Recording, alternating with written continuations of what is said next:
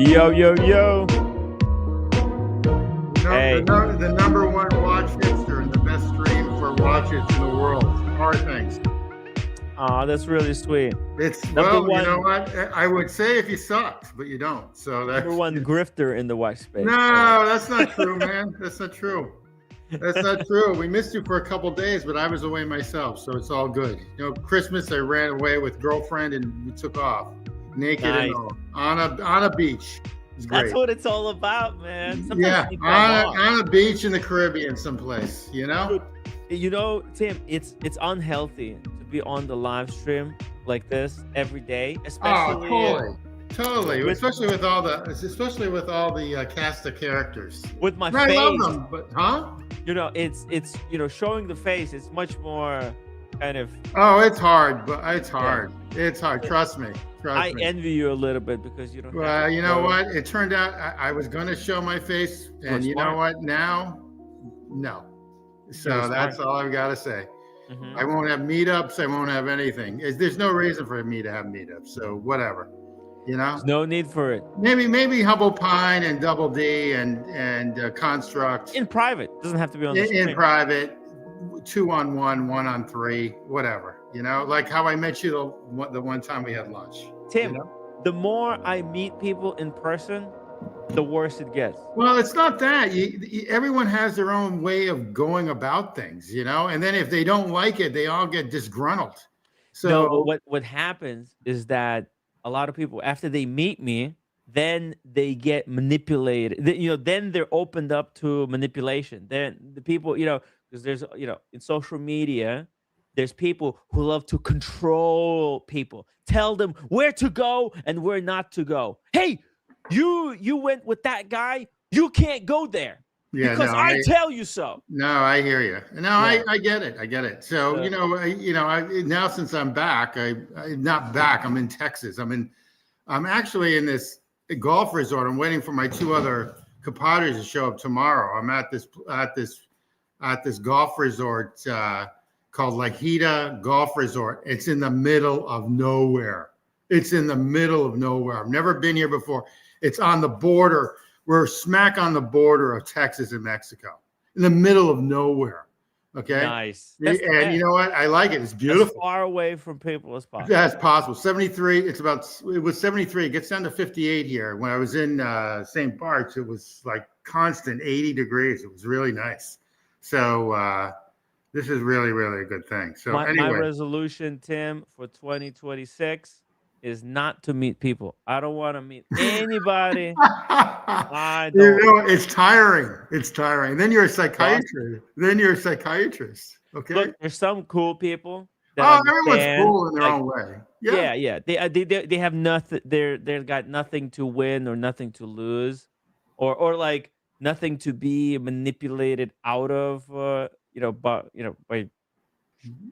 hanging out with somebody. I get it. Trust me, I get it. They know the game. I've got some exposure from some government stuff, and then also a country club I belong to. If this country club ever found out my face and whatever, if I'm doing something like this, I'd probably be expelled from that country club. That's more of the reason why I didn't do it in the beginning. And Dude, so, it's like you understand. You could be on the stream. You could say that Rolex Submariner sucks. Right, and then you get some psycho who is obsessed with his Submariner contacting your job and saying, "Oh, did you see this? There's this guy so and so talking about the watches or so." Oh, people take it personally too. Oh, he said Submariner sucks. He means I suck or something. It's so. I agree 100%. So we got Construct. We got a Bostonian in the house. Speaking of cool people, how are you? Hey, and also shout out to Humble Pine for a $50 super chat. Cheers. $50. Humble Pine. Huge. I don't know where he is today, but he should jump on himself. If he's available. If he's available. So, Construct, how are you? Good. I'm doing pretty good. Where are you? Well, I'm assuming you're in Boston, right? Yeah, just staying local for the New Year's. my team is playing tonight, so that's the highlight of my New Year's Eve is watching my football team play. Oh, isn't that interesting? Who's playing tonight? Hopefully they pull it out tonight. Who's Ohio State against Miami, Cotton Bowl. Oh, that's right. That's right. I got my team colors, NATO strap. Yeah, very nice. On my Merc 16. Go Bucks. It's going to be a tough matchup, so hopefully they don't disappoint me. You are a Buckeye. I know where you're from and stuff. I know. I'm from Ohio. I don't mind telling. I mean, I've said that several times. I'm from Ohio. Can I mention where you're from? Yeah, go for it. I mean, the area, yeah. So close Timmy, to, yeah. So Timmy, he's close to he's in a college town, which is this prepster college town in Ohio. And basically it's a liberal arts school. It's near Columbus, Ohio. It's sort of near Columbus, Ohio. Yeah. And it models after a New England town. It's absolutely drop dead gorgeous. I've been there many times. And one of the reasons why I've been there is my ex-wife went to school there. So long story. And there's a lot of great golf courses in Columbus, Ohio, like the Dublin golf course. It's like top 50 and whatnot. But Construct is basically a Midwestern guy, perfect, in my opinion, the perfect thing. Midwestern guy that went to the East Coast and now making a fortune. Okay.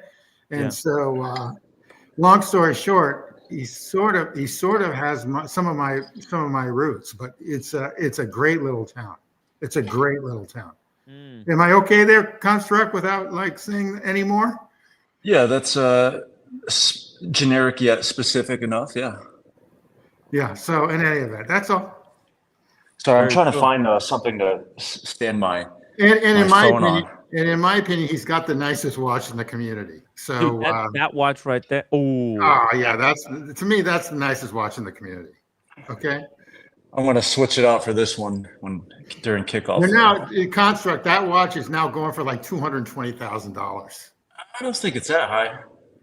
Is it? I mean, maybe during I sort of check. Oh, really? Not like I can get one. I would not pay that. I would not pay that amount for this watch. It's between 180 to 220. Those are extremely limited. And the other thing, a little bit overvalued in my opinion. Well, the thing is, since that is gold too. Indeed, that's a gold dancer. With gold prices going up to $10,000, that thing's just going to go through the roof just on the gold value. Yeah, and that's a good point. And also salmon dial. Well, that was the limited edition, so they don't make that anymore. I think you stole that from where you got it. I think you stole it. No, when I got it, it was basically the price was flat for a long time after the correction. After the COVID bull market, it was flat for a while after it corrected. So I figured, you know what? Why not trade in watches that I don't love as much? Because this was always my Grail watch. When this came out, I mean, I made it a life mission to acquire this watch. It's a phenomenal watch. I immediately fell in love with it. So I traded in 4 watches. I traded in the regular blue dial 15202 Royal Oak. I traded in a gold Day-Date. I traded in the Meteorite Pepsi and a rose gold Octo Finissimo. Yeah, I would have turned in my wife for that watch. So there you go. Okay, so that's the thing. Hey, Scott Wixland, Oberlin, great school, phenomenal school. Congrats, graduating. Well, I'm gonna put this phone down. I gotta find something to prop my phone up. I don't know why it's not. Take your time, propping up the phone there. I just wanted to mention, Tim, that you said that's a really cool watch, right? It's got so many things going for it, right? Number one, it's the Royal Oak, right? Gerald Genta, originally designed 1972, world's first, you can say, sports watch with integrated bracelet. They did it to save their brand, basically. It was their last kind of attempt to try and flip the watch market on its head. If I could just add, and I'll be quiet. Not only did they save their brand, they saved everyone else's brand. Mm-hmm. Because look at the I don't think Rolex could have competed against the Japanese quartz market if they didn't do that watch. Okay. All right. Oh, nor Omega nor anyone else. So they basically saved the whole mechanical move. Granted, there would have been mechanical movements, but nothing like this. Nothing how it was established. That's all. Just keep on going. I'm sorry. Right. So you get the world's and then look how many like half the industry nowadays is kind of derives its look from the Royal Oak, right? Like the integrated bracelet, um, steel watch with a very cool bracelet design, right? This is where wristwatches changed its like its purpose. Up until that point, watches were, all these before quartz watches, all these watches, they were actually built for purpose.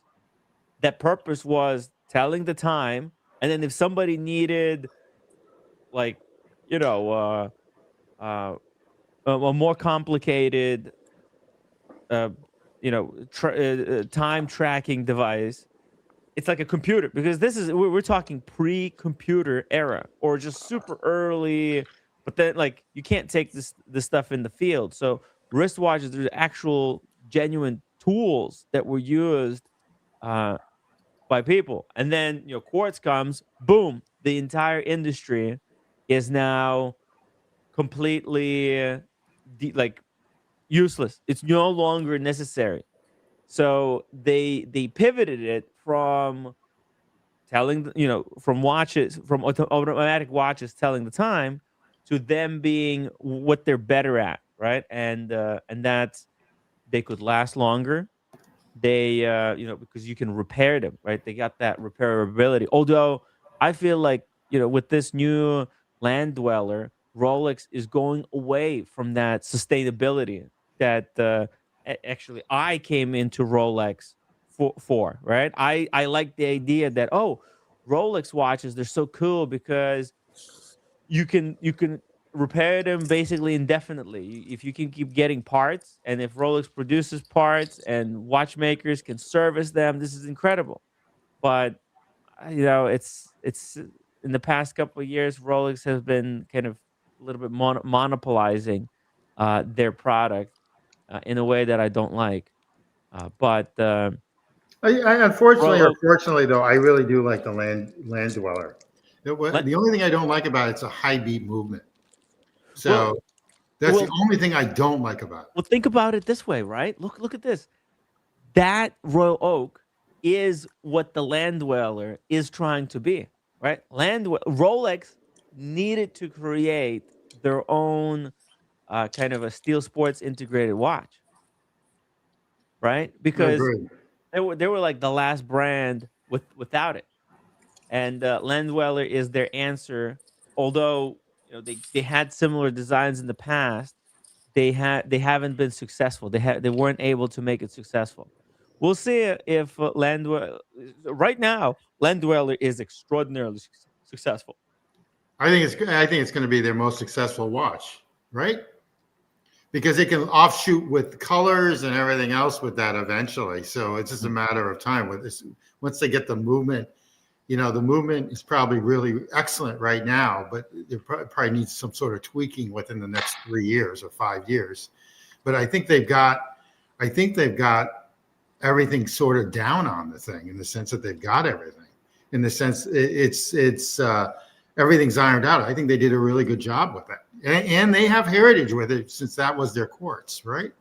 That was their quartz watch before. So they do have some sort of heritage with that sort of model, even though it is a direct That's copy. right. The land dweller design is derived from the oyster quartz Yes, watch that Rolex, in partnership with few other watchmakers, developed in order to combat the Japanese quartz movements. Right? agreed. They Yes, developed that movement as the answer, but it was a failure because people weren't willing to pay like premium for Swiss quartz movement. Like there's nobody really cared about the Swiss quartz. That's not what they were known for. They were known for their automatic movements. No, agreed, agreed. And the other thing is that I think back when they had when Rolex had their quartz movement watch, that was like $300. It wasn't that much money. It was maybe it was a little bit more money than a Japanese watch at the time in the 70s when they started. I think it was way more. It was Oh, way you think more. so? I'm Yeah, curious. yeah, Chat. yeah. I mean, community. Does anyone know the answer to that? What's the question again? The What question was is the price? go ahead. Sorry. No, go ahead. Go ahead. Yeah, what was the price of the Rolex Oyster? What do they call it, Timmy? The Oyster quartz. Oyster quartz when it first came out.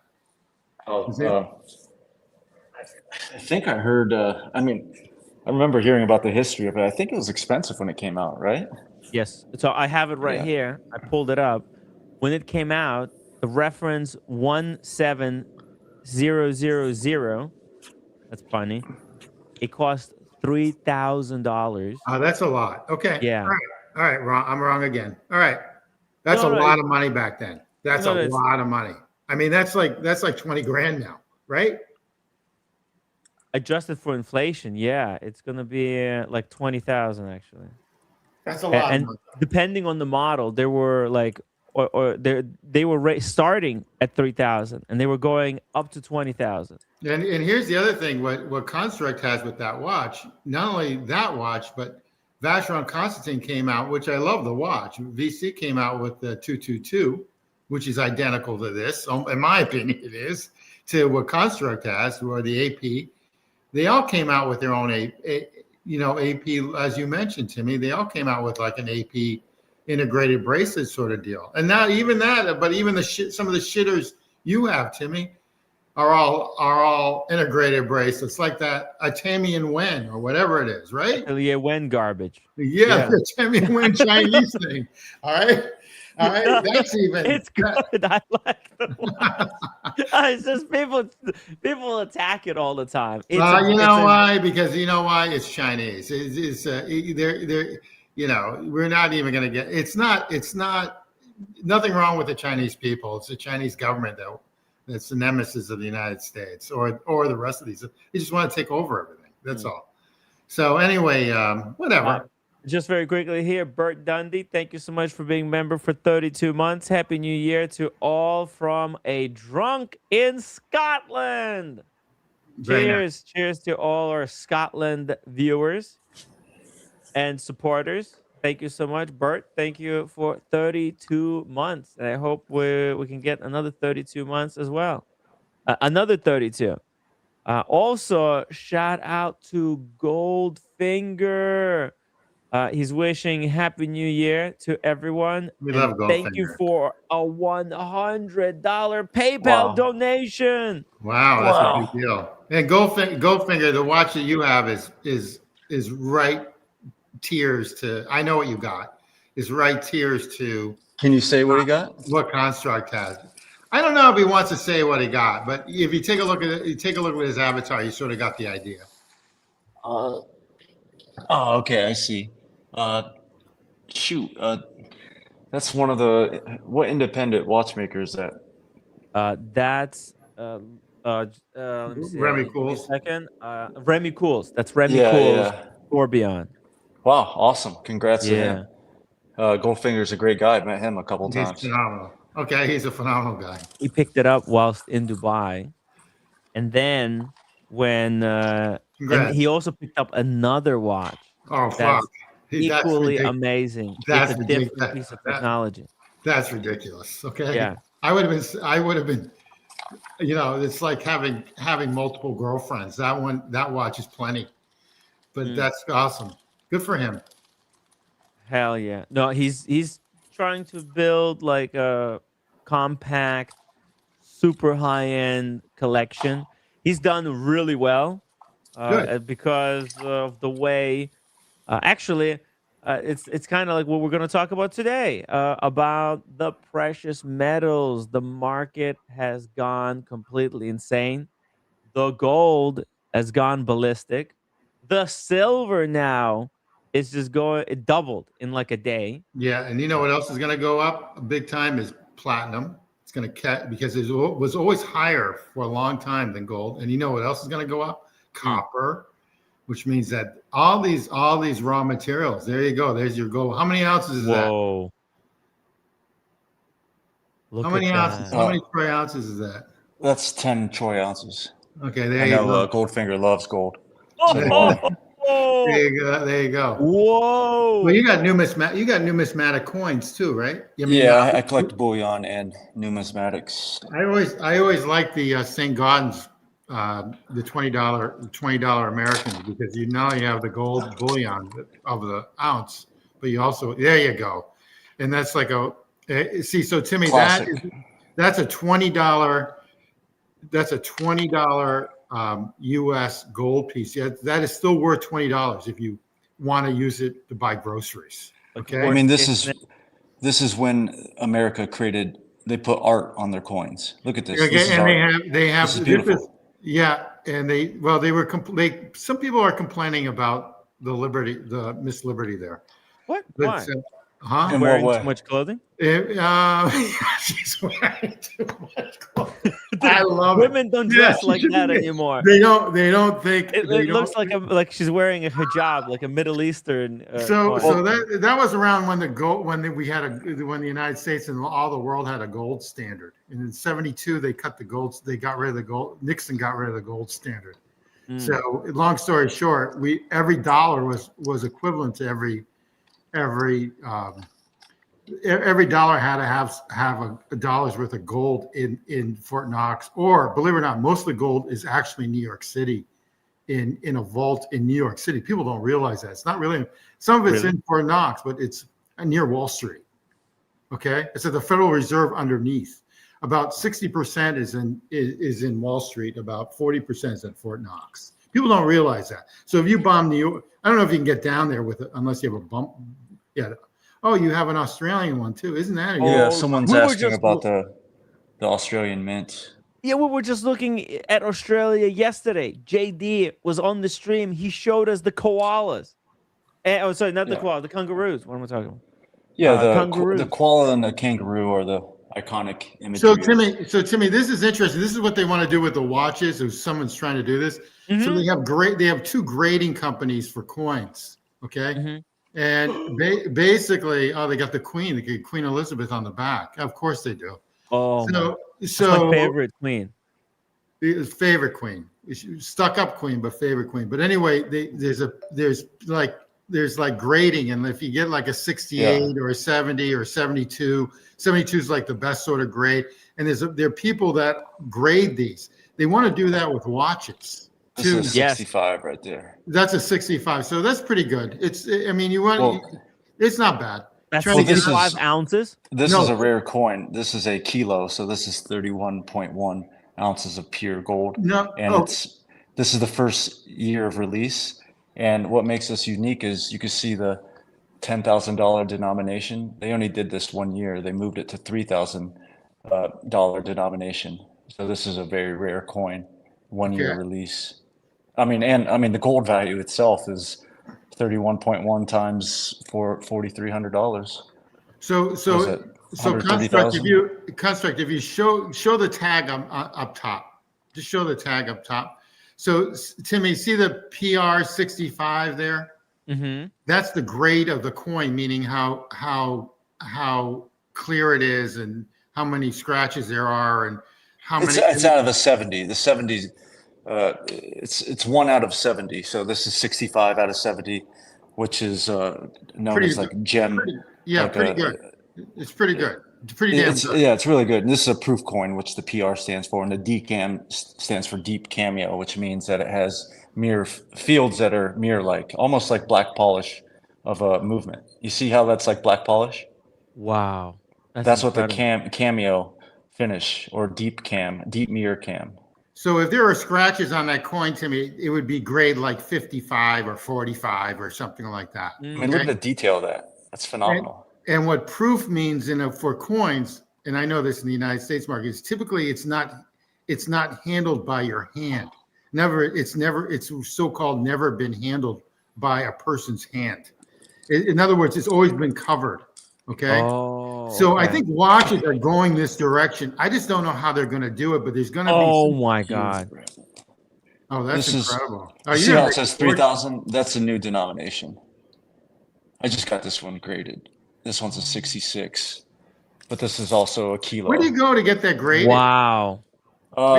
See the PCGS? That's the company. Yeah. No, I know that. There's another one too that's similar. Where are they, in Pittsburgh or someplace like that? No, you're thinking the bank. These guys are down in I want to say California. Okay. All right. So they're graders, Timmy. So you take these in and they grade them, and they're going to do this with watches eventually. Like when you have with Humble Pine's watch, like his Patek 68, whatever, 58, 69 or whatever it is.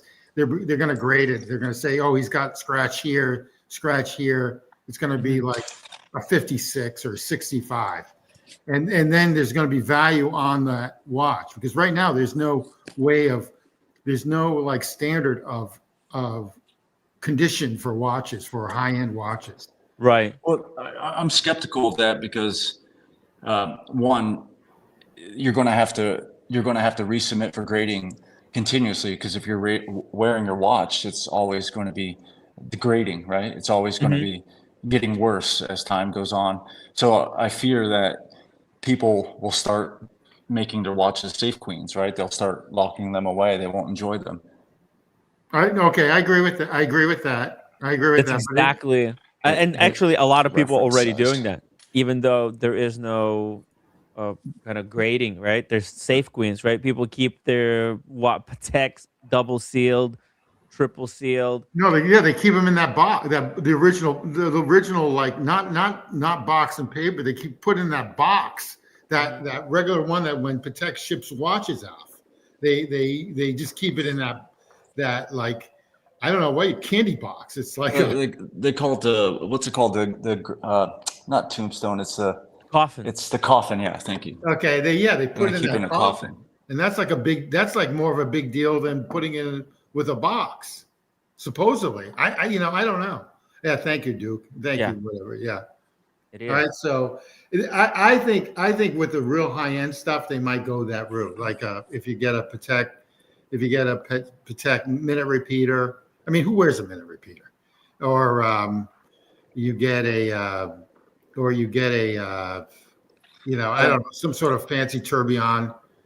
I think a better idea is to have the grading companies embedded at all the major auction houses. So when a watch goes up to auction, it gets a standardized grade, right?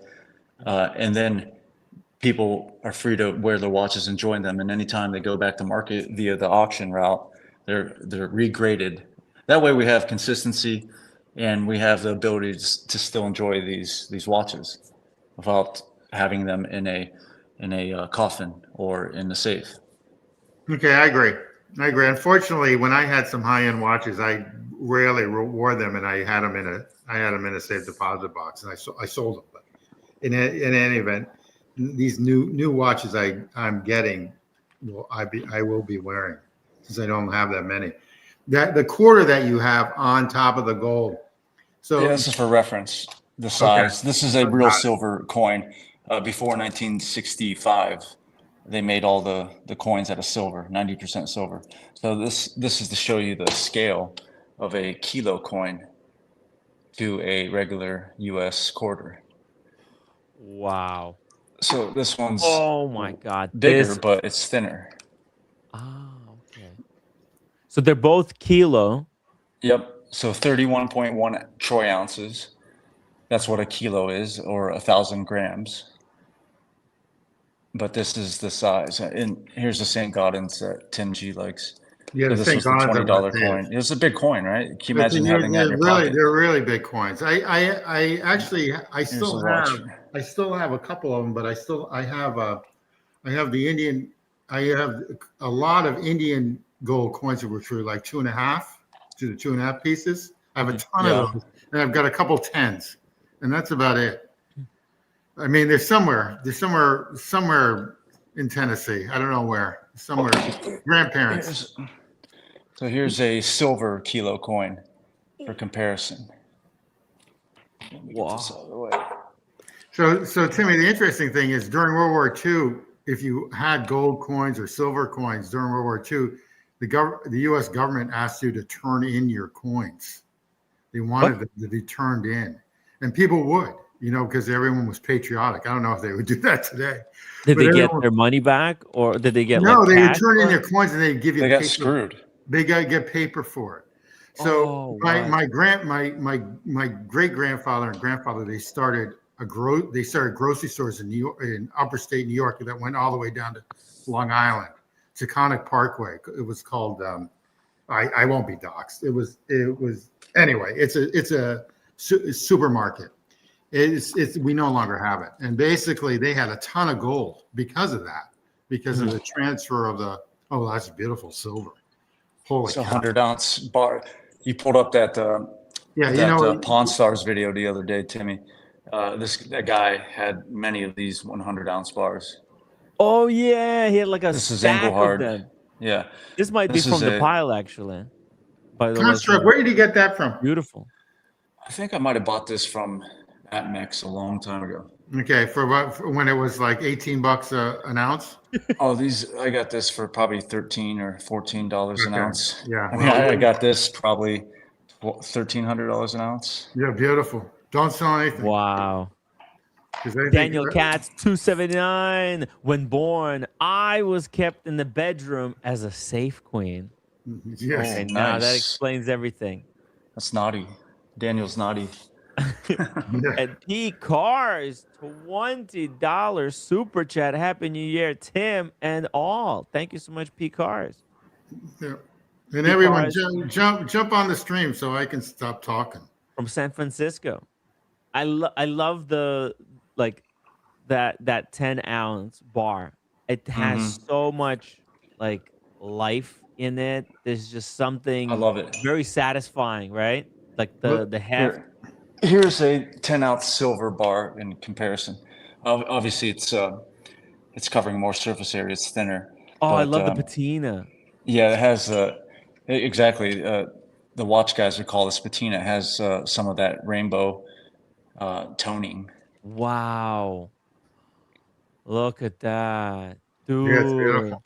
It actually costs extra. There's more of a premium for toning like this. Really? Yeah. And it doesn't affect it in any way, right? It's just no. Some people like blast white.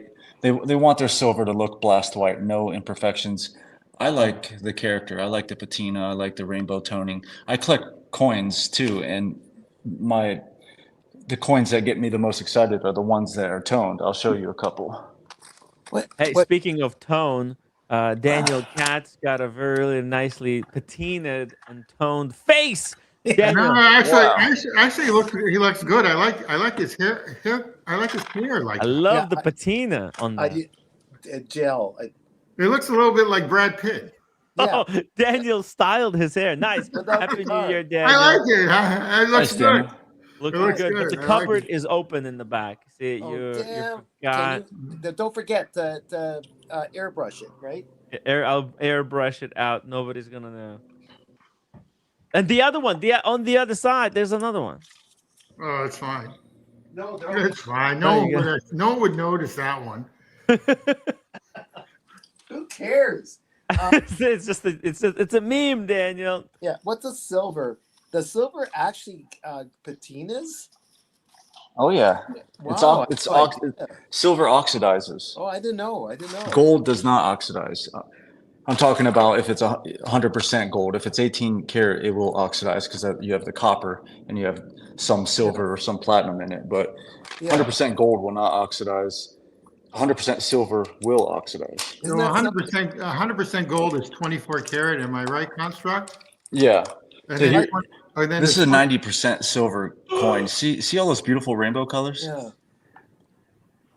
Yeah. So this coin is the book value of this coin is probably a couple $100. I forget. It's probably under 200. This is probably a $3, $4, $5,000 coin because of that patina. Holy. You know, maybe I'm worth more, Tim, because I came with this face, but I have a silver hair, but my face is patinaed. So Definitely. Yeah. So Construct, do you go to like numismatic shows and get like Coin World and everything? Oh yeah, I go. There's several shows in the Boston area. Yeah, exactly. I Okay, go well, to, we probably have seen each other once or twice without knowing it. Really?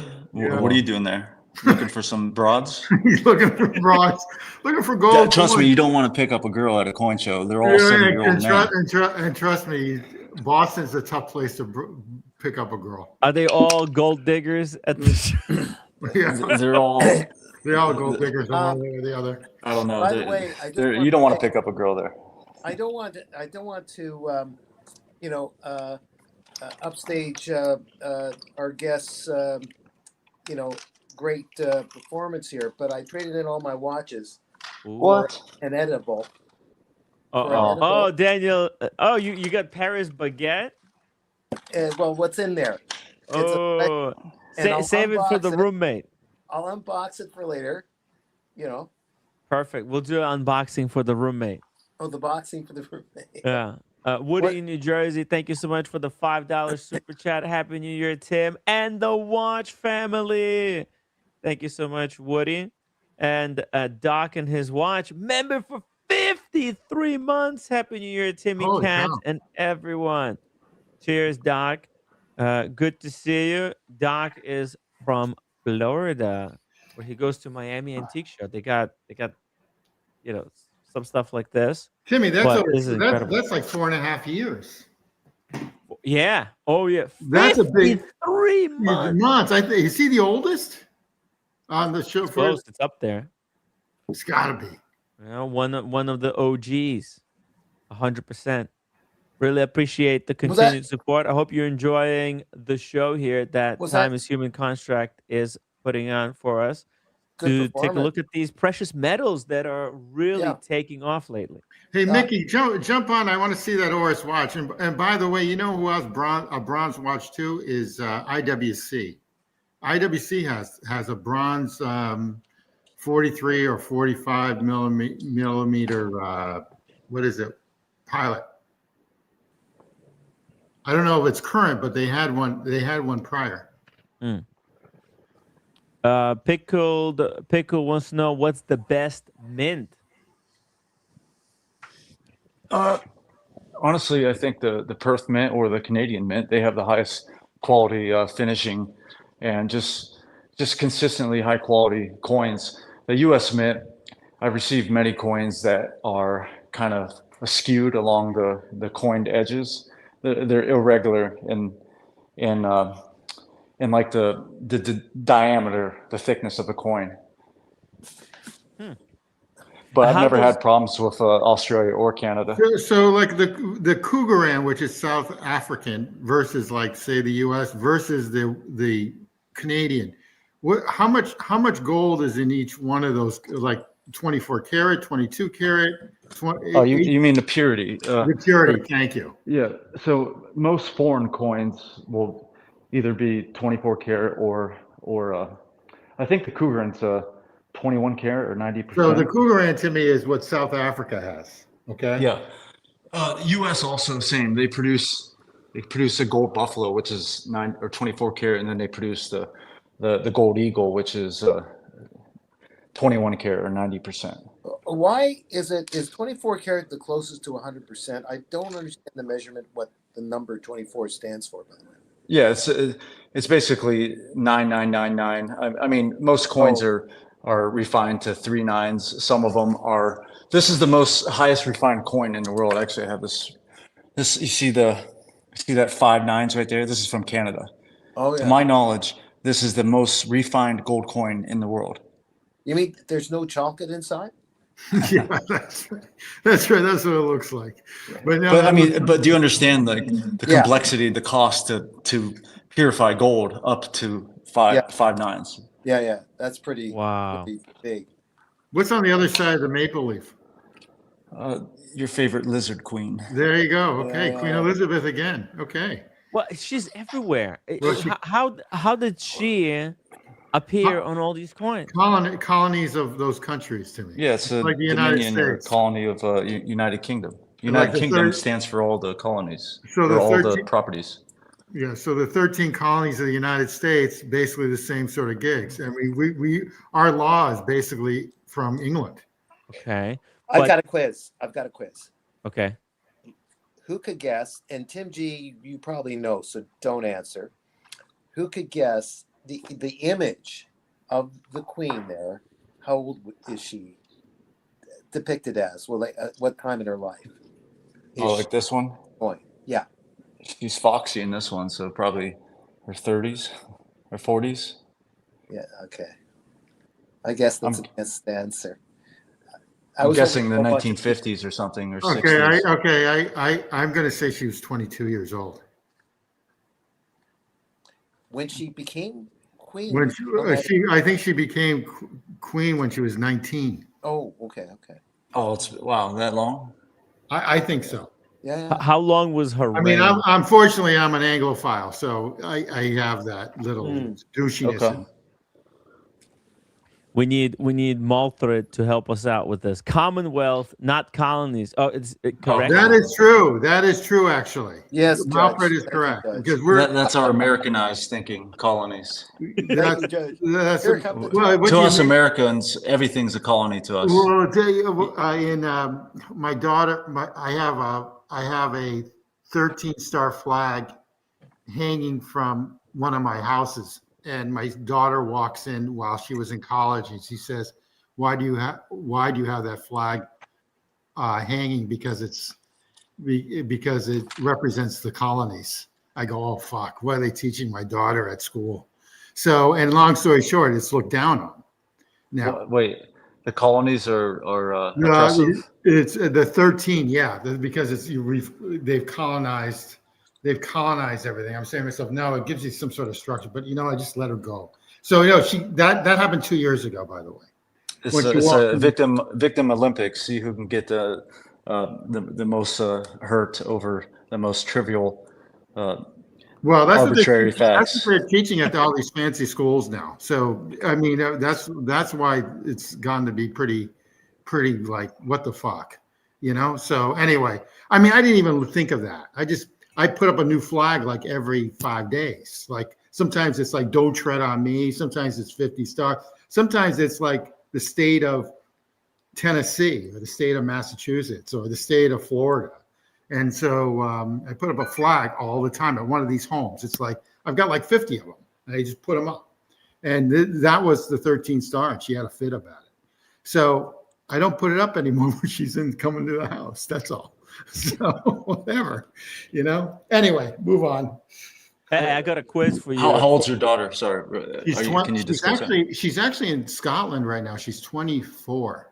Okay, so still pretty young. Yeah, she's at law school there. Oh, nice. Good for her. She's left of Marx.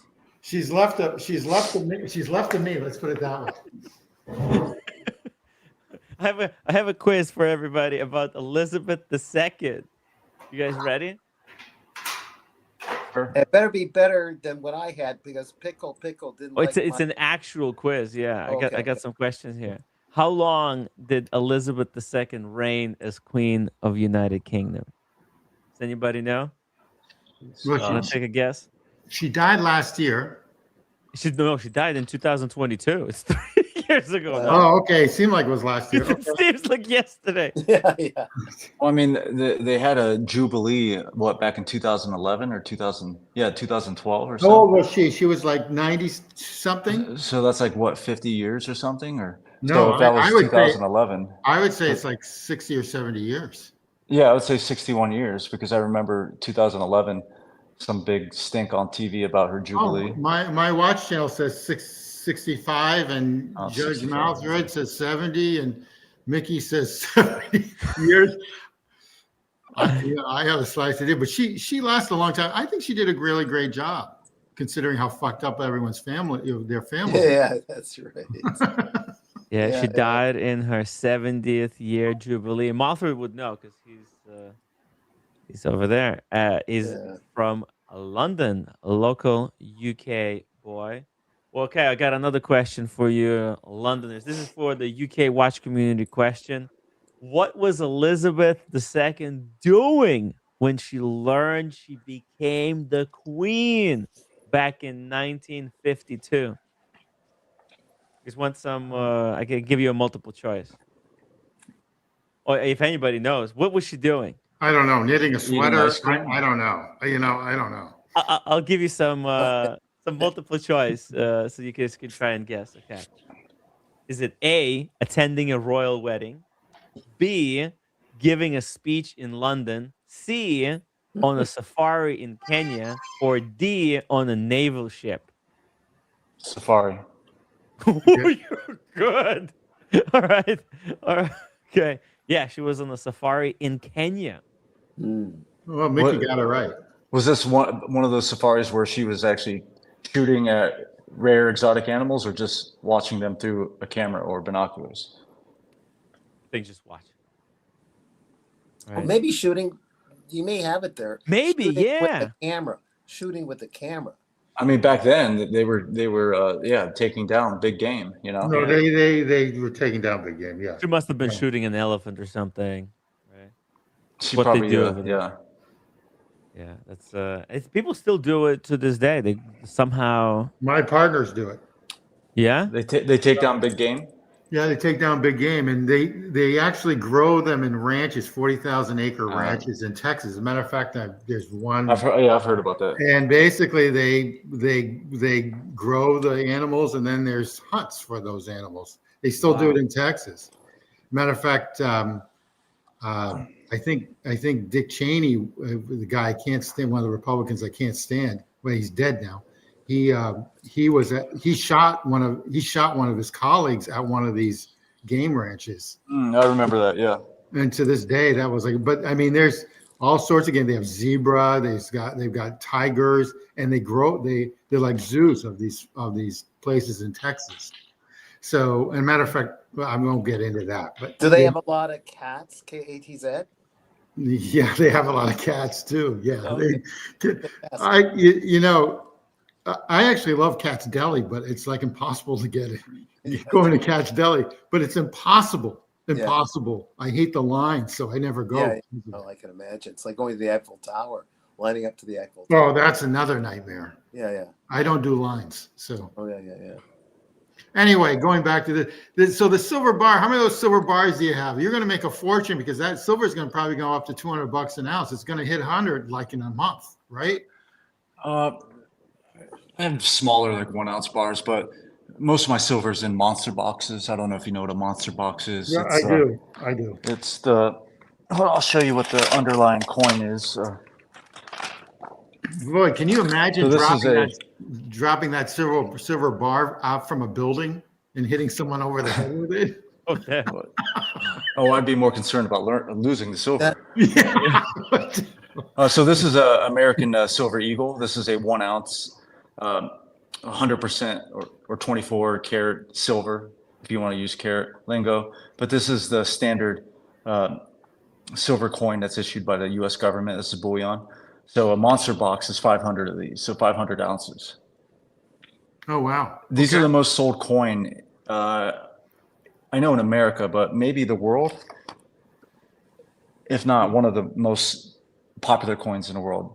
Every year, the mint releases bullion in the form of this coin, and many people buy them, right? They're trying to diversify away from fiat currency. They're buying them as gifts for their children. Or they're using it as a hedging investment or an asset. So they're the most popular coin in America, and monster box is 500 of them in a sealed box, and that's my vehicle of choice when I invest in silver. That's pretty cool, actually. And what grade is that? It's not graded. It's an unsealed box. I mean, Okay. This is bullion. You just pay a premium over the spot price of silver. Only a few of them have been graded. The reason why this one's graded is because you can see the rainbow toning, right? Yeah. Okay, So so they're do you have generally blast white. do you have any pennies or Oh yeah, nickels? Okay. Do you have I love pennies. do you have like a 1909 VDVS? Yes, I do. So It's Timmy, this penny's worth a fortune. Do you have that this is with the you? first The Lincoln what? wheat penny The that was penny, issued. Yeah, This is like, okay, that's the first one. That's a big bucks dude. right there too. That's big yeah. bucks. This is Okay. probably, I don't know what this is, 2 or 3,000 right now for this one. Yeah. I'm not sure. Oh, I got so this a long time oh, ago. if it's worth that much, then you wouldn't be giving that penny away to Timmy for his thoughts. No. That was the Not first. this particular Holy penny. shit. So Timmy, the back of that penny is called a wheat penny, and I Yeah. think they stopped that one in 1965, 61. 19, was it 58 or Oh, 58. There you 57? go. Okay. All right. So now if you look at a penny, which they no longer make because it costs 6.7 cents to make a penny. That's why they just stopped making pennies just recently. Mhm. And basically they're going to just cut everything off. So pretty soon you might not have cash. So long story short, the is that the VDVS? No, no, this one right here is the VDBS San Okay. Francisco one. This is So the yeah, rare one. This is probably the most popular Lincoln set ever. This is one of the most popular coins ever made in America. correct. So this Timmy is very rare This coin. is double die. This is 1955 double die. This is Okay. one of the rarest, most popular air coins. The Okay. reason why it's an air is it's hard to zoom in, but on the penny it says "In God We Trust" and "Liberty," and those are all printed twice or stamped twice. Oh. So it's like you're cross-eyed or you're drunk. So Timmy, they print these in various areas in the United States. They print these in various cities in the United States. So S means it's printed in San Francisco. Uh-huh. And so if you look at a coin, D means it's printed in Denver. If it doesn't have a stamp on it, it's printed in Philadelphia. Okay. And so if you look at your coin, like a quarter or a nickel, even a penny, if you still can get them, or even a dollar coin, it tells you where it's actually printed. And if you go to the treasuries of each of these cities, like San Francisco, it's a free tour, and you can just walk right through. It's a free museum. Pennsylvania, the same thing. Denver's the same way. I think they make it in some other. No, I think that's it. Am I right, Construct? What the cities? The cities. Was there any other cities they print money? San Francisco, Denver, Yep. Philadelphia, West Point. Oh, West Point. DC, they print money. They don't make coins. They print money. In Fort Worth, they print money too. I took a few months ago. I actually took it's called the Bureau of Engraving and Printing, and I did a tour in Washington D.C. a couple months ago. That was awesome. That was one of the best tours I've taken, where you could see them printing all the money. It was awesome. Pretty cool. Okay. Yeah. Is that right across from the museum of where the James Bond car is? It's right across from it's the Treasury where you went then, right? I think it's in that complex. Okay. Hey guys, just want to wish Cheeky Winders a very a happy new year, because it looks like he had an emergency surgery and went under general anesthesia since yesterday when he showed us the Longines, and he's back already today tasting the new year. Wants to wish everybody a wonderful 2026, and God bless the NHS. They saved his life. He was wow. Yeah, Wow, like Best wishes to incredible him. story of recovery. it sounds like just it sounds a step at a time. A really very hopeful, happy ending here. Yeah, Wish yeah, you the best of recovery. Yeah, Yeah. Good luck to him. yeah. exactly. Sticky Winders, God bless you. Cheeky Wonders, we're blessed to have you with us. And wear your best watches. That's what we always say. Wear best watches. Enjoy life every single day. Do what you like, what your heart desires, because you never know when something could happen. So it's a reminder for everybody to live life to the fullest.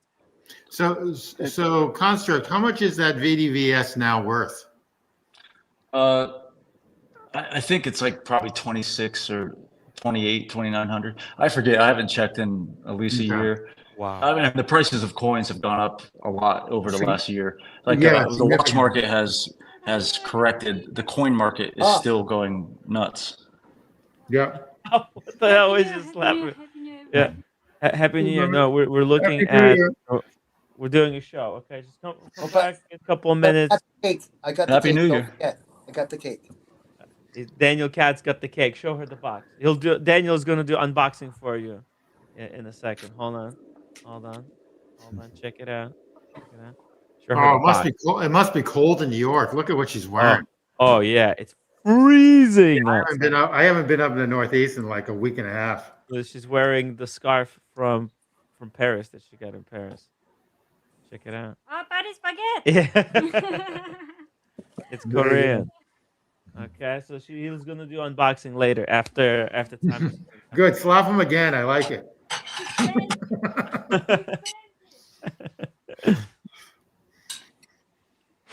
sorry, guys. Okay. Wow. Hey, Timmy, quick question.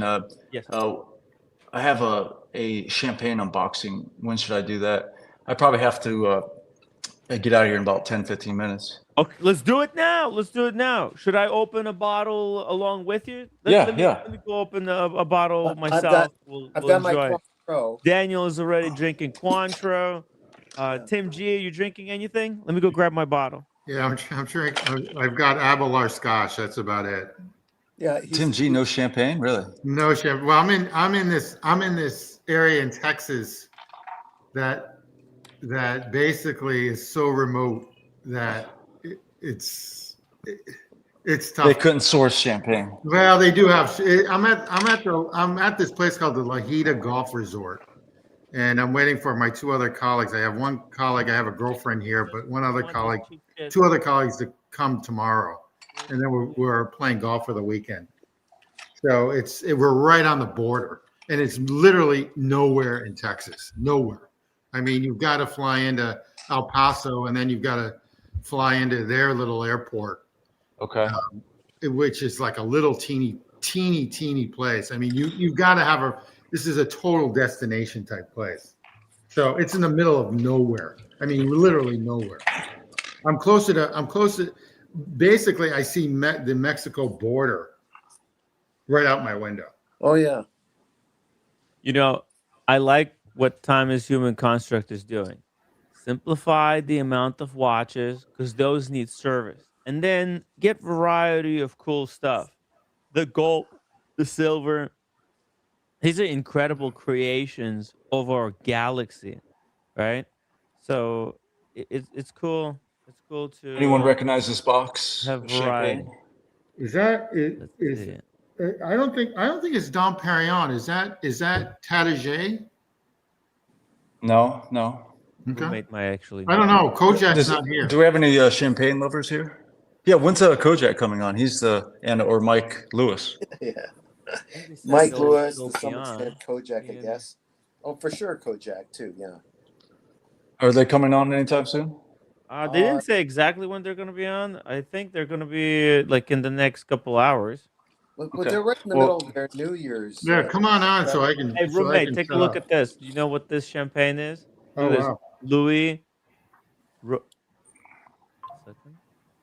Oh, it's crystal. Oh, it's the crystal. Crystal? Does anyone know what Crystal. You know crystal is? Yeah. Look at that. Whoa. The bottom. Cheers. Oh, wow. It comes with a box and paper. Here's the papers. Box papers. I don't know if I don't know. I'd be afraid to open that. So, I mean, I don't know if anyone recognizes Send one glass. this like butterscotch colored wrap around it. This is, I know back in the 80s and 90s, rappers used to always drink this in their music videos, and then they protested it because the CEO made some remarks against the hip hop culture. But to me, out of all the big house champagnes, you have your Dom Perignons, you have your Krug, and then you have the Cristal. This is by far my favorite. I think it's the most tastiest out of all the big house champagnes. And this is from a 2016 vintage, which is a normal vintage, nothing spectacular. But I mean, this stuff is delicious. If you guys get a chance to we drink got it. Mike Lewis on, the connoisseur of all bottles. I heard Cristal. Hey, Oh, what's up, Mike Lewis? Yeah, Hey, you like Mike. that Cristal, huh? Louis Roder, one of the finest champagne makers in all of Champagne region. Much better than Dom Perignon, in my opinion. Yeah, I would say so. I agree with you regarding Cristal. Actually, I opened up a bottle of Cristal last New Year's. Oh, nice. What vintage? It was a 2005, I believe. Ooh. Yeah, I had it for a few years. So, and I avoid champagne flutes.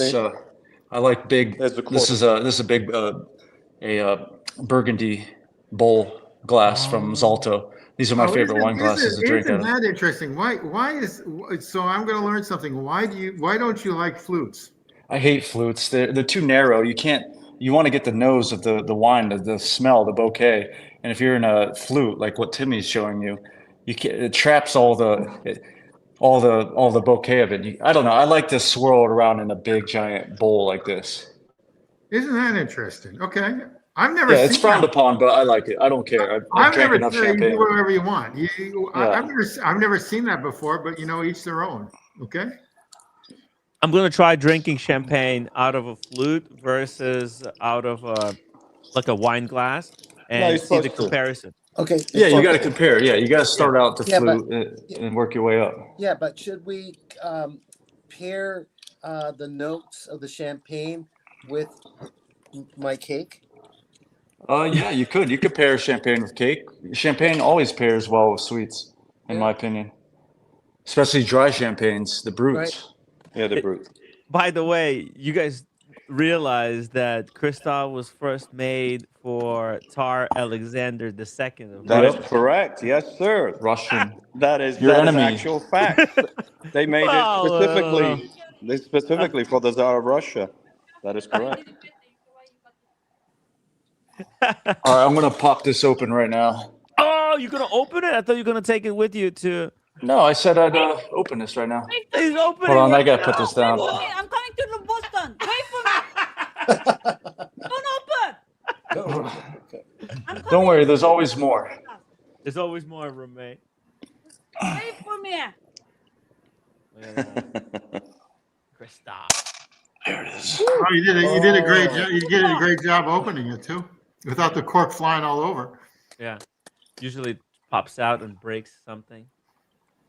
Hey, Mickey, just in time. Mickey, you're just in time. Cheers. Cheers. Woo.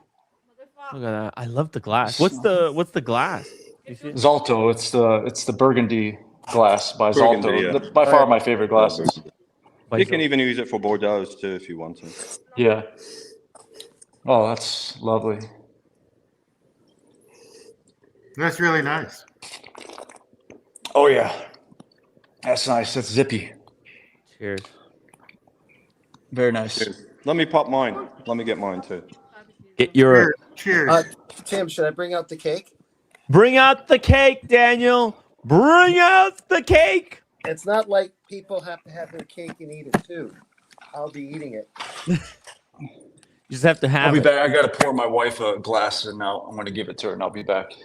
Or her glass. Mohammed Ali, thank you so much for being a member for 6 months. Happy New Year from London. Wishing everyone a fantastic 2026. Tiffany Blue OP 36 and Land Dweller this year. What's next in 2026? Another OP or a panda? No, you've got some beautiful watches. Gorgeous, actually. This is blueberry. I think it's now. No, it's in an hour. It's in an hour. This was done. Look at the cake. Oh, that looks good. Wow, That looks really good. Wow. that's Wow. a blueberry yogurt layer Wow. cake. Where'd you get that from? From Baguette. In Korea, already have New Year in 10 a.m. today. It's Paris Baguette. It's a Korean French bakery. but of course, they make it here, but it's their game plan, their blueprint. It's their franchise. That's awesome. Let me ask you, how many of those are in Toronto? I don't know. I just went to the fancy area of Toronto, which is Toronto's version of, Rodeo Drive, and picked it up. Okay. Timmy, is there one of those in New York? Roommate, let me get something to clean this up. I just spilled champagne everywhere. Get ready for the pop of the cork. Fuck. Hold on, let me just turn off the. Hey, Mike Lewis, how do you open up champagne? What's the proper way? Are you listening? Actually, this is how you do it. This is the correct way of doing it. I'm gonna get the You cake get the- tomorrow. Do you want some, roommate? Roommate, do you want some cake? Hold on. Let's see here. So what you do? Hold on. Yeah, I want to see how the proper way. Mike Lewis knows all on this. So what you do is you grab the bottle Yeah. like this. You hold the. You have already after you take off all this, of course. Here, no, hold on. Hold the Here, cork in watch place. You take the cork and you just turn it. You turn the bottle while you're holding the cork, and as you're turning the bottle, the cork will slowly come out. Forget it. Instead of because it's under so much pressure. Because if you try to pop it, it'll fly out. Yeah, that's exactly right. Okay. No, you have to Good watch know. it. Oh, I use this. Thank you. Sorry, Mike. What champagne you drinking? I got this year actually from Napa Valley. When we went to Napa, it's the Mancaneros. It's Okay. by Yeah, solid. It's by Tattinger. It's the Yeah. It's a vintage champagne. It's Outstanding. Nice. the 2020. Oh man, that's solid. I've had many of their Timmy, are you doing U.S. that? based sparkling wines. They're good. Are you doing that? They're good. Are you They're doing very that good, Napa actually. trip this year or no? probably no. Okay. Are you doing watch time Aspen or no? No. Okay. Are you doing Geneva? No. Okay, good. Are you doing I shouldn't say that. Are you doing is there you do watch time New York, obviously. Yeah. West Are New you York. are you doing Atlanta? No. There's nothing in Atlanta. There's no show in Atlanta. You can come see me. Cheers, everybody. Cheers. Cheers. Happy New Year, That's the guys. sort of glass that I've got for champagne. Happy New Year. Very nice. Happy New Year, Mike. How Happy New is it? Year, guys. Tastes Very very good, actually. It really does. Timmy, for going a sorry, $40 go ahead. bottle of champagne for sparkling, it's really good. Mike, what's the proper temperature for champagne?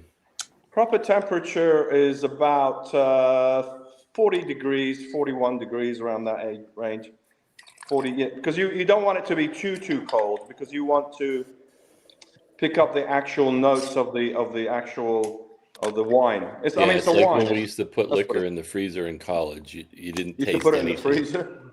Yeah, we had Jack Daniels, vodka, everything stayed in the freezer, and you could just Beautiful. drink it straight, but- and there's but no champagne taste. would freeze. That's beautiful. Shovel. Go That's straight to the red. brain. Speaking of chilled, You look the best. You look the best you ever have.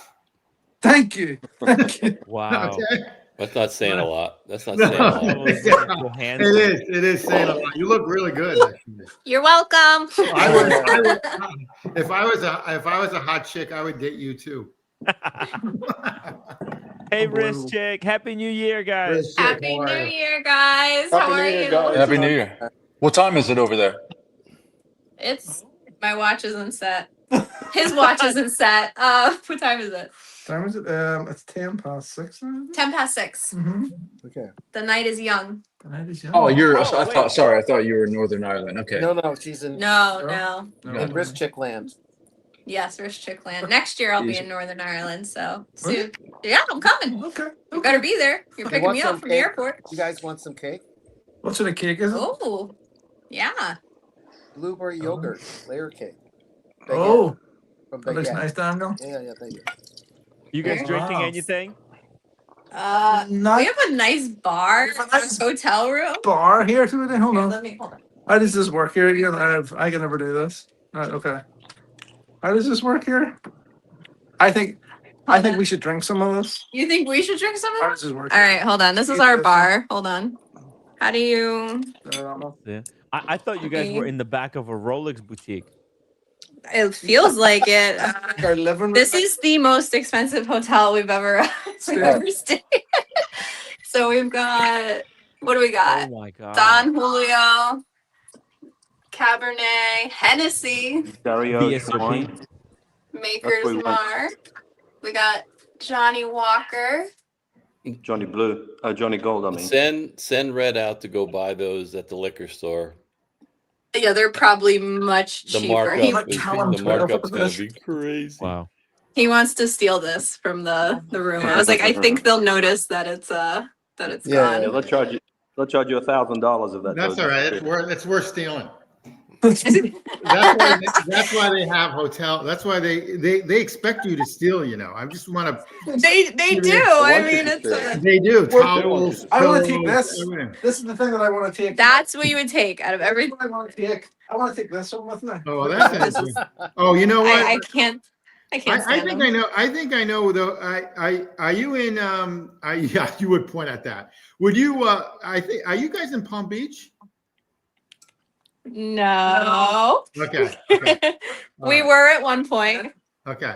I'm just curious. Okay. We will reveal our location at a later time, but Because yes, you we mentioned- were you in. mentioned- You mentioned Worth Avenue, so I know. Yes, I we know- were there. Yeah, we were on Okay, Worth yeah, yeah, Avenue. yeah, We yeah, went yeah. shopping. Okay. And I got it. Yeah, I don't want to know then. Okay. I thought I knew where you were if you were close to oh Worth yeah, Avenue. you know Worth Avenue. It's amazing there. So we pretended to be rich and beautiful. So That's all right. so- Yeah, you are rich. You are rich and beautiful, so it's all good.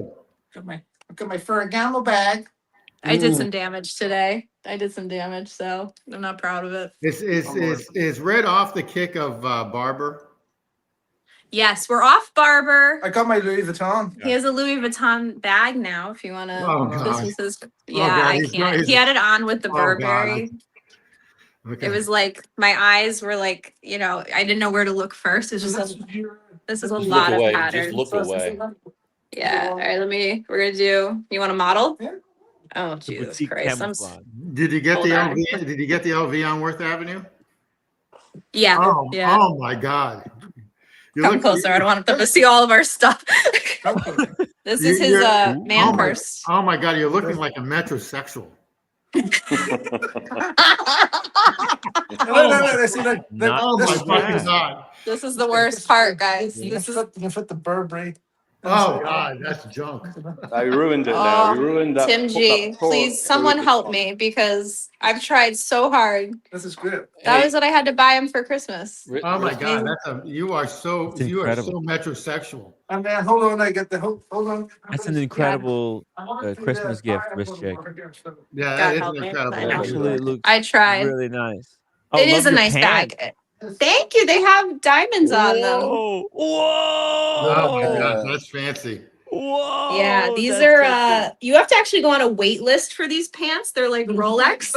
No, you do. It's one of the Kardashians brands, and oh my God, you Dude, look. look. This is a monstrosity. Look Oh, at that. No, Burberry. Oh my God! Oh my God! Burberry and Louis. There we go. No, those You are know two what? men that should not be friends. You know what? You walk into my house fixing like a sink or something. I would say to myself, "Get out!" Okay. I would say, "Get the fuck out of my house." Are you kidding? It's me? bad, guys. It's bad. It's bad, and it's gotten worse. You know, I swear. Oh my When- God, when Red! Red You Shovel- turn if into like Red a Shovel loses- metrosexual, man. If Red Shovel Tim. loses any more weight and gets slightly older when his hair goes silver, he's going to look exactly like Paul Thorpe. Fuck you, Tim. Fuck you. Like look at the difference, okay? Like all black. You don't know the brands, Am and I then you morphing- have a Am I tablecloth. morphing into Forby? Am I morphing into Forby? This is scaring me, man. Yeah, I don't know who that is, but I think you are. I think you are. I got to Yeah, watch. you do look. Red, You do look good. You do look good. You look like you're worth like $100 million. Okay.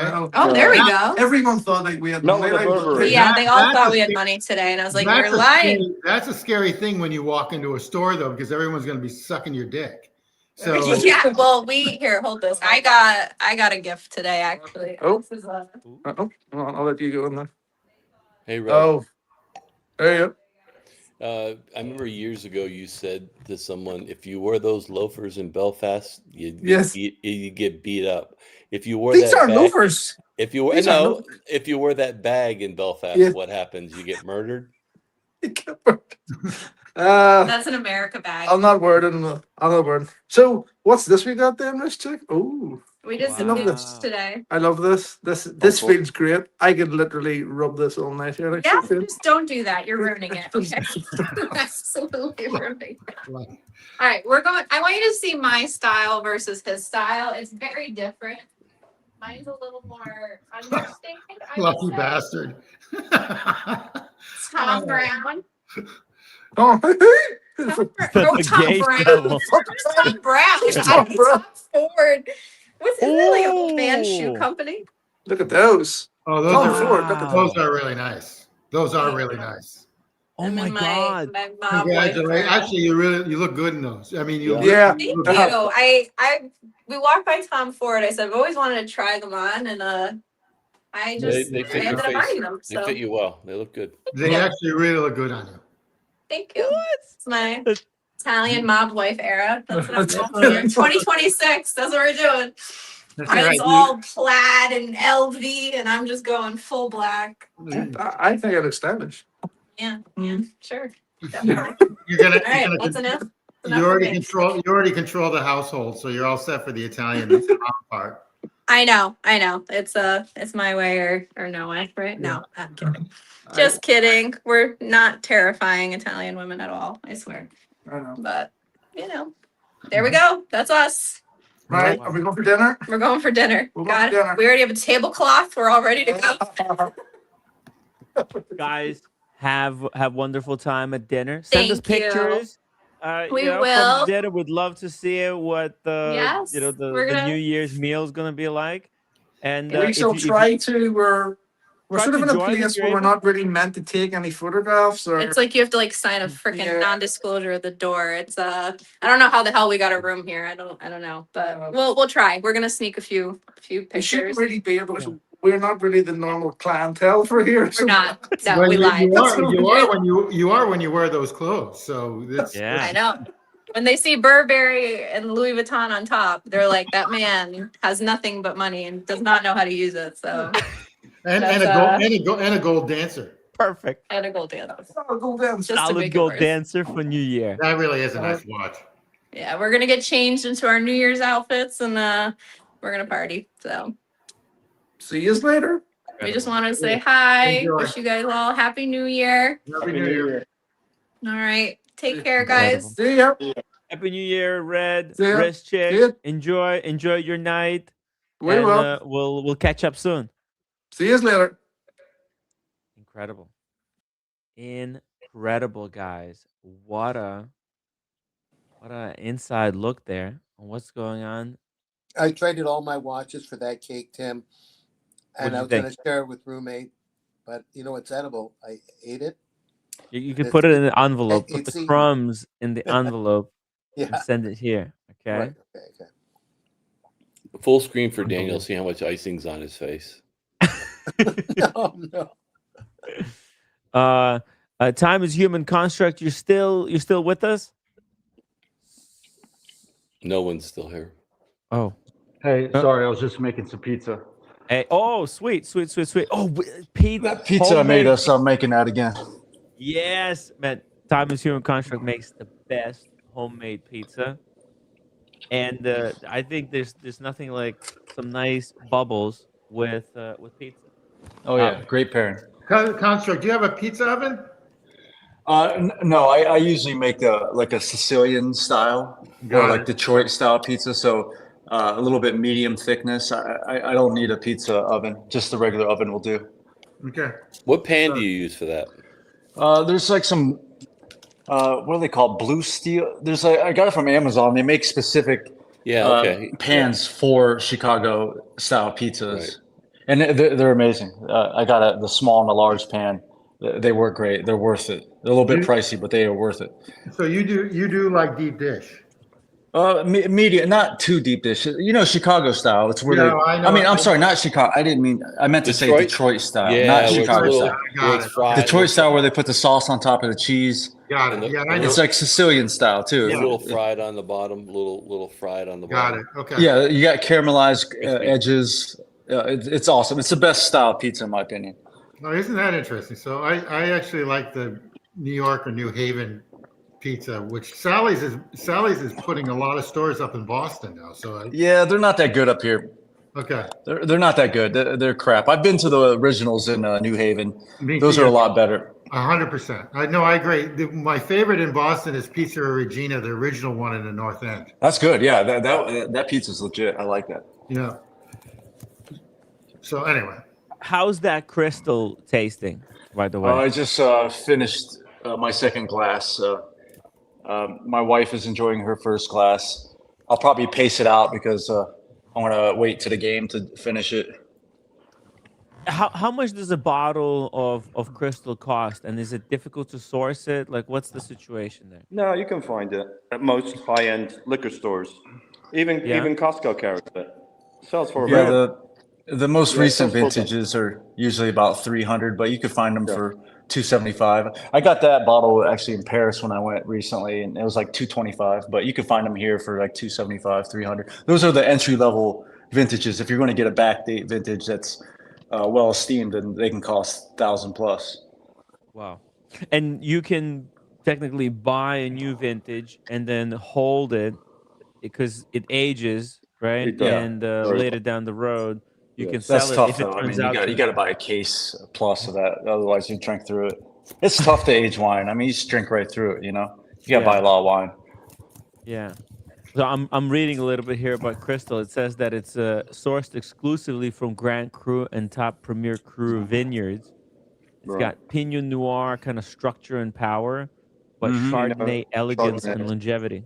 and Pinot. Okay, so Yeah. Mike Lewis, can you kind of elaborate what Tim pretended to know what he's talking about? Grand Cru and well, Premier Cru. Champagne is basically they use three types of grapes to produce the champagne from the Champagne region. It's Chardonnay, Pinot Noir, and Pinot Meunier, and this is what you call a prestige. Roder Cristal's prestige champagne, just like the Dom Perignon. It's like the high echelon of the producers. Louis Roder is the actual vineyard or the brand, just like Dom Perignon is Moet and Chandon. So these are like their top tier champagnes, and they have to be, and they don't make a vintage every year. It depends. It has to meet all the requirements, and also it has to meet the standards for it to be a vintage champagne. So you don't get year after year like certain types of wines you get every year as they come out with it. So this is the best grapes of that vintage to be qualified as a vintage champagne.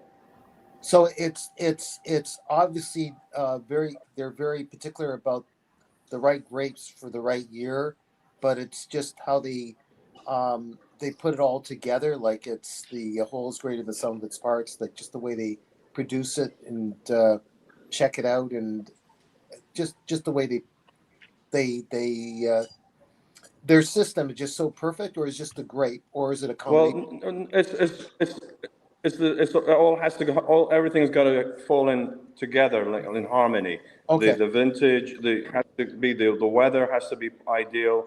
The ample amount of sun, ample amount of rain. It all goes all together to produce that particular vintage, and it's the best grapes of that vintage, and also it's all hand picked. Okay. Nothing is machine. So that's why they tend to be very pricey, and it's got to be aged the minimum of at least 5 years. Also. Okay. So I've got two questions. One is, what is considered a good grape? A good grape. Yeah, you mentioned that the grapes have to be a certain level. Like, they have to be big? Are they like ripe? Oh, you mean like for each harvest, Well, right? they pick it when the grapes are ripe.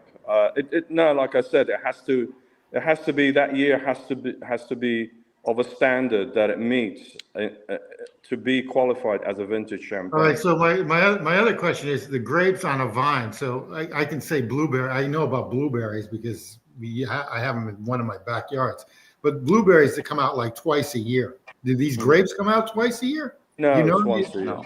Once a year. Yeah, they harvest it once a year. Okay. All right. And Tim G, back to your question, you don't want a plump grape. That means there's a lot of water in that grape. Yeah. You want a grape that was stressed during the growing season, so it had to fight and basically funnel all of its nutrients towards that grape. So you don't want abundant rain season. You want kind of semi-dry.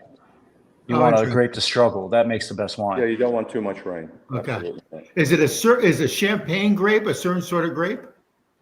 No. They use three varietals to actually make champagne. Generally, they use Chardonnay, Pinot Noir, and Pinot Meunier.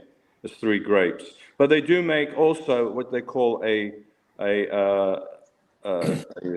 the name? I'm trying to remember the name now. It's gone blank.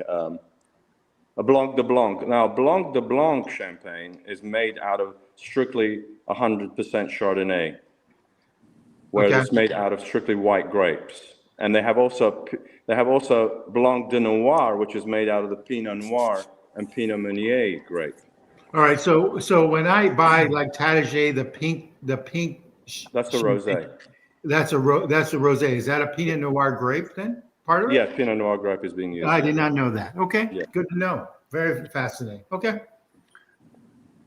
And there's actually, I'm gonna when we get a chance later on, there's a video I want Tim to pull if possible to show you the process of making champagne. It's a pretty complicated process actually. It's not so simple like making Cabernet wine or Merlot or Chardonnay. It goes through a process of double fermentation.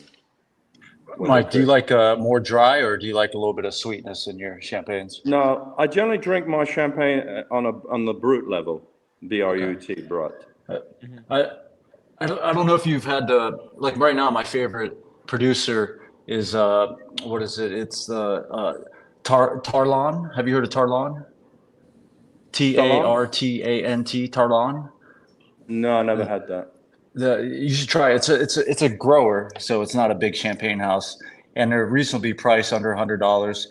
Excellent champagne that's affordable, and they do a no dosage, so no extra sugar. That one's really nice. If you like acidity, zippiness. So do you like the demi-sec generally? Also, with some sweetness sometimes, maybe a dessert. Something sweeter. Dessert. Yeah. Wine, but mostly I like no sugar, dry as hell. I like acidity and dryness, minerality. That's what I like. Yeah, it pairs better with food, in my opinion. Absolutely. Construct. Did you when you were in Paris? Did you go down to Bordeaux to go on the tour of all the champagne district or no? Oh no, actually, last year my wife and I we went to Southern Rhone and we toured some producers. We went to Burgundy and we toured some producers. And then we went to the Moselle in Germany. So Riesling's my favorite grape ever of all time. My favorite wine. Oh, roll that back! I didn't hear that.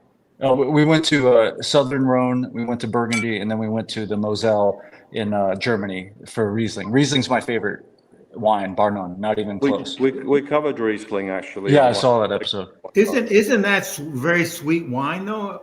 No, it's the whole spectrum, dry to very sweet. I like all of it. Yeah, I like it all. It's very particularly dry though. Very diversified. It's great. Yeah, to me, there's no greater grape than the Riesling grape. It's by far the most versatile. It's most complex. It's most age-worthy. You could do anything with the Riesling grape. It's phenomenal wine. If you drink excellent Riesling wine, you will not go back. And where in Germany is that? It's kind of like west of Frankfurt, in the Moose. So it's the in between Luxembourg and Frankfurt. Okay. Yeah. The river's beautiful, the Moselle River. You can do river cruises along that. It's very beautiful. Okay. Oh, yeah. Very, very nice. Got it. Okay. So this there's also stuff that's going on with the bottle that it has like a flat base of the crystal. You're talking about the bottom of the bottle? Yeah, because my bottle over here, as you can see, there Has is an a like a indentation. Yeah. there's like a divot in there, and I'm Mhm. not even sure why what. Obviously, all of this stuff is done for a reason, correct? So this has a reason to it, and then the crystal doesn't have that, and also that cellophane, that's a UV kind of a protection Yeah, cellophane. It's yeah. not just Uh, for nothing.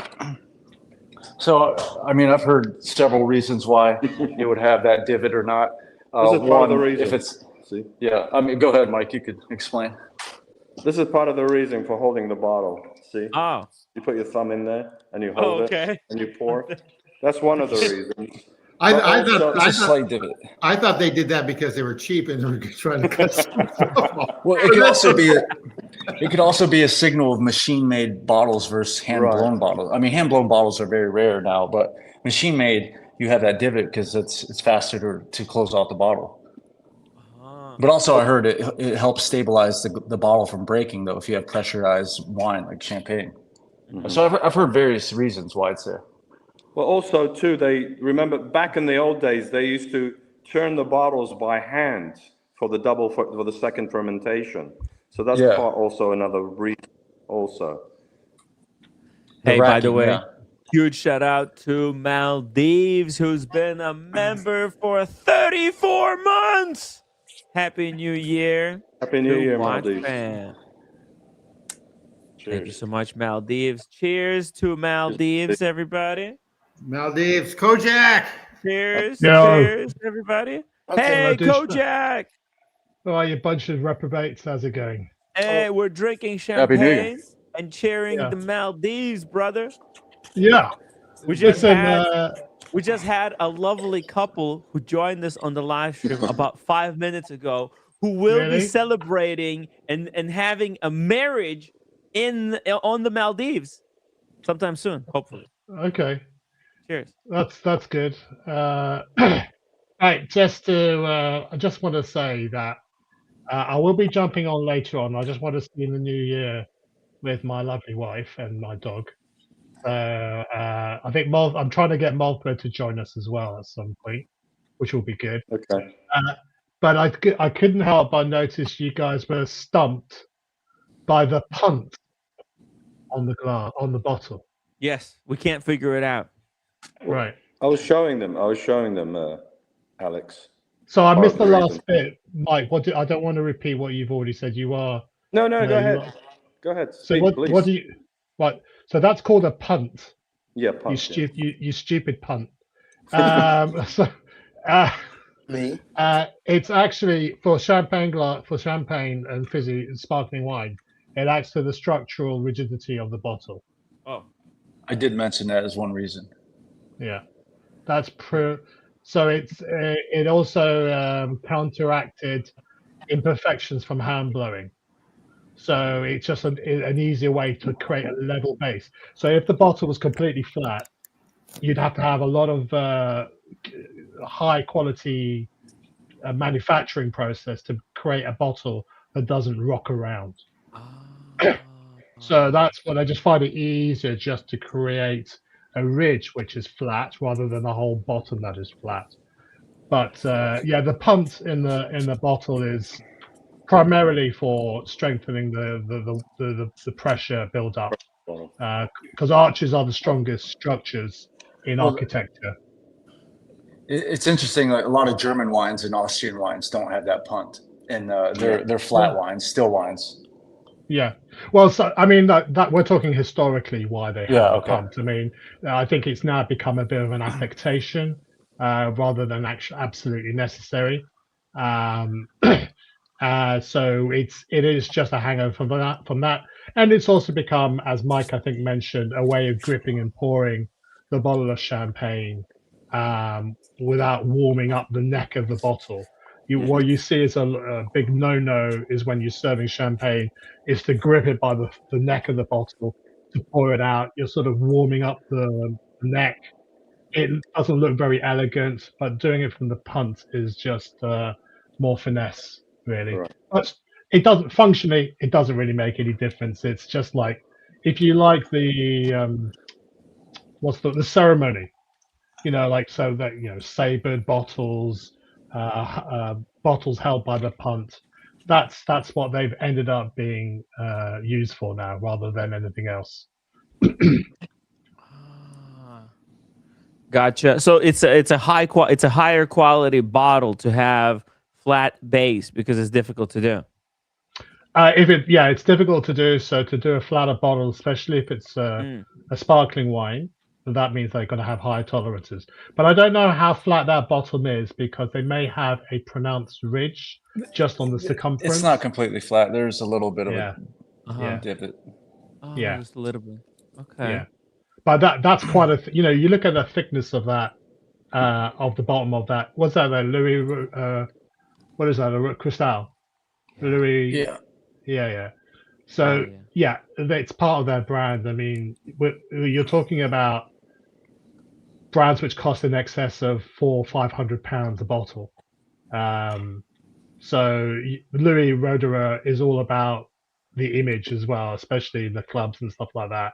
So they're going to heighten these things. If you can focus on me. See, huge shout out to Fat Windbag Ben for £100 super chat.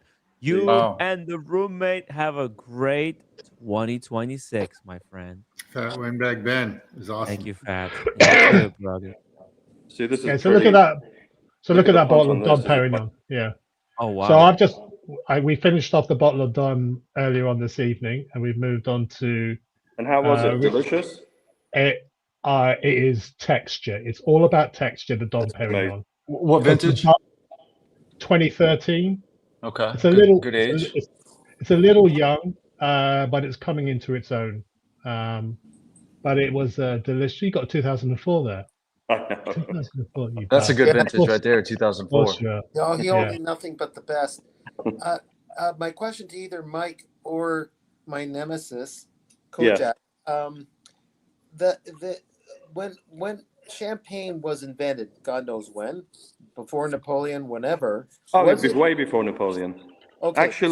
Actually, Tim brought some knowledge to me that I was not aware about. The sparkling originated in the Blanquette de Lemieux, which is an area that I was not aware of, where the sparkling did come from. The Benedictine monks of the Abbey of Saint Hilaire. 13th century? What? 1531, supposedly. Okay. And it was a double fermentation to get that fizz for celebration. To get the carbonation, the fizz you get. Yes. Okay. Yes. There you go. Well, no, that one I don't think had the second fermentation. They just added the sugar and the yeast. And then they just bottled it. Where is that in France? What territory is that in France? I can't picture. What, Champagne? No, I know where Champagne is. Where is this? Where Timmy's? Oh, it's in the Languedoc area. It's south of France. It's close to the border. Close to, not too far from Spain, actually. Oh, okay. Yeah, it's quite close to Andorra, actually. Yeah. Got it. Okay. So if you draw a line from Toulouse down to Andorra, it's pretty much in that area, Limoux. Mm-hmm. Southwest. But it was, yeah. So but it was actually an English scientist that documented the adding of sugar for fizz in the 1660s. Mm-hmm. And then it was Madame Veuve that sort of perfected it with the riddling. Mm-hmm. So there are as we were saying the other day, there's loads of different sparkling wines throughout the world, and they differ in terms of, do they add yeast or not? Do they add it as part of the first fermentation or the second fermentation? Do they disgorge it? There's all sorts of little historical anachronisms. But anyway, I only came on to talk about the punts. Okay. So now you guys can consider yourself a bunch of punts. I'm going to jump off for a little while. Wait a minute. Am I included in that? Thank you. You're a massive punt, Okay. Daniel Katz. You're the biggest punt I've ever seen. I thought he was a cunt. No, no, that. Okay. And as for Daniela, oh my God, what a cavernous punt that she's got. Oh, please. Anyway, so She's not here to defend herself. She's not here to defend herself. Hey, Oh, time dear. is human construct. $20 super chat. Happy New Year. Oh, it's $20.26. Happy New Year, Tim and all. I need to take off. Stay safe. And tonight, stay safe tonight and drink more champagne. That's construct. He's a cool man. Cheers to time is human construct. Cheers. Really appreciate Construct. him. Happy New Year, construct. Merry Christmas to you. Where did Mickey go? Did Mickey have to leave as well? Mickey, come back. Really appreciate him joining us. And no, showing... I think he wanted to wind it up, so he just decided to close. The what? He wanted to wind it up. What happened to the other gentleman? Wind it What up. happened to the other gentleman with the crystal? Yeah. No, that's time is human construct. Time is human construct. He has to go. He told me yesterday that he only had a couple of minutes to join. If it was possible, I told him the time, so he jumped on to show some of because he was like super hardcore. Started out as a hardcore watch collector, and then like he went through a transformation. Like he basically kind of tried it all, experienced as much watches as he wanted to experience, and then went into collecting precious metals, currencies, all kinds of other stuff. So what you're saying, he went from being a caterpillar into a butterfly. Yeah, exactly. Okay. Like he went through a transformation. Exactly, Daniel. He has evolved and tried new stuff. And man, the metals are going completely insane this year. So I thought, hey, it's perfect to kind of join in and show us some stuff, because there is like we think to get satisfaction out of something we like it needs to be like a mechanical wristwatch, but not really. Anything that's quality, and like having like a gold bar, like that 10-ounce gold bar, and that's a fucking beautiful. Amazing. Did you see that? Yeah. I've been watching. Construct is a top shelf guy. Yeah. That's all I gotta say. Top shelf. And that gold bar is worth more than the contents of Cats. The content of the character. No, but the gold, it's really cool. I think. So he had a 10-ounce bar of gold? Well, he had a 10-ounce and then he had a kilo as well. He had the little and the big one. But the 10-ounce, he had out of plastic. Worth more than my watch, shit. It's like Goldfinger, like Goldfinger, Goldfinger. And remember, how did it go? How does that go, Daniel? How does that go? I know you're gonna cut me up. How does it go? I can't remember. Goldfinger, or is that the wrong song? Probably, I'm singing the wrong tune to the wrong lyric. But guys, remember the golden rule, okay? Remember the golden rule. Whoever has the gold makes the rules. Do you understand? Right. I thought the golden rule is Daniel Cutts must close his fucking cupboards before he comes on the street. Well, how did they open? He has ghosts. Daniel has a poltergeist in his house. There's actual ghosts. How did that open up? How did that open up? He's got a poltergeist around the house. I saw you close it before. I went to get a plate for the cake, Tim G. I went back to get, and I forgot to close it. All right. Okay, look. Hold on, Kojak. Before you turn me apart. Daniel's got a bad habit of not closing the door. The door's wide open.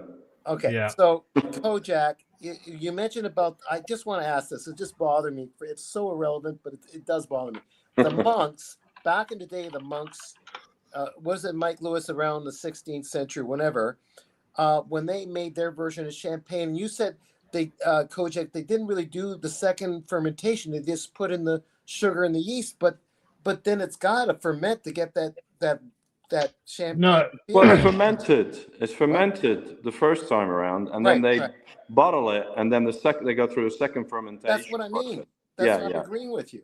Yeah. But Kojak said, no, it's not really a second fermentation. That's where I got confused. It's something. No, well, there's fermentation of the original wine. I guess what I'm trying to say is they don't. A lot of the champagne houses will age their wines and then ferment it to introduce Fine. the CO2. So my apologies. You're absolutely right. I mean, once a punt, always a punt. You're absolutely right to call me out, because I meant to say they sort of combine both sort of processes together rather than separate, which is what Madame Clicquot sort of invented, or was this sort of the riddling process, the sort of disgorging and then the rebottling after it's been fermented with the yeast. So what happens, of course, you make your still wine, your fine wine, your wines, which you then choose to either age in a barrel or age in an aluminium cask or whatever it is. And then you do the sort of second fermentation process where you add yeast and a little bit of sugar, depending on your house, to activate carbon dioxide. Essentially, you are telling the yeast to fart in your champagne. That's what you're paying for. You're paying for that expensive farting process. And then because it's obviously not an appealing look, what they call as lees, these are the dead yeast you'll find in a bottle of champagne. They will disgorge these things and then put it into another bottle, so that when you open it, you don't have any of the yeast extract. Those processes have developed over the centuries. So, it's fascinating. Champagne is a fascinating wine. If anyone has ever tasted the wine that goes into champagne before it's turned into champagne, you would never want to drink it because it tastes really foul. But just somehow that fermentation process with the yeast just converts piss into fine wine. Fine drink, yes. Fine drink. So listen, we can talk about this more. I'm going to shoot off. Yeah. Come on. So good to see you guys there. And stay frosty, guys. And Come I'll back. see you shortly. Come back. Adios. Take care. Adios, Go amigos. celebrate. You got 15 minutes to New Year in UK. UK, guys, is entering the new year. We have a video that I'm gonna pull up. This is what they call a champagne stopper. This is to put it. So when you open a bottle of champagne and you can't finish it, you put it over the bottle and you seal it. Wow. Yeah, I've got. Yep, I've got a bunch of them. Yeah. That's really cool. Is that stainless steel or is that like a sterling silver top? It seals it. Yeah, it's silver. Mm. And then and you put it over the mouth of the champagne bottle, and then you close it by sealing it with the bringing down. Supposedly, Mike Lewis, it keeps the bubbles in. Am I correct on that? Yes, it keeps the carbonation. Yes. It's all about the bubbles and the quality of the bubbles, right? Right. Because like, for example, like this St. Hilary. So over here I can zoom it in so that you guys can see it. By the way, Goldfinger says, "Hey, can cats sing the Goldfinger? You know the song, the Goldfinger song? Yep. Goldfinger, he's a man, the man with Midas touch, a spider's touch, such a cold finger." Oh, right? Okay. Yeah. I'm not a singer. Yikes. Okay. But there you can see the bubbles coming out. I don't know if you. Yeah, we see the bubbles. It's very bubbly. It's very bubbly. Yeah. That's why I have to argue with Construct. He likes to put his nose. He likes to get his nose and smell the thing, but it gets rid of doesn't the wider like wine glass where the champagne get rid of the bubbles quicker? It's got to. Yes, I think so. I think that's why the flute was invented, right, to keep the bubbles in. Yeah. But the bubbles is not necessarily a good thing, right? Do you want the bubbles? I want the bubbles. I want the bubbles, baby. I want the bubbles. You want the bubbles? I want the bubbles. It does something to the neuropeptides, Tim. Supposedly, it does stuff to make people feel that aura of celebration. And how about the bubbles? Like when you get water in a bottle, do you prefer sparkling or no bubbles? I prefer bubbles in my water. I like the sparkling Yeah. as well. Okay, but which one do you, so if you go to a so-called fancy restaurant, they ask you which one you want. If you go that route, because if I'm in New York, you just get the tap. But if you're in the middle of nowhere, which I am, and the water sucks, which it does, they give you a choice between the waters. What would you choose?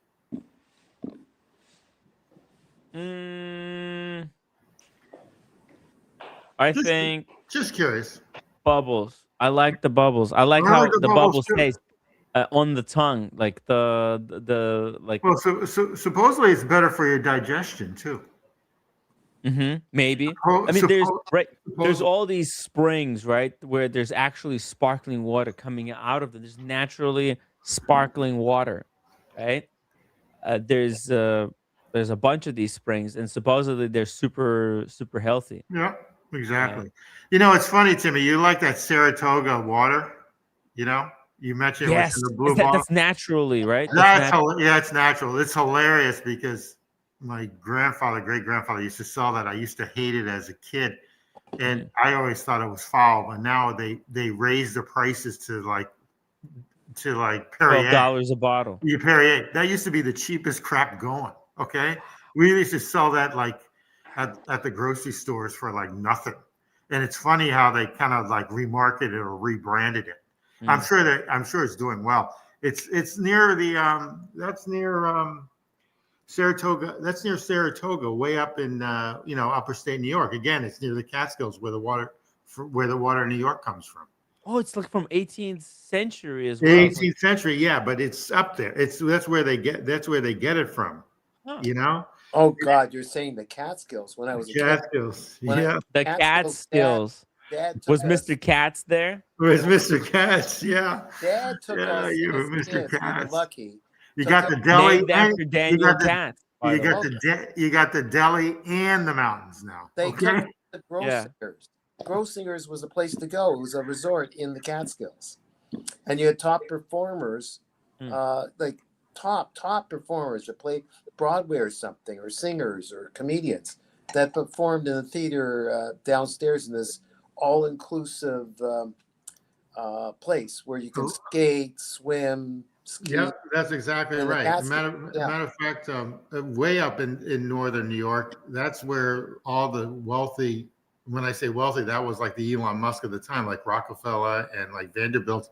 During summer because they didn't have air conditioning, so they went up to Catskill, Saranac Lake, which is where the Olympics are. And I forgot about that. Johnny Carson performed there at the Grossi. Yeah, it used to be a hot spot for all the wealthy. Yeah. So back in the 1890s right after the Industrial Revolution. So in the United States. Yeah, but we were lower middle class that somehow Dad treated us to 5 days at the Catskills.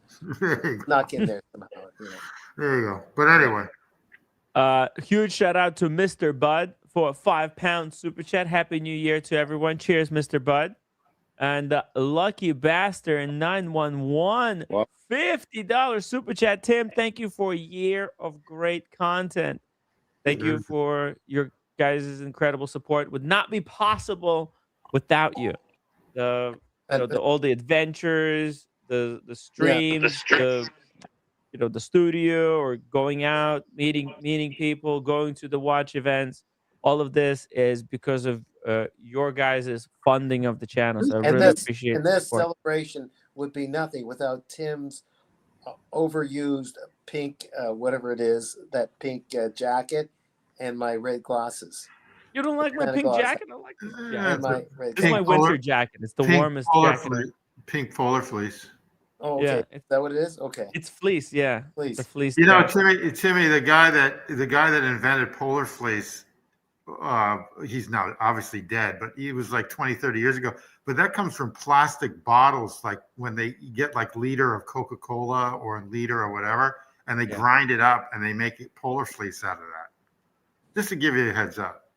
It's kind of cool how they process. Recycle, and that's It's something. recycled.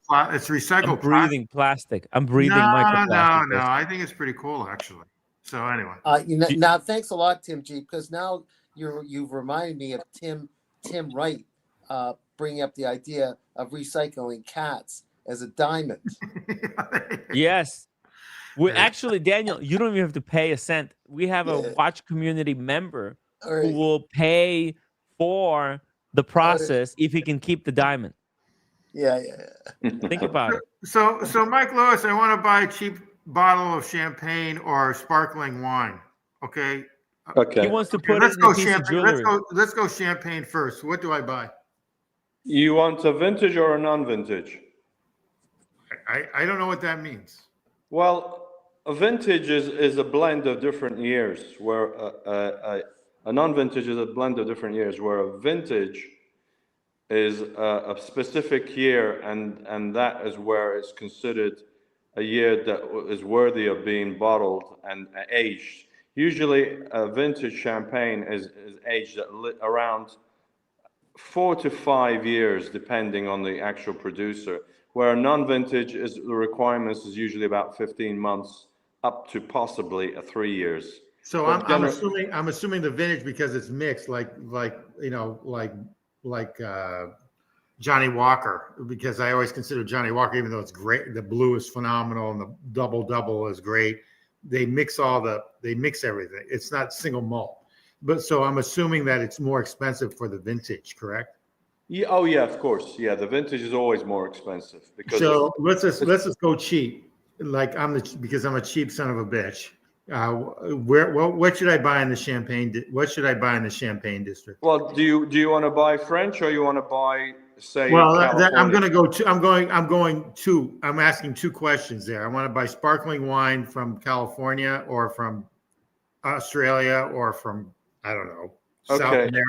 And then I want to buy from the Champagne district. Where do I buy from the Champagne district? What's a good cheap champagne that I can get some hot chick drunk? You can get a nice champagne that's non-vintage. I like a brand called Nicholas Feuillat.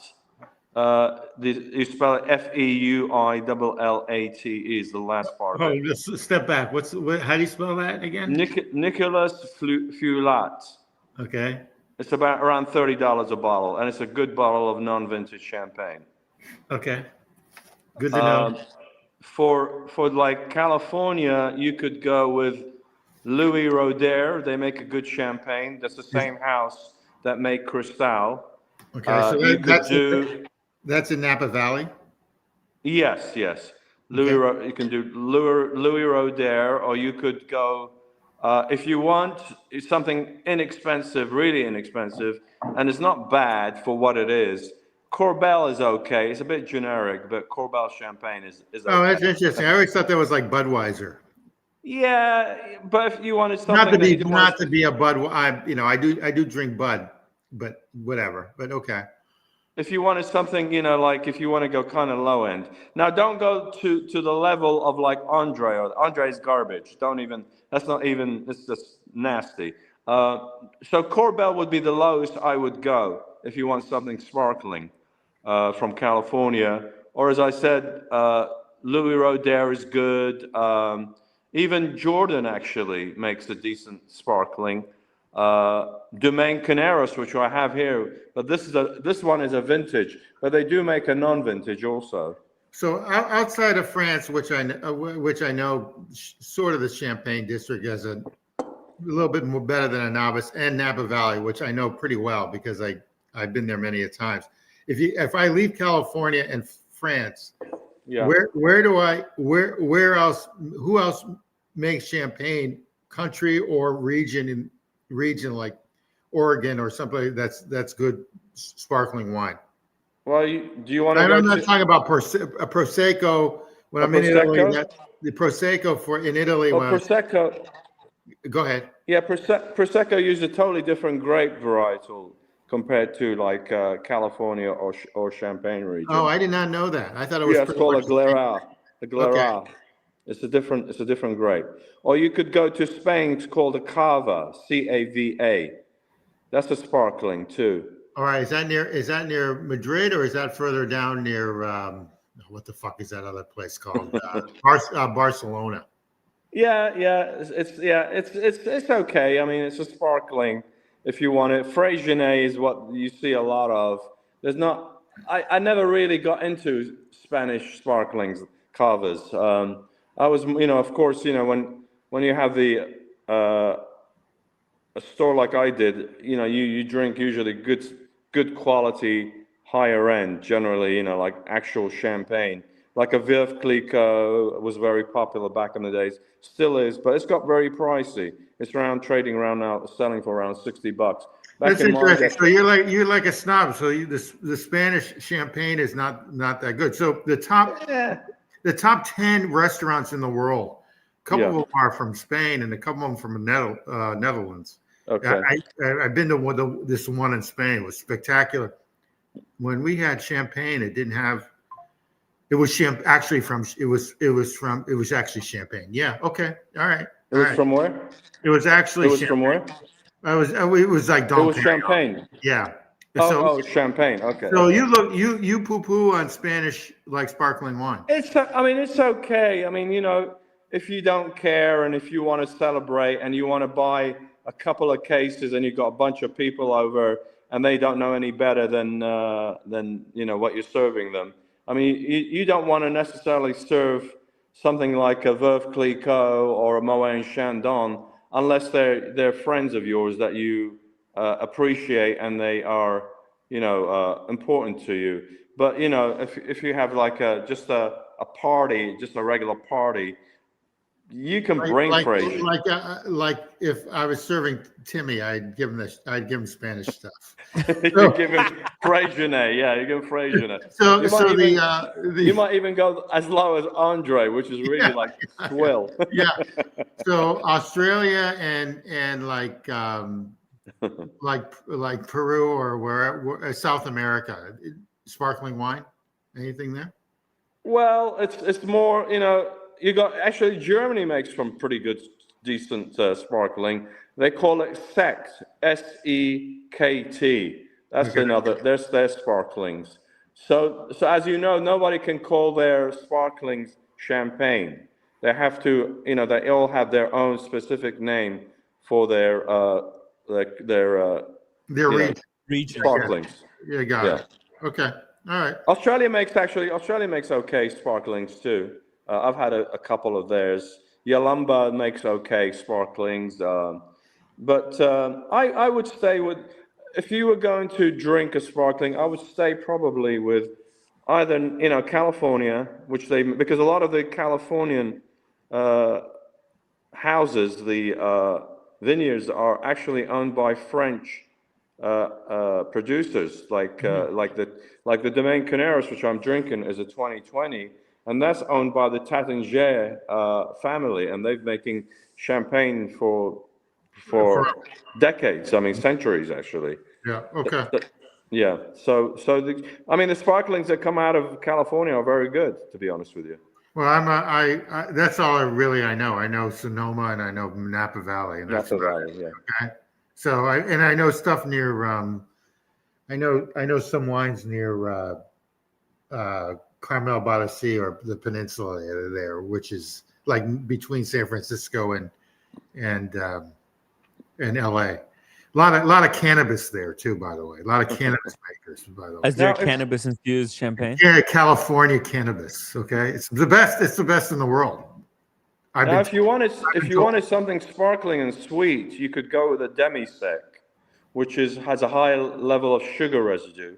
It has about 32.5 sugar per liter, so it's got a high level of sugar if you want something sweet.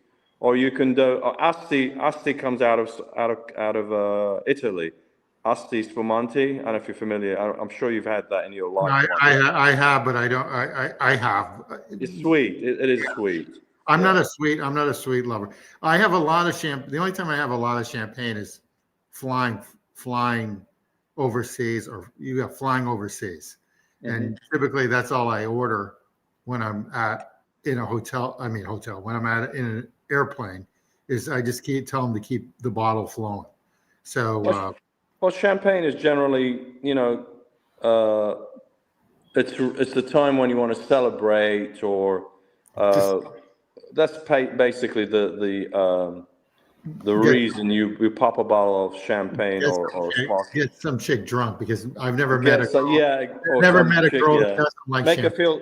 Make her feel special. You're popping a bottle of champagne for her. Yeah, exactly. So Timmy, you still have like Psycho Bunny stuff. You're like the last person that's wearing that Psycho Bunny T-shirt. I love it. Okay, I'm just telling you, like even Red Shovels graduated from Psycho Bunny. Okay. No, 2026. I'm gonna be working, and if you want to work with me, I'm gonna be working on full image rebrand.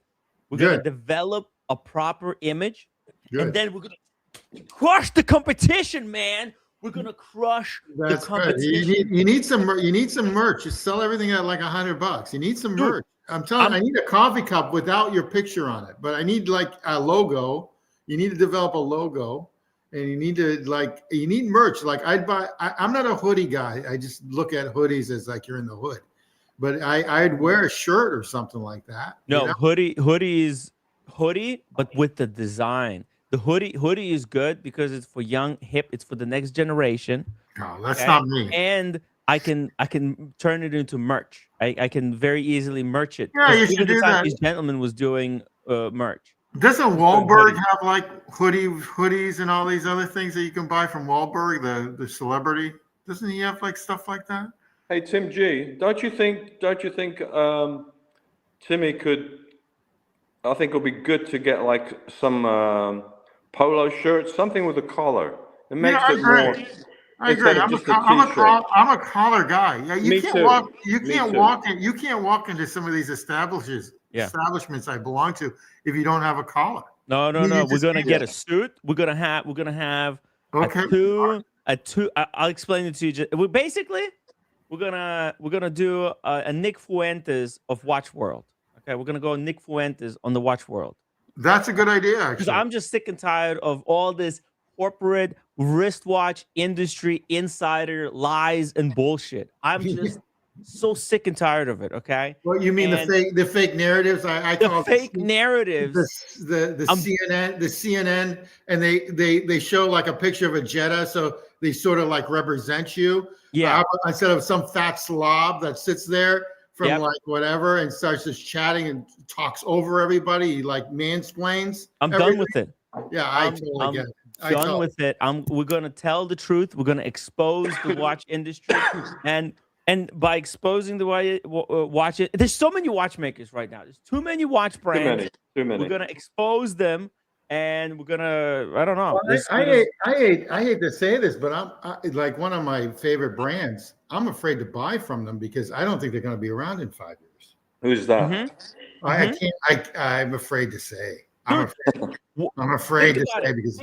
Look what happened. There's too many brands. There's too many brands out there. Tim, look what happened with Aventi. Aventi turned out to be a complete scam. Yeah, Scam. They stole possibly to the tune of millions of dollars. I give. Okay.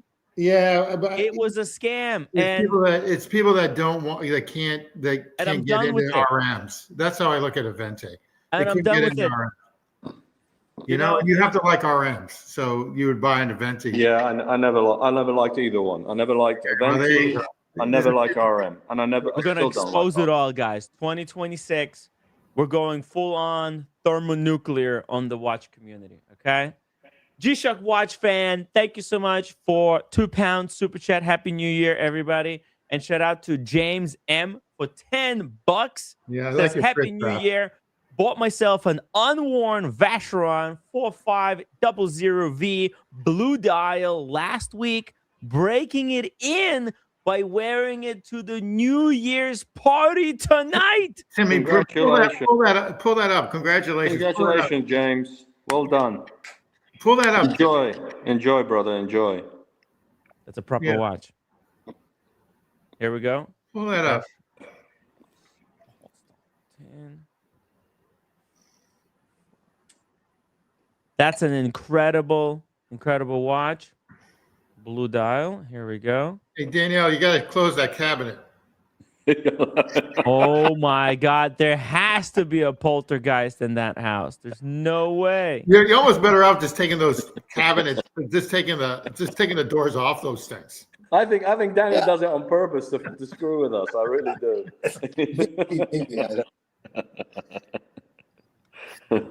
I'm not upstaging what Tim is doing. I just, That's a nice watch. Well done. Yeah. Oh, that is really nice.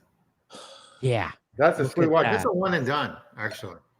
Yes, it is. It's built like a one and done with a quick change strap system.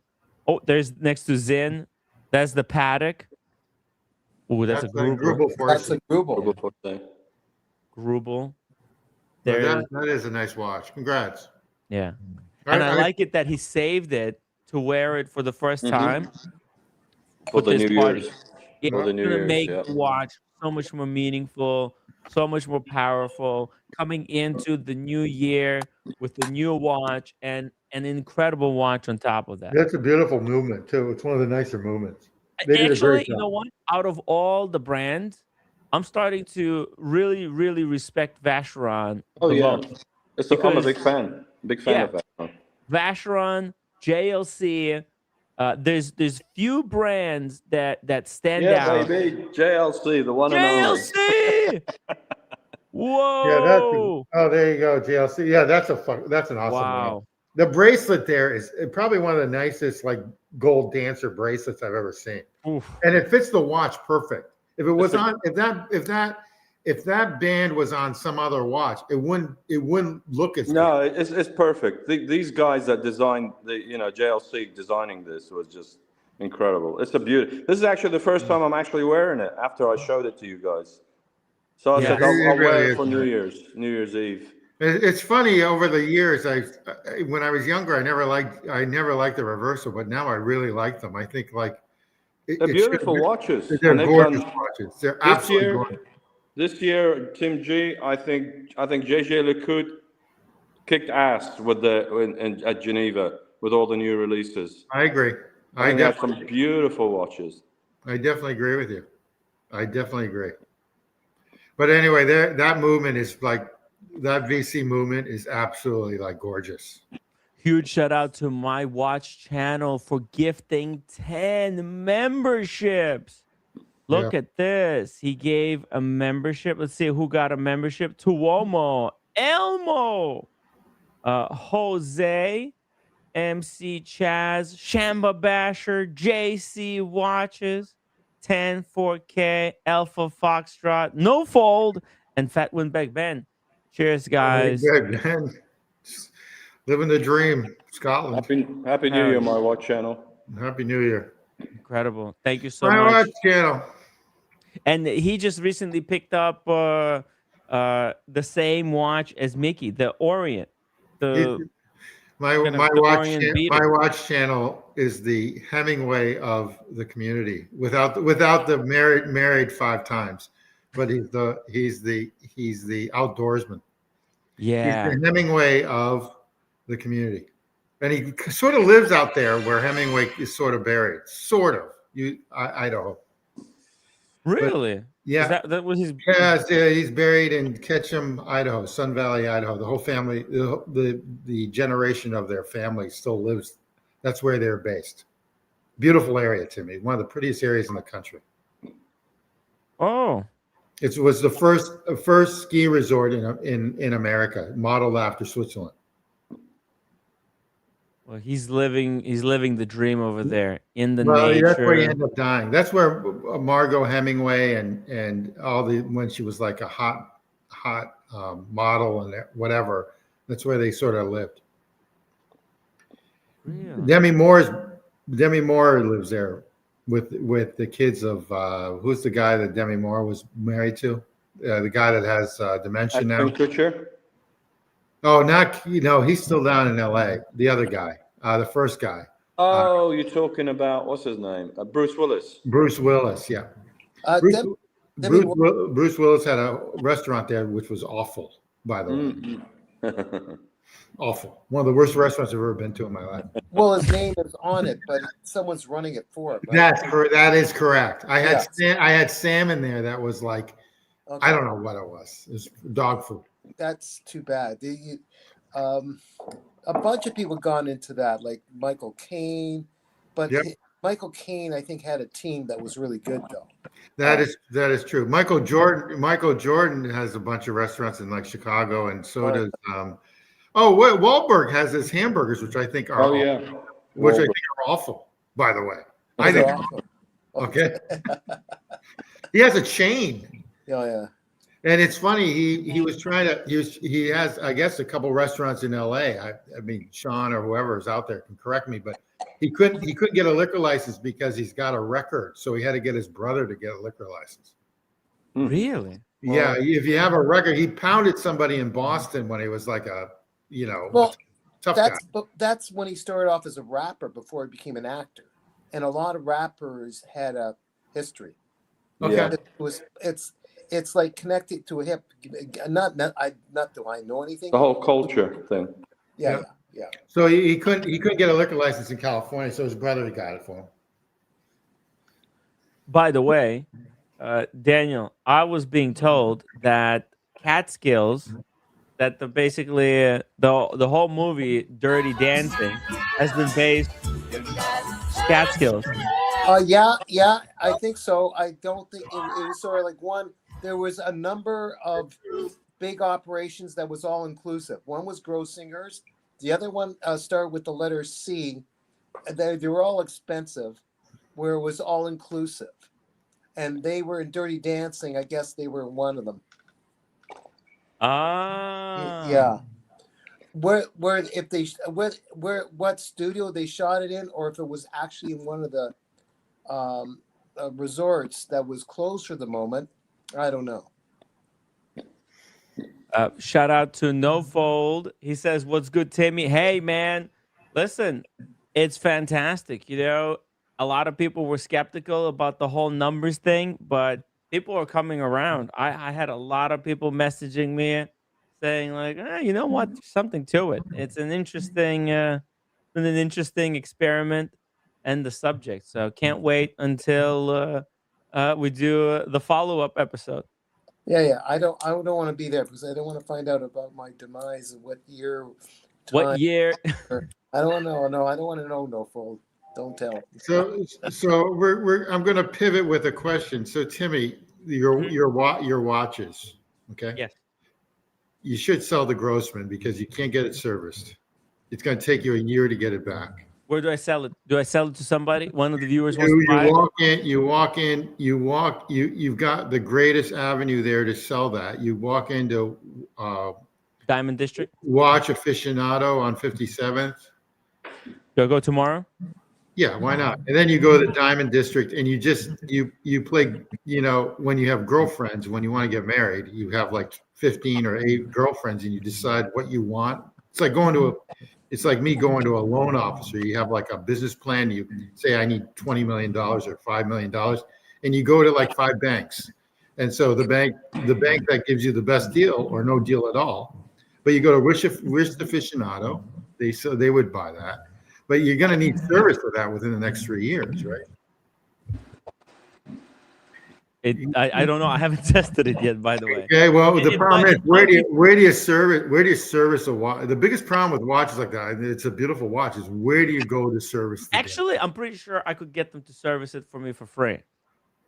Really? No, not really. I'm just joking. I don't have that kind of leverage. Tim, it's time to move one of your watches, anyways. One or a couple of them, anyways. So. Yes. Yeah, you bring in like 3 or 4 watches. You're in the market there. Look, Tim, I already got it figured out. Basically, next time Humble Pine is in Boston, I'm coming to Boston for 3 days. Okay. I'm gonna stay one night with. You're welcome to stay at my house. Even if I'm gonna have to. I'll stay one night with Time is Human Construct. Okay. I'm gonna pick up the watches, and then the next day I'm gonna meet you. We'll go upstate. We'll go upstate. We'll go to your guy. We'll sell him. Okay. We'll take cash. You should go to like 3 places just to get the best offer. Yeah. Because, like, believe it or not, European watch company is awesome, but they give you a shitty price unless you want trade-ins. Oh, look at this cheese thing. Whoa. That's interesting. I was at That's Costco amazing. and they had this, and I said, "Oh, I got to try it because it was kind of interesting." They got 5 variations of cheeses. So I'm gonna. Is that like? I thought that was like a poster. A 3D poster. Okay. Yeah, Wow. it's real cheese. Those are some generous portions of cheese as well. So I'm going to open one to see which one. They say actually it accompanies well with champagne, Pinot Noir, Malbec, Cabernet, Chardonnay. So basically. So what kind of cheeses are those cheeses? Sorry? What kind of cheeses are those cheeses? I'm not a cheese connoisseur. Just go in order. Do you like cheese? Do you eat cheese? I do. I definitely eat cheese, but I mean, if someone gave me cheese, I'm going to eat it. But I mean, American Swiss, there's Jarlsberg. Yeah, you eat the common ones. Yeah, you don't. I'm a common schmuck. Yeah. But they've got, I'm curious about this. I saw it there, so I said, I got to try this. So they've got a Montano, which is a cow's milk cheese. Which one is that? Fuck, I know. I think this one is. Okay. They don't actually tell you which one it is. They don't have a number by them or something. What's the dark one on the right that has pepper on it? This one here? Yeah. I think this is Il Tartufo. It's Italian. Sheep's milk cheese with truffles. Oh wow. That sounds interesting. I'm gonna open this one, I think. Okay. Is that the one they said good with champagne? They say it's good with champagne. Everything's good with champagne, yeah. So let me open this. I'm curious about it. I never had it. But it's kind of cool. For $20, it's not a bad deal. You can put that as like a picture on the wall. Il Tartufo it's an Italian truffle cheese praised for its rich, earthy aroma and indulgent flavor. It's favored on the cheese board. Let's see how and good in it fine is. Italian cooking. Wow. Sheep's milk. Truffle is mixed throughout the paste, so you see black flakes inside.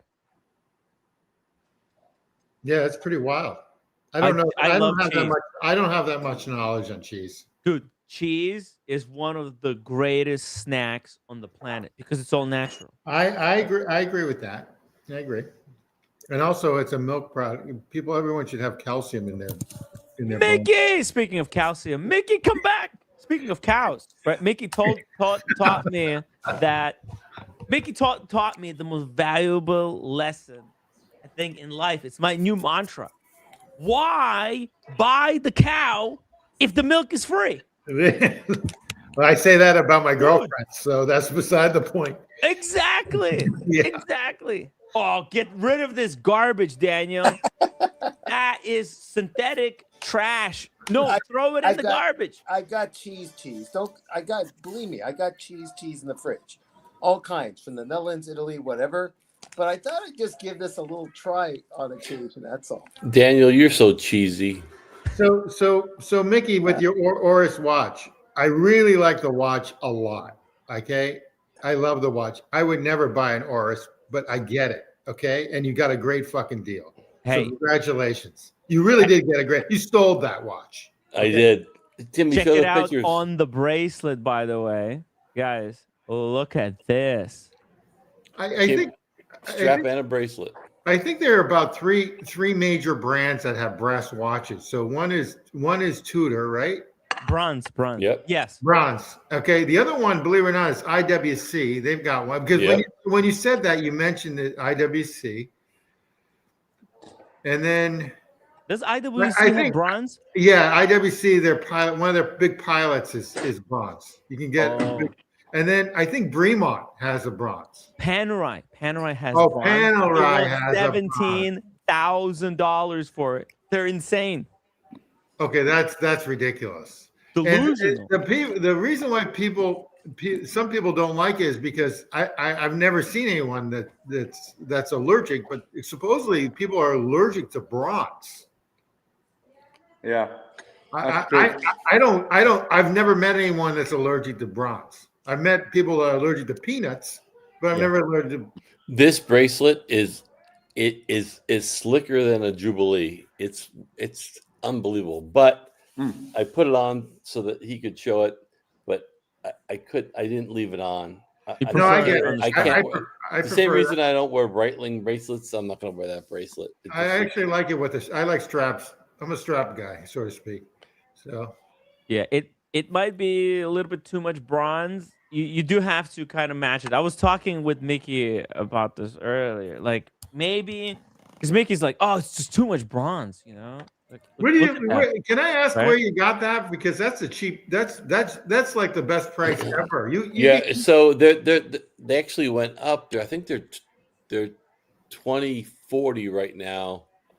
It was WatchMax, but it was like during the Black Friday or something. Okay, I actually WatchMax and WatchMax is the West Coast Jama shop, so they're actually really good. Okay, great. The holiday slowed it down, but it was WatchMax. I've never had a problem with WatchMax. I bought 3 tags from WatchMax. I'm not going to lie to you. I literally, for $2,000, I literally told Tim, he can vouch for this. I almost felt like I wanted to buy another one. I love this watch so much. It just feels like something I could wear forever. When you hold this in person, it's the right thickness. It has like a cool vibe about it. It's legible. It's got the pointer date.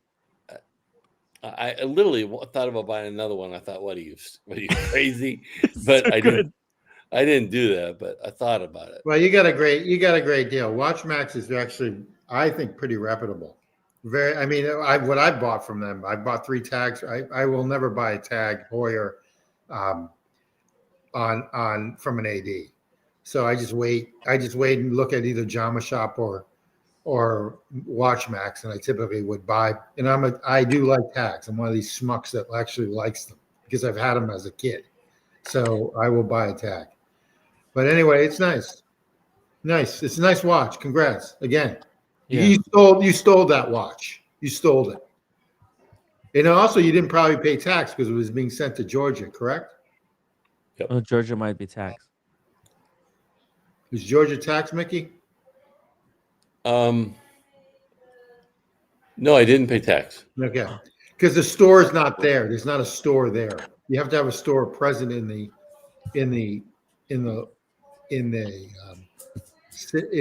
state. Okay, good for you. I didn't see one. I did not see this when you mentioned this, when you had this unboxing. I looked at Jama Shop and I didn't see one on Jama Shop. Okay, but Jama Shop just had a huge dumping of bookers and a huge dumping. Believe it or not, I don't know if I should say this or not because I know one of the people that sort of runs that place. The Patek. Oh. Okay. Yeah, we looked at some high-end Pateks yesterday. Yeah. You can get every Patek you want there now. Pretty much. No papers. Yeah, but they're new. They're new. Okay. And you typically, if you buy a Patek, you typically don't sell them. I hate to say, you know what I've looked at there that I've been eyeing for the Patek is the 5167 that they don't make anymore. The white gold one. They want like 28,000 for. It's brand spanking new. It's the only one I could find that's brand spanking new anywhere in the market. Because it's like 2 year. The last one was made in like 2022, 2023. And it's like the typical, old man's dress watch, which I am. I'm an old man and I like dress watches. So I'm happy. Perfect. Yes, perfect. It fits me to the bone. I've become the strap guy lately. I love straps. I love a strap. You like a strap or a bracelet? Oh. You do, really? No, do you like a strap or a bracelet? Only watches I have on bracelet are my Rolexes. But Timmy, some of those are pretty. Some of those are overpriced, like the 5 type, the Patek 5226. But is that one on the right? There's a couple of them that are way overpriced. But obviously, the Nautilus and their Aquanauts are 2, 3 times, 4 times insane. insane. It's especially the one that you like, the 5167A. Yeah. That's going for like $89,000 there. I told they were like 2 years ago, they were at 65K. They're brand new though. They're brand new. It's funny. It's funny because like the really hype stuff, they want ridiculous money for it. But the stuff that nobody wants, they have it for like dirt cheap. They're like 20 to 40% cheaper, correct? And it's usually their dress watches that are have complication or they still call it complication. What do they call the next level major complication? Grand comp. Yeah, those two are like. This is where you buy that stuff. I hate to say it. Yeah, it's good. It's brand new.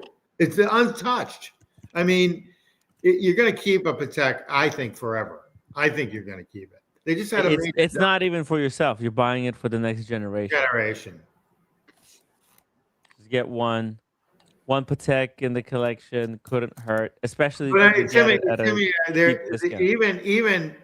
how much is the new what's that square watch called? I forget. Right there, the one that's oversized, the green, right there, the Patek, that's what, 2 times more. How much do they want for it? 148,000 from Patek, 50 grand. That's about 3 times. 3 times, okay. Yeah. All right. Those things will always be whatever. But if someone wants to buy from Wall Street that has like a $500,000 bonus, this is pennies on a dollar. Oh yeah, pennies. And I know a lot of people that just have done that. Okay, so and then there's no way. It's probably cheaper than playing the game, especially right now in the current market. If you think about it, it's much cheaper, especially if you go AP. Because this is stainless steel, isn't it? It is. But my only issue is it's a little bit too big. This one's too big. They came out with a 40 millimeter. I think buy this. This is much nicer. I agree. No, I agree. But this is much cheaper. I agree. Well, one's hype and one's normal. Okay, so because it's got the Patek Philippe name on the. I agree with you 100%. But anyway, Timmy, they just dumped a bunch. I just found out like 2 days ago. I got a phone call. They said, take a look. I go, no, you're still high on the ones I want. You know, my name's on the A with the AD, but you know, I'm not whatever with the AD. With their AD. Oh my God. You're not gonna believe it. Look at this. They got the Tiffany. Yeah. Crazy. Yeah. Stupid. 1.7 million. Yeah, I mean they've got some interesting stuff. Like I was looking at some.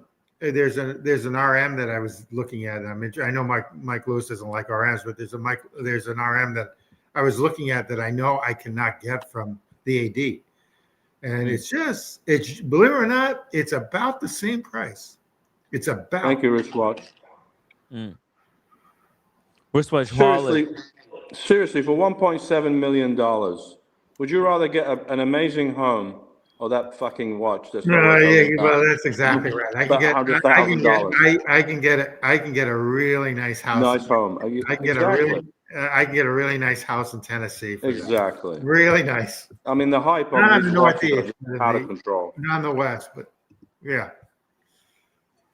I could get an apartment in Brooklyn for that money. Yeah, but then you can get a penthouse, Tim. Yeah.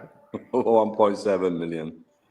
Yeah. They got they've got a lot. They got a huge dump with Patek like 3 days ago. Ton. And I don't know where it's coming from. They won't say where it's coming from, but is it from Patek? Could be. They have to get rid of their old Patek themselves, you reckon? Yeah. Like the New York Patek stores. I mean, the stores in New York. I don't know. You know, but that's unworn, Timmy. This one's unworn. By the way, here's a house in Brooklyn you can get for $1.7 million. That's a shithole. Looks like. It looks like a crack house. For 1.7? Yes. What the fuck? That's fucking. That same house in Detroit is worth probably about $30,000. $30,000 or $40,000. Yeah. Albany, New York. That's like 70 grand. You're paying for the neighborhood. There's $1.7 million worth of crazy. repairs here That's to do crazy. it. Look at this. Look Piece at of this. shit, home. Yo. Oh, you're right. You're basically abutting the projects, not to be mean. It looks like a house in Detroit, really. Location, like- location. Behind you is like the projects. Oh. They should just take this over. My goodness. Yeah, that's actually near my house. But Timmy, look how many homes are up for sale there. Like I look at regions now. Like I grew up in this town in Massachusetts that's sort of little uppity, hoity-toity. And the amount of homes up for sale now are just out of control. If you go to Las Vegas, where it was like 3 weeks ago, there's like every other home is up for sale in Las Vegas. Huh. Okay. You guys are being small-minded. If you buy that house, you know how much drugs you can sell out of that? you will be able to pay for that house. That's a good one. Times over. That's a good one, Mickey. Hey, I always do this shout out. I have to fly to Vegas on Sunday. If anyone's in Vegas that's a regular, normal Tim Wright fanboy, Normal I'd love people. to get a drink. I'm buying, but I don't know who's next Sunday. In Vegas? This Sunday. I'm helping a client friend to build like a lot of units near the Art District, which is just north of the Strip. Oh, you're gonna be in Vegas next Sunday, are you? I don't know. I might, because I'm closing. I got to go to Jackson, Wyoming, and I have to stop in there too. So I might be. But on that note, I have to go get ready for dinner. Yeah, enjoy. Hey, Mickey, I'm getting loopy. Hey, baby. Mickey, if you're in the Phoenix area, give me a shout out. I'm going to be there in March. Okay. It's already a done deal. The airfare is booked, so I'll let you know. Let me know. Seriously. Hey, Timmy, I sent you some photos. You showed this on the bracelet already, right? That's good. Yes. All right, cool. Yes, you did. Let's do that again. Don't disrespect my aura. No, bronze, baby. Listen, looks good on the bracelet. As an individual watch, it's like you said, it's quality for money. You can, it's hard to beat that. And like the size, the craftsmanship, it's incredible. Yeah, incredible. And bronze, I love bronze because it's gonna. I can't wait to age it. Yeah, exactly. So make sure you wear it as much as possible, especially in the water. I'm gonna go right into the water in Key West when we get there. We're going. No, not that, but you can just dip it in Coca-Cola for a day, and you'll be patina. I don't know about that. I may be back if you're on, but love you guys. Take care. Happy New Year. Happy New Year, buddy. Happy New Year. Happy New Year. If we don't see you, enjoy. Put up that house picture again. The crack house? Yeah, no, that's not a crack house. That's a lot of dough. Holy fuck! Speaking of a lot of dough. Wow. Whoa! Username Mickey, $200.26. Wow. Love being part of this experiment that we call the Tim Wright and Friends. I hope I get a chance to meet many of you in person. Here is to the great 2026 and much love. Thank you so much, Mickey. Dude, I like how you put. Sorry. I like how you put the 26 for 2026. Yeah, that's kind of cool. It is nice job, Mickey. Nice job is right. I think Construct did the same thing. Yeah, good. It's pretty cool. Hey, so Timmy, pull up that one picture showing the cars. The cars? No. See that house? Pull up that one. You have 4 pictures. You have the stairway, which looks awful. You've got the main house. Can you pull up the one with the cars in it? This one, with the cars. Next one. This one. See that? That's the projects behind there, right? Oh yeah. You're right. Pretty much, yes. Timmy, is that near you? It's right next to my house. Yeah. Okay. Well, you wouldn't want to live that close to your. How much are they asking for that house? 1.7 million. Fuck. Oh, that's all Brooklyn. Yeah. That's crazy. That's crazy. That's Brooklyn for you, man. That's what's the property tax? I bet you the property tax is high too. Like the fifth highest in the United States. Uh, I'm curious what the property tax is on that. You know what the problem with the property taxes is they're kind of they're adjusted to the price at which the house was sold. Yeah. So if this sells for this money, that the property taxes are going to be insane. Reflected to that, yeah, exactly. Yeah. But if you owned it forever, it's pretty much stays the same, correct? Yeah. No, it goes up every year, I'm sure. Because my sales tax goes up every year usually. You know, some areas they adjust the like the whatever the local municipality or whatever the government, they'll adjust the price of your like they'll put the taxes on your house based on its value, even if you haven't sold it, like because of it's like if it's listed on Zillow somehow, they'll do the calculation and like, Timmy, keep that up. We gotta talk about this thing because I just noticed some stuff. Okay, Timmy, okay, this is a 10-bedroom house, so you can have a chick in each bedroom. 10 See bedrooms, yeah. So basically, this has to be a multifamily. Yeah, but it's not that big. Four The bedroom's got but Timmy G, the bedrooms aren't that big because it's a 3,000. It's only about 3,000. You're right, but I bet you it's like a boarding house. 10 bedrooms. Oh, you know what it could be? Yeah. It could be a rehab house for rehab. Oh, 10 bedrooms, that'd be for rehab. You imagine if you get like $5,000 or $6,000 a month from each tenant, times 10.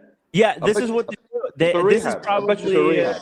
They're housing illegal immigrants here. Yep. Then you get government checks until Trump shuts it off. You're all set. He already shut it off, I think. He shut it off in Minnesota. That's why they're selling it. That's a lot of bedrooms for that. That's exactly right. That's the reason why I'm selling it. But that's 10 bedrooms. That's incredible. Okay, 10 bedrooms.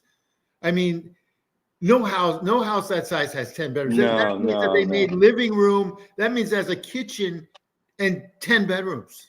Yeah, that's crazy. 10 bedrooms for that size.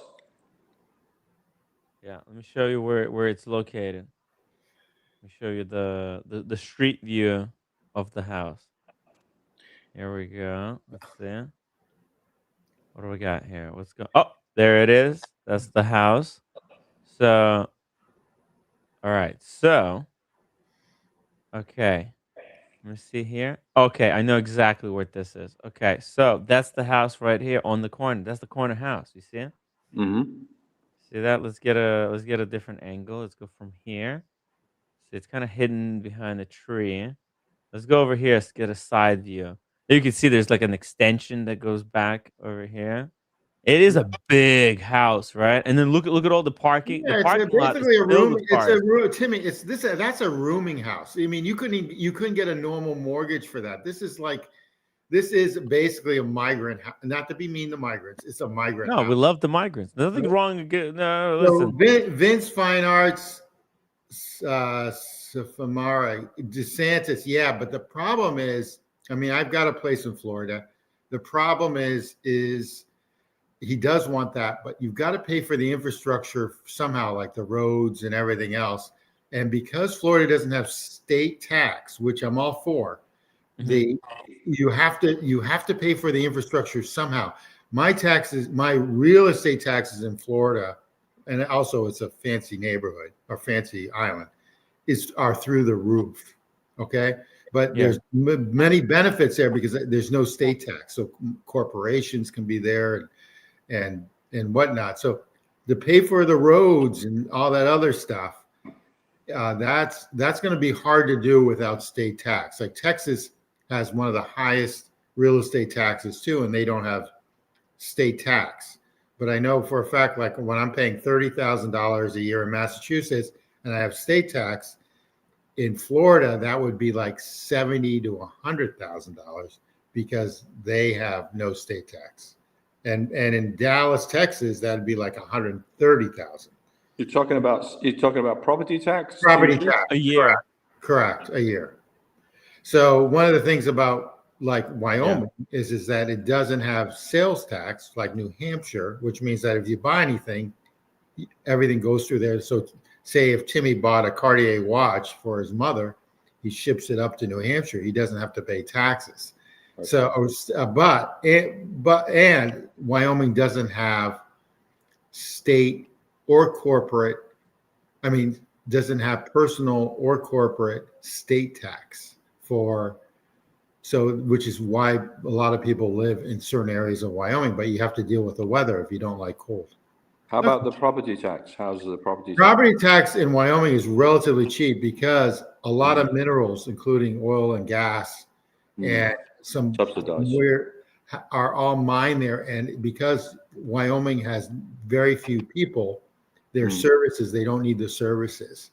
So they have like only 500,000 people in the state of Wyoming versus, I don't know, let's just say the tri-state area of New York, which includes, let's just say New York City, which has 20 million people. Okay. So basically the whole state of Wyoming only has like 500,000 people. So they don't have to deal with that. So it all depends on how many people. And also everyone's kind of homogeneous like Switzerland there. So you don't, like California, you have all these different value systems pulling from the government. So you don't have that issue yet. You will eventually. Oh, Kojak's on. So just before, he's on. Okay. Hey, Kojak! You're just in time. Hey. Happy New Year to all the UK viewers. Yes. Happy 2026. Mr. Kojak. Yeah.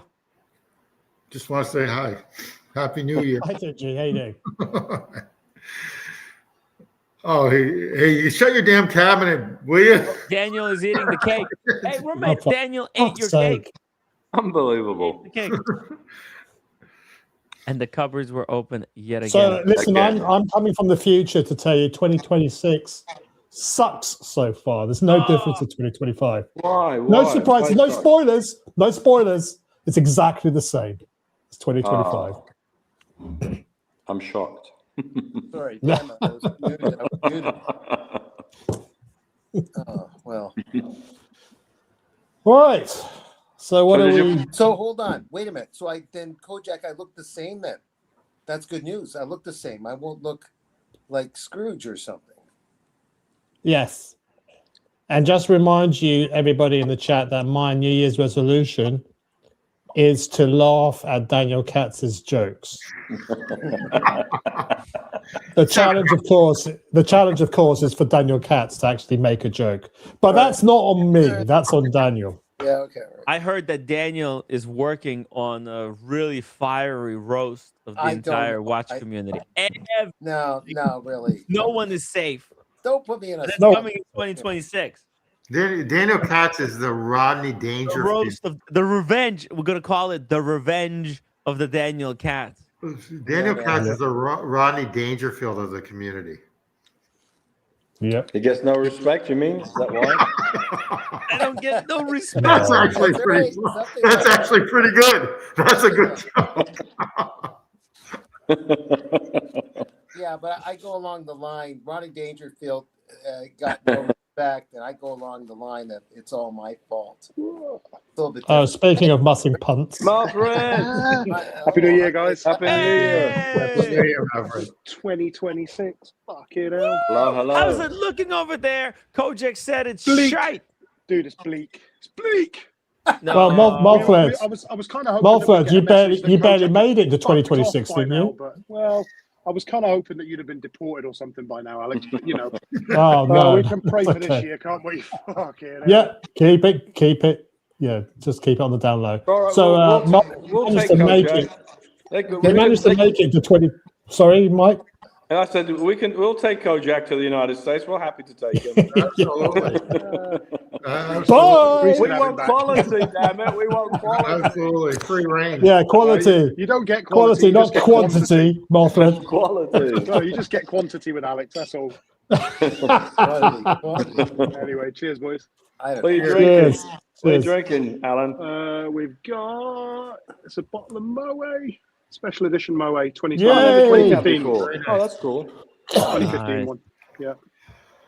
Yeah, special one. Saved it for a few years, but yeah. Cheers, brother. And we got this one. Look, it's in a shard glass. Can you see it? A Oh, shard yeah. glass. The Shard. Very nice. Wait a minute. Cheers, boys. Cheers. Hold on. Is Cheers, there a worm- boys. Is there a worm in Where's there? Cheers. yours? Cheers, Where's Walter. yours? So yeah, Cheers, guys. 2026. What are we going I to like try and do this year, 2026. Alex?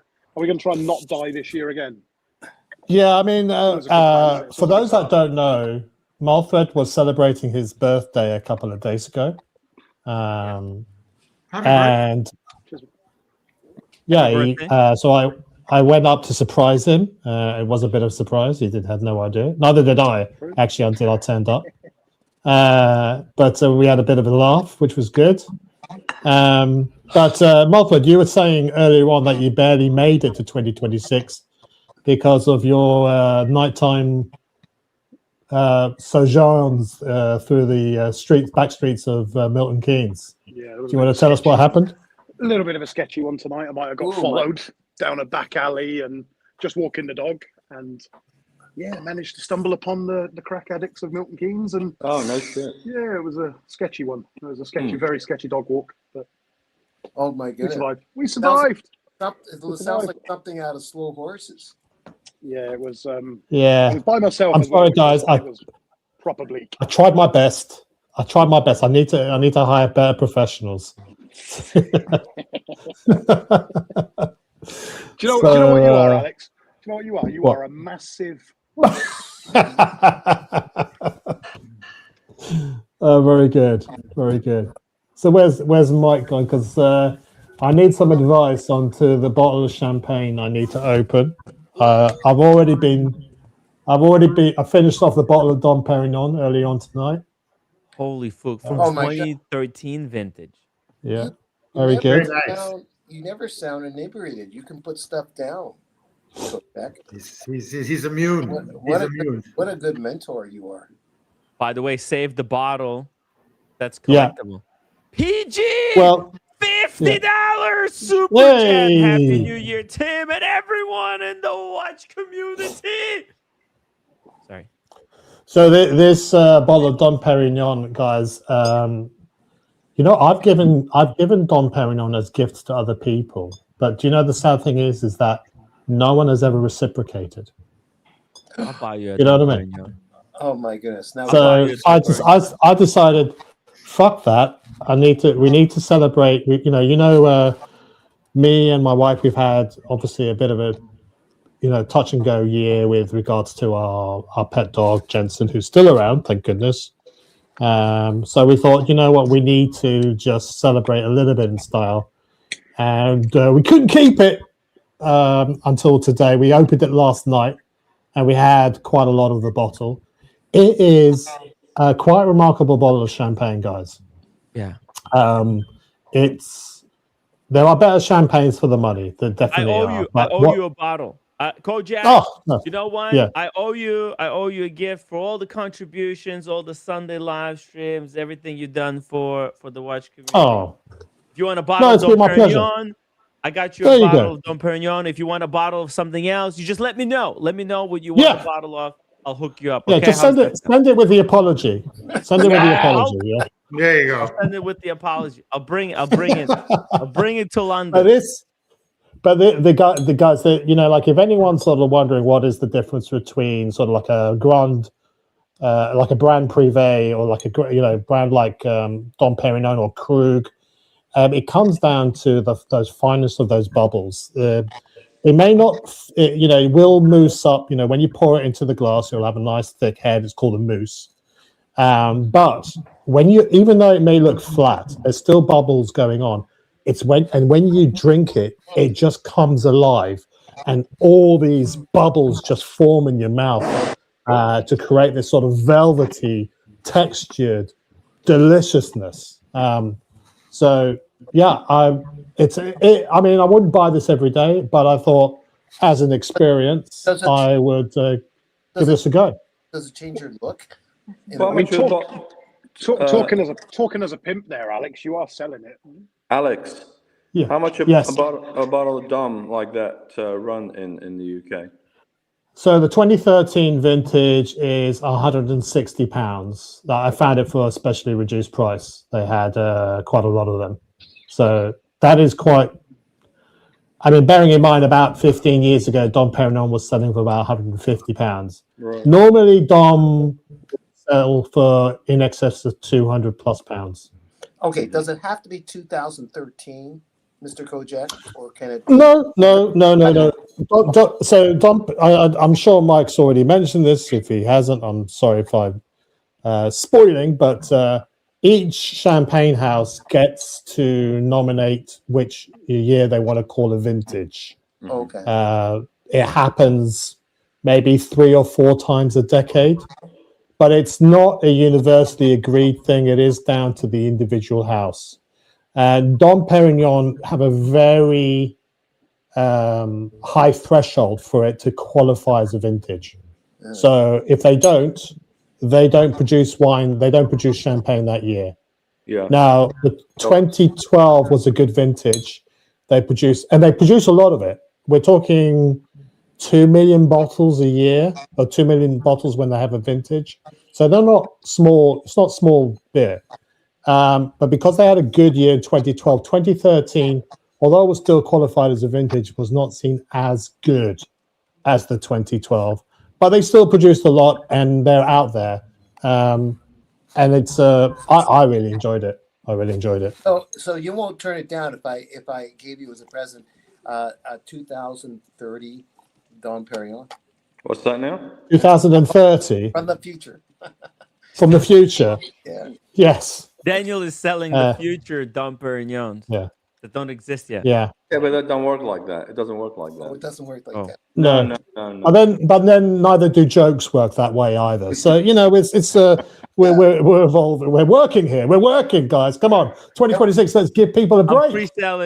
I'm pre-selling. By the way, if anybody wants to buy comedy show Daniel Katz at Madison Square Garden, they're available now. We're doing pre-sales for his comedy special. Oh no! Sellout show. Yeah, sellout show. Completely sold out. They're gonna go over retail. If you want to buy them now, PayPal link is in the chat. What, you sold all 4 tickets? Let me go and get. Yeah. And one of them is bought by Daniela. Let me go and get the other bottle of champagne that we just opened as we were coming into the new year. It's a rather special bottle. I have a resolution to reveal. Oh, okay. Well, just a second here. We got Mr. GMT. Hey, Nato. Happy New Year. Happy New Year. Mr. GMT. Happy New Year. Happy New Year. Come and get it. And to all the sexy punters, make sure to stay sexy for 2026. There you go. 2026, right. We're going to crush it. So I've got here an example of a late disgorged bottle of champagne. It's a Bollinger RD 2007. So, Mike, I'm pretty sure you've sort of explained sort of the champagne process. No, we didn't. We didn't watch the video. I'm going to have them, if it's possible, to watch a video because it really breaks it down. Yeah, how champagne is made, and it's really interesting. This because it shows it in a simple breakdown how it's done, how it's made, and all right. So whilst let's put that on. I'm going to go and get another bottle of champagne and open that as well. Hell yeah! So I have this video from the Business Insider. It's got 7.3 million views.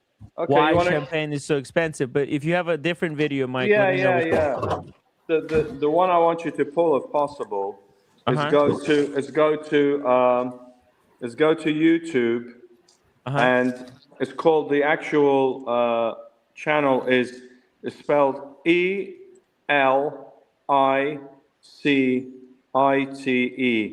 It shows you how champagne is made.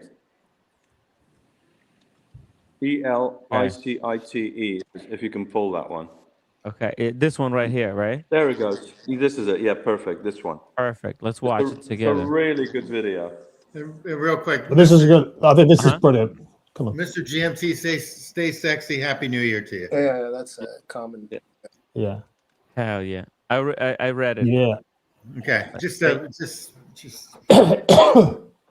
you, Mr. GMT. Come and get it. Yeah, come and get it. Winemaking in Champagne is an incredibly intricate and protected process, with the title of Method Champenoise being exclusive to the region.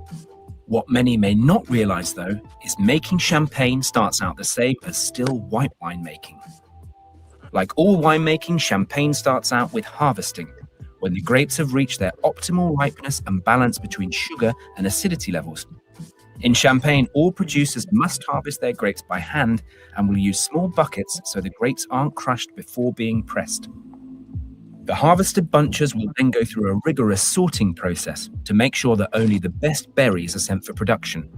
All the grapes are picked by hand, no machine. So by hand, you can make selection. You take only the good parts. This one is a machine, take everything. A machine will take bird nests, rotten grapes, snakes, snails, everything. By hand picking, you can check the good ones. Once the grapes have been sorted, they will be ready for pressing. Grapes will be placed as whole bunches into a press, which in Champagne is traditionally a coquard or basket press, though many producers now use a pneumatic press. Pressing is important. It's a part of the Champagne method. That's why we don't like others saying they make méthode champenoise. They prefer méthode traditionnelle. But the way we extract grapes is important. We don't crush, we press. We want to make white wine out of black grapes. By pressing, you have automatic press. In a way, it's vertical. Like any press, you can do it mechanically, pneumatically, hydraulic. So now most of the press are automatic, so you control your pressure, but you have also the manual one, the traditional one. But when you squeeze a fruit, there is a moment nothing is flowing, so you have to shake the fruit, press another time. So on the traditional one, you level the press, you have people with forks turning the grapes, pressing another time. On automatic one, it's like if you make concrete. We turn, we press. Which one is the best? It's like driving a car. You have an automatic gearbox and manual gearbox. When it's on motorway, automatic or manual, you drive. On snow, it's different. So on snow, if you're a good driver and a manual gearbox, you can be very efficient. But if you're a bad driver and a manual gearbox on snow, you can go out of the track. This pressing process is strictly protected under Champagne's appellation laws, with producers only allowed to extract 2,550 litres of juice from every 4,000 kilograms of grapes. The extracted juice is divided into the vin de cuvée, which is the first 2,050 litres pressed, and the vin de taille, which is the remaining 500 litres. The vin de cuvée is the premium juice and is reserved for a Champagne house's best wines. The juice will then be transferred to stainless steel vats, or in some cases small oak barrels. This unfermented grape juice, known as must, will settle with any sediment resting at the bottom. Once settled, the sediment is removed during what is known as débourbage. While stored, the wine will then undergo alcoholic fermentation. This occurs either naturally or through the addition of selected yeasts to the vat. Alcoholic fermentation is the process of yeast consuming the grape's natural sugars, which creates the natural byproducts of ethanol or alcohol, carbon dioxide, and heat. Some producers may then allow malolactic fermentation to occur, during which microorganisms naturally found in grape juice transform tart malic acid, found in green apples, into soft lactic acid, which is found in milk. This process softens the wine and helps to give a round and creamy texture. Many producers in Champagne prefer to prevent the malolactic fermentation from occurring as a stylistic decision to maintain fresh and crisp acidity in their wines. This can be controlled by adding sulfur dioxide or keeping the wine at a low temperature where this fermentation cannot take place. Champagne is a wine that is made from the Champagne region. Champagne, it's a region. It's like Burgundy, it's like Kent, it's like Dorset, and Champagne wine can only be made with grapes coming from that region. So, and it's a small proportion of global sparkling wine today. Champagne is a sparkling wine. It's a wine, in the case of the Champagne method, fermented twice. The first fermentation is like any kind of wine in the world, let's say any kind of white wine. It's undergone in barrels or in tank. And so basically, grape juice become wine under the influence of the addition of some yeasts. Juice, basically, grape juice becomes wine, still wine. Wow. That's it. After alcoholic fermentation, the chef de cave or master blender of a champagne house will undergo the critical blending process called assemblage. Wines of different grape varieties, villages, and vineyards will all be blended together to create the desired wine, with non-vintage wines also having a variety of different vintages. So, Olivier, what do you do with all this wine after a year? In January of next year, we will taste every single vat individually for choosing if we keep this wine for one more year of storage or we use it for the blend of the next bottling period.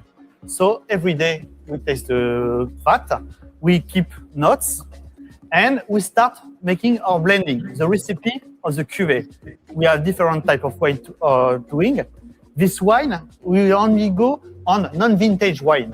So maybe we use a part of this vat, no wine, or full of the vat. It depends on the effect of this wine in the future blend. So maybe in spring, we put this wine in the big blend of Woods Classic, or we can keep it one more year in storage. Once blending is complete, the still wine will be bottled and a mixture of sugar and yeast called the liqueur de tirage will be added to each bottle to induce a secondary alcoholic fermentation in the bottle. Bottles are then sealed with a crown cap, similar to that found on beer bottles, and are normally stored in a cellar or the traditional chalk tunnels of Champagne. The added yeast in the wine will consume the sugar, creating alcohol and carbon dioxide in the wine. As the wine is sealed, the carbon dioxide is unable to escape and dissolves into the wine, causing it to become fizzy. Once all of the sugar is consumed, the dead yeast will settle in the wine as what is known as the lees. Over time, these lees will impart bready and toasty characteristics to the champagne in a process called autolysis. Most fine champagnes will spend at least 2 years on their lees, with some vintage champagnes spending up to 5 or 6 years.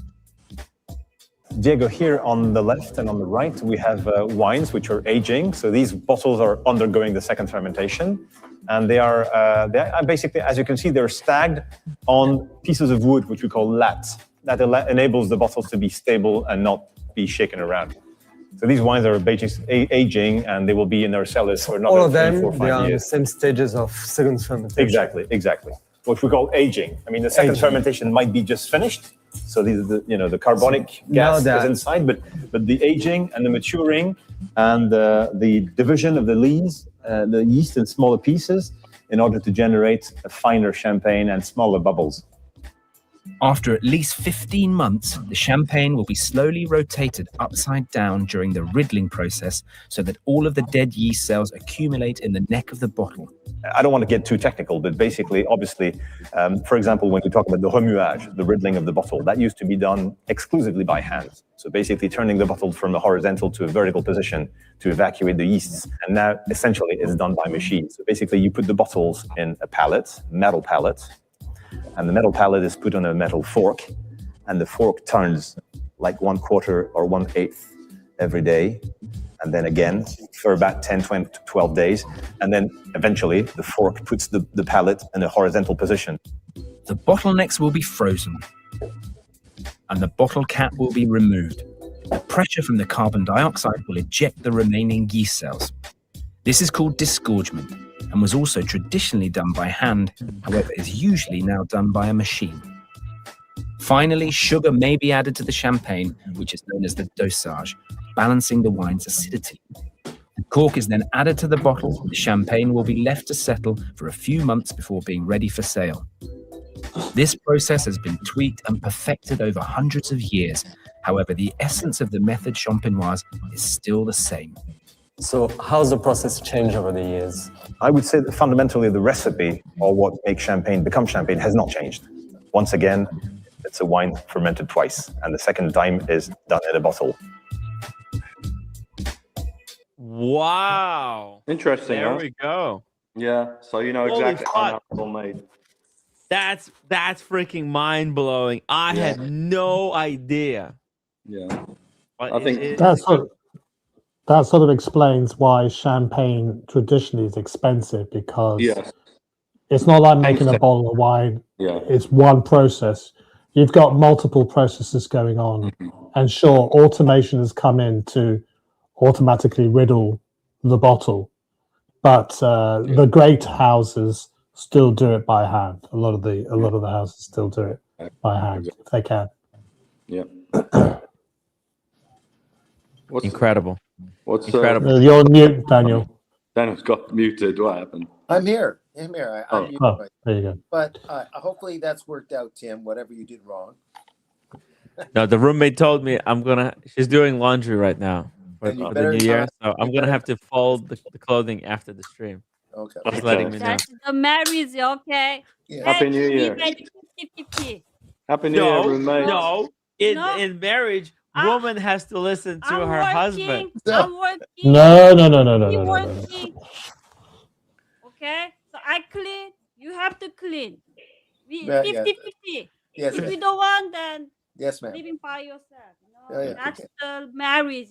Yeah, Yeah. that's it. Happy You're not New doing Year. anything. I'm doing the stream. You can fold it. You got nothing to do. Yo, man, I wake up 5 a.m.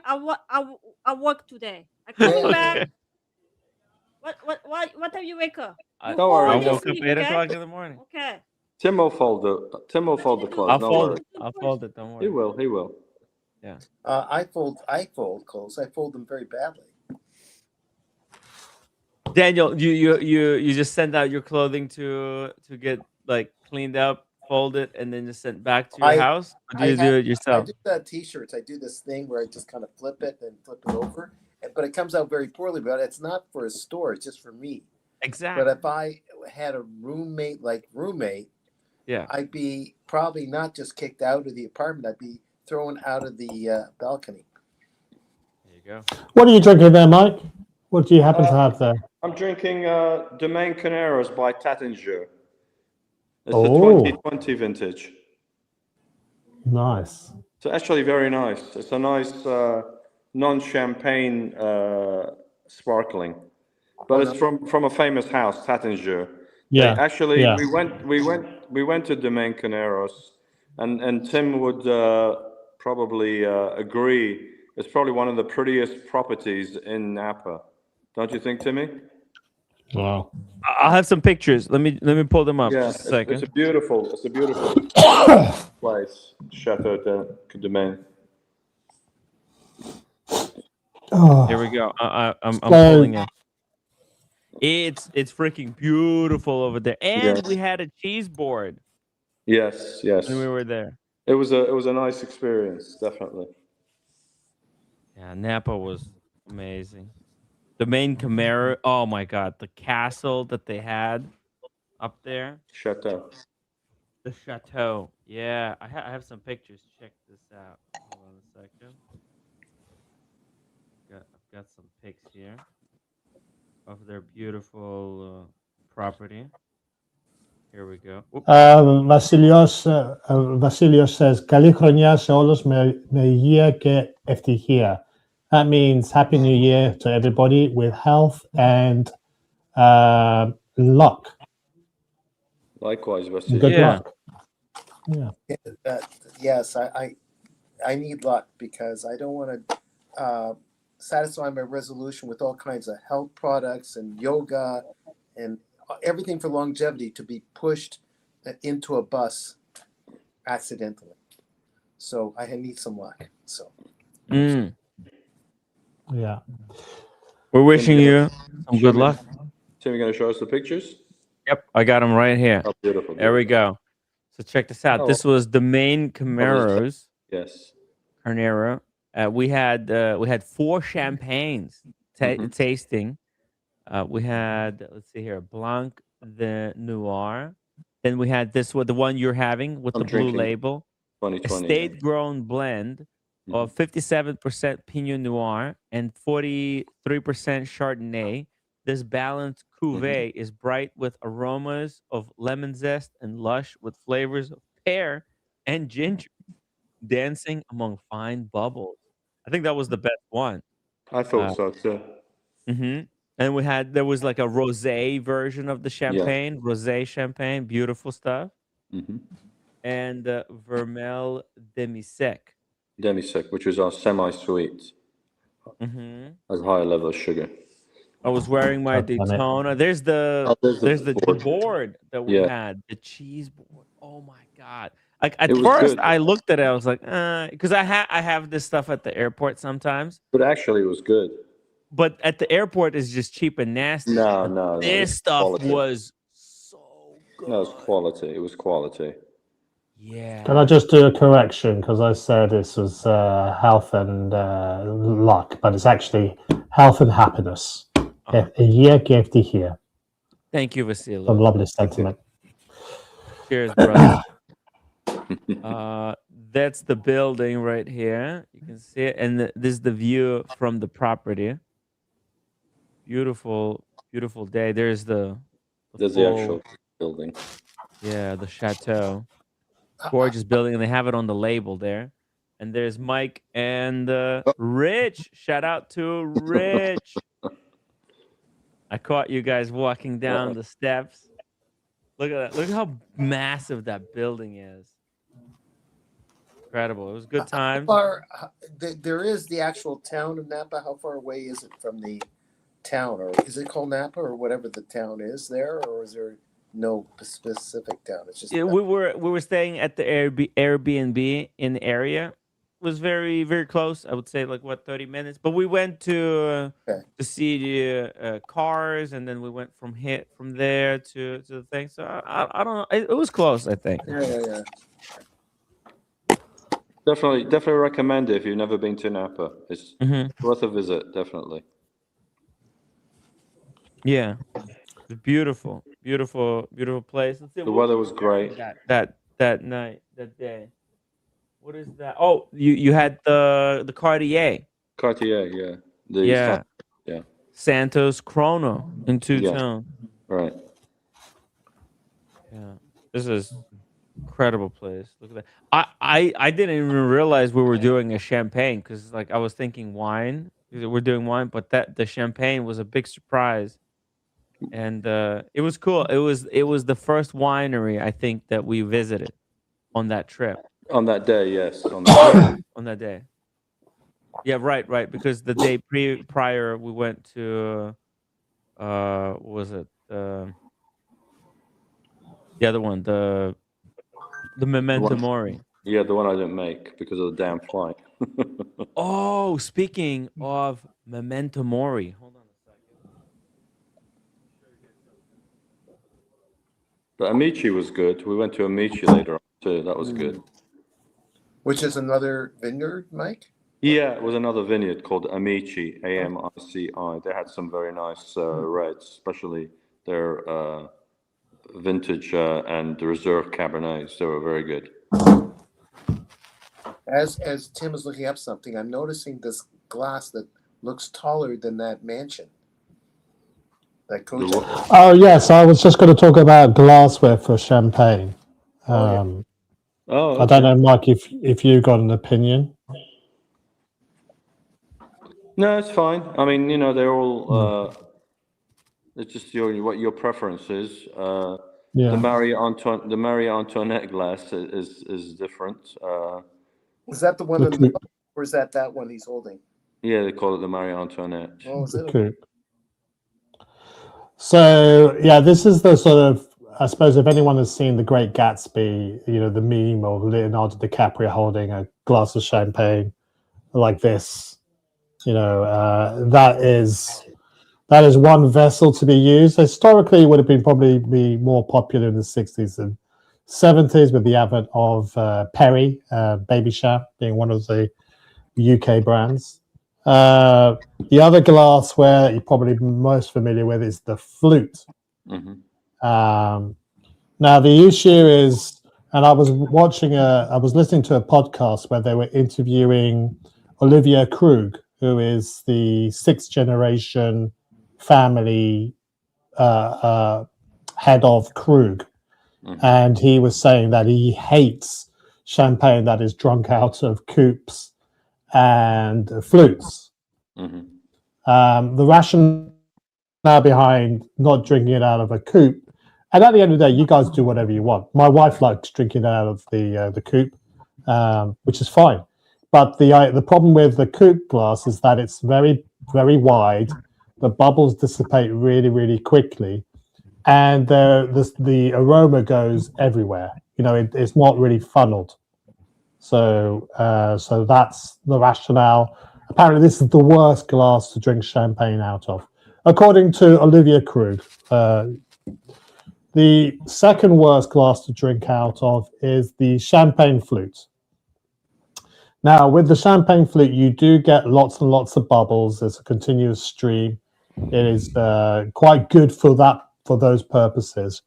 But because it's such a narrow vessel and the way it sort of flares out, it's too tight. It's too restrictive to the champagne. There's not a lot of surface area for you to sort of smell the champagne. So that is his reason why he hates champagne flutes as well. His actual favored glass is a Burgundy glass. Now, a Burgundy glass is sort of think of like a brandy sort of glass with a flared out edge. So it sort of balloons around and then sort of flares out. He says that's his preferred glass, but who has time to have multiple glasses in their kitchen? And a Burgundy glass is a bit of a statement, to say the least. But the compromise that I quite like is this glass here. This is known as the universal glass or the perfect glass. It's made by different manufacturers. This one's made by a British glassware expert, hand blown, light as a feather, very, very thin. My wife hates these glasses because she just looks at them and they start vibrating. It's from picking up their bad aura and bad juju. But if you look at the base of the glass, it has that sort of almost like a Pinot Noir style sort of tapering of the bottom of the glass. And it almost looks like a Pinot Noir sort of glass. But this glass can be used for all sorts of things, including sweet wines. And it gives you that sort of surface area you want. And also the aromas are sort of concentrated into sort of like a funnel. So you can really put your schnoz in there and enjoy the bouquet of what you're drinking. And I've been using these for the champagnes I've been enjoying for the past few days. So you don't have to get this glass. If you have a normal white wine glass or something like that, that's perfectly acceptable. And you're starting to see increasing a lot of wine connoisseurs ditching the flutes and the coupes for just normal white wine glasses to enjoy their champagne. You're supposed to. The other advantage of having this sort of style of glass, traditional wine glass, is that you can swirl it around. You're meant to swirl the champagne around to sort of bring it back to life a little bit. So there you go. So you get that's a little bit of a sort of flute, sort of tulip style glass you've got there. Which is this what a lot was of people... actually a gift from my mother. It's got like some kind of. But generally, Alex, I would say that the flute is more kind of a celebration glass, because whenever somebody gives you champagne or you're drinking champagne, you are celebrating the moment. So I don't think you really need to pick up the notes. Most people aren't going to pay attention to the notes on the actual. If you're drinking cheap, nasty champagne, then you use the flute. But if you're drinking quality, like right, like I think that's Well, what I'm trying to say is, I mean, there is a version of the flute which doesn't even have a bottom of the stem, so you're actually meant to just hold it all the time. So it's like it encourages you just to quaff the champagne. So it's just meant to just essentially gulp it. But if you compare these two glasses, okay, for me so if I filled this up normally where you would normally fill a fill line in a glass of wine, you're going to get 125, 150 ml up to that. That gives you plenty of room for you to swirl it around and for you to sort of develop the aromas and smell it. This glass here, even though it's taller, only fits 110 milliliters to the top. So there's no room for swirling. No, it really is just to for drinking only. For drinking. So if you want to savor your champagnes, you're better off with just drinking out of a standard wine glass rather than a flute or a saucer. Right. But that was just interesting from a perspective of Olivier Krug, who, as I said, he's the 6th generation family member that's running Krug, although it's part of the LVMH group. It was interesting to get his take on it.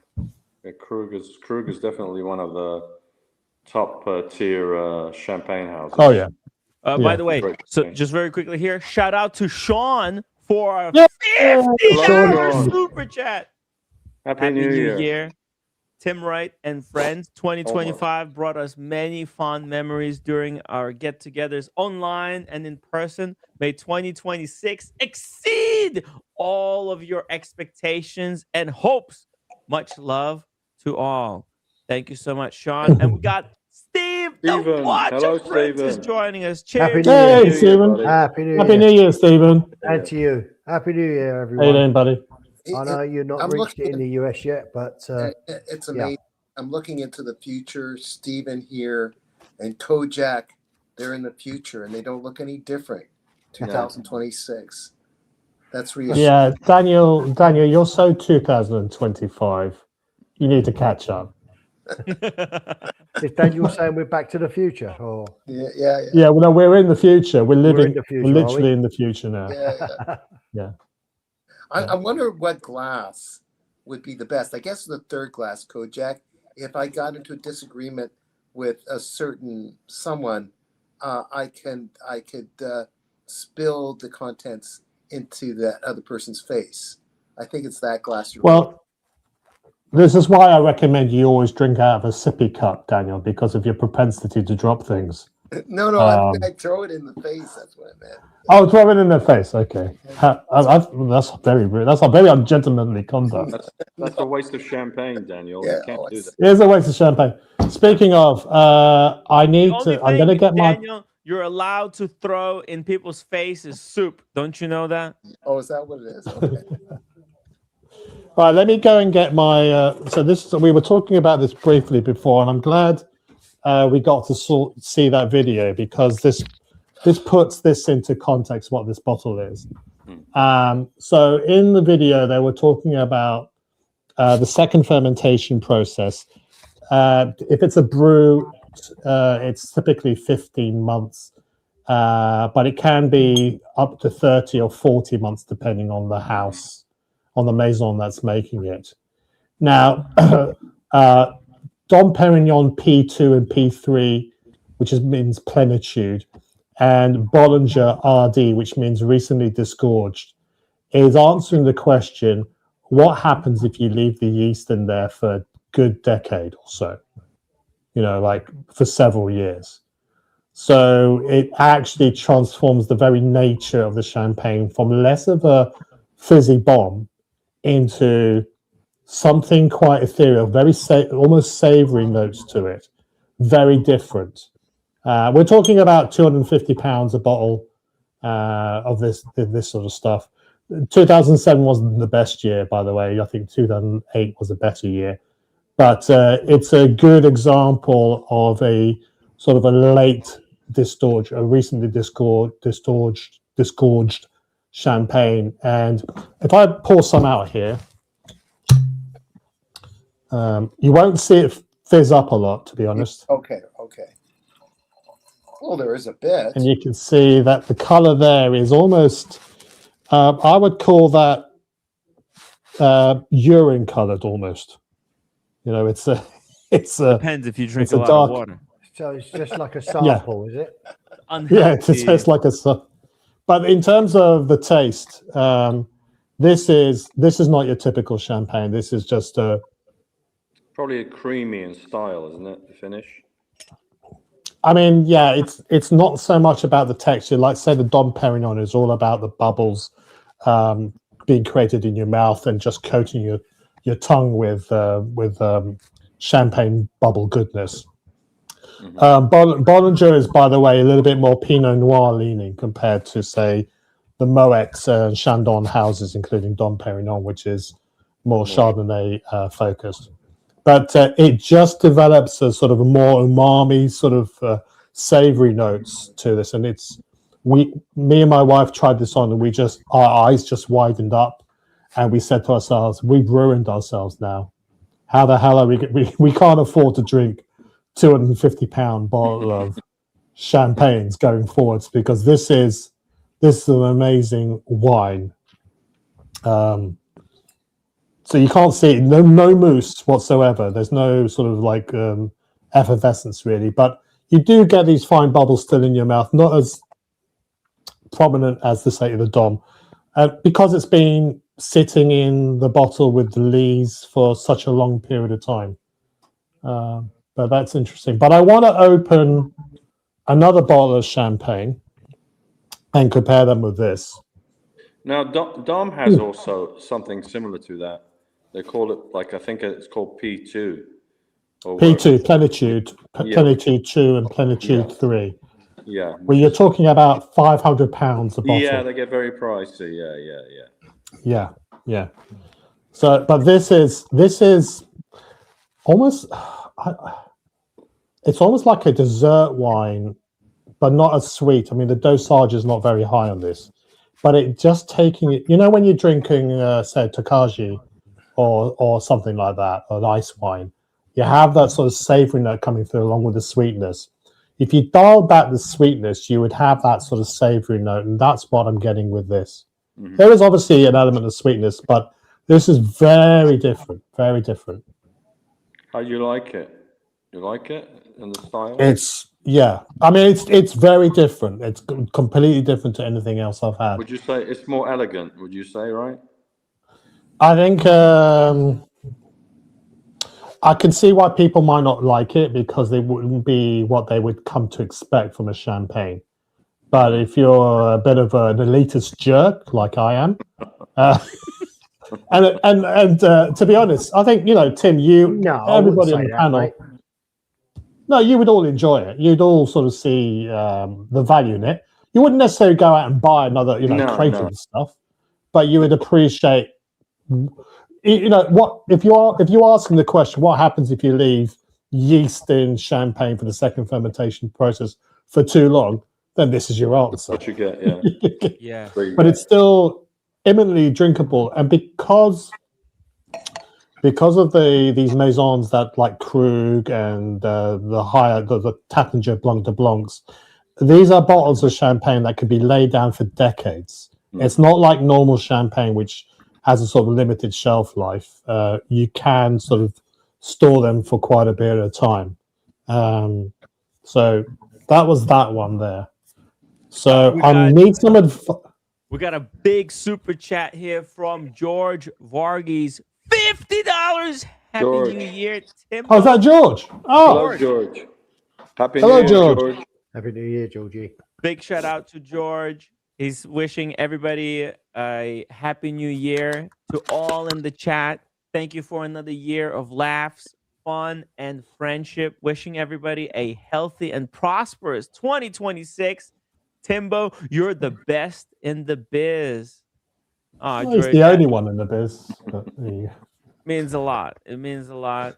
And it's been a tough year, but you know what? I was on the brink of kind of I don't know, maybe going into a different field, but today I had like almost like a little maybe epiphany that maybe I just need to, you know, I just need to go hard. I need to go hard. Watch industry is kind of a disaster, and this type of platform where people are allowed to speak freely about wristwatches is important. If this show is gone, then it's over. I feel like so we have to go forward, and I really appreciate your support. I really appreciate you joining the streams, sharing your passion for watches, and I can't wait to hang out with you some in the future. Maybe we'll do Napa 2026. You never know. You never know. Mike, are you down for Napa 2026? I definitely would consider it. Yes. Consider it. Consider it. Animal House. We'll get a house again somewhere in the mountains. You never know. We'll see. We'll see. We'll see. We'll be a little bit more careful this time because it was. I thought it was all right. I thought it was pretty well. It was tame. It wasn't out of control. Yeah. Napa trip. We could go harder. Yeah. Yeah, we could go harder. Exactly. I thought we had a good time. To be honest with you. Right. I love it. Let's go harder. Let's go harder and meaner. Here we go. Oh, holy shit! God. Here we go. Here we go. Alex out of control. Here we go. Oh, Jack. That's not all of them, by the way. That's not all of them. Now we know what you got for Christmas, Alex. I'll have to bite myself. So let's start off. I mean, like, I wanted to experience over the Christmas period the gamut, the spectrum of different flavors that champagne offers, because a lot of people assume it's the same. The only thing that's similar is the region that it grows out of. You have the different sort of you have Grand Cru, Premier Cru regions, and also Ultra Cru, which means other crus.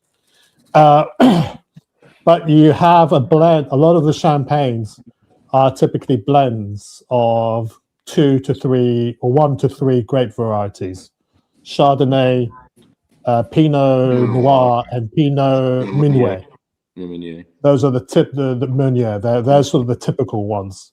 Now, the Pinot Noir and the Meunier are black grapes or black skin grapes.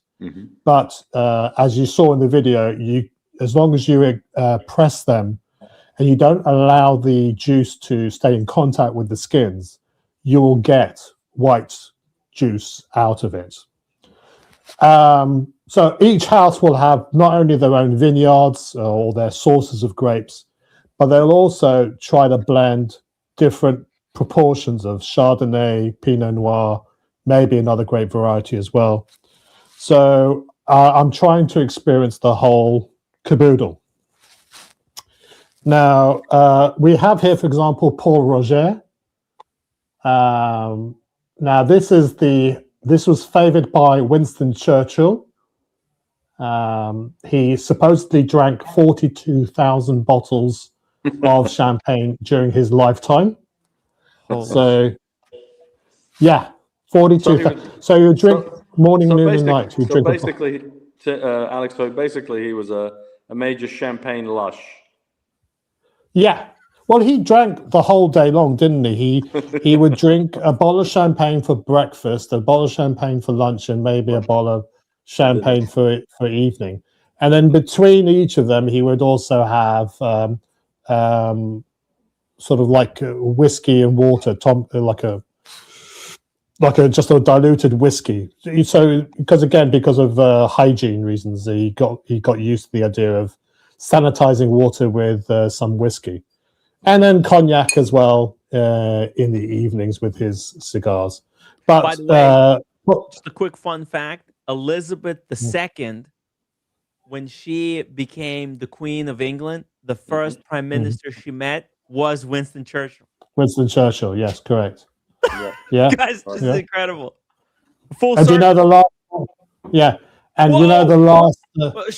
We got another super chat from George Varghese, $50. This super chat is for all the panelists that have helped Timbo, Tim G, Kojak, The Watch Apprentice, Mr. Lewis, Daniel, Sean, Mickey, and many, many others. And special shout out to my watch channel for his support and friendship. Yeah. Please forgive me if I forgot someone. Cheers to 2026.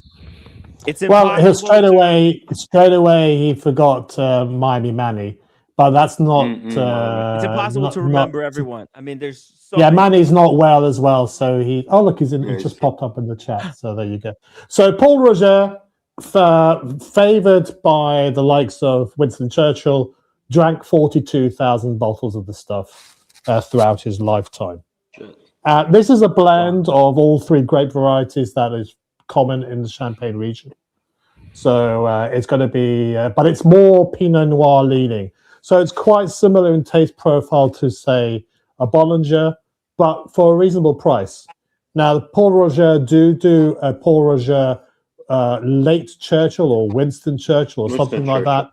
They do. Yeah, that's quite expensive. It's their prestige. It's their prestige level. Their prestige cuvee, yes. So, but this one is, quite reasonable for the money. I think it's about 45 pounds, which is not too bad. If you want an absolute banger that will stand up to the likes of the Dom Perignon, for about 55 pounds, you're looking at something like a Charles Hedrick. They use typically aged wines. 40% of the wine they put in the bottle is aged wines. So it's not a vintage champagne. It's like vintage adjacent, almost, because they're using Can I ask a question, aged Alex? wine. Yeah, sure, mate. Did Winston Churchill buy the 42,000 bottles of champagne with the taxpayers' money? Of course he did. Better have. Typical Watch Apprentice to bring a bit of drama. He's a To politician. national.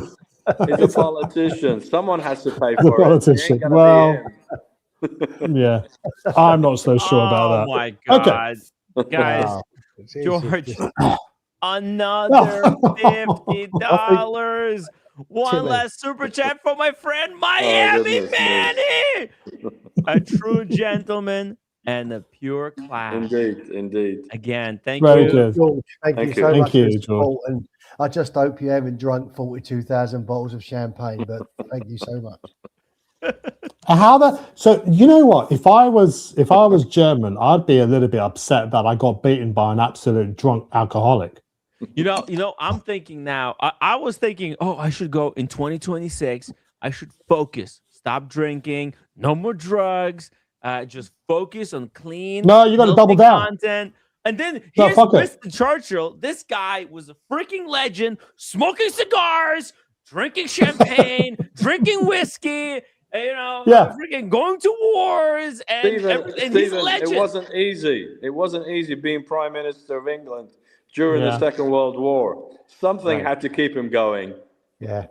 Well, he was famous for taking cat naps. He didn't really sleep that much. So you've got a bit of work to do there, Tim. You need to sort of flip it and reverse it. But I don't know if anyone saw the movie. I think it was called The Darkest Hour. It was Winston Churchill being played by Gary Oldman. Now, obviously, it's a little bit of a artistic license with what's happened in that story. But one of his salutations with his family when he was drinking champagne was, "Here's to not fucking it up." that's what he used to. So here's not to mucking it up. So there you go. So there we go. We got the Paul Roger. That's the Winston Churchill champagne that anyone wants to can get. It's readily available. It's one of the best, I guess, right? Like everybody should try. I mean, Winston Churchill will smoke Churchill cigars. Next time, actually, dude, we need to do a Winston Churchill night one night. Since we're already smoking cigars, we should try. How much is that champagne you said? £45. It's cheap. It's cheap. It's like, well, no, not that cheap. Not that cheap, but it's good, decent, solid price. That's the entry level stuff that they That's do. not too So bad. it goes up from there. Yeah. Right. Well, I think we need to do a night Winston Churchill. Celebrate Winston Churchill and what he's done for England. Oh yeah. Yeah. Oh yeah. Well, we can do that. We can certainly drink some Winston Churchill. I'll tell you what. I already have a list of the Winston Churchill cocktails that he would drink throughout the day. In fact, there was one YouTube channel where they tried to copy what he drank in the day, and they had to tap out by afternoon. They could not keep up. And these guys were professional drinkers. Maybe I'll drop a link for it. It's hilarious. But it goes through the history of what he would drink in a typical day. It's prolific. Hey Tim. Next time you're back in London, go to the Houses of Parliament. They got a statue of Winston Churchill. Take a photo with that statue. I actually might have a picture of it. Because I was you've there. Been there already? The House of I Parliament? was, yeah. In front of, by the Winston Churchill statue? Yeah. Keep going. I'll try to find it. Okay. Yeah, okay. So I'll just continue prattling on a little bit longer. Keep going. We're listening. Yeah, that's fine. So we have here, we can't talk about champagne without talking about champagne adjacent offerings as well. So I'm a huge proponent of Cremant. Cremant is made in the traditional champagne style, just not inside the Champagne region. You have Champagne de Loire, Cremant de Loire, de Bourgogne, Jura, which is this one here, and they each have their own sort of flavor profiles. Now, some regions will use exactly the same grape varieties that Champagne uses.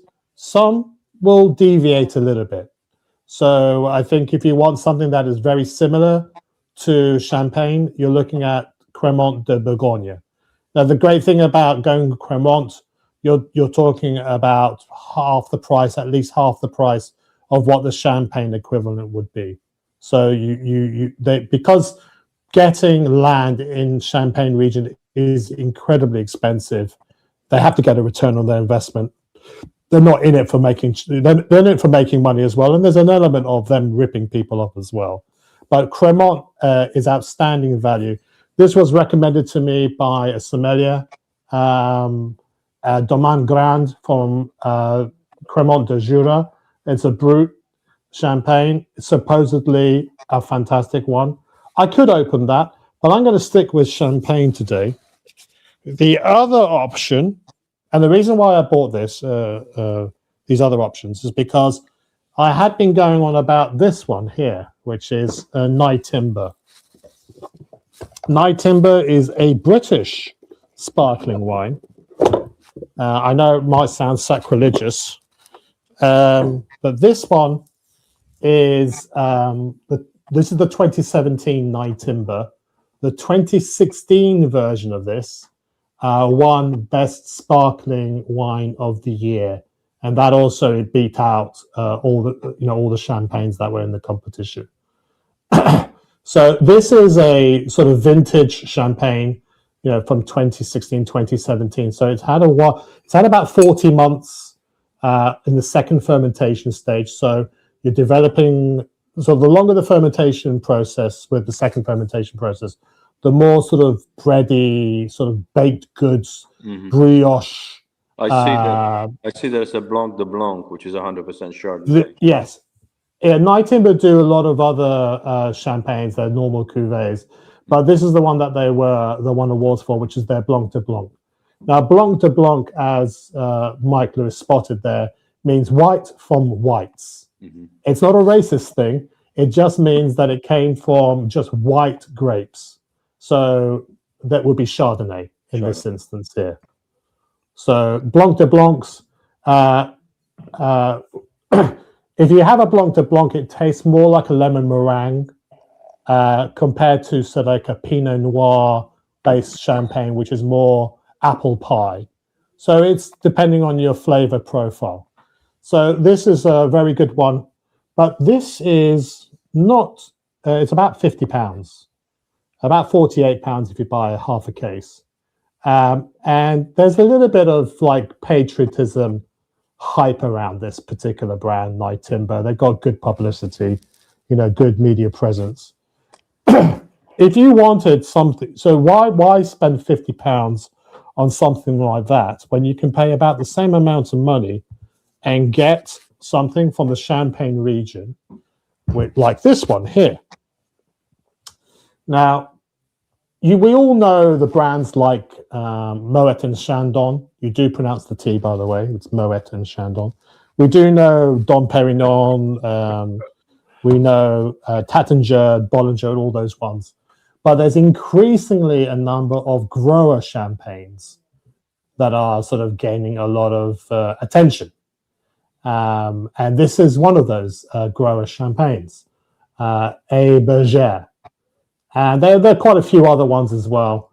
And these are vineyards owned by the growers. Well, they obviously own the grapes, and they make their own champagne out of their own grapes.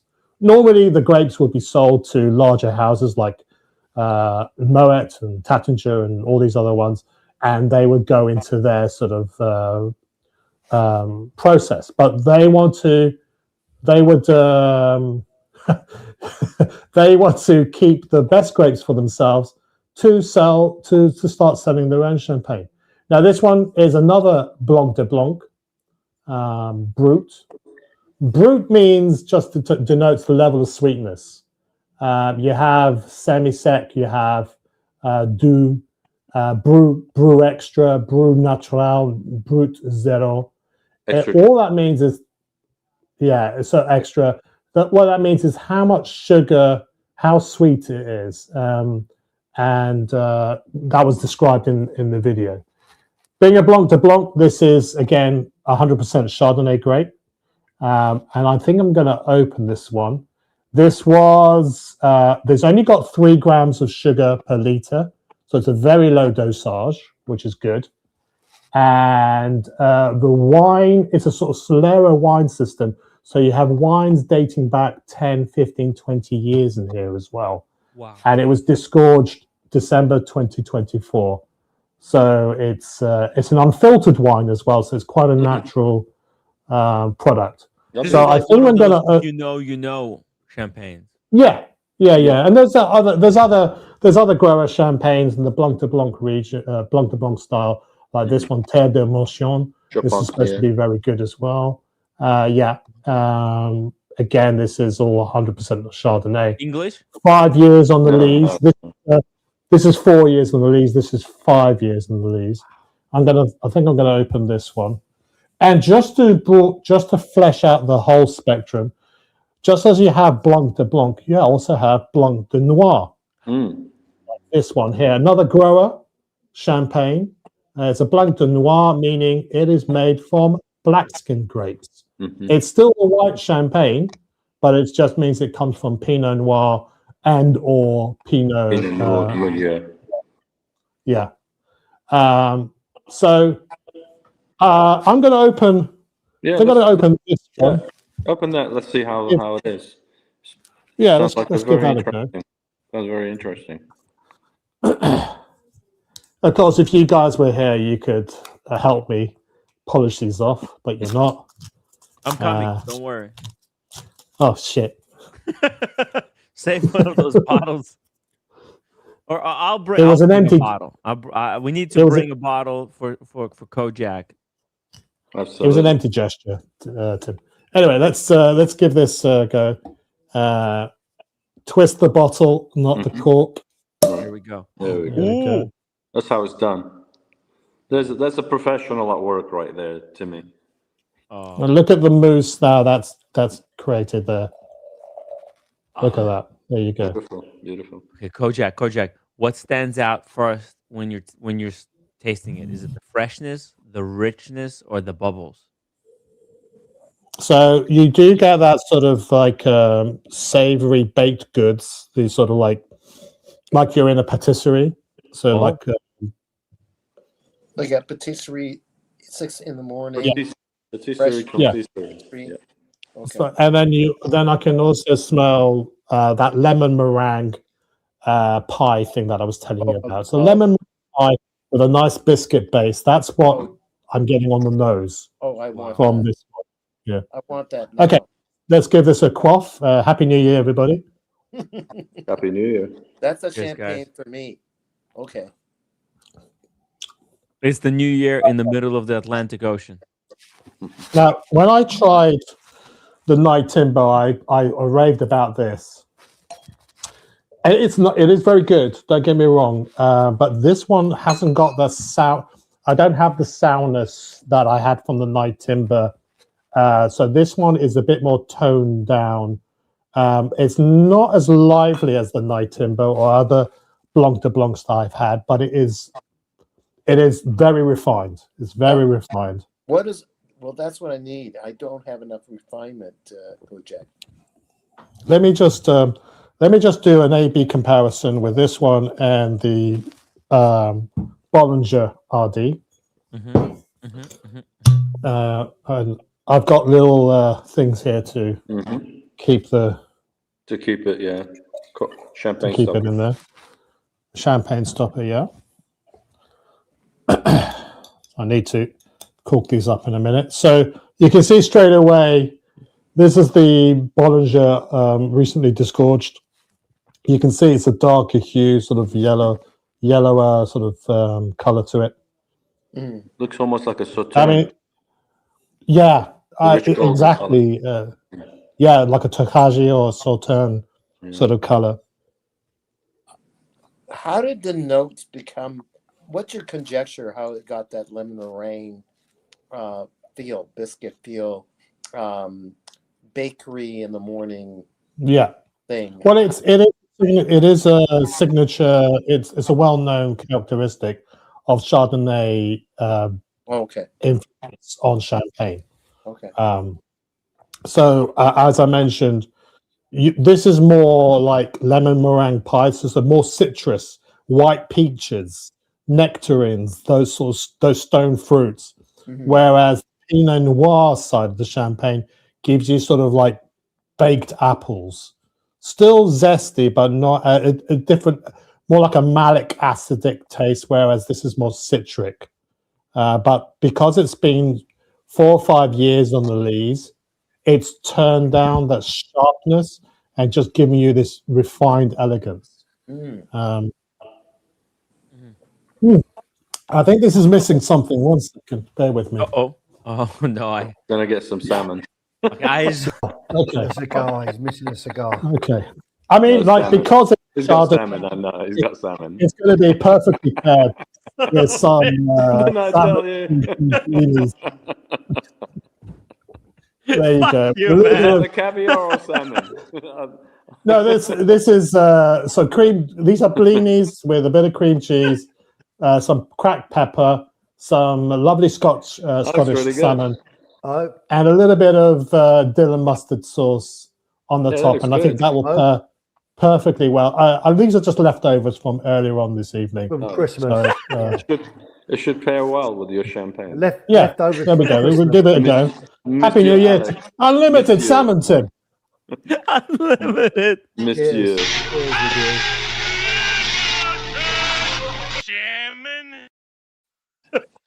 Did he have?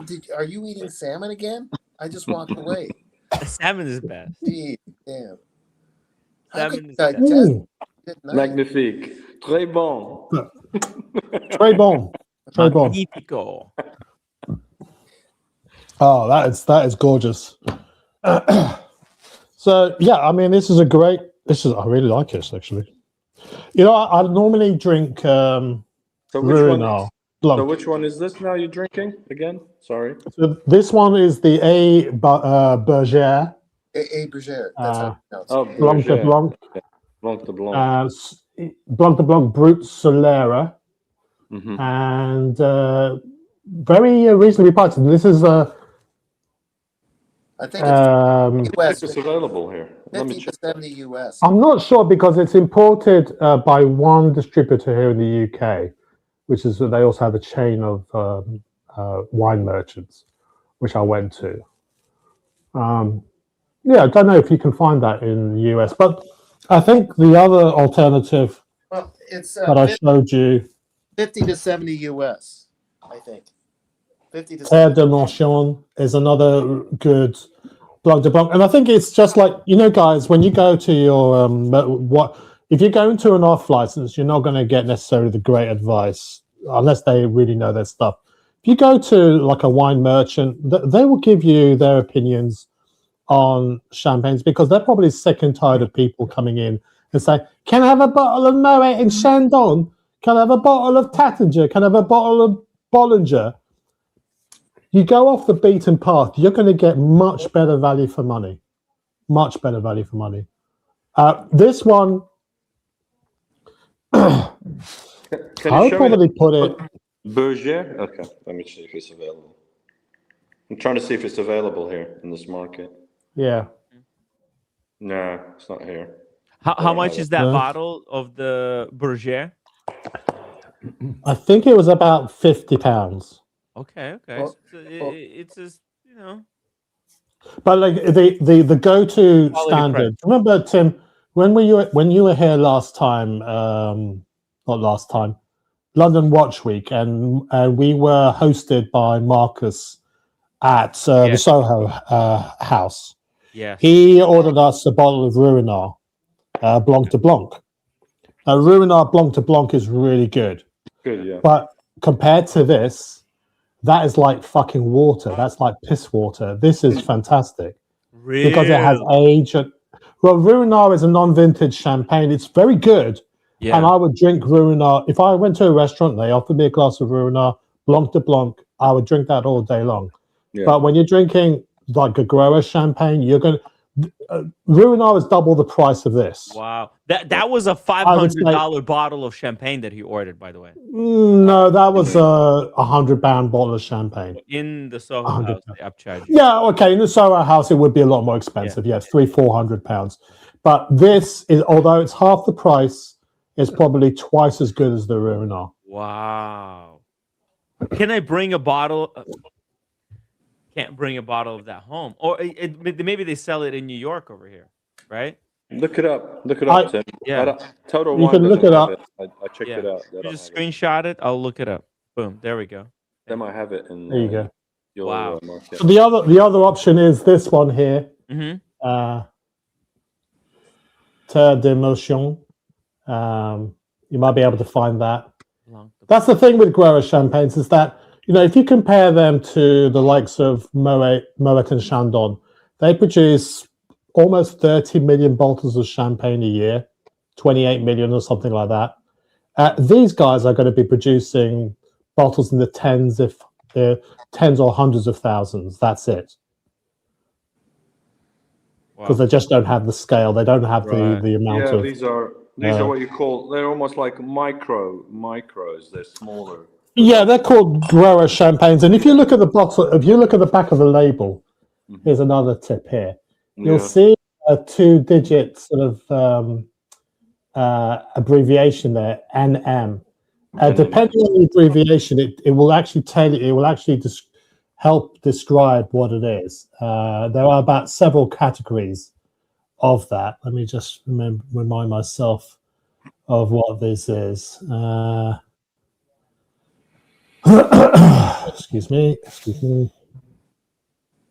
Okay. So yes, they might not even export to the United States, to be honest. They might not do. Yeah. So is this an NM? So this is quite a large. It's still quite a large. It's a large house blending grapes from. But I think it's only blending grapes from other ones. You have RM, which is a grower champagne made by those who farm their own wines, cooperatives, societies de récoltants, various other distributions, different ways of pooling together resources. But these guys have decided to go it alone, as have these guys here. And it's a really nice bottle of champagne. When you're next here, Tim, we'll have to give this a go and see what you think. Yeah.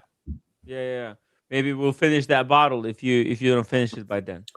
Oh no! This is going to be done in the morning. This will be gone. But I would say this is really the Bollinger RD. I think that's a really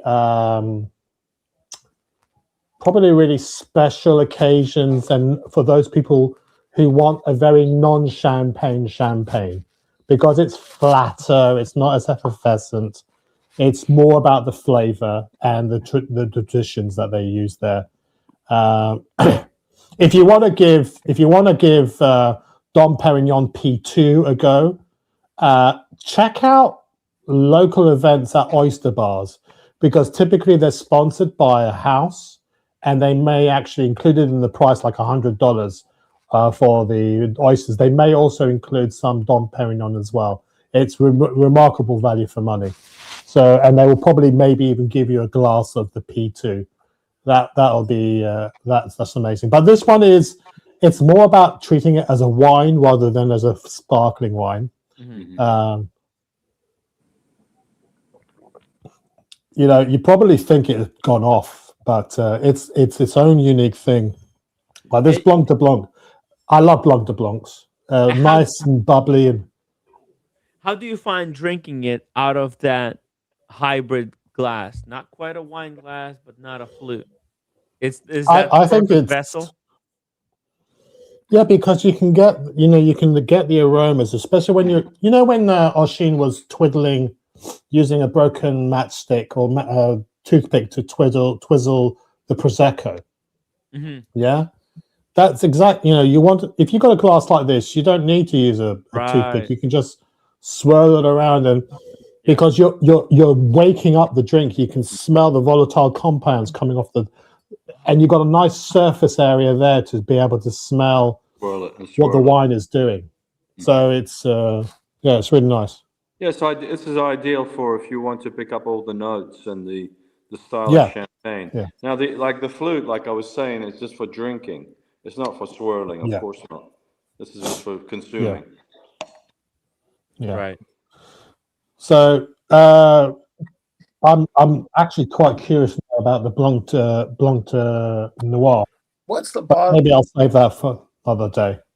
Once the bottle's open, is it just like wine? It's only so many days that you can use it, or how long can? You've got two factors there, so you're quite right, Daniel. You're treating it like a white wine, but also you got the loss of carbonation, which is why it's good to have some sort of wine champagne preservation system like these stoppers. Let me just go and get this because I got a new one, an additional one today. So Let me just go and get. people used to say, put a cork in. Let me just go and get this. If I talk too much, Tim, sometimes. Timmy, if you want to pull this, I'm showing you the two main regions of Champagne. There's Epernay and Reims. Let's do it right after this cork. I just want to Yeah. So this one's a particularly good brand. Again, I'm not paid by anybody. Clovio. A lot of these champagne stoppers out there sort of tend to clasp it on both sides, but the problem is it doesn't work with all champagne bottle shapes. This one is really quite straightforward by comparison and really effective, and it uses the fact that it's being pressurized inside to expand the stopper. So let me just decant this. And it works with all champagne bottles I've tried it with. So it's just a really straightforward mechanism. It has a rubber stopper in there, but with the pressure, it pushes up on the bit that goes in the neck, and it just causes a nice tight seal. Oh, nice. Tight fitting, yeah. And nice sort of easy sort of to use. And you'll pop, you'll open this an hour later and it'll like pop like you've just, just like you've opened it freshly new. So it looks like Alex, they modernized it since I sold my place, because this is the old contraption that we used to use. Yeah, those things though, they don't always hold on to. Always tight seal, yeah, not 100% tight. Yeah, seal, like the Laurent Perrier bottles, they have a slender, thinner neck, so they tend to sort of like hold on to one side and not the other, and it ends up sort of like coming loose. Yeah, So that's your standard stopper. Yeah. But this one, you can get Chinese knockers of these ones as well for about £5. But this one is £25. I thought I'd buy a second one, so that allows me to open multiple bottles of champagne whilst we're on the stream. Is that Clovio? Is that stopper called Clovio? I guess it doesn't matter. Clovio, yes, it's a great gift. It's called Clovio. Yes, yes, it's a good. That's a very good shout. Clovio champagne stopper, made in Italy. On Amazon. Okay. Yeah, and it's about 25 pounds. Yeah, well, this is Canadian dollars. I'm going to put these in the fridge. $32 Canadian. Yeah. Ooh, it's almost double the price. Canadian. Daniel, don't worry about it. Just finish the bottle of champagne that night, and you're all right. You there you go. Yeah. The bloody champagne stopper. Yeah. Yeah. So the other good thing that goes well with champagne, of course, is cigars. Well, this is where I leave. Churchill. A Churchill cigar. How about Kojak? How about we finish the champagne here with Mike Lewis? Mike's got. All it was just a very brief. Sorry, Mike. Showing you the main champagne region. Yeah. I'm going to finish my my blinis with my smoked salmon. Sorry, keep going. The Epernay and the Reims is the main two areas in Champagne. That's where all the big houses come from, like the Moët Chandon and the Louis Roder. So these are what are the main two places in Champagne. It's about a good hour drive from Paris. It's northeast of Paris. See if you see. Unfortunately, the Don thing cut off. But if you look, you'll see Paris. Let me bring it close. You'll see Paris, over there. Mm-hmm. So it's not too far from Champagne region from Paris. Oh wow! It's about the most north area of France for wine growing. Actually, Champagne region. Oh. You could take like a short ride from Paris to the Champagne. Yeah, it's not too far. Yeah, to maybe tour one of those champagne like manufacturers. Yeah, like Moët Chandon or Louis Roder, whoever you like. Thank you very much, George. George says, "Who needs ChatGPT when you have Kojak?" Exactly. Kojak is a legend, man. This is incredible. You actually got the ones, you tasted them, and I'm just having this one right here. I just finished the bottle, by the way, of the Saint Hilaire. Nice. Yeah, I have one more bottle. Saint Hilaire. Saint Hilaire is not Hillary. Saint Hilaire. So actually, you know what? Kojak is actually, I haven't tried it yet, but what I've read about it and what the price it sells for is actually sounds like a good bargain for $15. The one that Tim is drinking. Drinking. Yeah. Yeah, I think so. Have you tried this Kojak yet? No, I'm really looking forward to giving it a go. I'm gonna go buy a bottle in the next couple of days or so. Yeah. Guys, I highly recommend you get yourself a bottle to just try.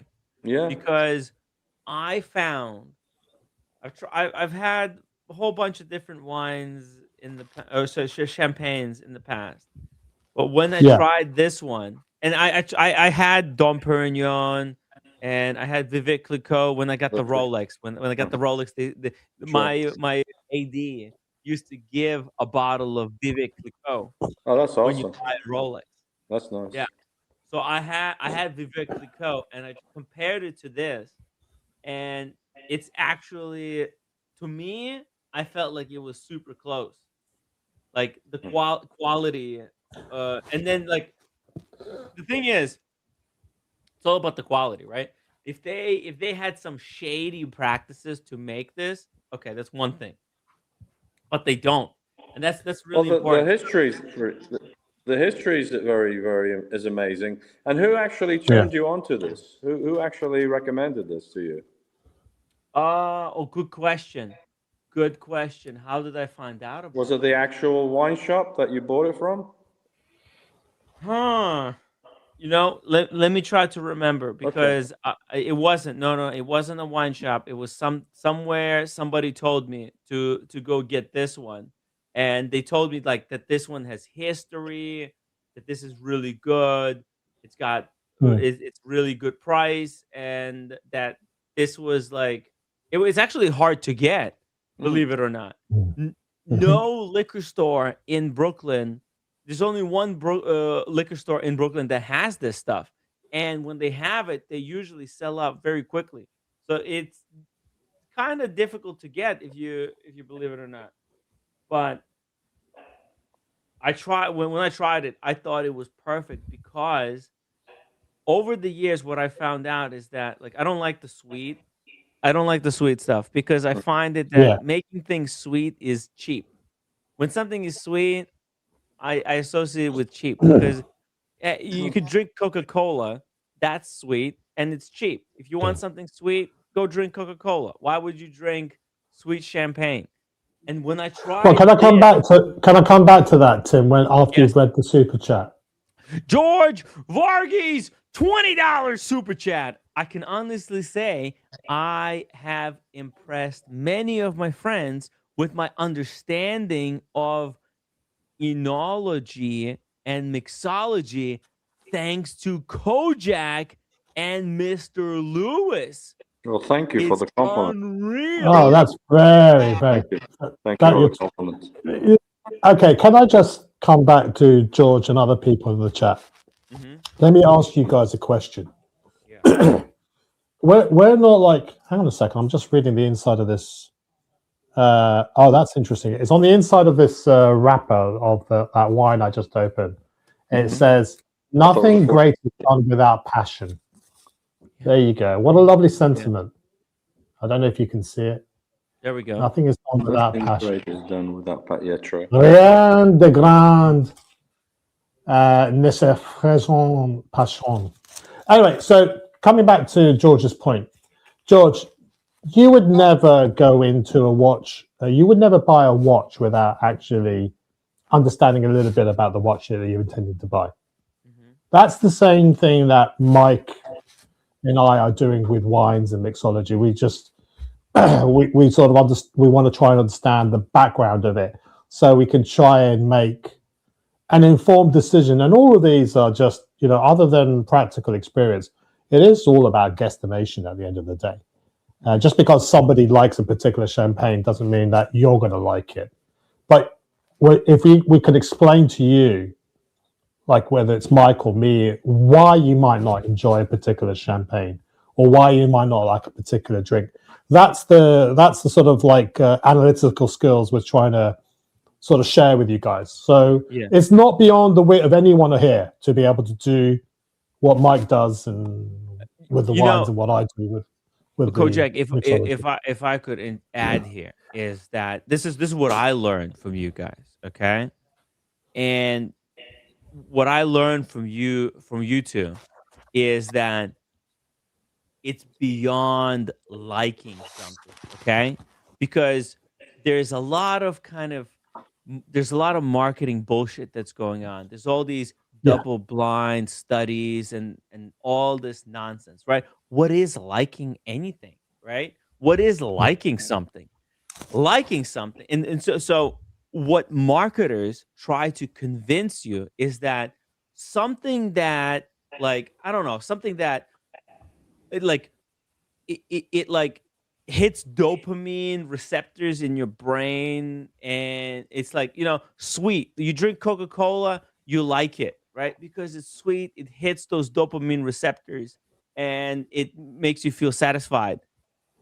But what you guys taught me, and I think a lot of people in the audience, and I think this is what George is referring to, is that there is stuff that's beyond just it's liking passion, Tim. something. It's passion.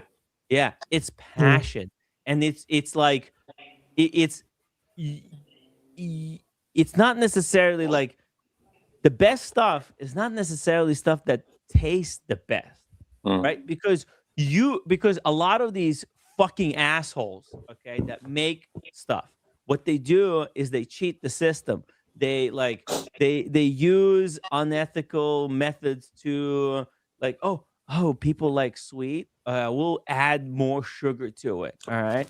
Well, this is the topic I wanted to move on to, because we've talked about tequilas, why it has a bad reputation. People say, I drink tequila, I wake up with a massive migraine. Well, that's because A, you're drinking shots, and B, you're drinking unpure tequilas.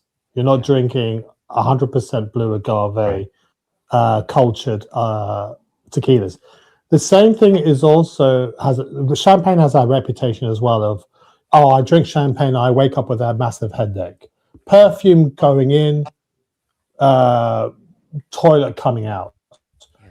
Well, if you're drinking a champagne that has shitloads of sugar added to it, and the amount of sugar can vary from as little as 0 grams per liter. Now, in the video, they talked about adding sugar to balance the wine.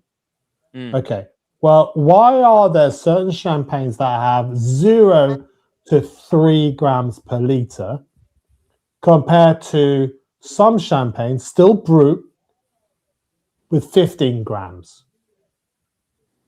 Yeah. And then you go into, so you have brut, nature, and 0, which is 0 to 3 grams. Extra brut is up to 6 grams. Brut is up to 15 grams. So already you're 5 times higher than you are with a brut nature, like the one that I was drinking earlier on, the Blanc de Blanc that I put in the fridge now. Okay, so that's got 3 grams. Then you go on to the extra dry, extra sec, which is 12 to 20 grams. Sec, which is up to 35 grams of sugar. Demi-sec, which is up to 50 grams of sugar per liter. And then doux, which is in excess of 50 grams of sugar. Now, if you're drinking brut champagnes with high levels of sugar, you're going to get a fucking headache. You're going to get a headache. So it comes down to understanding what you're drinking. Exactly. Because it's like it's about the purest essence of that flavor, right? It's not. Yeah. It's about getting the true flavor, not the sweetest, not the most manipulated flavor that will perform best in the double-blind study and that bullshit. Marketing bullshit. Yeah. Or marketing bullshit. You go into the club and you see, look, I've been to Monaco, I've gone into the clubs, I've seen bottles of champagne, of Louis Roederer or Cristal, opened in ice buckets. And I'm going, the artistry that went into making that champagne, and you're treating it like it's as if it's like, I don't know, Coca-Cola. It's just like, because it's the hype lifestyle, it's the Instagram lifestyle, it's the it's yours. You need to be seen to be drinking the same stuff. You saw it in Rome, Tim. Mm-hmm. People queuing for hours to have their gelato or whatever it is. Yeah. And as soon as they get the gelato, they're sitting there posing to take pictures of the gelato. That for them is the money shot. As an experience, it's shit because you're waiting an hour to get fucking served. Right. They're not posting that. And why are they doing that? Because they have to live vicariously through the use of Instagram or YouTube or social media platforms. It's image. That's what it's all about. Yeah, it's image. And it's the same. And these brands, a lot of these brands do tap into that. Like I would say Louis Roederer Cristal is the best. And one of the best and one of the worst champagnes in the world. Mm-hmm. Because technically it's a fantastic champagne, but it's drunk by douchebags. Right. The thing is, it's a kind of a, there is a double-edged sword to it. It's like Cristal is probably, I never had Cristal. To be honest. Yeah, but if you saw some fucker drinking whiskey and Coke and you asked them, and I've seen this. Yeah. Somebody ordered a Johnny Walker Blue Label with Coke. That's fucking mental. Yeah. That's fucked up. Yeah. That's fucked up. To be honest, yeah. You know, you don't need to have as an expensive whiskey for whiskey and coke. At the end of the day, do what you want, but I think some people just go on autopilot and assume that's what you should be doing. And you're you're diluting a work of art down to a fucking mass-produced drink. Blue Label, that's what, like it or hate it, it is kind of work of art. That's what Johnny Red is for mixing with Coke. Yes. Yeah. Not Johnny Blue. You're not gonna Why are you using Johnny Walker Blue? Even Johnny Black is too Johnny good Walker. to waste with Coke. Johnny Walker. And that's yeah, if you're 12 years doing it old. ironically, that's a different thing. If you're doing it really ironically, that's a different thing. But can you imagine ordering Johnny Walker and Sons did a recent trilogy of releases of 40 to 55-year-old whiskies from distilleries that no longer exist. We're talking about reserves where you'll never get that whiskey ever again, costing in Baccarat glassware, Baccarat bottles, right, and costing thousands of pounds. Thousands of pounds. Can you imagine getting that and dunking it into a glass and then putting Coca-Cola in it and some ice cubes in it? Oof. And even Fat Winback Ben says even the Johnny Walker is a no, it's got god right. rot. Yeah, It's a no, blend. I don't disagree. It's a blend. I don't disagree with him. Even that's a marketing kind of a thing, right? Johnny Walker Blue Label, that's a kind of a marketing thing. Yeah, but it is good. Yeah, I mean, I don't personally like Johnny Walker Blue Label, but then I have a problem with Johnny Walker full stop. But it is a marketing machine. Yeah, that's just the way it is. You could probably get better whiskey, like Redbreast, 12 or 15, fraction of the price, probably twice the whiskey, and it's a single. Oh well, look, it's different styles of whiskey. You're talking a blend versus Johnny Walker's a blend. If I was going for Johnny Walker, it'd probably be Green Label because it's made of 3 or 4 single malts. So it hasn't got any grain whiskey in it. Johnny Walker Blue, Black, Gold, Platinum, Ruby, and Red, they're all mixtures of grains and malts whiskies. Not saying you can't get good, decent grain whiskey, but any whiskey aficionado will, Monkey Shoulder, for example, that's a blend, and that's using malt whiskies. It's not using any grain whiskies, and that's the same. That's the same price, if not cheaper, than a Johnny Walker Black Label. So you pay your money, you take your choices. Right. Do you want to buy Hublot or do you want to buy, I don't know, whatever, AP? Right. Exactly. Yes. You want to buy the watchmaker's watchmaker, or do you want to buy a fashion watch that's fucking pretending to be high-end horology? That's the problem. Like the Hublot, it's all marketing, right? It's marketed as this high-end Swiss brand, but it's been using just generic movements, and nobody knew anything about it compared to Digital Couture that invented the concept of an in-house movement. 1250 calibers. I mean, that's incredible. Yeah. I mean, they are just, they made movements for everybody, from all the Trinity. I mean, from Vacheron to AP to Patek Philippe. I mean, they did it all. I mean, they weren't even really considered a watch company. They were considered a watch, what's the name, movement maker for years. And then they decided to get into the watch business. And they came out with the Reverso, of course. And then, hey, end of story. But the thing is, they weren't considered a watchmaker before, where there was technically by those standards there was no watchmakers at that time, right? No. Right.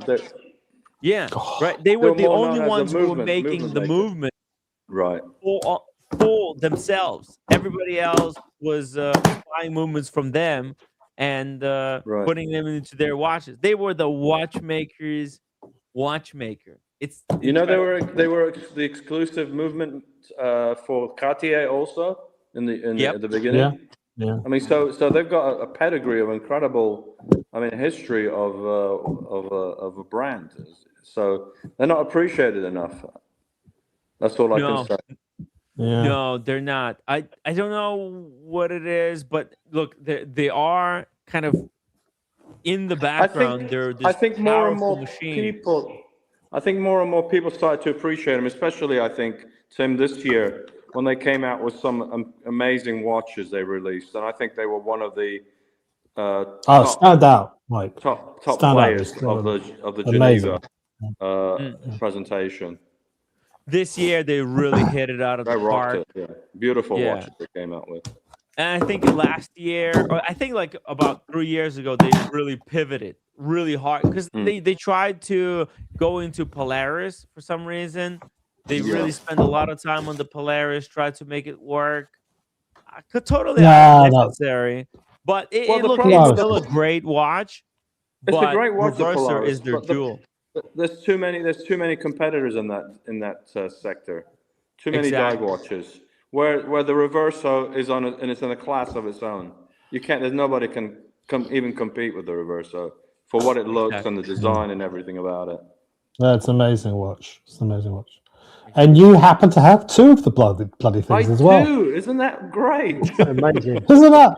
You're not biased, are you, Mike? Can we see them side by side? Is that a possibility?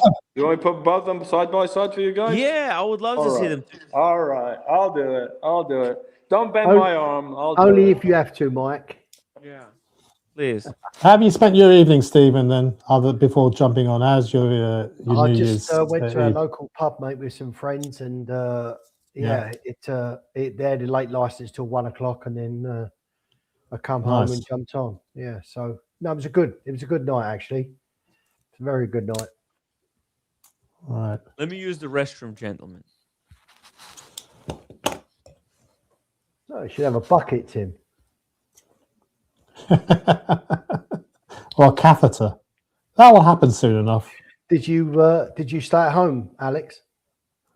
Yeah, I mean, me and Mulford were contemplating going out tonight, but by the time I managed to organize something, he had alternative offer, and to be honest, I'm a bit boring. I don't like going out on New Year's Eve.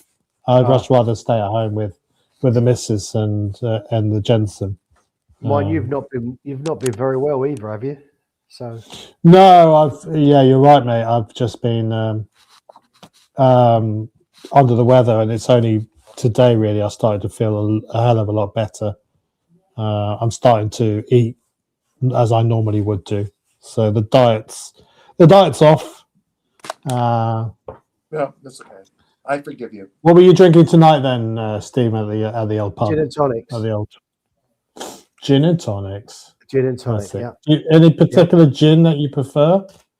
You know what, Alex? We were speaking about it. They was all saying, "Do you know what gin it is?" And we're going, "It doesn't matter really." But not. But I quite like Tanqueray. Yeah, that's a good one. That's a good one. But but no, we really wasn't quite sure what gin it was. So it could have been, whatever. But it was nice, really, really nice. Yeah. Nice. Yeah. And did you go with the missus and family, or with missus and a couple of friends and our friends' mum and dad? So there was 6 of us. It was went to a local pub, tickets only. So no one could just walk in. Ticketed event at the pub. It was a ticketed event. Yeah, after 9 o'clock, the doors were shut and no one could get in. So that's almost every bar in every country for New Year's. Probably you gotta have a ticket. Yeah. Especially where we are, Daniel. As our local pub, so we just go, when we use it, but this particular, it just stops any Tom, Dick and Harry doing a pub crawl coming in that people you don't know that could be troublesome. Sorry, Mike. I was okay. Wow. A beautiful Art Deco look. Yeah, beautiful. with the bezel gives the Art Deco look on the Yeah, left. really nice. Honest to God, I'm not saying this because I have one, but the way this bracelet hugs your wrist is amazing. I mean, look at this thing. I mean, Yeah, it's gorgeous. It's just, I mean, they hit it right on the money. They really did. Oh my god, that looks truly elegant. Yeah, yeah. This is definitely a watch I will never ever sell. Very, very nice, Mike. Yeah. Thank you. Congratulations. Thank you. Thank you. Very quickly, Marcus, try Gordon's pink gin. It's really, really nice. Gordon's Oh pink my gin god, is are you really allowed nice. to light up a cigar in the house like that, Kojak? Try and stop me. Try and stop me. Fire up. All right. Hope All you got no right, smoke Coach. detectors. Hope you got no smoke detectors. Kojak got the light going. Can we also see the chronograph one more time? Sure. Side by side, or not even side by side, but just like. You know that smoke is I don't know.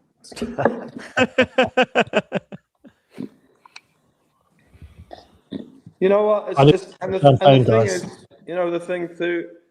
I like the history and like to be something a little bit different. Not everybody, everybody's buying Patek, Rolex and all this kind of stuff. It's just, I think it's just Yeah, it's nice, just a little Mike. bit too contrived, right? It's a little bit contrived. It the Patek. It just feels sometimes a little bit forced, a little bit trying too hard. I think the people that buy the Patek just want to be a part of the group. They want to be part of the Patek community. They don't want. They're not so much individualists. They want to be. And that's what I like. I like to be a little bit on the individual side. What I like, not because I want to join the crowd, but this is what This is what I like. Yeah, and you what I don't buy the enjoy. hype, Mike. Sorry. You don't buy the hype. I don't go for the hype so much. No. No. Oh, Just, yeah, that's just good. to quickly defend some of the Patek bars, there's ways to buy Patek in a non-hype way, right? You go gray market, Absolutely. you pay the right price. You don't really chase, like you don't get ripped off, because like that's the thing, right? Like a lot of people who try to get Patek, they're going in and they're just really getting ripped up into pieces, right? Like over the prices, because there's so much games, there's so much nonsense. Plenty. Yeah, and it's not just that. It's just the whole. I don't know. I just feel like the whole thing about Patek Philippe, especially in the year this year, with the whole thing with the Cuba incident, is becoming a very. I think it's lost a little bit lost. What should I say? It's flared to a certain extent. Sorry, I think Mike. I mean, the Nautilus and the Aquanaut are so massively hyped. Yes, they're very nice watches, but the prices they go for it, I mean, in the grey market, is out of control. It's ridiculous, and it gets to a point where you say it's not enjoyable anymore. You get to the point where it's just because you want to be accepted in a certain group, you buy this watch to impress. But you, like you, Alex, or you, Alex, or you, Stephen, or Tim, we buy our watches because we love them, we like them. We're not doing it because Mr. G, Mr. D or Mr. B or Mr. C has got now Patek. I got to get Patek also to be in the group. Right. You like, that's the thing. As long as you like, you can buy Patek because you like Patek. For example, like I like 5167, the Patek. I've been honest about it. If I could get one at retail, I would get it. But I'm not fucking paying a cent. I'm not paying a cent over $23,000. I'll tell you that right now. Okay. Jesus. Because that's how much it was worth when I kind of liked it, and I know it's not worth more than that. All right. Well, it's the same with the Rolex has turned me off too. The Rolex has turned me off. The way they act and the bullshit you gotta play, and you got to be, at their mercy, and this and that. And I've got a few Rolex, but I've lost interest anymore, to be honest with you. It's the game. Because it's song and dance. You got to play the song and dance, and they try to make you buy jewelry, and they make you buy this bullshit, and also this and that. Yes. F all that shit. Yeah, but except for the Explorer 2. F all that except for the Explorer 2. Yeah. Well, look how, Tim, you were there with me, you and Sean. We went to the JLC boutique. They treated us well. No big deal. We did as they asked. No big, you got to buy this and you got to buy this. Oh, you're going to be on a waiting list for fucking 3-4 years. What the fuck is that all about? We went in there to buy a watch. We in there to fucking listen to a bullshit story they're trying to sell us. Well. That's it. Exactly. And you're telling me this is not nice as some of the fucking Pateks that's out there? No, this has got Mike. Come on, you watch of the year. Got to be watch of the year. Watches of the year. Absolutely. Surely. Fuck them. Yeah. So fuck Patek and their BS. And I'm sending that message to Stern too, the fucking CEO of Patek. Fuck him too. Stern, you've heard it here first. Fuck you. Fuck your family. You're half the person. Bullshit. You're half the and your person. And your elitist attitude. We don't need that shit. Oh, hang on a second. I won't hear any bad words spoken about elitist. Sorry, you're elitist. Yeah. All right. Just to let you guys know in the chat, people are asking. It's a K D'Orsay number 50. It pairs very well with champagne. It's a marca that was produced for France, and it's like very mellow. You can smoke it every day, all day, every day, sort of thing. So it's pairs very well with champagne as well. It's a really good cigar with champagne. I guess I better learn to smoke a cigar to appreciate. Daniel, you better get on top of this. Right, I got to get on top of things. Yeah. Daniel doesn't smoke, does he? No, I don't. When we were at the Cavendish number 6 Cavendish Square with Mo when he picked up his Land Dweller, they managed to convince us to buy a limited edition Quai d'Orsay cigar, which was like massively long. It's a $30 cigar, but because they had the last ones around, they were £150 each. It was a very expensive cigar, but yeah, it was like a 15-year aged cigar, and it just had, again, it's like champagnes and wines and stuff like that, vintage versus non-vintage. They develop a different character. But this is a nice little cigar, very light, honeyed sort of notes to it. What would you expect for the French market? And it's a great pairing with a nice glass of champagne, or Blanc de Blanc, as I'm drinking here. Salute. Cheers. Salute. Oh. Salute. This is the last of the champagne of the first bottle. The last of the last. Drink it slowly, then. I thought I was drinking it slowly. I'll tell you what, Timmy. After that rant, I bet that champagne's really strong. Oh, it's annoying. There's called a fair value. And then there's all this market manipulation that's going on with all these players that they got all this cash sitting around that they want to play with, and they're buying up watches in order to flip. They don't even want the fucking watch. Look what they've done to F. Pigeon. Look what they've done to F. Pigeon. Yeah, it's a joke. They ruined the brand now. I think it's ruined. I think the brand's ruined now. With all this big I'm sorry, what did I miss, Mike? Because I wasn't paying attention to that Pigeon where it went south. The price of skyrocketed out of control. Okay. I mean, well, the Elegante, they're selling for like 125 grand. It's a fucking quartz watch. Yes, it's nice. It's nice, for 15, 16,000. That's what it sells for. Now they're selling for like 125. It's out of control. Hold your horses. Are we talking about the gray market? Or are we talking about The gray market. The gray market. Yeah. Yeah. Well, I'm not particularly a fan of Epigeorn, but but you know what, Daniel? There's got to be some stupid muppets out there that are buying it for 100 or 125 to demand this stupid price, and idiots that are because they want to be part of the community, the Epigeorn community. BS.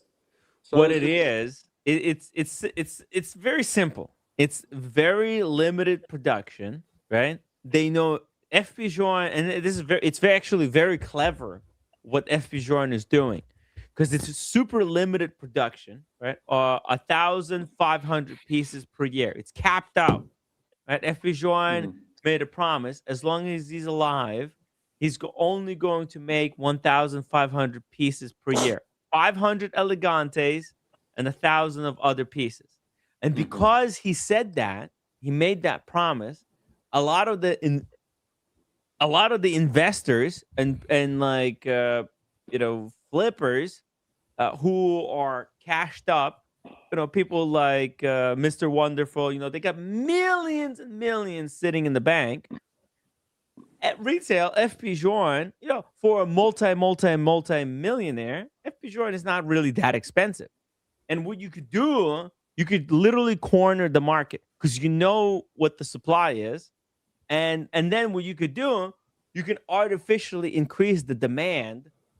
People like Mr. Wonderful, again, going on national television and just using up airtime to promote the brand, right? Yeah. Think about it. Every second, the Super Bowl, right? So during the Super Bowl, every second costs millions of dollars, or like every minute is like $1 million. To be honest with you, Timmy, Kevin O'Leary is a big shyster. He really is.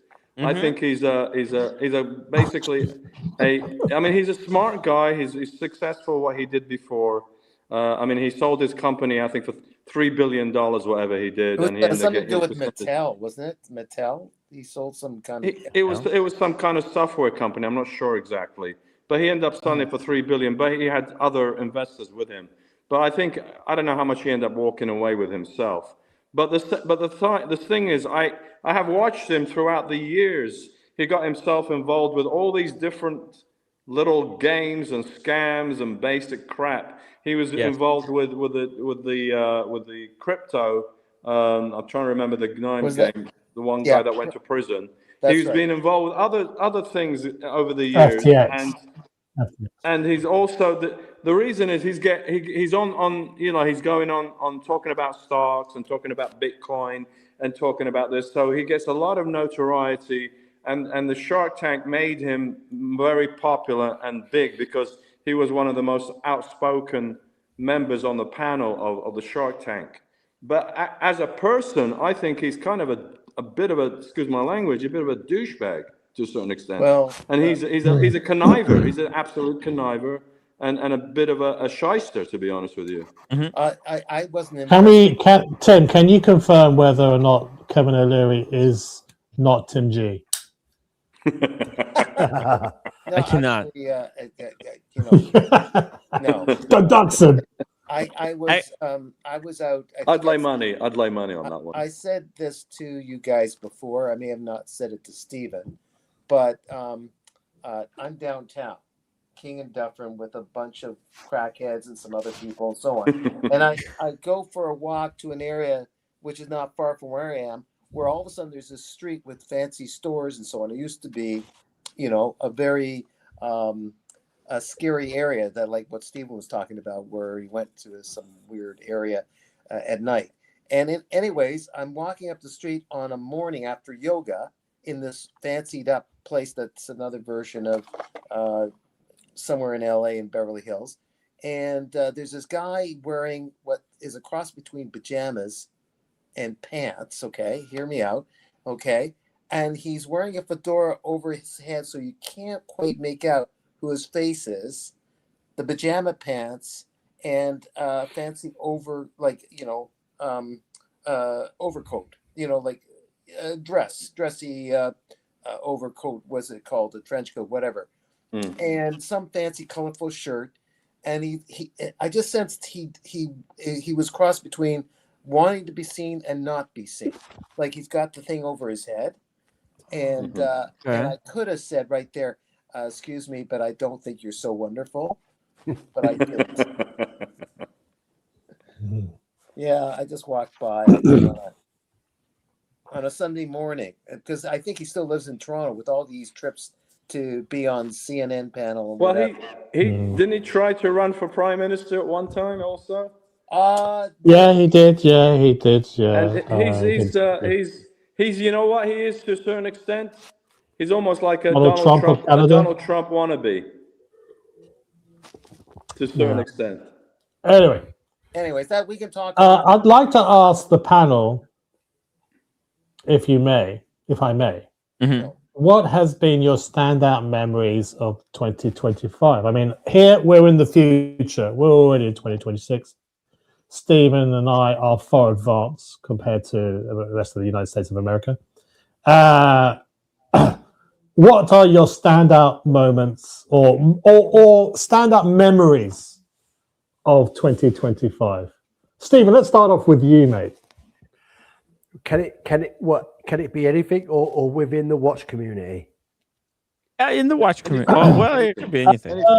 Look, I mean, I don't think the watch community know whether he had a particularly good shit or not. So maybe make it no. But for me, if it's to do with the watch community, it's and I said this the other day, and it might have been yesterday, that for me the standout was when these guys come over to London, and we all get together. Dubai was another standout moment for me. I thoroughly enjoyed Dubai with these guys. Obviously meeting Mike, Tim when they come over. They're the standout moments for me. It's actually meeting people from our watch community when we can. If you ever get the chance, and I'm talking to the people in the chat as well. If you ever get the chance, please, make the effort to meet the community because they really are fun people to be around, and honestly, it was an absolute pleasure to meet them all. So that was my standout moments, really, to do with the watch community. What about you, Daniel Katz?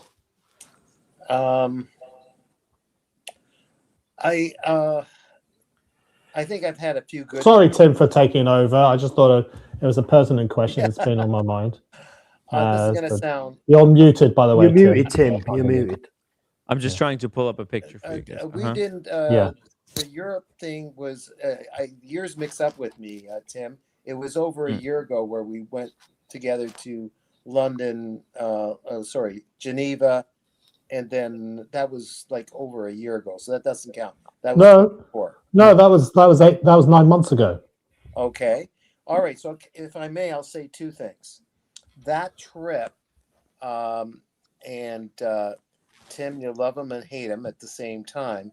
I said I'm only going to go to Geneva, but somehow he talked me or had certain friends talk me. Oh, come on now, let's get to come to Paris. So it's the combination. Was quite wonderful in that nowadays I don't like being alone in case something goes wrong. I've got my entourage, and there were some really funny moments being together, and I'd like to settle down in that crazy little hotel in London, even though Kojak, your best friend there, says some side comments about he hates London and probably really loves it, but there's certain aspects of it, of course. No, I love it. I love London. London has a certain weird, nice. It's settled down, that 3-part trip. Of course, we had. I got to meet the inner side of me, Daniela, in Geneva, which was quite crazy. I wish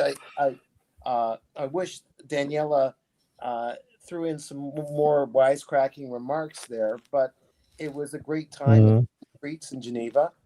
And then, totally separate from all this, was okay. Your time is up, Daniel. Okay. So what about What about you? What about you, Mike? What about Me? you, Mike? Oh fuck! I mean, Sorry, let me pour the champagne. It's finished now. Yeah, no, by all means. Sorry, Daniel, continue. I'm only joking. I was rambling on. You're right. Yeah, you're waffling a little bit too much. I was rambling on. Okay, I'll say it quickly. I've been doing presentations with another group in front of an audience of poetry that I know nothing about, but suddenly found out that I'm pretty good.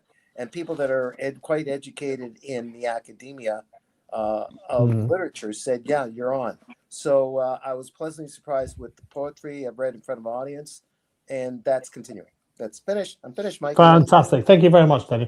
So back to Mike. Now that you've poured yourself, replenished your glass with some champagne or bubbles. Well, what's been one of some of your highlights? One or two of your highlights of the year. Real quick, I had some great meetups while this year. Went to Napa, met you guys in London, and then of course Dubai was probably one of the great trips. But of course I cannot say, this last couple of weeks ago when I got my car, my first Aston. Yeah. And then I get out of the blue, I get the call from JJ Lecout saying, "Hey, your watch is here." I said, "No shit, I thought it was coming in February." And so flying out to Irvine, picking up the Aston, driving from Irvine to Beverly Hills, picking up the watch, and then driving back to Arizona all in one day. That has to be one of the biggest highlights of the year, to be honest with you. Awesome. Tim, over to you. What's been some of your highlights this year that of note that come to mind? Nice. Well, it's countless, right? Everything that's on the live stream that happened was freaking incredible. Obviously, all the events, around the world during the coverage. Obviously, Dubai was incredible. The LA was amazing. The trip that we did from Geneva to Paris to London, that was mentally insane kind of trip. Florida that we went to, that was incredible. But I think one of the things that you guys didn't see, basically, the highlights. I'll show you here. There was this moment right here. It was Cars and Chrono with Humble Pine talking watches at the Macanudo Club. For those who haven't visited New York City and haven't gone to Macanudo Club with us yet, this place is incredible. It's a cigar club. It's super cool ambiance. Kojak, we would love. It's basically the Lanesboro without all. The Lanesboro Cigar Lounge in New York. And if you come to New York, I'll definitely take you there. We'll have our cigar.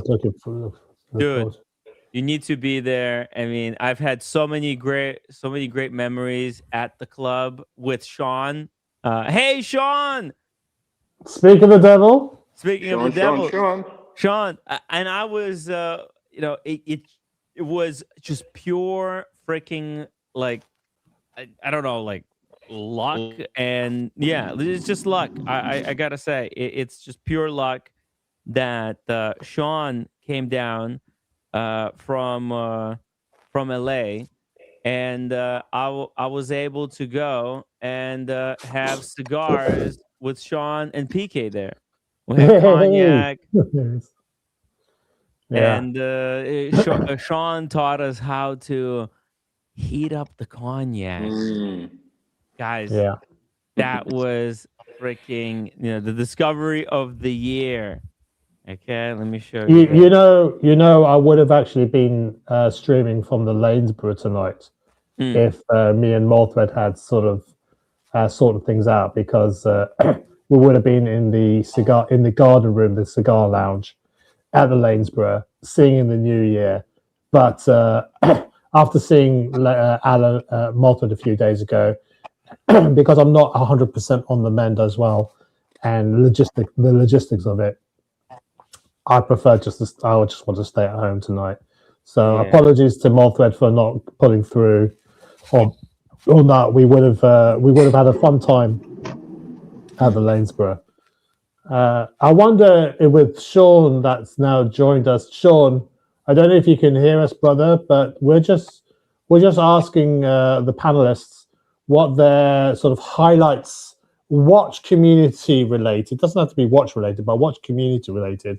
What have been your highlights of the year? And I would love to have your input on the conversation. When his audio works.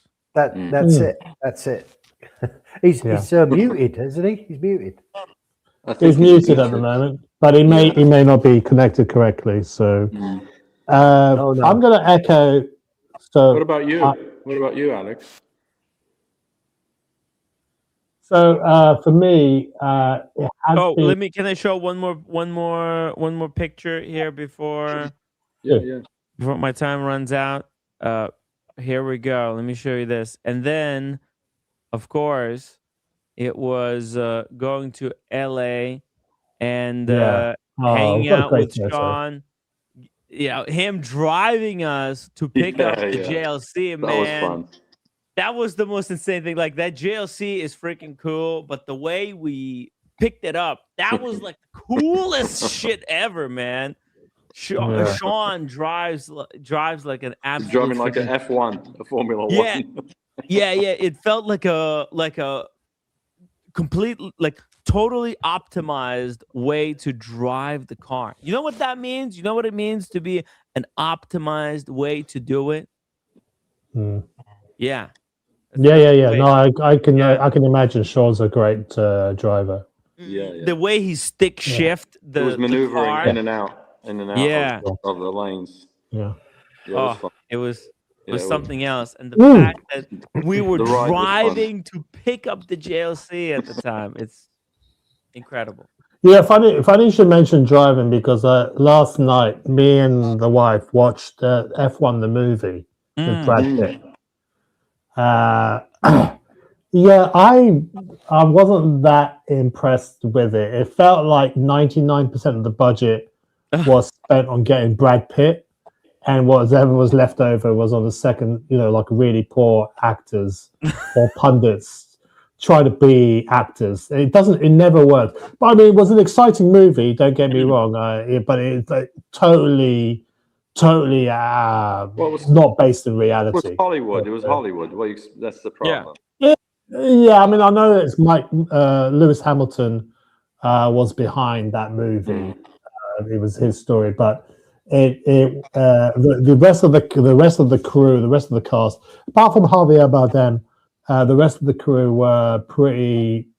You'd find them in sort of BBC dramas and stuff like that. They don't have that sort of screen presence like Brad Pitt. It was a Brad Pitt movie. If it didn't have Brad Pitt, that movie would have bombed. He was very, very likable, but some of the tactics used to win were absolutely fanciful. But it's true. They're based in reality. That's how they win. No. There's no fucking way. No fucking way. Kojak, I think also they timed it very well to come out with this F1 movie, where F1 as a sport is very popular right now. So so that helped quite a bit also, in my opinion. I think if it wasn't so popular, F1 right now, if they had come out with it about 5-6 years ago, I don't think it would have done so well. Yeah, but I think the movie, if you want a good movie, Rush, which was the story of James Hunt versus Niki Lauda, that's a better movie. In terms of story, acting, and all that sort of stuff. It's an amazing movie. Well, the same. I like also Ford versus Ferrari. Ford versus Ferrari, yeah. Christian Bale. I thought that was good. I haven't seen that one yet. That's on my next Definitely recommend it. It's a good movie, I recommend. You know what bugs me about F1 movie that I just can't get over? Is the fact that Brad Pitt, he's like, he takes the check, right? He's very adamant that to make sure that he gets paid the right amount, and the it's like 5,000 or something. He gets like a check that's like kind of disappointing to most people. It's like $5,000 or something, or like 10 grand, between 5 and 10 grand. I don't remember exactly the exact amount, but it's like between 5 and 10. And then 2 seconds later, he wins the race. Oh, so it's like he wins the race. They hand him the check. So before he wins the race, they tell him like, "Oh, it's going to be this price." He's like, "No, I want the full amount." And then he wins the race. They give him the check. He's like, "Yeah, I got the check." And then they hand him the Daytona. He says, "No, thank you." It's like, bro, that Daytona, you could. Oh no, he doesn't want to touch. He doesn't want to touch the trophy because he thinks that's a jinx. It's not a trophy. It's a prize that you get with the trophy. The trophy was not the Daytona. The trophy was the trophy. There's a trophy, and there's the Daytona watch that they give you with the trophy. It's like your own personal trophy, but you can flip it. What watch was he wearing? What watch was he wearing in that movie? Was that the Vacheron Constantin 222? I couldn't really tell. No, yes, it was. Yeah. Yeah. I think it was. Yeah. That's his personal. Yeah, no. It was it was enjoyable, but it wasn't as good as everyone's making it out to be. And speaking of better on the Speaking silver of screen. F1 drivers. Yeah, speaking of F1 drivers. That's it. Okay. Well, maybe I can share with you some of my highlights of the year. Yes, For me, it has been about meeting with you guys in person. You guys, Sean, Mike Lewis, Manny, Stephen as well. Of course, we've met numerous times before as well. Alan, as always, Tim in person as well. Just meeting up in person, just to and Daniel Katz, of course. How could I forget Daniel Katz? Meet. It was a year of firsts. I had never met Daniel Katz, Manny, Sean before, and Mike as well. And I like to think that how we appear on the panel is how we actually act in real life. I don't know about Daniel. Not forgetting Red Shovel as well. No, I'm not forgetting Red. I didn't want to meet up with him. He's fine. And Rishik as well. Rishik, yeah, no, it was great to see Rishik. No, it was good to see everybody in person. I think that was, like outside of this sort of fishbowl that we live in, it's nice to sort of connect in reality. And I think one of the things that really sums up the experience is, Tim, would you allow me to play this video? Yeah, go ahead. I can't do it myself. No, I'm doing it. Yeah. Hi, sir. How's your day been going so far? It's been mediocre. He's gonna make it great. Are you going anywhere on holiday soon, or are you on vacation? Yeah, I'm going home. Going home to a lovely wife. And what are we having done? What are we having done today? Absolutely nothing. Your client is terrified. Do you want me? He sounds terrified. But you told me that you wanted me to trim your moustache off. Yeah. Now, is it this moustache or that moustache? I can't. Which one? No. Oh. Actually, Mr. G's loving it. Okay. We might do both. DG. All right, just relax. DG says dad and son shave. Okay. All right, I was still fat in that clip. London, city of London. Yo. On the street sidewalk. And he's gonna get his mustache trimmed. It's a live trimming whilst we're live streaming. Upvote. I was having a panic attack right in this moment. Okay. Straight up panic attack. I trust you, Go guy. Tim. Oh, get it off, man. It was a terrible invention. Oh, no. Oh, okay. I thought they're gonna... I can't believe this. Oh, he knows how to... Wait, all right. Get the center first. Yeah. Come from the... Don't move. Close your mouth. Close your mouth, you fool.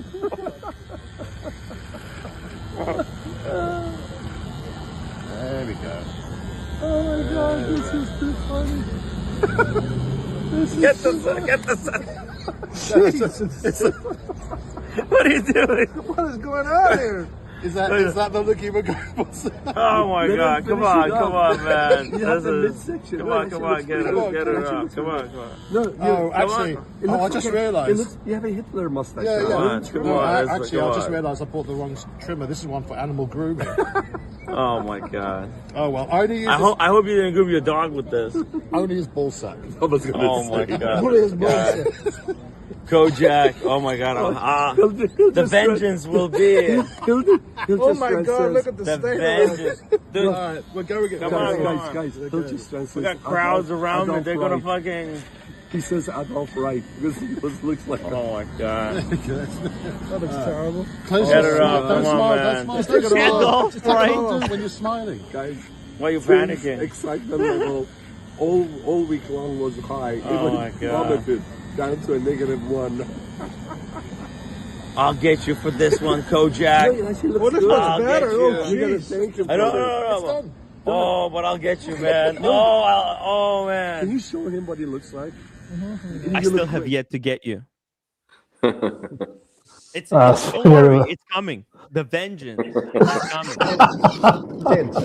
Tim, Kojak's apology. And by the way, gentlemen, this was on the sidewalk in Mayfair, less than a half a block away from London Watch Week. It's a classy part of London, and next week, real estate value dropped 15%.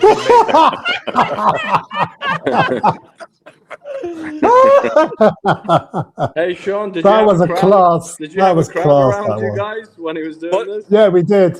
We did. We had there were like a bunch of far right sort of like protesters. I don't know. They were saluting him in a particular fashion. This was just opposite where the London Watch Week. Kojak, I have an epic photo of Timmy before the day before you shaved his mustache with an unidentifiable object stuck to his mustache. I have to forward you once I get to my destination. Oh my God! Yeah. Well, don't forget, for those that don't recall, I grew a beard, and then every day that I met up with Tim, I trimmed it. So I got rid of the sideburns. It was a goatee. Then it became a Fu Manchu moustache, and on that particular day, it was all gone. And then Tim's moustache had to go. Be Had to trimmed. go. Had to be trimmed. Had to go. Yeah. Had to be trimmed. The vengeance. The vengeance. I think Timmy thought that we we had forgotten that, and he thought he was he was almost done and free, but you got him, man. You came in prepared. You got. I actually appreciate it because, like, honestly, you see, in that moment, I was such a pussy. I don't know. I really bitched out. I had such a panic attack about the whole trimming process, and you know what? In retrospect, I'm glad that you did that because it taught me a super valuable lesson. Which was don't be a pussy. Don't be a bitch. No. Do you know what's amazing to me? The fact that you actually thought that mustache looked good on you.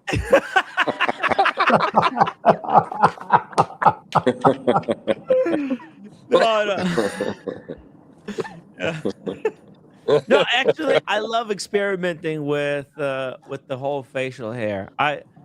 It's like, if it wasn't for the live stream, it wouldn't be even a thing. But because of the live stream, I kind of just fuck around with it.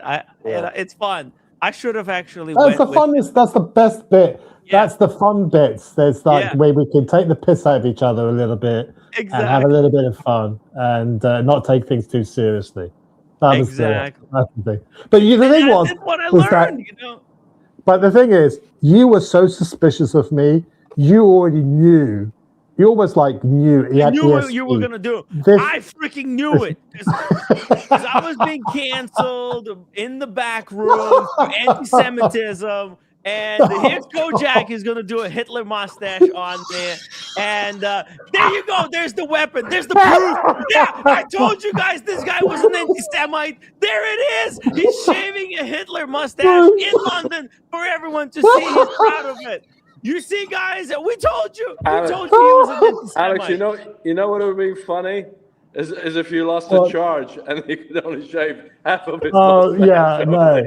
I don't know if you caught the fact that grooming machine is actually for dogs, not for humans. Now you have to hand it to Kojak. Kojak got that English British pageantry about him and about anything that he does. I mean, he comes in fully prepared. Nothing is accidental. Everything is deliberate. He comes prepared. And the way he rolls it out, it's very classy. It's very, very royal. Now, I have to tell you one thing. What was tragic was not what Tim thought was going on. What was tragic, while he's getting this shave and Tim's got that look on his face, there are actually people around us, inside and outside, trying to enjoy their meal. Some of them must have not been able to finish their food after seeing what was going on. They lost their appetite. Yeah. Oh, yeah. It was good stuff. It was good stuff.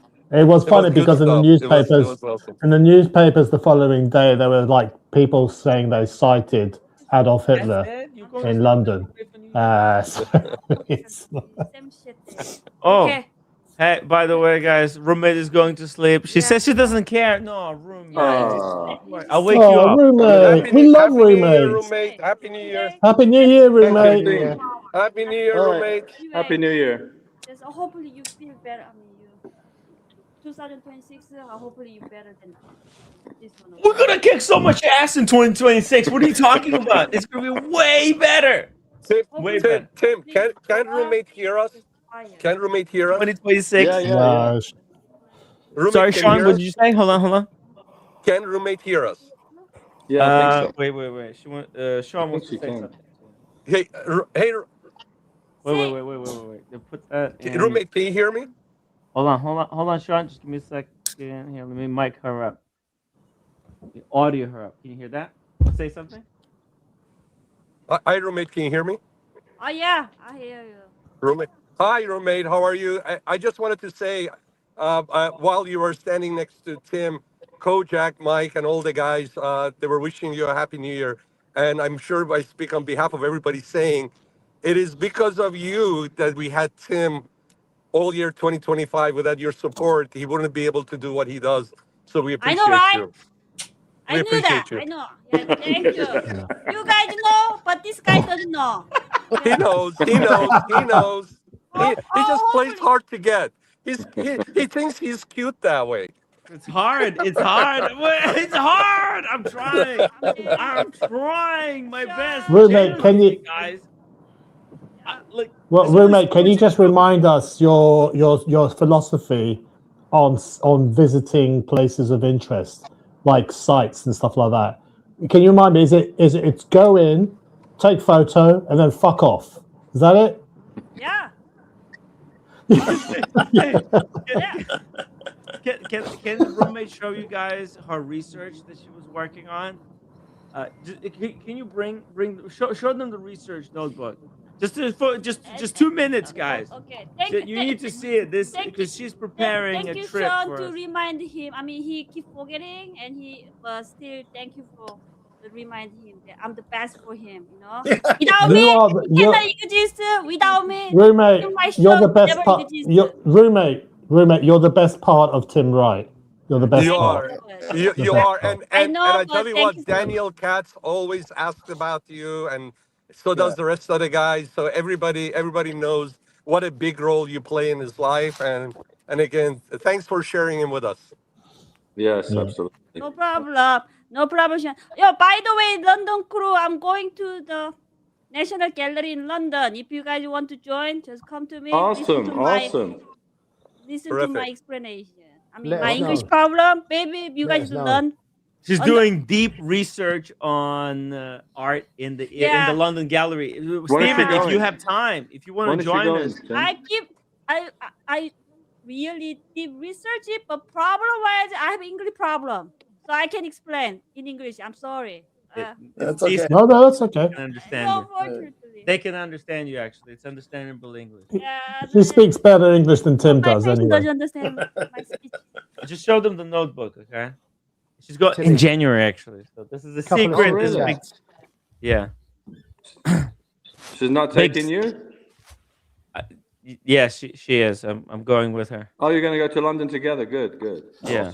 Awesome. Tim, it's not for the show. It's just for her. Just for your personal. I'll see the sights. Yeah, I'll try to do some stuff. Yeah, the National Gallery, she'll love it. It's a great place. Yeah. Yes, Daniel? Ronaldo Douglas. Yes. Yeah. Huge. I had his super chat for the past 30 minutes. Thank you so much, Ronald. $20 super chat. Cheers, bros. Thank you so much, Ronald. He just came back from London. He went to London to visit family, and now he's back. Yeah. Also, shout out to Limitless NYC, $5 stash clip. Deserves a super chat. That was really good. Thank you very much. Really appreciate that. Check this out. This is her notebook. The deep research. Because you guys are in the If you wanna get a tour from Roommate in the London gallery, join us. Send us email or contact me. Yeah, to be honest, I didn't much interest in the Middle Age, like in Europe, the history. Only I saw the Habsburg, they only married each other, like a close cousin, uncle, whatever. But entire Europe, you guys like France, England, Austria, the German, you guys all family, okay? It's the one big well, no, it's too bad the you kings guys- that is the one big family. Yeah, you guys just keep arrowing each other. She created a family tree for all you the guys can see that. Wow, look at kings, that. queens. Oh God! she did that? Shut up, Tim. England. Oh my goodness! Starting like a Tudor family, how become Tudor dynasty, become England. Yeah. Later Stuart family, they just manage it. You know. So you like English Roommate. history? I don't know if you guys She can't hear us. She can't hear Oh, us. she can't hear. She can't hear. Okay, so I just show you. I have English problem. That's okay. Roommate, do you want to go to Windsor Castle? UK people. you want to go to Windsor Castle? Oh yeah, Yeah. my plans, I want to go. Yeah, she wants to go. And Oh. then later, just hand over. They manage you guys. Here's England. There you go. history, She can right? hear you. She can hear you now. She's definitely got to go to the Tower of London for sure then. Yeah. We're actually staying at the same hotel that we stayed when we were with the watch community there, with the Daniel Katz that Manny found. Yeah, you know what? I don't ever want to go to the Tower of London because I may never come back. Kojak, I sent you a photo. Can you put it up? Yeah, I got sent it. you a photo. Yeah. Let me try and download it. Hang on. Deep. And so there's paintings, because the reason she's doing is because there's all these paintings of these people, right? In and of the events that these people are involved in. So it's interesting to see all the connection. Yeah, this is all family. Hey, Ronald, thank you so much for another $20 super chat. It's Christmas and New Year. This is Austria family. And we're going to Austria as And well. then this is just Spain. Oh, you are? Wow. Yeah. You're going to go to London and Austria and Vienna? Yes. Awesome. Awesome. Yeah, later in the year. Wow. Very nice. So that's for roommates. She wants to see this. The London, because my niece is studying in Oxford right now, so to see her. Oh, and she's gonna visit her niece who's actually studying in Oxford right now. So it's a good opportunity. Oxford University. Yeah, Oxford University. Yeah, her niece is like the top student in she's a Oxford is a town.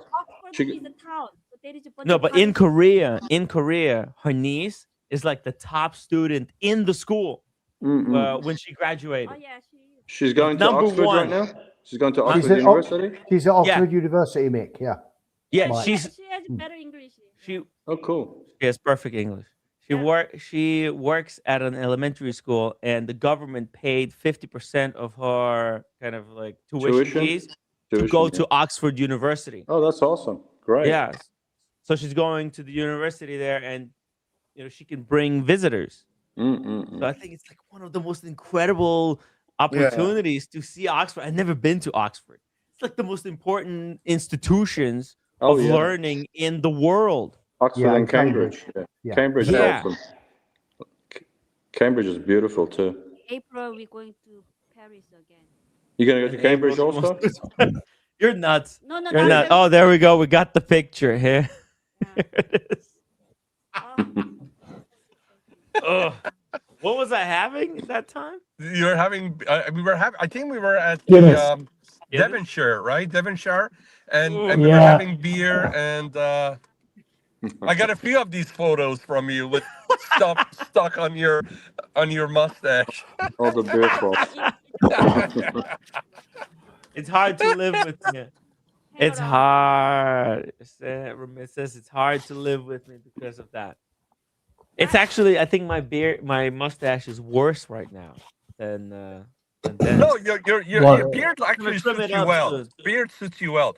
The 1970s porn star, like C-rated porn star, doesn't look good with that mustache doesn't look good. Hold on. It's the same time, right? Daniel is same time. Same time, Joe. Porn star. Sean says that I look like a porn star. No. With the mustache. Sean. With that mustache. He's starting to look more and more like Henry VIII. With the beard and the mustache. This porn star. No. Oh man, I'm gonna throw up actually.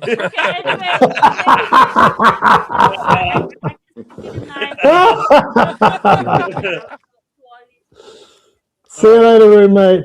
Love you. Good night, roommate. Happy New Year, roommate. Happy New Year, roommate. That is intense. That is intense. I know what that is. That's the whole mapping of the fam. Well, you guys know too, but that's not easy. No, it's that was pretty. Wow, what she did. Yeah, she stitched it all together. Yeah. She is very. I mean, I saw her notes on Rome and Florence and Venice. They were extensive, and they not just notes. They were like she just drew them in terms of a map. So she had a topography. She had it all laid out, so we can go when we walk here. We can see this. We can see that. We can see t'other. She's a woman on a mission. Get in, take photo, fuck off. Yeah. That was her mantra. Guys, I'm going to jump off. Okay, I'm just try going to get some sleep. Have a fantastic New Year, guys. Yeah. Okay. Take care. You as well, Stephen. Give our best. All the best. And hope you have a fantastic 2026, guys. Take care. Yeah. Happy Thanks for having 2026. me. Stephen. It was great Thank seeing you you. very much. Happy New Steve, Year. Bye, my friend. thank you so much. Cheers. Thank you for Bye, buddy. scheduling the boat. And but wait, Steve, before you go, UK Watch Community, what's going on? Sorry, I'm back. Go on. UK Watch Community, what's going on? That's Are we bringing a it longer back? conversation. Well, that- watch this space today. 2026. I haven't yet. Well, just watch this space. Honestly, I haven't made a 100% decision yet. No but, official decision yet. Okay. No, New Year's resolution though. Let's put it on Stay tuned. on the board. Yeah, Possibility, we're all never know, right? it could happen. It could happen. He yes. misses it. Stephen misses it. He wants to do it. It could Look happen. at it. Take guys. care. He's happy. Take care. All the best. Bye bye. Take care. Bye Steve. bye. Bye-bye. See ya. He should rebel stream Red Shovel. Rebels. What a class act Stephen is, huh? True. Stephen's awesome.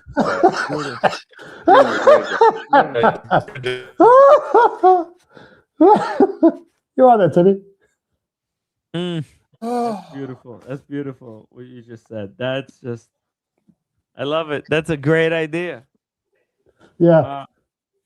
You know, I was gonna show you something. By the way, guys, I have to say the day that Mike Lewis came down and flew in, picked up his Aston, then picked up his JLC, and drove back and got home at 3 a.m.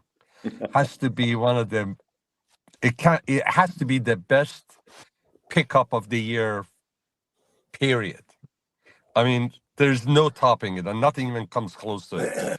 I don't care if you know, I don't care how much of a watch somebody picked up. What he experienced that day and what he did is, it has to get you excited. I mean, what a day, man! That was awesome, Mike. It was crazy, Sean. It was crazy. The fact of the matter is that you scared yourself stupid on the drive back. You're telling me about some of the situation that you encountered. That damn driver. But your first thought, I'm getting a phone call from Mike Lewis, and I'm going like, that must be about 3 or 4 o'clock in the morning, his local time there. It just goes to show, no matter what your age, if you were so excited about your recent pickups, and you just wanted to share that excitement. I felt really privileged that I was one of the people that you decided to call, and we had a nice conversation about it. And I couldn't be happier for you, Mike. It was a glorious pickup. Thank you very much. I think that was the 2025 pickup. I mean, that was it. Mike Lewis wins. That's it. How many are nothing close to it? Mike, I think George Vargas comes in the second, and I come in the third with this beautiful strap that I picked up for. No, the number 3 pickup of the year. Okay, this is it. My George Bamford is number 3, surely. By the way, let's not forget the Glashooter that Humble Pine. Yes. Oh yeah, Glashooter. Okay. Humble Pine, but the Double D as well picked up 2 watches this year. The Glashooter, was it the Glashooter? No, he bought. What did he pick up? A Lunamatic. Who did? And also the salmon dialed Joe Perigo. That's right. Yes. Yeah, Who's but that? how about Double D. Double D. Oh, he did. Yeah, Double D. Yeah. Wait a minute. Yeah, We can't forget Thomas Burnett. And that Thomas Burnett with the Breguet. With the Breguet. 100%. The Breguet, yeah. We had some really notable pickups. Also the low tech.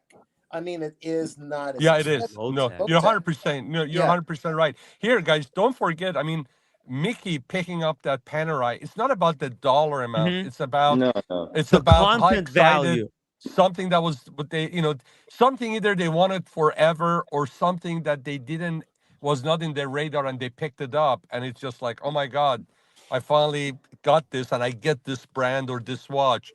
It was just different than your regular pickup. I mean, when Mickey picked up his Panerai, that one was special too. Sean, you gotta add also the excitement factor also at the same time. Yeah, not just pick up 100%. factor, the excitement. Yeah, and that's what it's all about, right? It's the excitement factor. Yeah. You know Guys, what it is. I've had a bottle and half of champagne today, so I've got to keep going. I'm gonna open my second bottle right now. It does count as hydration, doesn't it, Kojak? It's made of grapes, so it's one of my 5 a day fruits. Natural. Okay. It's all natural. You know, a lot of people this year got their first Breguets. As much as I love Breguet, I got my first Breguet this year. Guess who got their first Breguet? Ocean got his first Breguet. Thomas Burnett got his first Breguet. A lot of people in 2025 got their first Breguets. Yeah. And it was 250th year anniversary of Absolutely. Breguet. And by the way, I just wanted to say this. Not only I want to wish everybody a happy birthday, I want to wish this amazing country, United States, that I have the privilege of being and calling it my adopted home, a happy birthday, 250th birthday to United States in 2026. Yeah, absolutely. 26. Shout out Don't to jinx America. it, Sean. After Don't jinx all, it. Do you think America would be better off if it was still under the rule of the British? I don't know. I think it would be better. Under the rule of the British? Can I say something? even if you want to, I'm gonna say no, and I'll tell you why. Because I I'm joking, of course. on the wrong side of the road, and I'm comfortable driving everywhere, but I cannot drive in London. I cannot drive on the wrong side. So I'm glad that they look, were give it a not, month, because give if it a they couple were of under the days. rule of British, we would have been driving on the wrong side of the road. You know, I Sure, give it a couple of days. You'll see the error. You'll see the error of your ways, and you'll take to it like a duck. You'll go like, "Oh, this is what it feels like to drive on the correct side of the road." On the right and side. into somebody. I know that I haven't been driving lately, but You're driving me I have crazy. great pleasure driving. That's you beat my line. Damn, you beat my line. Damn it. Sorry, Daniel. Sorry, Read Daniel. his mind. You Kojak can read Daniel's mind. You But he figured gets it out, back man. at me. Scary. That's scary. Unbelievable. This guy's good. But meeting up with Sean, Mike, Manny, Daniel, Katz, Red Shovel, Stephen, the Watch Apprentice as well, coming down. JMB came down. Well, he came down one of the British. No, he came down last year, didn't he? JMB for the Watch Pro, I believe. Watch Pro Salon last year, 2024. That was good. I mean, and Mohammed Ali as well. Muhammad Ali, what a character. What a character! Yeah, I mean that. I mean, it's been generally it's been nothing. The only regret was I wasn't able to meet up with Ronald. I was just about to get into the car, but he said he was spending the last few hours with his parents. So I said, look, given I'm not particularly well, he said, given that you're not particularly well, Alex, let's leave it till the next time. So that was the only regret was meeting. You missed out. Because this guy, yeah, I know, it's like a genius. The idea of guy's going, a genius, like computer fucking wizard. All right. Well, okay, but to go to Duck and Waffle would have been nice, but maybe the next time he turns up. But and also, your audio is fucked. Whose audio? Sean's audio is fucked. Hold on a second. Okay. Let's try to fix it. But it was just just spending. And it's just like spending that time with Sean and going to the Wolseley. You and Red Shovel joined us later on. That post Geneva trip as well, earlier on in the year in April. That was great as well, where we got to go to different places. Like Daniel he was tugging me on my wrist, saying, Alex, are we going back to that patisserie place at the Connaught? We must. We got an appointment at David Khalil's. No, but we've been to Dunhill's. So but I really like those cakes. I really need to go back there. And he had 4 bloody things when we went back. That was the thing, and that was, and then the Harrods afternoon tea, where Daniel decided to dispense some of his cake on the floor for me to slip in. Thank you. I really appreciated that. That's really good. You stepped in, and it was a chocolate mousse cake or something. It chocolate looked like mousse. Shit. Like I thought, why has Daniel catch? Yeah, I said to Daniel, I said that you do know they have not only do they have a dress code here, but they also have an etiquette code. Please don't defecate on the floor when you're having. So I'm walking around with what I thought was dog shit on my, cat shit on my sole of my shoes, but it was chocolate mousse. Mike, you weren't with us that day, were you, Mike? No, I wasn't. So it's one of those things that all you do is pop it in your mouth. You hold it in your hand. I was trying to do it with the fork, and it bounced off onto the floor. How does it fucking bounce? How does it bounce? Yeah, we went to Covent Garden. We had al fresco. We had a dinner al fresco, and then you were like you were like throwing knives and forks like with gay abandon. Daniel, what? You couldn't what care. Happened? You missed your mouth. You missed the food going in your mouth, or what the hell? Yeah. And what was the most hilarious thing is that these 2 ladies that were sitting at a table next to us in Covent Garden, started once they realized you were Canadian, Daniel, they said to you, well, how do you feel about you becoming the 51st state? Without being prompted whatsoever. And you look so annoyed. No. Well, they weren't to know. They weren't to know that we've been teasing you about it for the months prior to that. So it was just we couldn't have planned it any better. Daniel was really triggered about that.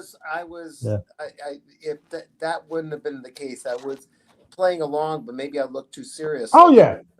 No, I know. You were good natured. You were good natured about it. You did to play into it, but the fact that they were mercilessly teasing you about becoming the 51st state, without realizing that we've been doing that for the past few months anyway. I think I was secretly loving it, and I was doing the. Yeah, of course. Yeah. It's gonna happen. That was fun. Yeah. God, you already know some of my eulogy letter.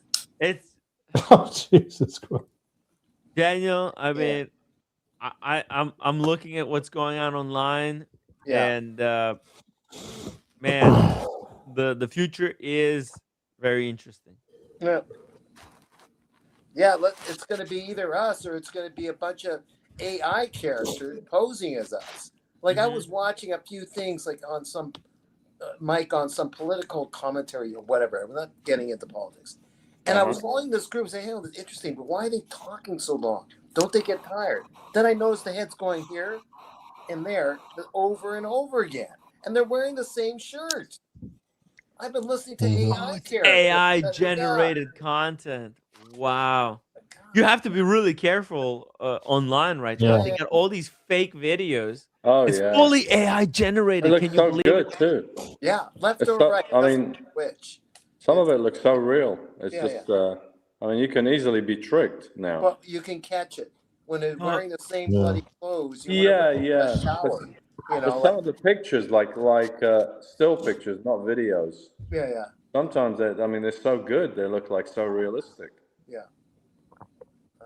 Yeah. But no one could do an AI on Kojak. He is so unique. No, not at all.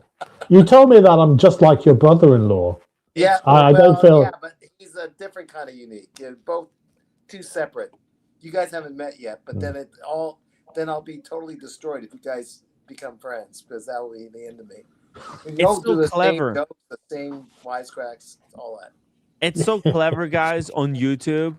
There is political content that goes from like far right to far left and everything in between.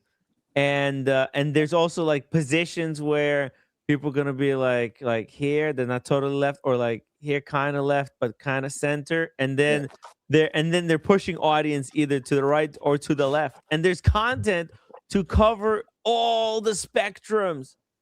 And there's just people like, oh, they do that like market research, like what segment of political spectrum is underutilized, and then they'll just go into that, and they'll use AI to make videos. They'll go like, okay, here's a story, this is what happened, but I want you to write me a script from kind of center right position on how to cover it, and AI will generate actually a script that kind of aligns in the spectrum, and it's all fucked. It's completely circular. Because I remember, you know why I got the Submariner, guys? I shit you not. What it is the Submariner. I remember watching a video. I said why I liked the Submariner. Okay, I remember watching a video. Okay, guys, on YouTube, and this is like 7 or 8 years ago. All right, and get this. One YouTuber said he was comparing Submariner to a Tutor, and he said that Tutor is just as good for half the price. Just as good for half the price. I was like, whoa, I should probably go with Tutor. And then I hear another YouTuber who was comparing. So I started YouTubing Tutor versus like other watches, like this particular Tudor. And I think at the time it was the Black Bay. It was Tudor Black Bay. There wasn't Tudor Black Bay 58. It was Submariner and Tudor Black Bay 58. And then this guy, there's another video. So the one video, the YouTuber says Submariner is just as good as a Tudor. And then in another one, there's a guy comparing a Tudor to a Tag Heuer Aqua Racer. And this guy says, oh, these are just as good for half the price. Well, dude, I'm like, what the fuck? How does that work? Yeah. How does that work? Explain it to me, Kojak. Check your PayPal, by the way. You know what that means? Those two videos basically mean that Tudor, that Rolex is just as good as a Tudor Aqua Racer. And that thing has a plastic insert. It's garbage. I think Tag Heuer jumped the shark this year in certain respects. They moved away, from the glass box, and they started putting tourbillons and this, that, and the other. I sent you check your PayPal, Tim. Whoa! Thank you so much, Kojak. Where's my apology? $20 PayPal donation. $20.26. Here's two. Oh, and 226. Oh, wasn't that 26. 1, 2, 3, 4, 5, 6, 7, 8, 9, 10, 11, 12, 13, 14, 15, 16, 17, 18, 19, 20, 21, 22, 23, 24, 25, 26 apologies. There you go, man. There you go. What a finger. My goodness, what kind of a finger? I know. What the hell is going on? My goodness. Anyway. That's an apology. That's an apology. Yeah, Daniel, cut him off. Don't give him no more champagne. He's done. Okay. This, by the way, guys, this cigar pairing with the champagne, really, really good. Really, really good. Quai d'Orsay, French, for the French market, very mellow. Honey works particularly well with Blanc de Blanc. Blanc de Blanc. And if you don't see me again, it's because my wife is going to kill me when she comes downstairs tomorrow and says, have you been smoking cigars in the house? Especially after I've told you can't. So, yeah, I'm a dead man. Now, I'm wearing a scarf because I've opened the kitchen door to allow some of the smoke to go out. But it's also because I'm still recovering. Technically speaking, I shouldn't be smoking a cigar today because I'm still recovering. Especially when you're sick, Yeah, but it's New Year's. Are you in the basement right now?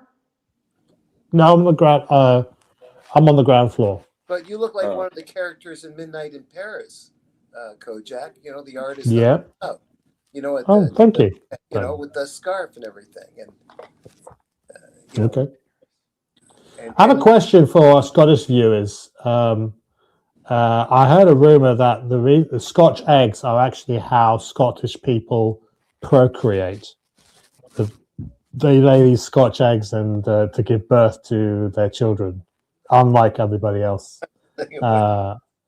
Maybe our Scottish watchers will be able to corroborate that information.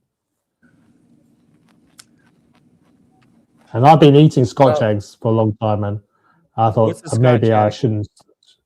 Scotch egg is like a boiled egg. You're supposed to cook it so that it's still soft yolk, and it's covered in sausage meat and breaded and then deep fried. I don't like it. It's not that good.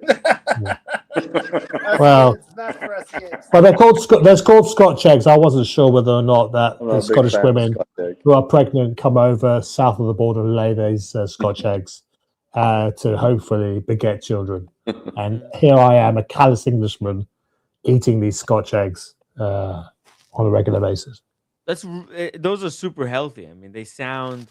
Have you had it? All natural, as long as they're open. I don't think. I don't know. We're going to get Tim to eat when he comes to London next time. We're going to get him to eat. We're going to go take him to the East End of London. None that I remember.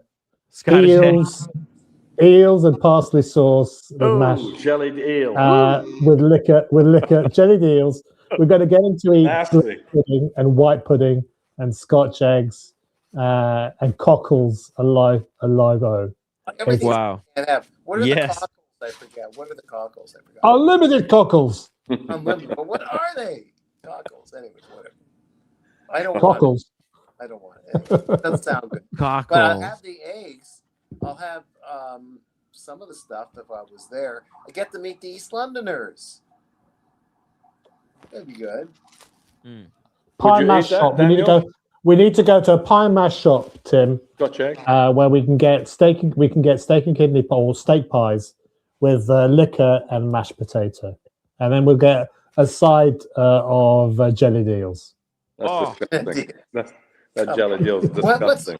What's the white pudding, Kojak? What's white pudding? What? Well, you got black pudding, which is like oatmeal steeped in pig's blood in a sausage casing and then sort of fried. But white pudding, I think, is just it's that, but without the pig's blood in it. Yeah. It's in Scotland they have a huge, diverse culinary world of anything that could be deep fried. They will deep fry it. There are fish and chip shops in Edinburgh, for example. I remember going there multiple times where you could choose your chocolate of choice, and then they would dip it in batter and then deep fry it and then serve Pig's it to blood. you. Why do you think they put pig's blood I don't know. It's disgusting. on that dish? What do you think? Well, haggis, black pudding. Well, the black pudding is a British thing. Black pudding is a British thing, but white pudding is particularly synonymous with Scotland. I guess it was all this food was better than whatever. But haggis. Yeah, all this is better. I guess better than what Sweeney Todd drummed up. Yeah. I guess at these What a grocery segue, shops, they Daniel. don't let anything go to waste, right? So Have you ever had haggis, Kojak? Well, sorry? Have you ever had haggis? Say again? Did you? Yes, have you, yes. Yes. Have you ate haggis? Yeah, I've eaten the haggis. Oh, Yeah, have you? I I've think never it's had like, it, thank goodness. yeah. No, I like it. Oh, It's you nice. do? It's yeah. I mean, I'm not squirmish about these sort of things. Everything in moderation, including Tim Wright. Everything in moderation, including Tim Wright and Daniel Katz. It's palatable. it's sometimes too much free thinking is bad for you. Yeah, that's the problem. That's an interesting topic for another day because we can go on forever about free thinking. That's a whole other topic. The thing is, there's free thinking and then there's scat, which is just like disjointed ideas that somehow our brains sort of connect. You are, That's Daniel, the beauty you are the of this master. show, right? Yeah, it's all Yeah, connected, exactly. right? Through watches, all connected. we're realizing how everything is connected in the world, right? The way all the relationships, like the watchmakers have, the knowledge, the technology, right? The patents, how all that connects different watch brands. Well, I can't help when you just triggered me to my quick, close, warm relationship with Konstantin Chaikin. Yes. When I said, Wow, tell me about these little characters. And he's like, it's a booth for crying out loud, but he says, come here. And he's taking me to some back room, like in some movie. Like he's taking me to the back room to show the secret document. it was like he was like the Willy Wonka. You know that scene where Willy Wonka Maybe, stares? and showing me, and he He took you into the Wonderland. These things that of actual like paintings. Like he's accomplished painter, artist, but weird stuff like Hans Christian Andersen for like intellectual story time for kids kind of thing, or Peter Pan. The characters are monsters or whatever they were, or his version of Frankenstein that had a soul were in these characters, and he just put them into his watches. You see Speaking of watches, then, guys, I mean, like we're talking about cuisine that can be a bit polarizing. What has been the black pudding of the watch world this year, Daniel Katz? What what watch or watch brand would you never be seen where you think that was a bad mistake, just like your initial reaction to the idea of eating jelly deals. What is the jelly deals version of watches this year? Yeah, that's a good question. Breitling. What? No, Breitling. it's that liquid. The watch where you use the liquid to show the dial. I forget what it's called. Resonance. The resonance. Resonance. I was never. I don't. But I wasn't really paying attention to them. I just didn't like them, as good as they are. But where were you leading me? You weren't leading me to that, Kojak. It was something else that you.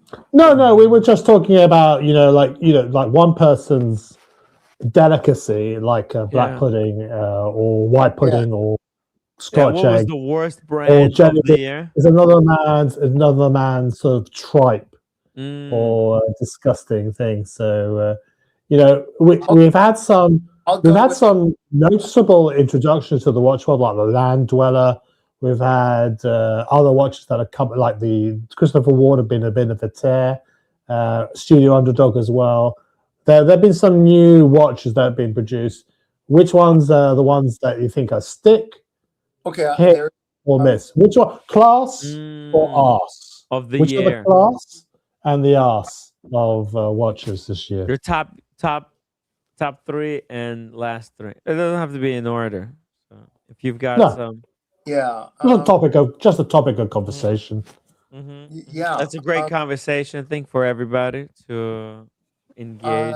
Maybe people in the chat maybe think about what you think is your class and your arse watch of the year. And I can pull up some watches for us to look at, and that came out this year. I like the stuff that Chaikin, yeah. No, of course I like Chaikin. Yeah, but he's not the favorite one. But I liked him a lot. Kadoki.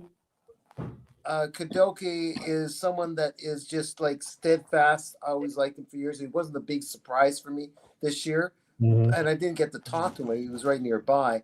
But I think Simon Brett, since we talked about Simon Brett, I really stand up for you.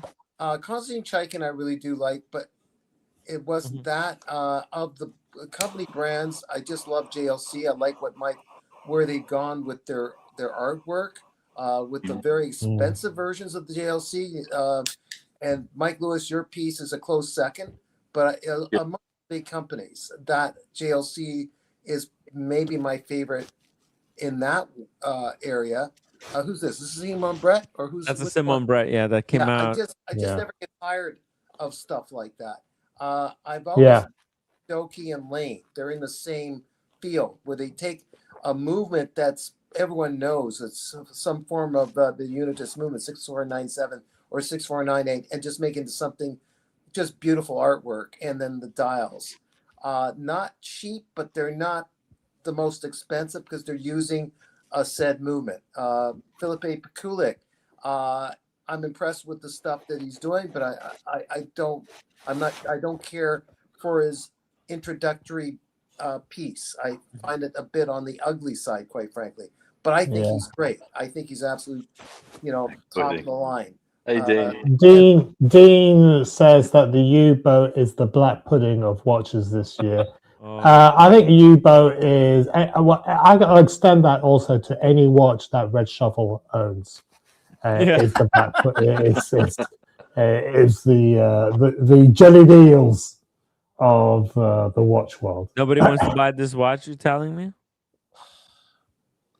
Jesus Christ! Oh my God! Isn't that? It's really ugly. Come on, it's got to be U-boat.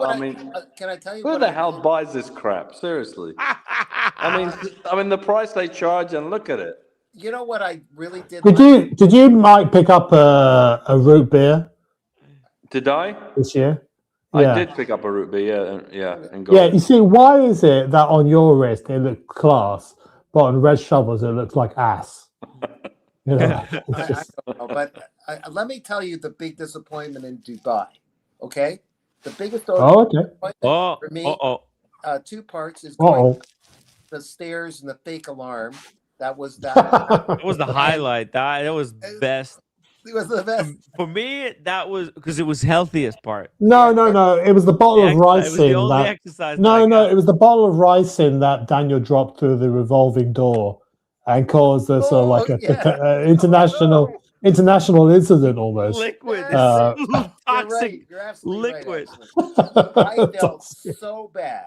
Here, like, let me recycle that for a second. Let me. There's a rising attack. It by Daniel happened. Katz. He has this bag over here, over his. I've got. He has to lean down and just. Let me just relay. I mean, I've had multiple conversations with Daniel throughout the year, and he was concerned about going to Dubai. He was saying, like, given that I've got, Jewish ancestry and all that sort of stuff, and I'm going to a Muslim world, he was a bit concerned about, how he can get in trouble. And I sort of said to him, no, don't be silly. Don't be silly. Nothing untoward will come to you. You're a tourist, you're welcome, all that sort of stuff. I had no idea this guy was planning a terrorist attack with ricin through the revolving doors. Okay, I mean, I will disavow any knowledge of Daniel Katz. Okay. Because fine. So rumor is it still hasn't been does fixed. Everyone know about this? I'm going through the rotating doors that goes in the mall. It's the main thoroughfare, so to speak, a fancy mall. Yeah. And I'm walking with maximum. If you were planning an attack, that would be the perfect place. To drop a bottle of rice in. I keep forgetting to zip this up, Mike, and so the bottle of my health herbal stuff comes crashing out, and a bunch of other stuff onto the tracking of the rotating door, and crash, bam, and then I saw the security guards in the distance, dressed in fancy suits, going like hazmat suits. They were wearing hazmat suits, were they? Because they thought it was a rising attack. Like James Bond type, I don't know, whatever. And they quickly tried to resolve the situation. I said, "Oh, Tim, I'm sorry." So, Daniel, what are you doing? Says Tim, and a couple other people that were with me. What are you doing? And then I said, oh, "Fuck, I feel so bad." No, never mind. It's good stuff. It's for YouTube. That's right, because only Tim can make content out of a potential terrorist attack by the Mossad agent that is Daniel Katz in a Muslim country. Yeah, he tried to crack the glass, did the nicey talk to the security guys. Nicey talk. Sorry, it was just one of those things. And the security guy just says that, just get, like, in their body language, just get out of here. We'll show you how to come through this other door. And we walked off, and they didn't come after us or anything. We just make our escape. I felt really bad, and that was it. Yeah. Jesus Christ, Daniel. I saw the pictures. You had a great day that day. I don't know. You spilled something on yourself that day too. I don't know. He was on a roll. I was on a roll. I mean, the pictures were coming every couple of hours. Something new happened with Daniel. It was funny. Jesus Christ. Yeah, I was watching some old Laurel and Hardy movies, and Daniel is Laurel and Hardy in one person. It's like it's combined into one. Every day, every couple of hours. Every couple of hours, he did something. Yeah, still something on himself. He broke something. And it was like the proclamation. It was like always proclaim. Like Daniel would proclaim his innocence. Oh damn! I'm such a fool for potentially causing a terrorist incident in Dubai.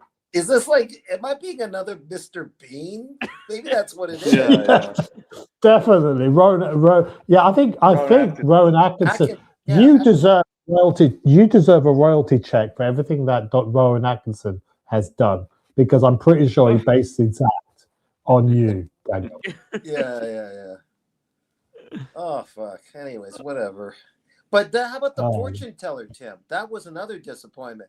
She's supposed to tell your future. That young lady. She told me, actually, you know what? She did. She inadvertently, she spilled the beans. Yeah. What did she say? I can see chlamydia in your future. No, Did she say no bang bang, no bang bang for Tim, 2026? No. She basically. Oh, this was at Goldfinger's place. She basically said she doesn't know anything. Yeah. But in different terms. This one went to She's Goldfinger's. totally clueless. Basically, she admitted to me she doesn't know what the fuck she's doing, and I called her out on it, and she was totally lost. She couldn't handle it. So yeah, it was good times. Oh, well, you know, like fortune tellers, when they see some bad juju, they try to change the subject. They'll go, "I don't want to continue this reading."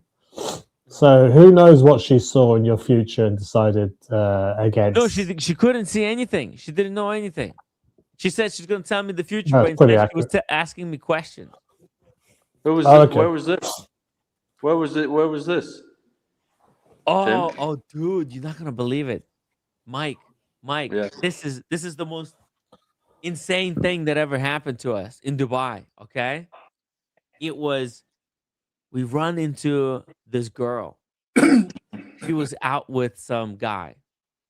Yeah. We just start chatting her up, asking her about watches. You know, Oh, by making the way, conversation. she said that I'm the sweetest fellow. In other words, Hey. I'm a big sucker. Sean. Hey, Sean. Welcome to the stream. I'm just retelling the story Cheers, of my this friends. witch that we met in Dubai. She was a very pretty witch, you know. Yeah, very sexy, Yeah. beautiful witch, but actual witch. Oh, yeah. And we met her. We were like just talking to her about watches. You know, we're just there. They serve us some champagne or whatnot, right? And we're just looking to see what's going on. And we chatted up this girl, and then guess what? The next day, we run into her again at the Tudor boutique.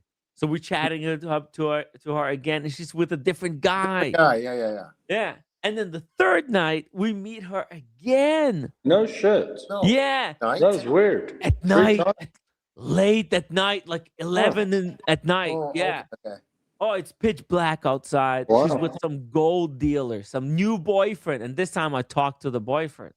Yeah. We found out that he was dealing in gold, but this guy was amateur. It was probably some kind of a scam going on. And she said that she was gonna read my future if I give her a super chat. Oh, So I that's give her right. I 50 was there, bucks. Yeah, I give her $50. She's like, "Let me take you aside." No shit. Yeah, she took me aside away. She's like, I don't want them to overhear it. You know, I don't want you to like expose you or whatever. Was she Russian? Timmy, was she Russian?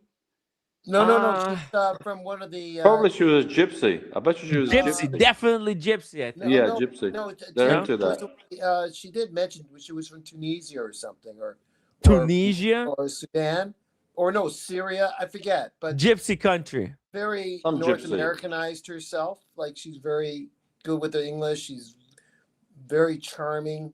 She was hot. She was hot. She was like 9 out of 10, I would say. 8 out of 10. Petite, 30, 8.5. What do you think, Tim? 30-ish, 29?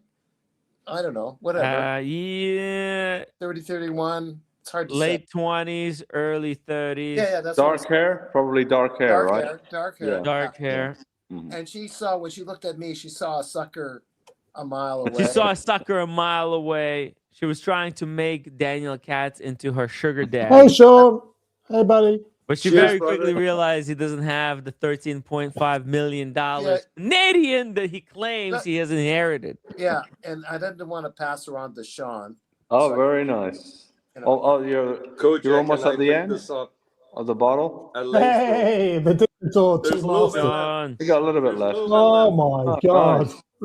I Cheers. figured Gone. they'll finish the year with this. Beautiful. And put the Breguet on for the last day of their Gorgeous. tour. So Woo. come on. Let's we have go. Dr. Breguet on. Come on, let's go. It's the last day of the 250th birthday, man. Boy, boy, Breguet? boy. Yeah, put a Breguet on. All right. 250. 250. I don't have a Breguet, so I'll have to Put on I'm in there, a lookalike. there in thought. Just Okay. do something that's a little bit Breguet. Here we go. Beautiful, beautiful. Nice. Shout out to Manny as Oh. well, because he's Yeah, one where of is the Manny? What is he Sick. doing? where's Manny? Well, I think he's not particularly well at the moment, so I think he succumbed to the flu. Get the sickie. There you go. Yeah. That's my version. Brink. Yes, sir. Beautiful. Yeah. By the way, Daniel Katz unfortunately has to sell the Habring Why does he because have of to? his No. finances. I'm moving it because Yeah. I want to get into it, but I'm nickel and dime. I've got funds, but I've got to keep them where they are, and I want to get into a thing with someone that I'm going to leave. Super chat. I gotta move it. Cheers, Marco. So, if anybody wants to buy it, it's available on where are you selling it? Wrist check. I'm gonna move it with the wrist check people out of Hong Kong. I think they look pretty good to me. So continue the story. I want to hear the story. I What? want to hear the story, Daniel. What is the story behind it? But real quick, let's shout out for Marco. Yeah. One of the greatest guys in the chat. Always Absolutely. positive. Love the Yeah, guy. was positive. Hey, Marco. Thank you, Marco. Thank you so much for the $5. Happy New Year, legends. Thank you, Marco. Cheers, Marco. Happy New Year, brother. Yeah, I mean, like Marco is always a positive influence on the chat. It's always Very good to see him. Unlike Humble Pine and Double D, who are both elitist jerks. Jerks. Well, Marco brings the sweetness. They bring the spice. Definitely the spice. Yeah, sometimes you need the spice. So Daniel, Mr. why do you and want Mr. to G. sell it? Why do you have to sell it? Pardon me? Why do you have to sell it? I'm not in a bad situation so much as that I don't want to touch certain funds, and I got to keep the credit cards down, and it just survival in a certain way. Survival of the fittest. And I'm I think sometimes all of us, when I'm looking at other costs, that's including coaching on something to do with in the stand-up world or whatever. There's other expenses on top of just living that I'm facing, that I've gotta just move stuff that I like sometimes. And so it's a wise thing, and since it's gonna help you in the financial way and peace of mind, can we say whoever buys it, they can actually use it as a tax write-off because they're helping a fellow person in the watch community? Do you think that would be tax write-off? Yeah, but you need to qualify that. We need to qualify that, Sean. Will it come with box and papers? He always throws the box out. Look at the that he gave to, Hold on. He gave to Timmy. By the way, let's take a look at the brigade, the gold beast you got on your wrist, Mikey. There you go, Mike. Oh, Look at that. Let's have a let's see it. Oh, look at that. That's beautiful. So That's the beautiful. watch that he had earlier, which was the beautiful JLC, which, by the way, I think it's one of the classiest watches released in 2025.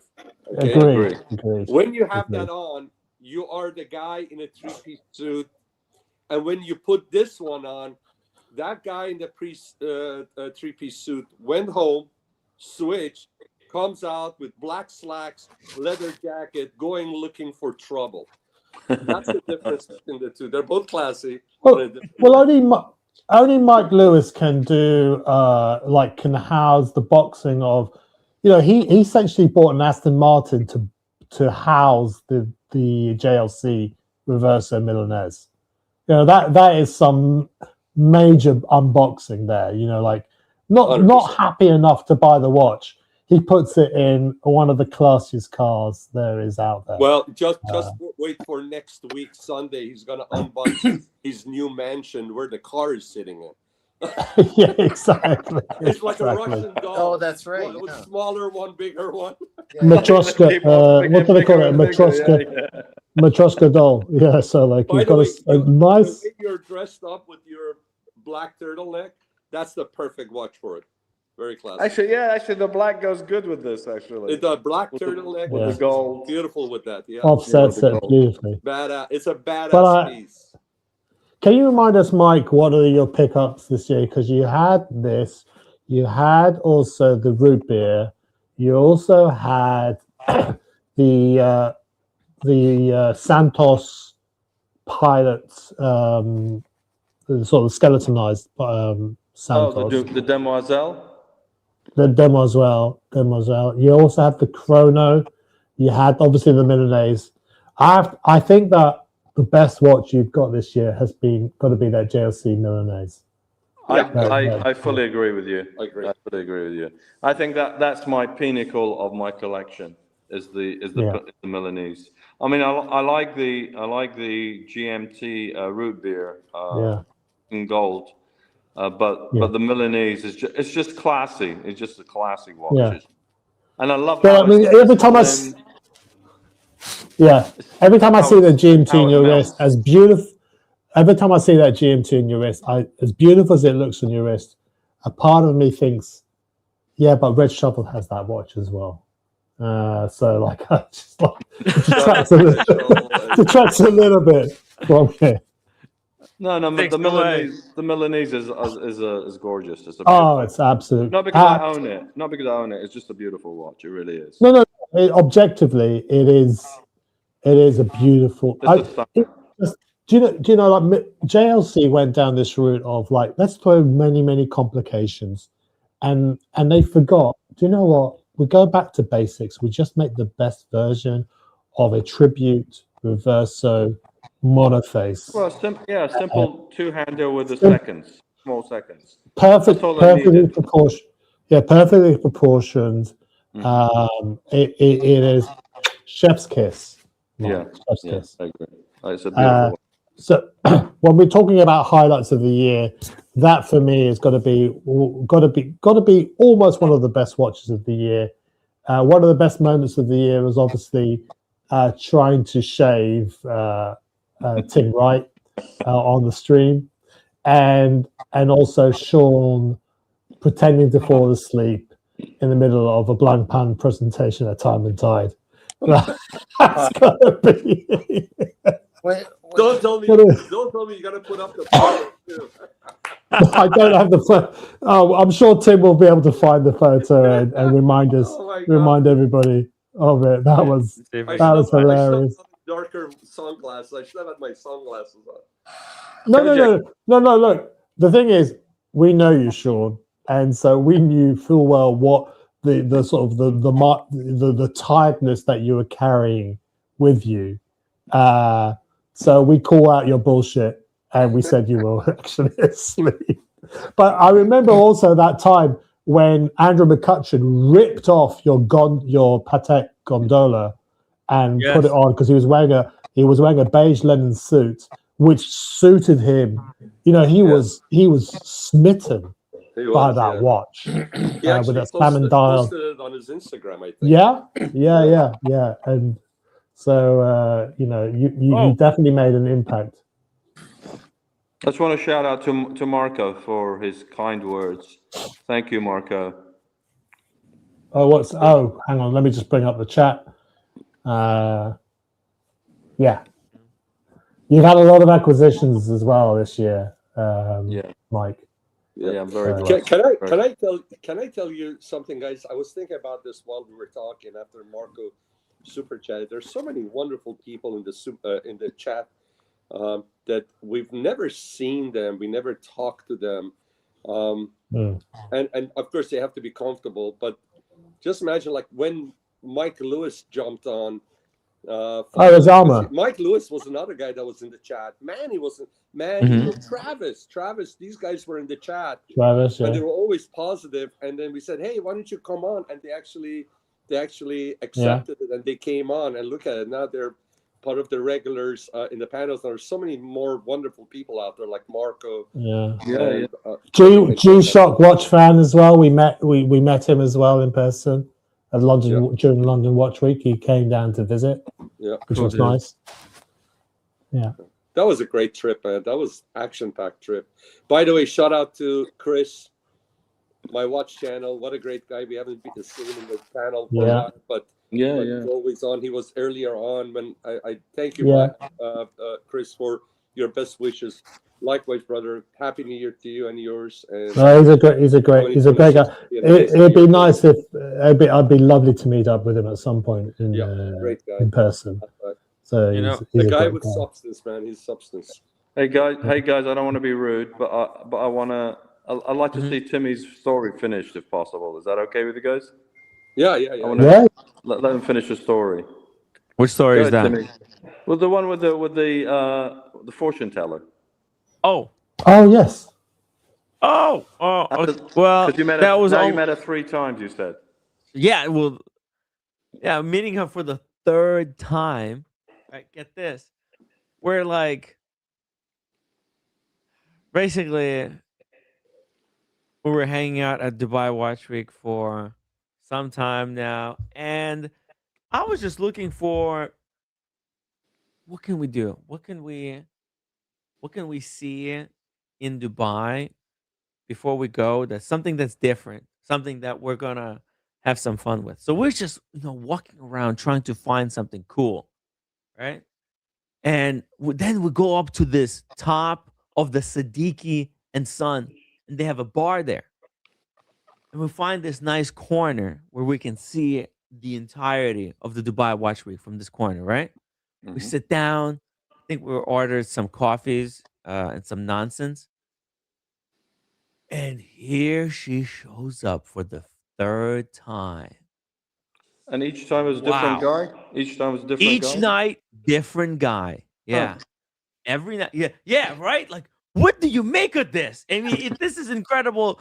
This is incredible stuff. I'm the other guys, they weren't so interested in this. But like I couldn't believe it. I mean, Timmy could be one of those guys. Yes. Yes, I could have been one of those guys.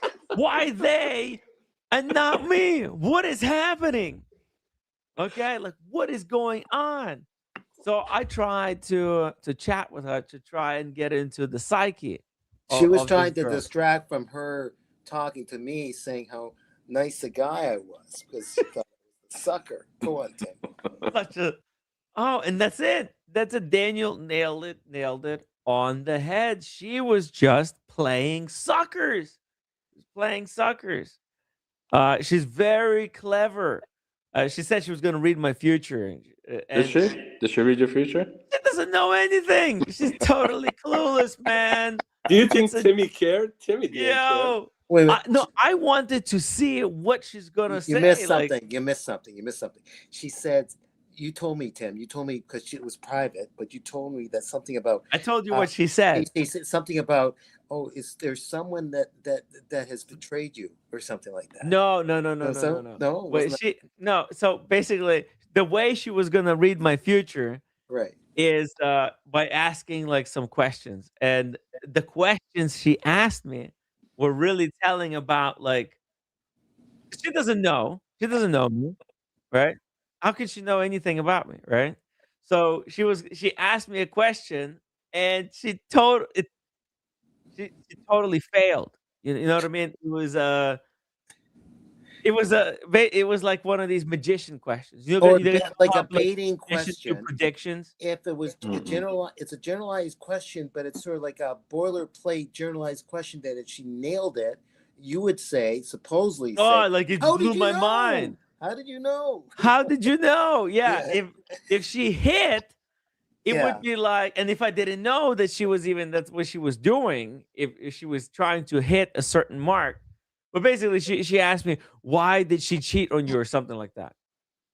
Yeah, that was Okay. it. That was Which is like literally it gives out all her cards away. Like that question, right? If you think about it, right? And the thing is, I know, it makes no sense. But to her, it's a very interesting question to give because based on the reaction from the other side, she could play a certain game. And So basically, she gave you nothing really. So she all doesn't know did- anything. That's exactly what I'm trying to say. Yeah. She does. Well, in a way, no. What she did is she basically asked me those questions that she would ask if she was trying to like play me or whatever. right? Because that was what she was doing, right? Like she's supposedly a witch, right? She could tell the future. So tell me the future. But what she was doing, she wasn't telling me the future. You know what I mean? Because when you tell somebody the future, you're not asking them questions. Right. And then have them, give you something back to you. You could actually tell. I think she was kind of she was enchanting you with her looks. She said she was good looking. Yes. She was pretty. Oh yeah. So she was enchanting you with her looks and egging you on and getting you interested and like little by little bringing the rope in, as they say. You know what I'm saying? Oh, of course.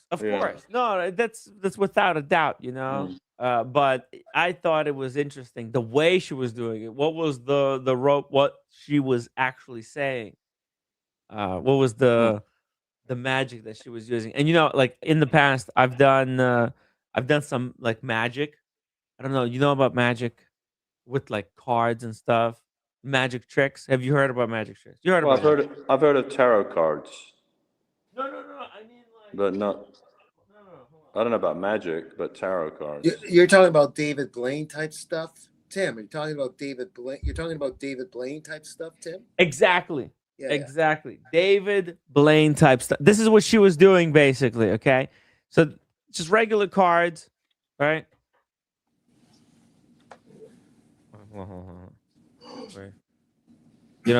So you got regular plain cards right here, right?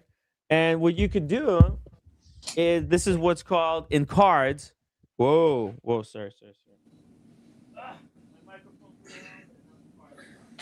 Anyways, okay. In magic cards, there's what's called a force. So what happens? The magician makes it looks like something is your choice, but it's not your choice, right? So it works like this. Here's an example of a force. Okay, let's say I put a card that I want to give you that's from the top, but what I can do is I can actually pull out a second card from underneath the top card. So I can manipulate who gets which card.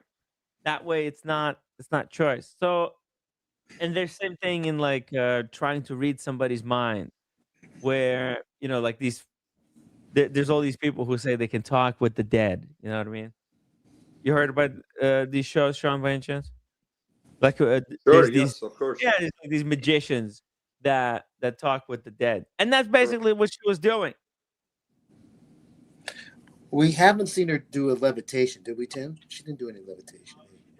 Anyways, that's the end of that, Sean. That's basically what. But yeah, that's the point of the story. Is the point of the story? She was beautiful. If she was not fine looking, you guys wouldn't be sitting. You want to give her the time of day, right? Putting up with the bullshit she was doing. Well, Sean, let me claim my innocence, Sean. What happened was we were sitting down, having these little, desserts put on by Rolex or whatever. Where were we? Rolex? Was it a Rolex late at night? Some cafe section of the Rolex booth? I forget. And then she was finishing off her paperwork. She was just some woman in a nice halter top, exposed, whatever, in tight jeans. And she was finishing whatever work she was doing. And then she noticed us. She was just at the next table, started smiling and says, "Hi, guys." And that's Sean, how that just started. Basically, what I learned. Okay, here, look. I'll just say it in the plain English. If you guys didn't get it until this point, okay. But basically, exactly. Besides her looks, she's not contributing anything to society, because she's completely clueless. She's talking about magic and reading future. You have to be insane to think that you can. Are we talking about who are we talking about? Are we talking about you, Tim? No. I like to think that I do contribute to society. Oh, I see. Yes, I think I do, because what I do actually, there's people who watch and they feel like the content is worth the price, and the price is voluntary, and we actually kind of talk about real things in the world here, right? We're not bullshitting. And And she was totally clueless. That's what was amazing So about her. I'm a little bit lost. So she expected to get some kind of a reward by feeding you guys these bullshits that you weren't buying, or what? No. Was there a thing for you guys to connect and later on?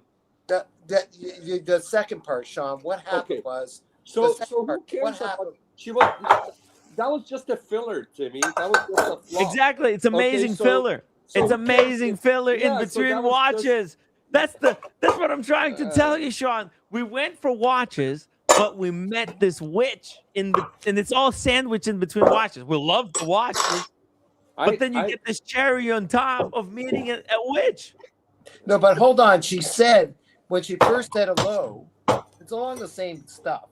But she first said hello, hi, what are you here for? And we sort of said, and what are you? And then we said, well, what are you here for? She said she was some kind of, she was on Instagram doing this thing about therapy and spiritual enlightenment or whatever it was. It wasn't really specific what she said. And she was meeting people and doing presentations, and it wasn't really specific. But we were nodding our heads, and and then it got into some other stuff later on. I see. You guys were at the Rolex section, right? That's where we met her for the first time. On the roof. Speaking of Rolex, wristwatch Alex says it's not even midnight on the West Coast, and he says the Rolex prices have gone up. Oh no way! Yeah. Hold on, let's check the website. Oh, sorry, wrong website. That's scary. Hello. You haven't got the one of him. Have you got the one of him sleeping? Have you got the one of him resting No, his actually, eyes? I don't have it. I was looking for it. Let me see if I can find it. Find it and send Tim, it. send me that picture. I like that one, by the way. With the dark hat. That was another Sean. That was another thing that I watched, and I totally agree with you. I should have everyone in that studio should have been asleep, but I was like, I came there determined to enjoy and to learn something. No, you were totally involved. Yeah, you were into when the gentleman was talking about the photography and all that stuff. You Yeah. were totally engaged. No, 100%. I loved had it. I had a nasty jet lag. It was just I understand. crazy. I understand. I was standing up at first, and I realized myself falling asleep while standing. I started keeping myself from falling backward. I said, I better go sit down somewhere and just pretend that I'm awake. Nice. Yeah. Tim, I've just forwarded you on a picture of the man of the hour. Yeah. My face was. Yeah. Yeah. That's beautiful. I should have put sunglasses on. Did I have sunglasses on? Oh no, you think so. didn't. You didn't? Oh I don't man, think I you should. You had your. They were like the ones that change color. Oh, you did have sunglasses on. No, they didn't. Those are not my sunglasses. Ah. No, I was totally out. Dude, that's called discipline, man. You could just get some rest by just kind of leaning back and I was shutting just down so the brain for a tired, couple of man. seconds. So tired. Yeah. Yeah. That's legit. How could we forget also, Tim? Look me at and by the way, Morfred. Kojak, sorry, I just interrupted you before you continue. Look at this picture. I mean, you got London bus. Yeah. Yeah. Beautiful. Can I share something with you guys? I was when I was driving, I was thinking about this. You know how much I love Paris, right? But since our get together twice this year, I mean, what a year! It's the way it started out. For next year, we already have planned when we're going to be in Paris and for with the wife and all that, and London. She's also going to be in London. As much as I am excited to see Paris because my heart's in Paris, I was actually a little bit more excited to go to London because of the gang over there. I had to share that with you. Wait, I don't think the location matters. The fact that we can meet up in person. 100%. I mean, I'm just reminded of me and Morfred jumping on the plane to Rome to put a dick in the ear for Tim Wright when him and roommate were there on holiday. So that was another standout moment of the year, I think. Yeah. Luciano's. Luciano. Did you Privato. Privato. Did you just surprise him? Did you just show up, you two, or? Yeah. Nuts. Privato. It was Privato. good. It was good Hey, times. Tim, they Yes. have raised the prices. I just looked up the GMT. How much? Massachusetts Everose Gold. It was 46,500 just recently, and now it's gone up to 50,700. Are you serious? They've gone crazy. Whoa. Yeah. Is that the Wow. gold Are that you drove it up? serious? Sorry? Is that the gold that drove it up? The gold. The full gold root beer, yeah, is now 50,700. Yeah, the whole gold thing has gone up. So they're. You know what? By the way, you know what, Timmy? Do you remember I told you, FP Jordan sent me a Happy New Year, but they didn't even mention that I'm still on the list. Guess what? Last week I got another email from one of the ladies that used to be there is back with FP Jordan in West Hollywood. Oh. And she sent me an email saying we're hoping that you'll get your FPJ in 2026. Sorry, we Wow. got to in 2025. I'll tell you one thing, guys. That would be I would be very selective on what I get. The way they're raising the prices. Oh, it's out of control. It's out of control. Look at Patek. Look at how many times they raise their prices. Yeah, it's just insane. And then, the value is not there. And I'm telling you, whenever something like this happens, go backward. Go to the older stuff, the vintage stuff. You'll find them more refreshing. To be honest with you, Sean, I'm done. I mean, I got my last piece that I really wanted. Good for you. And to hell with them. I'm done too. There'll be if something pops up that gets my attention. It's got to be on a deal. It's got to be on a deal. If it ain't on a deal, forget it. I'll tell you this: the FP Jordan, the Havana, Rose Gold is the one I'm waiting for. If I get my hands on a chip style 36 mil white gold date with the ultra oyster, that's something I want to pick. Very select stuff that I'm still looking. If they come up, I'll pick them up. But I'm not going to be chasing shit like that. No. We were at Paddock at Wempe, and we were at Paddock at Tiffany's, and the only piece there that I really gets my interest is that rose gold chocolate dial Panda chrono that they have, and it's chrono, and I think it's got perpetual calendar. But it's $300,000 freaking dollars. Yeah, so there isn't anything there. And I said, okay, how about the platinum Calatrava that came out with the. That's great, fantastic. Well, it's over $50,000. Yeah, it's a lot of money.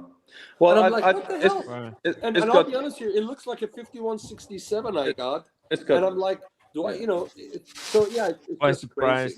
No, it's got to the point where it's just getting so stupid. Yeah, I mean, you got to be nuts to go and buy a full gold watch anymore with the continuous price increases. Yeah, the Breguet subscription. It's not even a limited run. It's part of the catalog. It's a beautiful watch when you put in person. It's a lot better, but again, it's like almost 50 grand. No, it's out of control. It's just crazy. I mean, Crazy.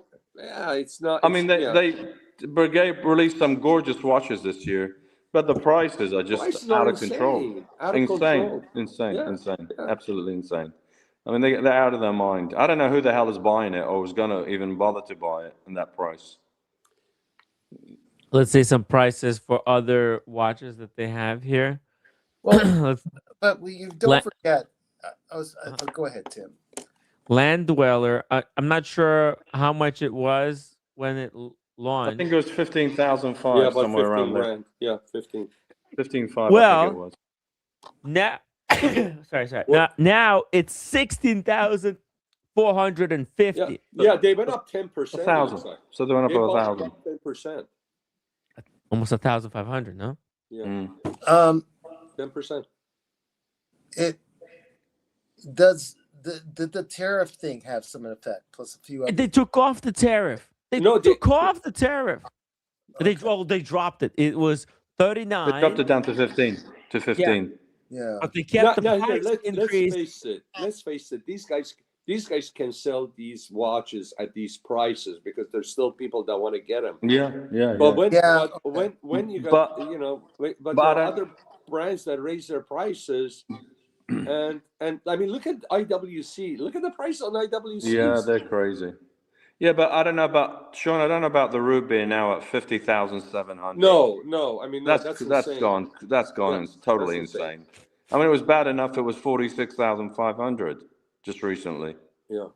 I mean, 50 now grand, man. That's a lot. 50. Yeah, plus tax. Add the tax on top. So you're looking at 55, 56,000 at least. That's crazy. You know what? For 50 grand, get yourself a nice secondhand Aston Martin. And wear it, and then put on your watches you have and drive an Aston.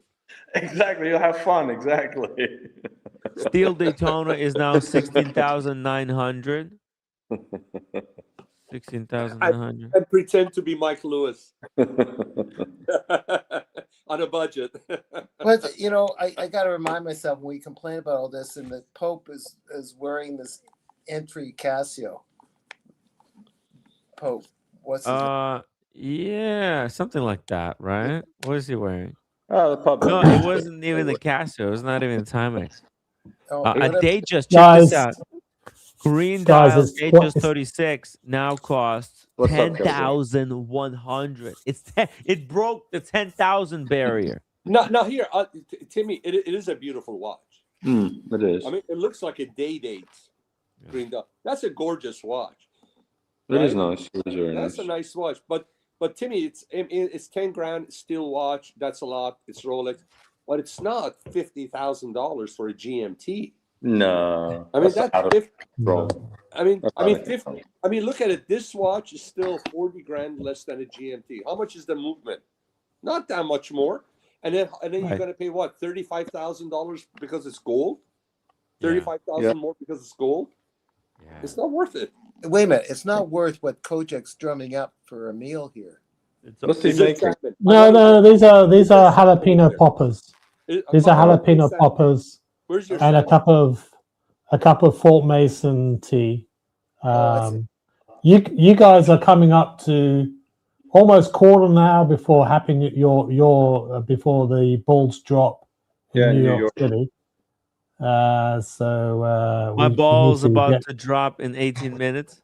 Yeah, and can't your balls about to drop. Guys, can you hand one piece to me there, Kojak? Can you hand me a piece? Yeah. Here you go. Oh, that looks by delicious. The way, tickle my talk says wow. Happy New Year, and then he goes, "Happy New Year, thanks Rolex for price increase." Exactly, that's their gift to us. What is that? Kojak, what's that? Is that jalapeno? What the hell is that? A jalapeno poppers. No so way. There's sort of yeah. That's incredible. I heard legends about jalapeno poppers. What are you drinking? Tea?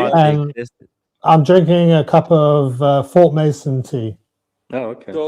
So in about 2 hours, when Kojak goes to sleep, his stomach's gonna wake up Mrs. Kojak. Yeah, that's right. And then remember, whatever is hot going in, it's gonna be hotter coming out. Exactly. So tomorrow morning, Kojak's gonna go, "Oh no, this is how 2026 gonna start. I'm burning." Bring it on, baby. Bring it on. From there. 2026 already started with some bad decisions, guys. Start with fire, yes. Start with fire and with fire. So check this out, guys. The Oyster Perpetual now costs Oyster Perpetual 36. So the Oyster Perpetual 36. This is as basic as rudimentary Rolex as you can get, right? No complications, no bells or whistles, nothing. It's the standard size as well, 36. It's as bare bones as Rolex. How much? 6,750. Crazy. Entry point. This is where you step into the realm of Rolex. and it starts at 6,750. The problem is you can't get these. You cannot buy these as your first watch. No. Otherwise, that's great. Variety of colors. On paper, this sounds amazing. You could choose. A 36. I'll go with the purple, or maybe with the pink. Nobody tells you that to get the green one, you got to buy a Breitling and a Navitimer in solid gold. That has been sitting on the shelves for the past 7 years and completely And unsellable. some jewelry. Hold on, some jewelry. Yeah, and jewelry. You have to buy a diamond ring, custom made, just in the configuration that nobody wants. I don't think that's necessarily. It's a I don't think that's package a deal. That's not a true representation of what's going on, because But Muhammad Ali managed to pick up the Tiffany blue. He's got Okay. Muhammad Ali he's got very lucky. He's got a good AD that takes care of him. Yeah. But us poor fucks, we get bent over every time we walk in there. So let me just show you what you can pick up on a secondary market if you're not chasing hype and you're looking for stuff that are quality stuff, but it's not something that the majority is looking for. Love quality. Vacheron Constantin. Yeah. The nice watch. Yeah. Dual time. Yeah. Calendar. Beautiful. Hunter caseback. Hunter caseback. A ton Wow. of gold. Okay. Got it from Federico. They had sent it to Vacheron, had it serviced, full box paper, certificate. Even they at Vacheron at the factory, they tested the movement with the time, everything, the graph, everything is in there. Wow. Picked it up for less than 16 grand. Did you deal with Federico directly? Nice watch. Yeah. Federico would not give me the price I wanted.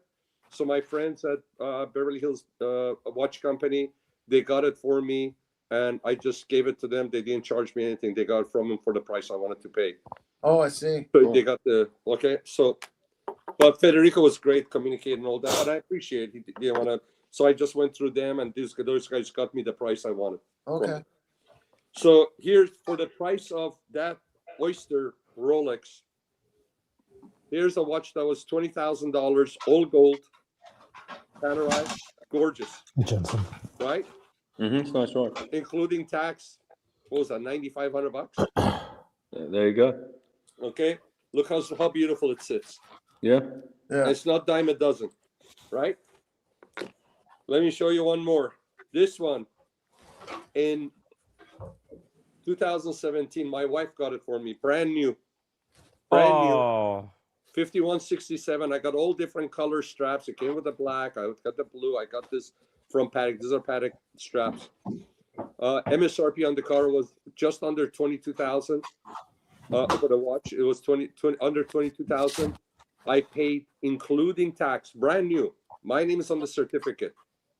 I paid 16.5. You could get discounts on Pateks. Beautiful. You could get discounts on Pateks. Incredible. Okay, this watch here, which was one of my acquisitions this year, brand new, 2009. Oh brand yeah. new. You guys remember how straight this thing was? Yeah.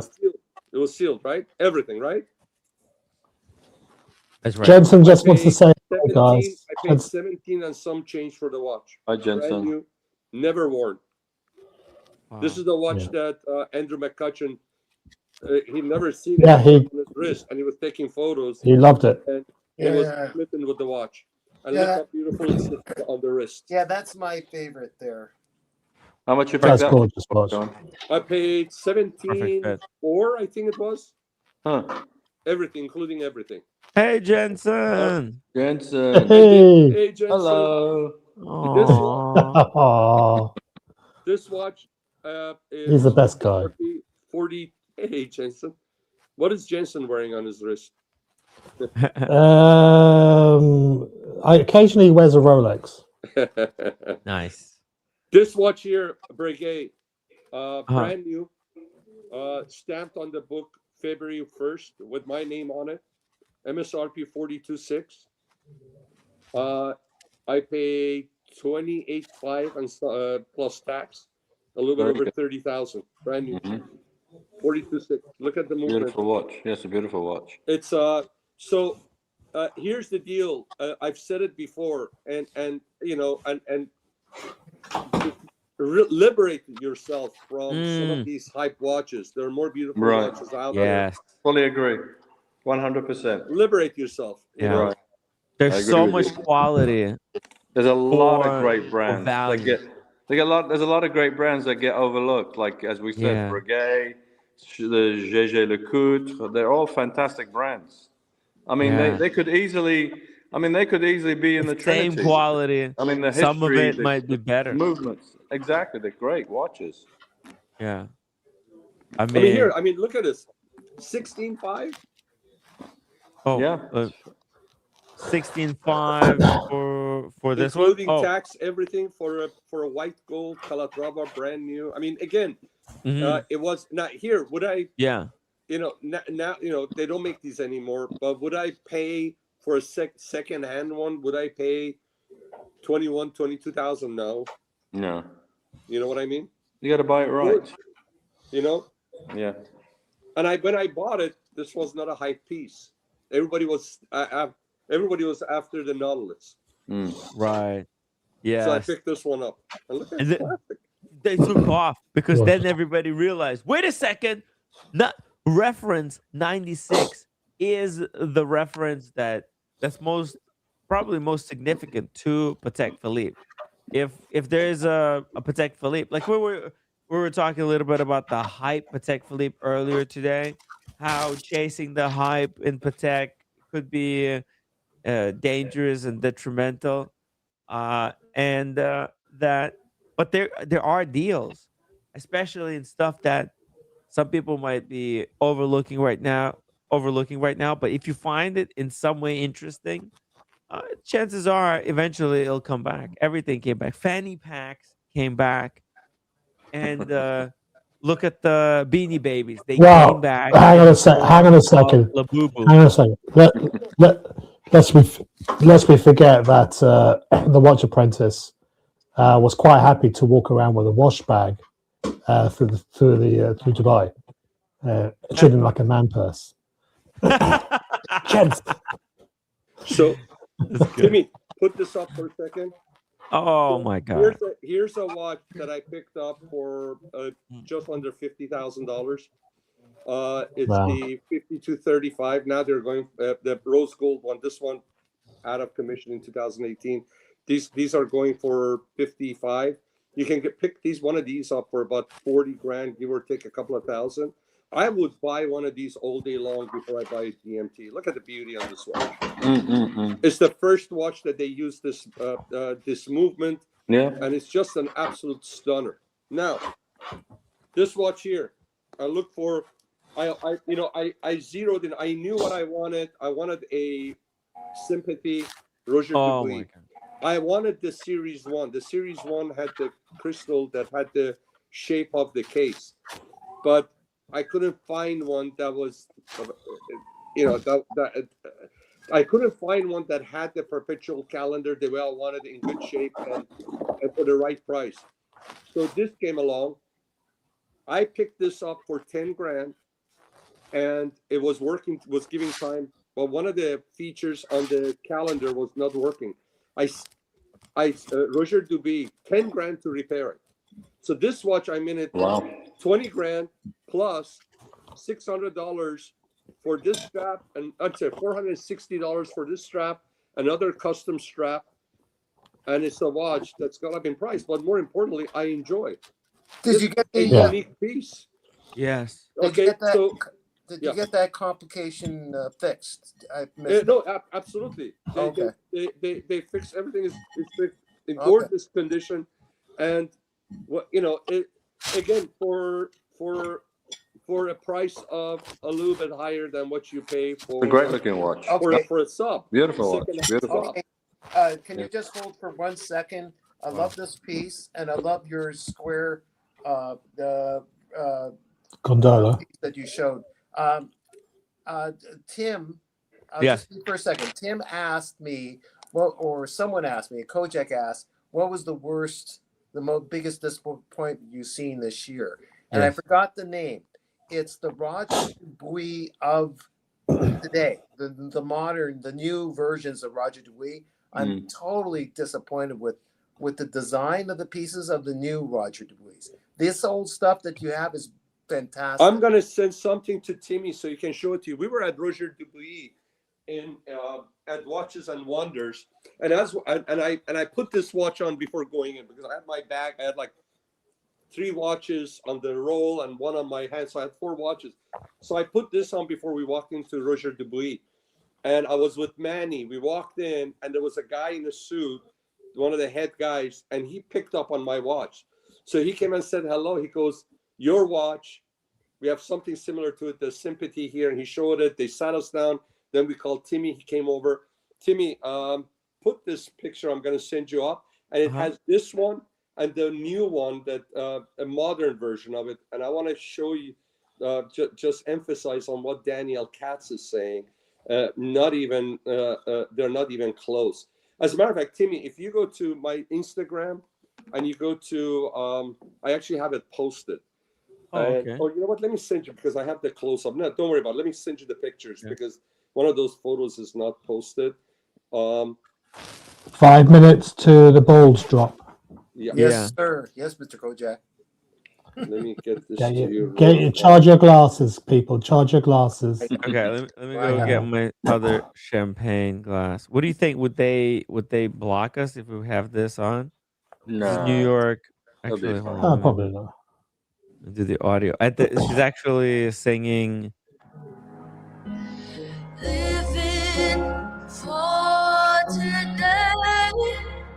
Timmy, you should have it.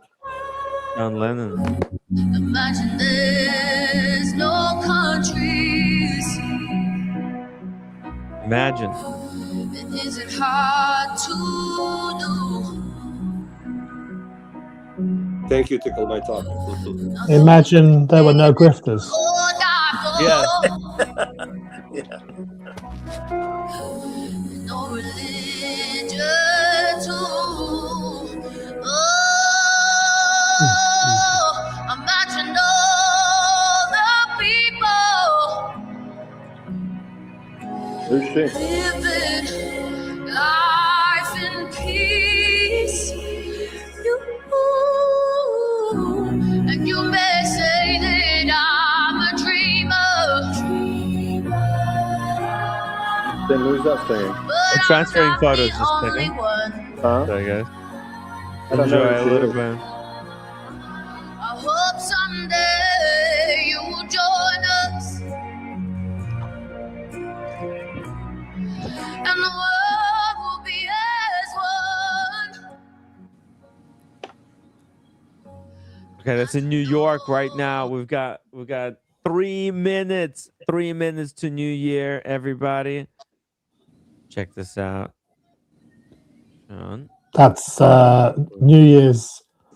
They're dropping East the Coast. ball. Yeah. So they put a purple strap on it because I have a purple strap. Look at the difference. Yes. I mean, and how much are they asking for that thing? 90 grand, 100 grand? Yeah. More? Delusional. There's almost nothing that I like from them. Now, Roger Dubuis just came out with a new watch, and it is more like the watches. And I told them, I said, listen, I said, you guys need a watch that bridges the gap between your modern and the old stuff. Yeah. And I think they finally released one this year. Oh, okay. Yeah. Let me pull it up just for a second here. Yes. Here it is. And I have both Check it of out. these on my wrist too. Timmy, the second picture I sent you. Yeah. But I have with- both of. Yeah, this is the one. Oh, This is the yeah, one. yeah. Yeah. But with this one, they almost went too far back. Like they don't have that cool case, the square case with It is just better. circular. It's Well, definitely better. they had a circle case too. So this Ah. is some of the retro, yeah. Oh, okay. But what I like is they got the they got the right look. It looks like a nice piece. It's not weird. There's no Lamborghini Yeah, DNA yeah. in this. And that's You know? a good point, Sean. They're trying to be the Lamborghini of whatever. Exactly. And it's nice, but I think it looks a little bit too busy. Yeah. That's Timmy, I have those watches on my wrist. If you want to show them so they can see what it is, comparison the new that's and the their old. first attempt, Mike, was they're trying to they see the error of their ways maybe, and they're trying to go back, and that's the first attempt. Hopefully, I think can you zero in on the watches? Can you zero in on the watches? Yeah, yeah. I mean, it's sorry guys, there was a coffee stain on the sleeve. 1 minute to go, guys. 1 minute to go. Daniel spilled it on you. Rich, Somebody said it. Rich, $9.90, $10. Happy Rich. 10 seconds. 10 seconds, guys. Rich.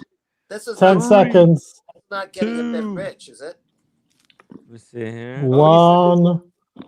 Happy New Year, New York, East Coast. Happy New Year. Happy New Year, Timmy. East Coast. Happy New Year, Happy New Year, everybody. Daniel. Daniel, it's 12 o'clock at you, right? Daniel, Happy New Year, brother. Happy New Year, brother. Happy New Year, Daniel. Hey guys, do I look any older? Okay, I guess You I'm look, okay. you look good, brother. Let's see. Oh, this I was. love New York. Man. There we go. Happy New Year. Happy New Year, everybody. Oh yeah. That's whoa. a Happy New Year. Oh, whoa. What's going on Get a there? room. No, quickly, change it. Not that there's Yes. anything wrong with it. Not that there's anything wrong with it. Oh my god. Yes. It's modern days, man. Everything goes, guys. Welcome to 2026. Thank you, Rich. The inside of a man's mouth is very much similar to the inside of a woman's mouth. I saw you kissing Timmy when we were in London. I kissed G-Man. Happy New Year, everybody. Happy New Year, everybody. Happy New Year, everybody. And everybody that's in the chat, thanks for being with us, man. That's awesome. Yeah. Timmy's stream is our Times Square. Now that you've finally caught up with us in the West, how do you guys feel? I mean, it's just the East Coast at the moment. We're in the same time space continuum now. It was great to catch up with you in the timeline. Yeah, you're now in the future. Officially, we are in the future. We are in the next segment of our lives. Another year, another dollar. Guys, we are a year behind you. You're you're younger. still Catch yet up, to be Sean. with us, Catch Sean. up. Sean, you're not technically. Oh, and I'm at 10. Mike Lewis as well. I'm 10 o'clock. Yes. Yeah, I'm 10 o'clock. Rich, Mike Yeah. Lewis, Alex, Sean. everybody, yeah. Oh, Sean Happy is at New Year, 9. Daniel. Daniel, Oh, Yeah. Thank you. dude, Happy New Year. Where's the champagne? Where's the Cointreau? Let's get it up. I had it, man. I had it. Okay, cheers, man. Cheers. Cheers. Daniel, is the heater off? What do you got there? You got your sweater and a scarf on? Every once in a while, I feel, even though it's at 72 or whatever, or 24, it's I get a bit of a chill. It might be just the cold is seeping through the window a little bit. I or see. something. Yeah. And Is then it really cold right now? Is Toronto cold? Very Hell cold. yeah. It's freezing. Yeah. I don't blame you then. It's New York weather, for crying out loud. Yeah, it was raining hard today over here, and it's going to be raining tomorrow. The days before the weekend, Monday, it was just beautiful, but today was raining. Wow, guys, I've been here. My legs have handled it all these hours. I gotta go. Guys, this is it. That's it. Good show, everybody. Yeah. What you gotta let the West Coast just hang there? I mean, Jesus. I'm just kidding. It's 2 more hours. You got 2 more hours to go, Tim. Come on, you got to see the West Coast too. Mike, are you gonna do another Happy New Year's with a group of friends, like for your version of 12 o'clock, or what?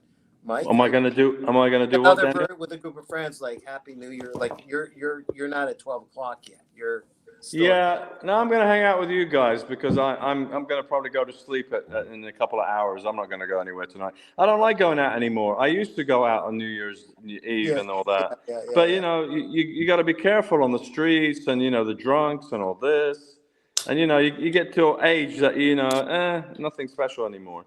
To be honest with you. Yeah, it's good that you're home because you might get run over by another version of Daniel Katz on the streets. You know. By the way, do you know There's what we not. need to do, guys? Whoa! There aren't two of you, are there? There's always some version of me somewhere, Kojak, probably. Do you I what know we there's need to one do, stuck guys? in 2025. We need to figure out how we can play poker while we're on the stream. There's apps for that. Play poker. Oh, but we could do that. But so that the viewers Yeah. can see the cards. Yeah, and then one of us have to have a camera for the table. Yeah. Well, we all have to have our own. I guess I don't know. So we Yeah. can see when we drop the cards what it is, or I guess we have to show it. But it would be cool. Daniel Katz can play with his trust fund. We'll just pick him apart. We'll just take it in turns too. And then when Daniel Katz is out of money and he puts in his I don't covering want to as live. all in, that would be the time. There's a couple of bridges here, but I don't want to live underneath them right now. So yeah. No, but they've got a spare sofa at Tim's. You can go and live over there. That'll make a real enemy of roommate. That's true. That's great. No, You she sleep loves you. on the $15,000 couch. Daniel, before you go, since these are your two favorites, here you go, brother. Yeah, There you I go. like them. Yeah. Oh. Yeah. The Roger Dubuis retrograde, double retrograde, perpetual. Tim, I never got tired of the old Roger Dubuis. That's when I first really fell in love with watches. I think it was I'm giving myself away in around 99. In 99, when I saw an older woman come to a friend of mine who had a store to get hers serviced, a gold square like yours, but for a woman, a smaller version of a Dubuis. Wow. Yeah. That's cool. And you like asked her like what is this? Why is it something? I thought I looked at it. She showed the back. It was just beautiful back then. Yeah.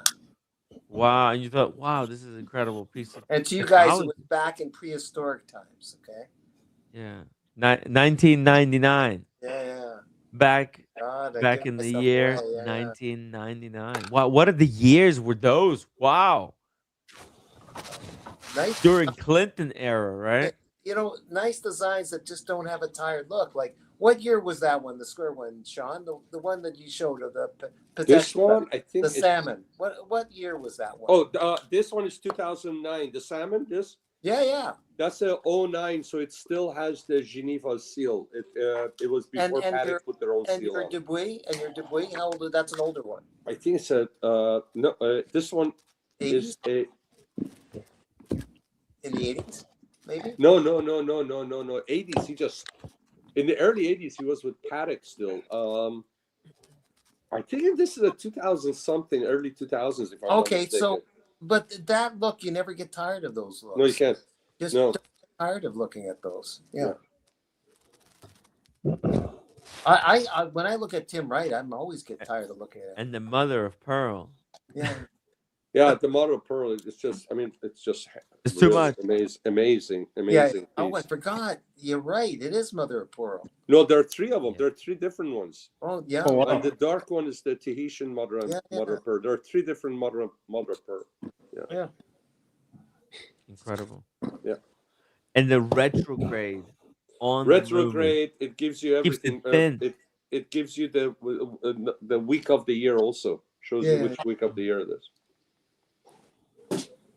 Have you guys been watching any movies over the Christmas period? Catching up with any movies or any guilty pleasures? I'm gonna be watching. I'm gonna watch Nuremberg. Okay. Nuremberg. Probably tomorrow night. I'm gonna watch Nuremberg. Russell Crowe. The movie. Yeah, the movie. Is it still in the theaters? No, it's streaming. Already they're streaming the movie? They just came out with it. Streaming, yeah. With what's his name? Crowe? Russell Crowe. Russell Crowe, yeah. Yeah. A lot of great actors in it, actually. There is Yeah, some good actors. I'm a history I love history, so Me too. I like to see how I heard they did a great job on it. Yeah, Russell Crowe's supposed to be really good. It's over 2 hours, like 2.5 hours or something like that. It's a long movie. Wow. Yeah. We've got Odyssey to look forward to this year as well with Matt Damon. I know that Tim. That's which one? One of Odyssey coming out with Odyssey. that. Christopher Nolan. Christopher really? Nolan movie. Yeah. Oh, I want to see it. It's already out, or it's going to be coming out? No. It's still in post production at the moment. Oh, that one I want to see in the theaters. Yeah, I want to see in the theater. Yeah, I love Odyssey. That was. I'm not sure about picking Matt Damon for that part though. Yeah. Well, we'll reserve judgment. I mean, he did do a good job in Oppenheimer, which was another Christopher Nolan. Oh, he also did a great. He Yeah. also played another one. Matt Damon played another one where he was in Mars. Do you remember? And he was Martian. And so he actually did a good job in that one too. Yeah. Yeah, but he did that other movie. Remember when the Chinese one where he was like? Yeah, that was pretty bad. That was pretty shitty. bad. That was pretty shit. Yeah, they're not always hits. It's not. The revelation for me this year was watching Home Alone for the uptime time and really realizing that Paul McCutcheon is an absolute arsehole. He's not the hero that everyone makes him out to be. He's an arsehole to his parents and to his family, and all he does is transfer those skills to some villains. So he's not really, it's not a really good lesson, shall we say? But I haven't seen Home Alone 2, of course, where we see Trump. He's in Home Alone 2. But Briefly. Telling that it's over there, like that was the line he says, "Oh, it's over there." I forget. Something like that. I can't remember. Another film that I thought I didn't like, but I'm going to suggest is actually pretty good, is the new Del Toro Frankenstein film. Yeah, that's a great movie. That's a great movie. And they're coming out with a new Dracula movie this year as well. Hey guys, it's funny you're talking. Let me go about get the Dracula. champagne. Sean, we're gonna take you into 2026 on the live stream. No, Tim. Don't go anywhere, Daniel. We just got a $500 super chat from Maldives. No. Again? You're kidding Sean me. into 2026. So nobody's going anywhere. Sit the fuck down. Maldives, you son of a bitch. Flowing. So here, guys. Like I'm switching to cognac. To hell with this. I said thank you.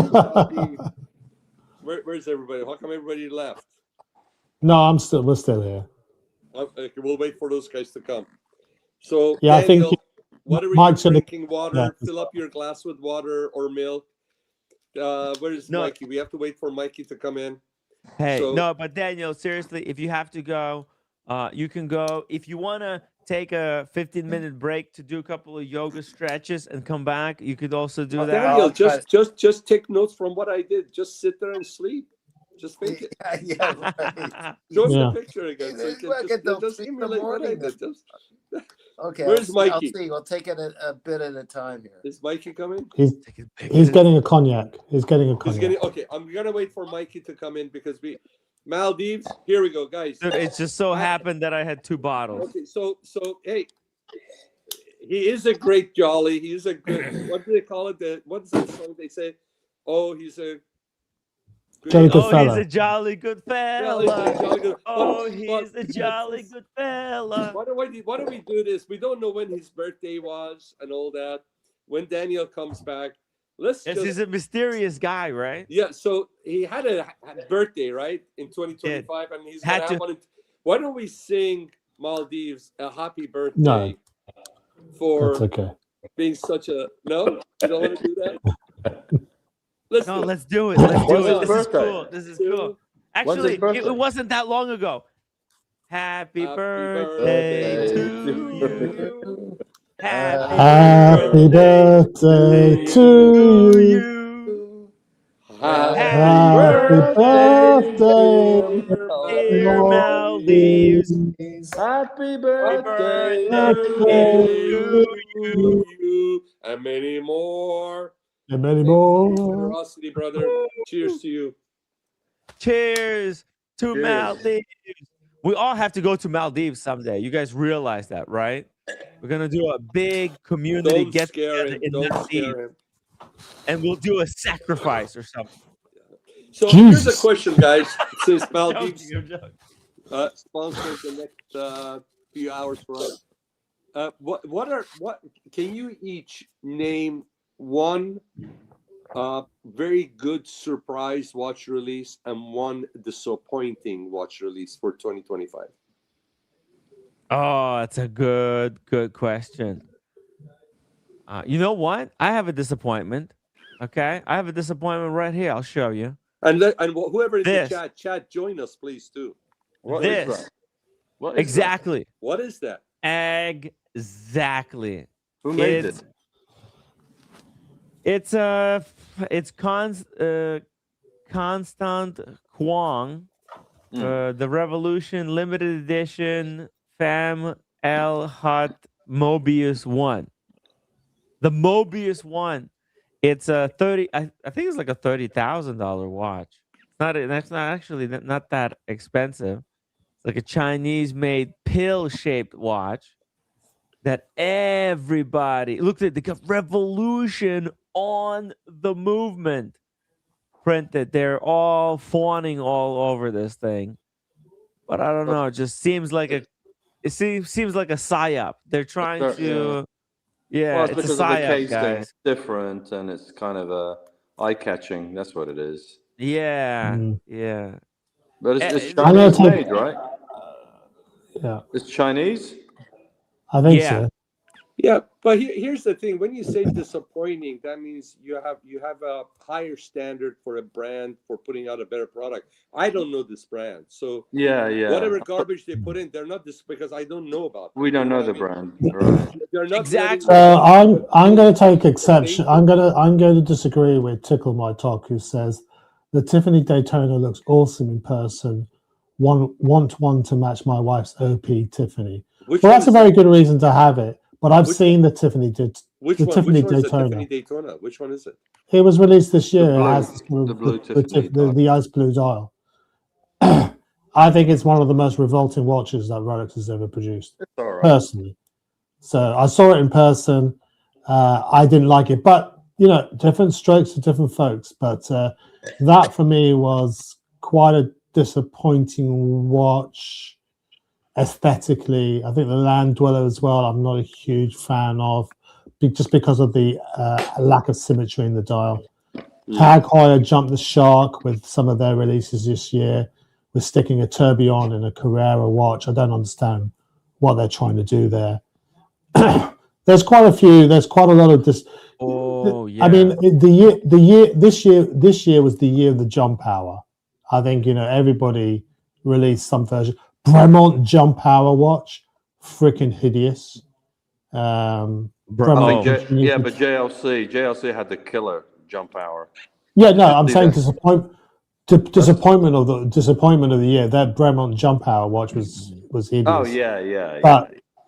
But the highlight of the year for me is got to be the range of JLC reversers they announced. That watch wonders. I agree. They were just hit after hit after hit. They killed it. Yeah, they came out with some beautiful pieces. Yeah. Sean got a chance to see the hand painted one with this art. It was like it was a Persian scene, wasn't it? Like a Persian scene. Yeah, it was Shahnameh, which is the that was beautiful. Beautiful. Oh, it's gorgeous. Yeah. Charlemagne. Shahnameh. Shah means king. Nameh means letter, or Shahnameh is. But to me, believe it or not, I think one of the most significant releases, it wasn't the Breguet and all that, because the 50th anniversary. One of the ones that stuck, and I'm not saying it just because. I think the Milanese was a really nice release, important piece in my opinion. Timmy, can you put RM88? RM88. I mean, I think it's a 2025 release. I may be wrong.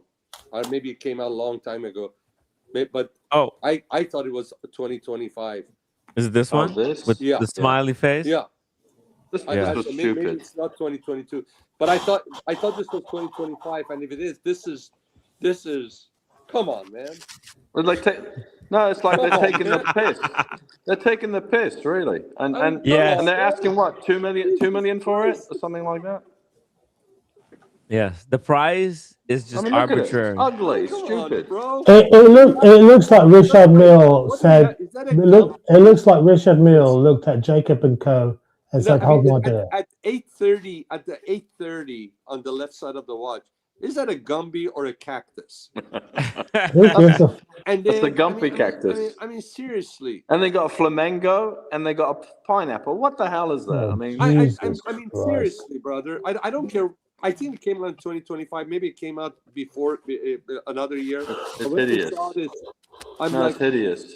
Wait, hold on a second. There is a cocktail on the right side over here at 1 o'clock. Kojak might like that. No.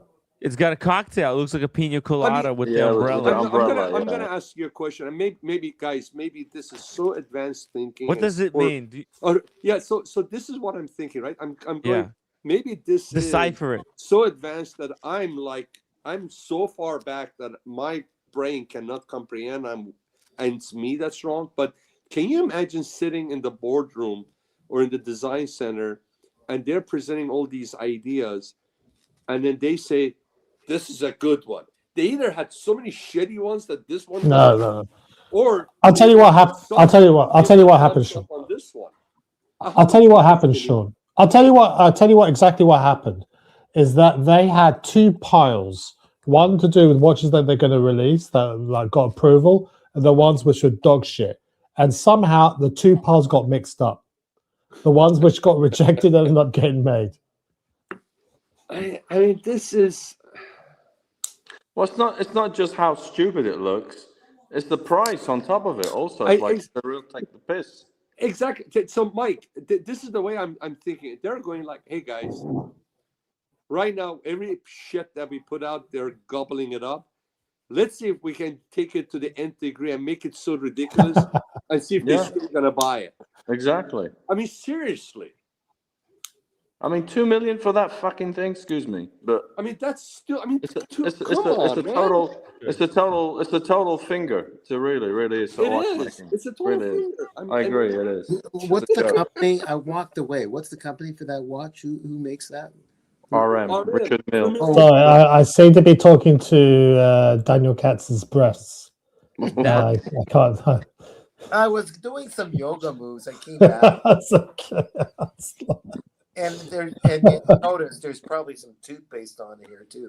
So that's just too busy, and they're just throwing a bunch of stuff together. It looks like that watch is for Miami guys. I know, but Miami, you got Makes people sense. with APs, Pateks, Rolexes that are classy. They're nice, shiny. Let's go buy that crap. Jeff, one of the greatest watch collectors, lives in Miami, right? Jeff has the Le Mans. He has all the APs, nice stuff. He would never wear something like that. No. I mean, that's yeah. Anyway, No so chance. that's me. Mike, you go ahead. Why don't you tell us what's your favorite and what was your disappointment? I think that watch would look good on Daniel. So check this out. Let me explain. Here I pulled up a random picture of where I thought somebody would wear that watch, right?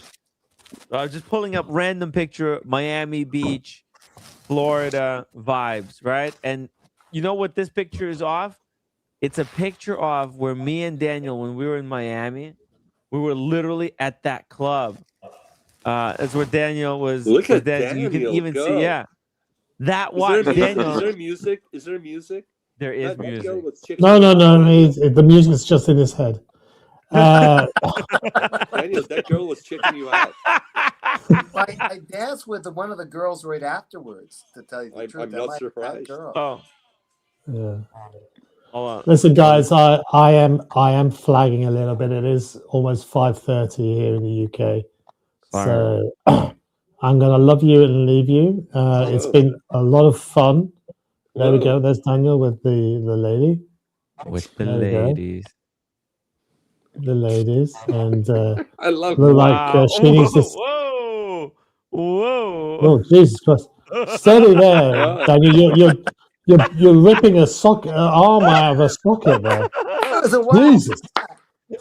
Oh my God! You're contorting her. The poor guy. Are you a chiropractor? But Are you? What the fuck are you doing? really well. She's improvising really well. That was a while back.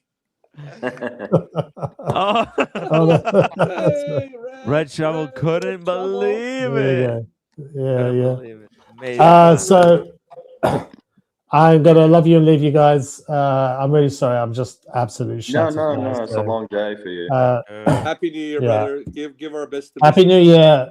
Sorry, I'm gonna miss the New Year's for you, Mike, and for you, Sean. But if I wake up in a couple of hours, if you're still on, I'll try and jump on again. If I don't speak to you, thank you. Cheers, brother. thank you so much. It's been a lot of fun. Sleep, man. Get some sleep. And thank you to everybody who contributed tonight as well. Navidad. Yeah. Alex, take care, sleep well, guys. buddy. Sleep well. Yeah, Good night, care. man. Bye. Feliz Navidad. In Farsi, it's Salam Mubarak. Have a good night, Kojak. So Wow. who are we at? Mike, are you ready? Or Daniel or Timmy? Who's next? Yeah. Well, of course, it's no surprise. You know, I thought they, as we were saying, the JJ Lecout came out with some incredible pieces. My piece that I got, I thought was one of the great ones that came out this year. But I did have even more of my eye, but it's pricey. I don't know how much it is, but it's well north of 100. Is the Reverso Tribute Minute Repeater. That is a stunner of a watch. If you can pull it, Timmy. Now, if you ever sell your Aston Martin, that might pay for the servicing of the. Well, I don't think I'm going to sell my Aston. I think my Aston is done. It's I'm just making fun about. No. But no, I don't think I'd ever sell the Aston. I've always wanted the Aston, and exactly what I wanted. Brother. Good Thank for you. you. Yeah. But look at this gorgeous piece. Look at this. By the way, Mike, you know Jesus, the guy that we were hanging out with in Napa. He has an Aston. Yeah. He got the Vantage. Cool. He got a Vantage? Yeah, he does. Yeah. He's an Aston aficionado. What year? Yeah. I think it's a 07. Is it 07? Oh, maybe newer. I'm not sure. 09. But Let me pull it it's a up for great you. piece. It's a great piece. Yeah, because we were talking a bit about Aston Martin at the table. By the way, this watch is a great match for your Aston. Isn't this gorgeous? I mean, look at the colors. Look at that. Look at that dial. It's stunning. That's Aston. But this is a lot of money. This is probably, I'm guessing at least. Didn't you put that on at when we were at the boutique? Didn't you? No, they didn't have that piece there. No. Look how gorgeous I put on the tourbillon. They had a tourbillon. Holy shit! Look at that Aston. Whoa! Look at that. Let me text them real quick. That's like a 2007, 2008. Let me text them real quick. Gotta send him some. Let me text them real quick. He's got this Aston. So they got this crew over there. They go out to drive. You see here, that's definitely Cars' Ferrari. And then I'm not sure what that one is. Looks like another Ferrari. And then that's his Aston, and then that's the Porsche. They go and they drive around LA over there. Look at this video. Holy shit. Look at this Aston, man. Wow. Look at the thing. It's art. Okay, it's art. You don't buy an Aston Martin to get from point A to point B. You get it to live life to the fullest. Oh man, look at this. The two sides meet. The Aston and the Volkswagen Beetle. All right, let's see if he's available. He probably is not available. especially tonight. He's probably busy. But I sent him a text telling him that we are, you know, we might be working. Yeah. Yeah. Happy New Year. No, just look to how wish him Happy New gorgeous Year. that line is, man. The lines on that car. Yeah. Wow. Right. Look at that. Beautiful picture as well. You know, he's a photographer as well. What's going on? Hey, there's the crystal. Oh, there's a crystal. Okay. Guys. Very this, polished. This guy is very like a sommelier. Oh yeah, he's he knows wines very well, obviously, at a sommelier level. But he also knows the other speed. He knows cognacs very well, rum very well, at high end. Yeah, pure class. Classic. Pure freaking class. Great He's guy. drinking Cristal. Look at the bottle of that Very Cristal. polished. That's a guy. Magnum. Very polished guy. Yeah, it's a Magnum. Oh, look at this. Oh, this is a Cristal party. Ooh, look they at got that. Eiffel ice. Tower. Oof. What? It's dripping. Yo. Where's this? When was this? He probably put this on. Let's see here. It says many thanks to Louis O. Derer and Hot Sam for hosting us at the American French Film Festival for the screening of Nouvelle Vague. Let's pull it up. What the hell is this? What do you have there, Mike? French fancy That's the Brigade. film. This is the Brigade Experimental. This was the last release of this year for the 250 year celebration. Yeah, I was invited to go to the event and I got sick and I couldn't go. Now this event? For the event at Beverly Hills. For the Brigade? The latest release, Of the experimental? I got sick. Oh wow. But I thought they were releasing some beautiful watches too this year for their 250th anniversary. I think was that the last one or was it the? This was the last one. Yeah. This was the last release for the year. Then that was the one. Then okay. Experimental. It's called Experimental. Yeah. No, they did a great. Look at that. Okay. So sorry. Let me put the full screen. Yeah, that one. The Thomas Burnett was super excited. This is about stunning. that. That's a that stunning model. reward. Yeah, Thomas Burnett was raving about it because of the technology. Yeah. Sean, they basically did what they did with your watch. You know, you got the 10 hertz. This is 10 hertz as well. Yeah. And they did it through magnets. So the gears, get this. It's so nuts. This is alien technology, Sean, okay? Yeah. So get this. The gears, as they're pushing each other, they're not even touching. Because they got the magnets. The magnets, same as my watch. They're pushing the gears with that. So it's totally frictionless. There's no friction. Completely no friction. Accuracy is unbelievable. Yeah, because they got the here this part here, Timmy. This here the parachute that you got the magnet right there. Yep. So yours, what is that? That's the pivot. Yeah. On the magnet, so it's pivoted on the magnet. Yeah, so it's suspended. There's no friction. The balance wheel is suspended. Yeah, the balance wheel floats in the air, suspended between the magnets. So it's shock resistant, and also there's 10 hertz. Usually with 10 hertz, there's a lot more wear and tear. This one doesn't have the wear and tear because it's suspended. And they're doing this with magnet. Magnet is the worst thing for timekeeping. And they put magnet in a watch. Think about it. Look at this. Yeah, but look at this. These guys are genius. Yeah.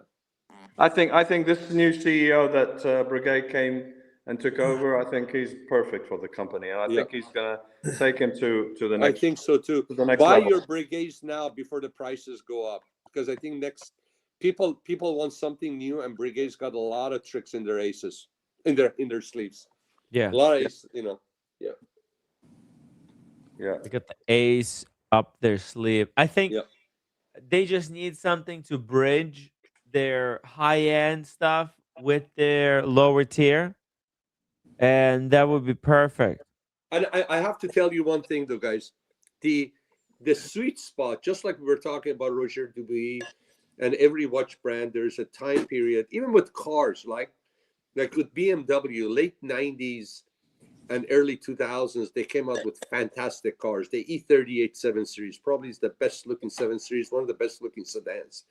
Timmy, if you want to put it up, E38 BMW, put a 740i, E38 740i. And then they got the M5, the E46. They got wait. E38, E38, BMW E38 740i. I hope you have the one with the more with the sport package. But anyways, here we go. Every watch companies are like cars too. They have certain eras where they come up with some of the best stuff, right? Yeah. Oh yeah. Yeah. And this is one of the best looking. I mean, look at that silver one right there, Timmy. Click on the silver one.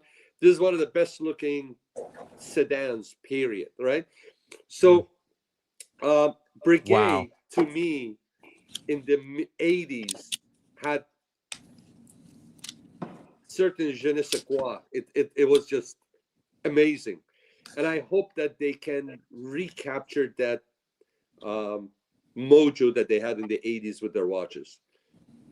If they can do that, then they're gonna do great. I don't know. Unfortunately, it's all about marketing and the hype and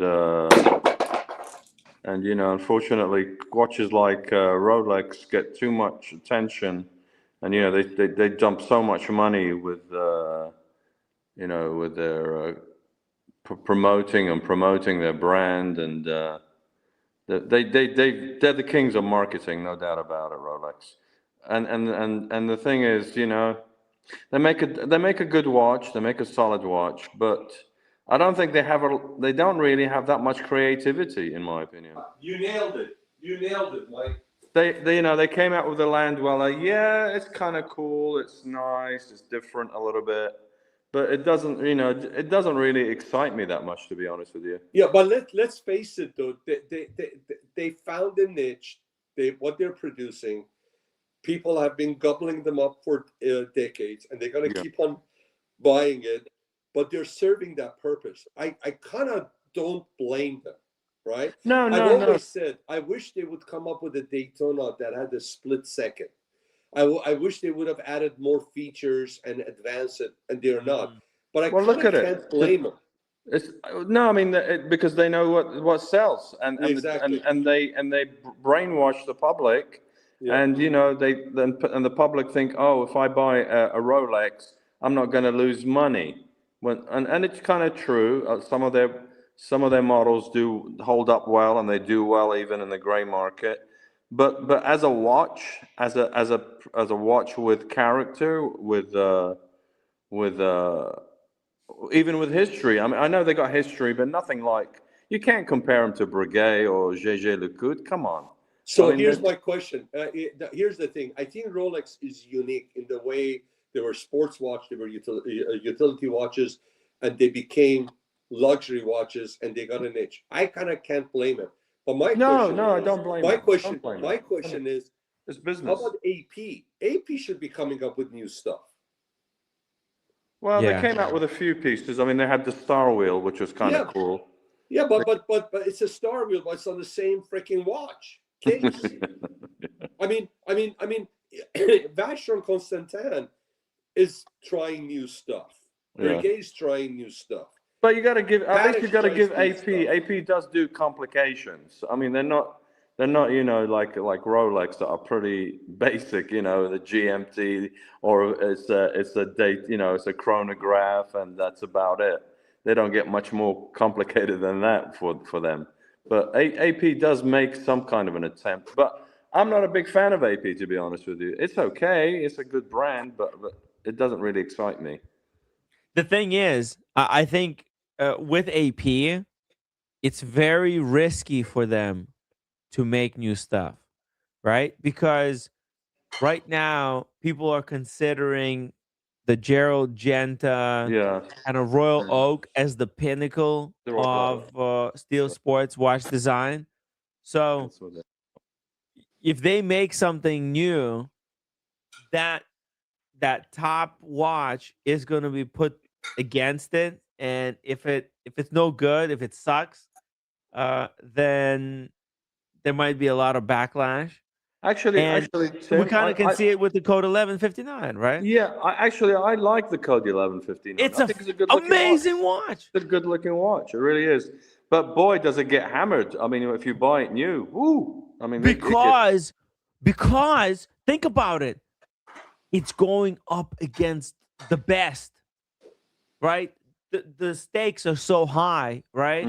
You're like, what? They're not allowed to create a watch design that doesn't work. Think about how many watches Christopher Ward creates. There's models that nobody even hears about.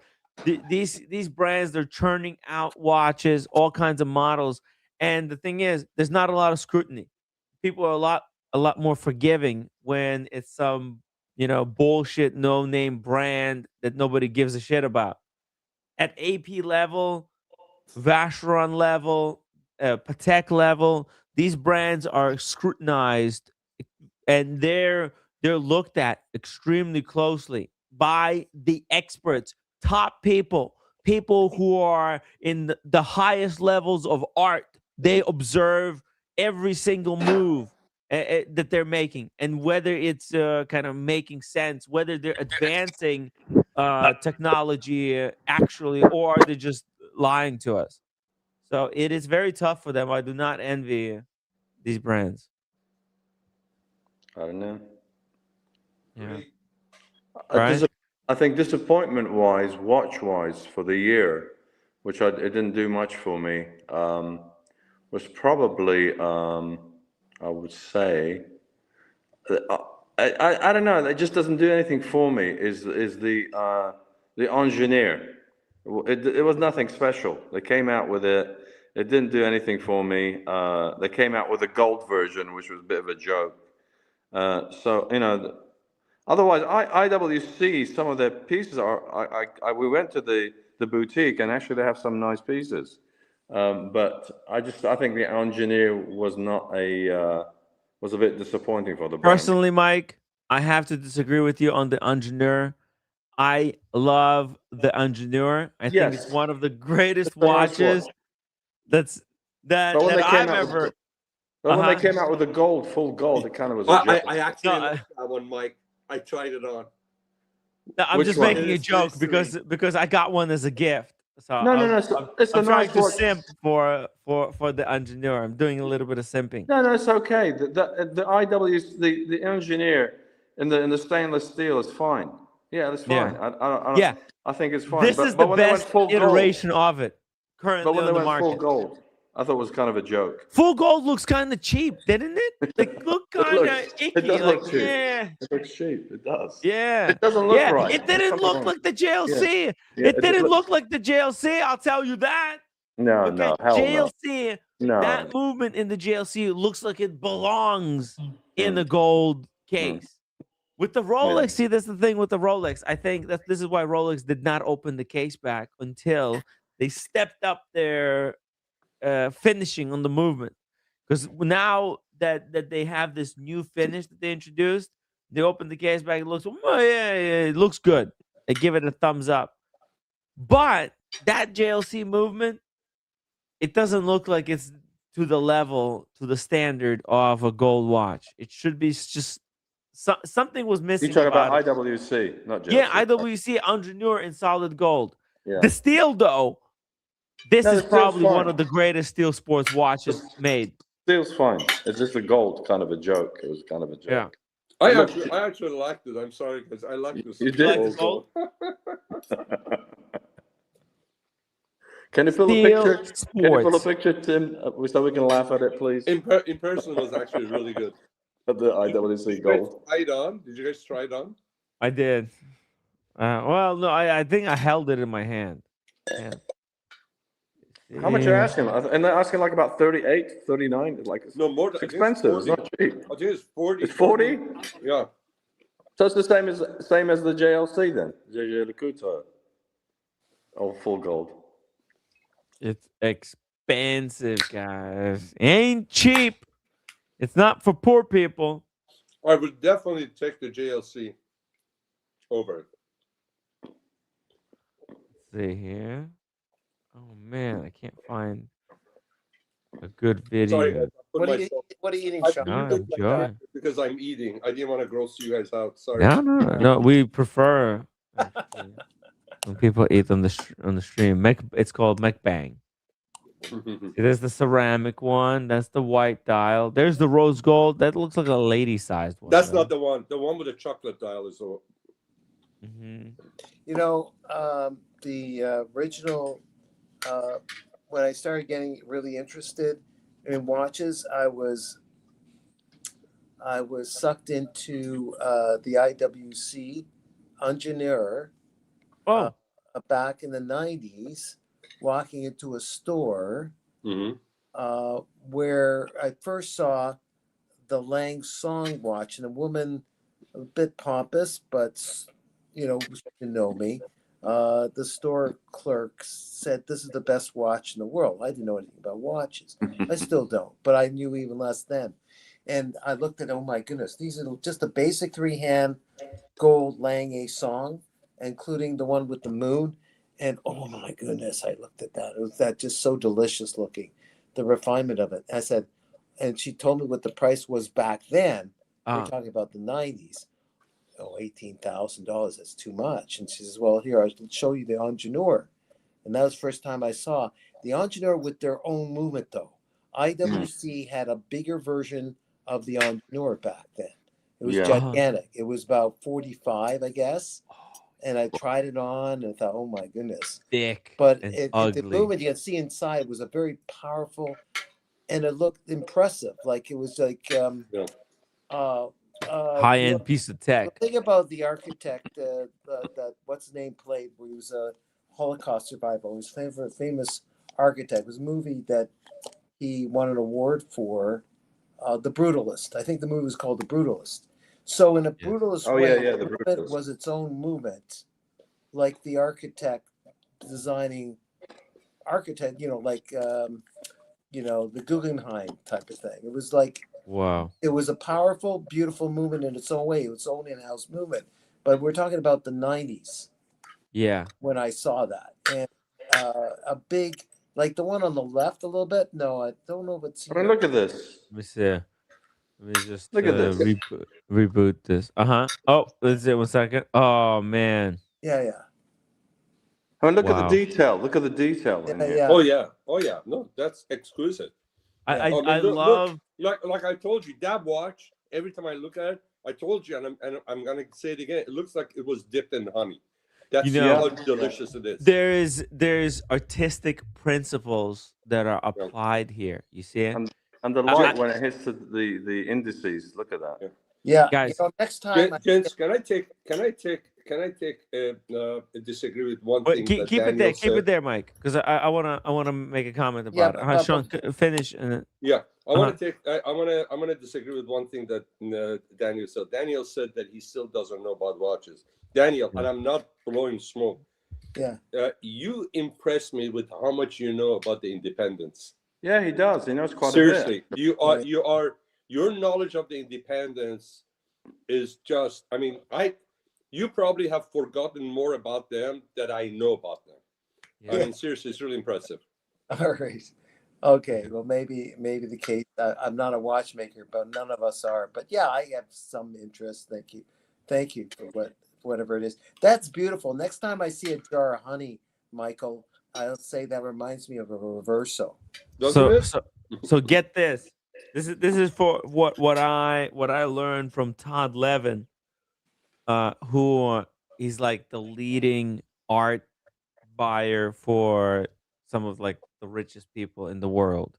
Okay, and here's what like art principles teaches, right? And why this watch that Mike Lewis is holding is so appealing to people. Like you look at it, it looks incredible, but you might not know why. Why is it? What makes it so special? Did they just randomly came up with this design? No, they didn't. Everything about this watch is a deliberate. And what they done is they synthesized all like the essence of reverso. This watch is all about the reverso because it's made completely out of rose gold. Everything is totally monochromatic. It's stripped of all color, of all elements that would enhance the timekeeping or time reading, and it's stripped down to its essence of gold. And so it's like a celebration of everything that is Reverso in rose gold. And it's just freaking fantastic. Like it follows that principle of, hey, we're gonna make all the focus here is on the Reverso. So the whole case is as clean as possible, and so that the focus goes on the case and the shape.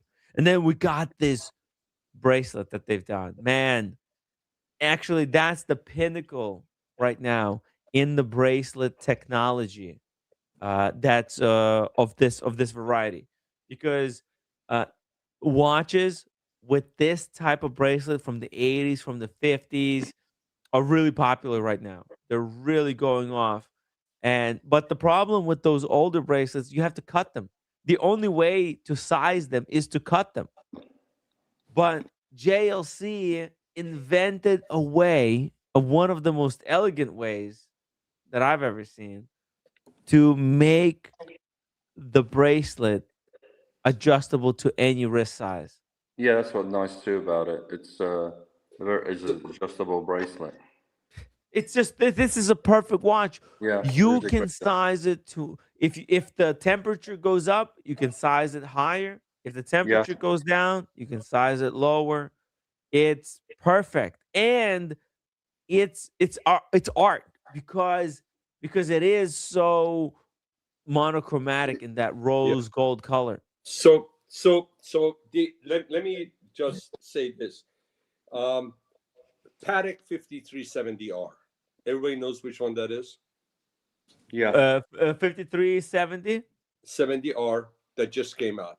To me, that is an absolutely stunning watch.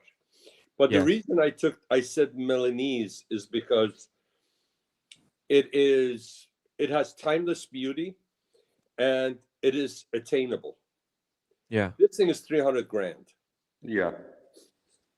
You know what I mean? And it's just a chronograph, right? It is. It's a split second. This is the watch that we saw when we met Tom Holland, right? Yeah. Or well, I was drooling all over this watch, and then Tom Holland happened to come by, and he was one of the customers there at the time. but to me, I mean, if you're gonna say which watch would you take out of 2025, I would take 5370R. But if you're gonna tell me in the real world which was a significant release that would impact the watch market the most, would appeal the most, would be the Milanese. Yeah, because it pushed. Because you know what it is? It's also a combination of two advancements. Number one, it's almost a celebratory version of Reverso that has never been done. I don't think up to this point Reverso has ever been done in full gold with the full bracelet.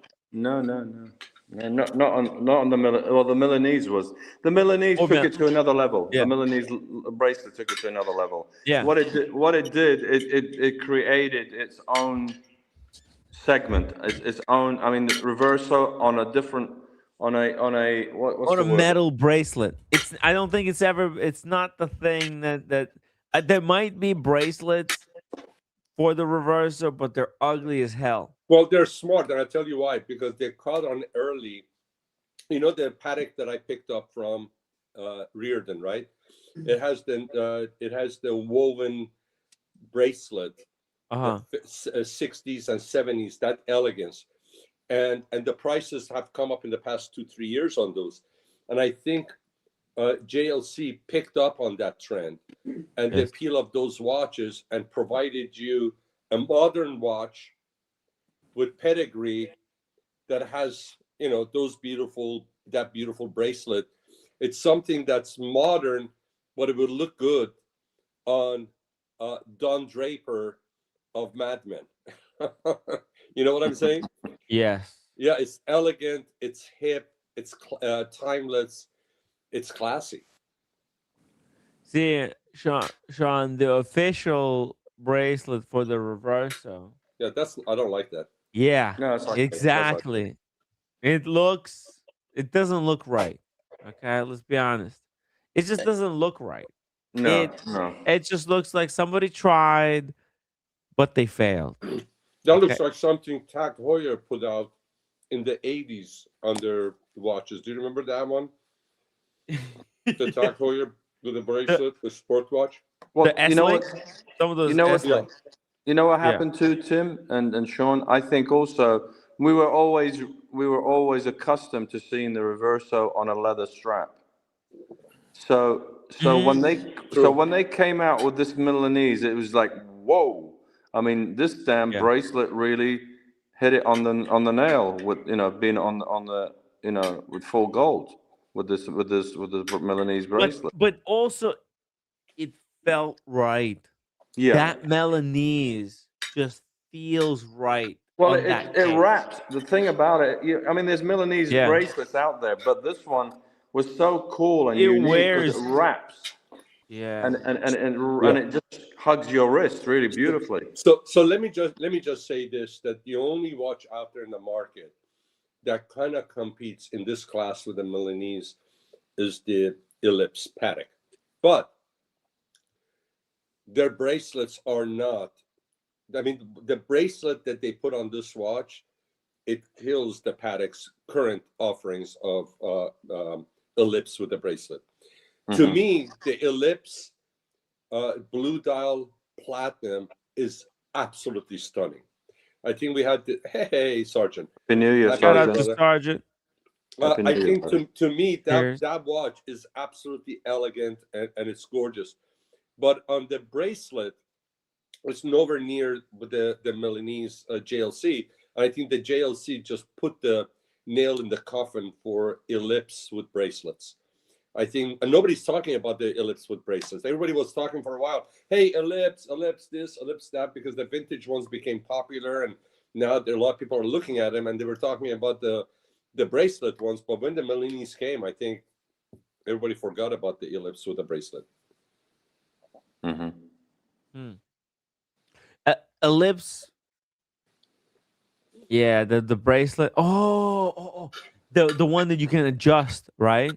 That you can take out like type of links out of the bracelet on the Ellipse. Yeah. You know, the Milanese looks like the 60s. Milanese is similar to the bracelet I have on my Patek, the one I got from Reardon. It looks like a fabric. It looks like fabric. It doesn't look like a bracelet. You know, there's a two different approaches to doing a fine adjustment on the Milanese type bracelet, right? There's two options. Develop a type of a Milanese bracelet structure where you can take out links. That's what Patek route. Or develop a structure where the bracelet could kind of adjust on the two axes. Yeah. And by the way, speaking of watch experts, Happy New Year, Oh, here we Thomas go. Burnett. Here's Thomas. Happy New Year, guys. Thomas, what are you doing up? How You should be asleep. Thomas, what the heck? Thomas, Gonna get any sleep? My goodness. Double wrist your latest two acquisitions. Can you do a double wrist? My latest acquisition. And your latest piece that you picked up from Japan. Do you want me to go get it? Yes. We'd love to see it. Yeah, sure. And he's got a sweater with the Venus, right? That's Sandro Bocelli. Yeah. What's it called? What's it called? It's called The Birth of Venus by Sandro Bocelli. Oh, nice. Oh, yeah. Birth of Venus. By the way, I heard that Birth of Venus painting, it was the first, like after the Dark Ages, the first art of a naked woman. And it was like obviously. Sandro It was like the Bocelli. first version of bringing back a little bit of the Roman. It was exposure. bringing back the classical Roman period with the because if you saw a lot of the And also, classical Romans, yes, they were naked, the men and the women, and because they did it, when they made statues, the Romans. It was that's right. classical Roman, yeah. That's right. They But based it on. This is This is a very famous painting by Sandro Bocelli too. It's called Primavera. This is one side of it, and this is the other part of it. See? I think I've seen it actually. Yeah, it's at the Uffizi. They got this painting at the Uffizi. Yes, that's right. Primavera. That sounds like spaghetti. I might have a picture of it. Yeah. Primavera. This because they have the birth of Venus and they have Primavera at the Uffizi. That's in Florence, right? It's in Florence. Oh yeah, okay. Because roommate was adamant about seeing these super. Oh, they are like this, like almost the centerpieces in at the Uffizi. They are great pieces. Yeah. I think I'm almost certain. I don't know if I took a picture of it, but I almost certain I've seen it. But also, shout out to Thomas Burnett. He's got a double fist for us. 2 of the biggest pickups of 2025. Thomas Burnett, so good to see you, man. We were talking about it earlier. Mike actually triggered me to come on because I've got some questions for you, some quick fire questions for all of you. Sweet. Oh no. Love it. Darn. Love it. I feel like I'm going to be facing in my examiner here. Get ready, Daniel, for the examination. So we've got the Breguet 7147. Mm-hmm. Yeah. Beautiful. Oh. There, that's gorgeous. Gorgeous. Yeah. Yes. Yeah. And we've got the Otsuka Lotec number 6. Okay. Yeah. Both Wow. very cool watches. Very cool. I like the size of the Otsuka, right? You see I how like that. Very unique. Yeah. Unique dial. Oh man, that's beautiful. That was a great release. So what's the questions for us? You got Thomas? Well, wow. You triggered me, Mike. You were talking about your most disappointing watch of the year, and you said it was the IWC in full gold. You said it was the IWC in full gold. So I got asked these questions by a friend, and I've been 10 questions, and I've been bounding them about different groups and different watch groups I'm in, and so they are. That's the primitive. If you're ready. Yes. Are you ready for the question? So the questions to all of you. So we'll start with the most disappointing watch you tried on this year. So Mike, did you try on the IWC? Sorry? Did you try on the IWC this year? Did I look at the IWC? Yeah. I didn't. No, I didn't try it on.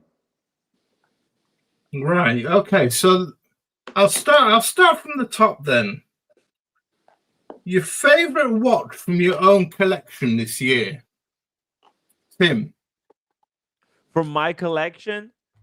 Yeah. You know what? It's the Speedmaster.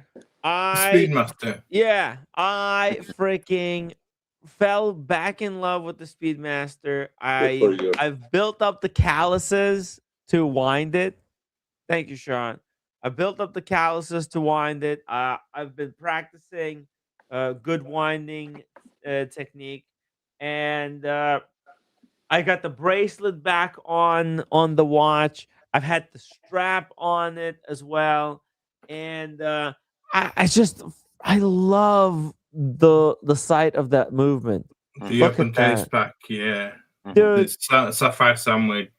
Yeah, I look at that and I think, why do I have to spend $50,000 for a paddock? Now is not the time. You know, The time will come. There's no rush. For now, it's actually good enough. And the It's best a good daily part, watch. It's a good daily watch too. You can wear it every it's day. the greatest daily watch Yeah, on the yeah. planet. I agree. This one or Submariner, this is another greatest watch ever on the planet. I agree. Or the Daytona. It's over the top.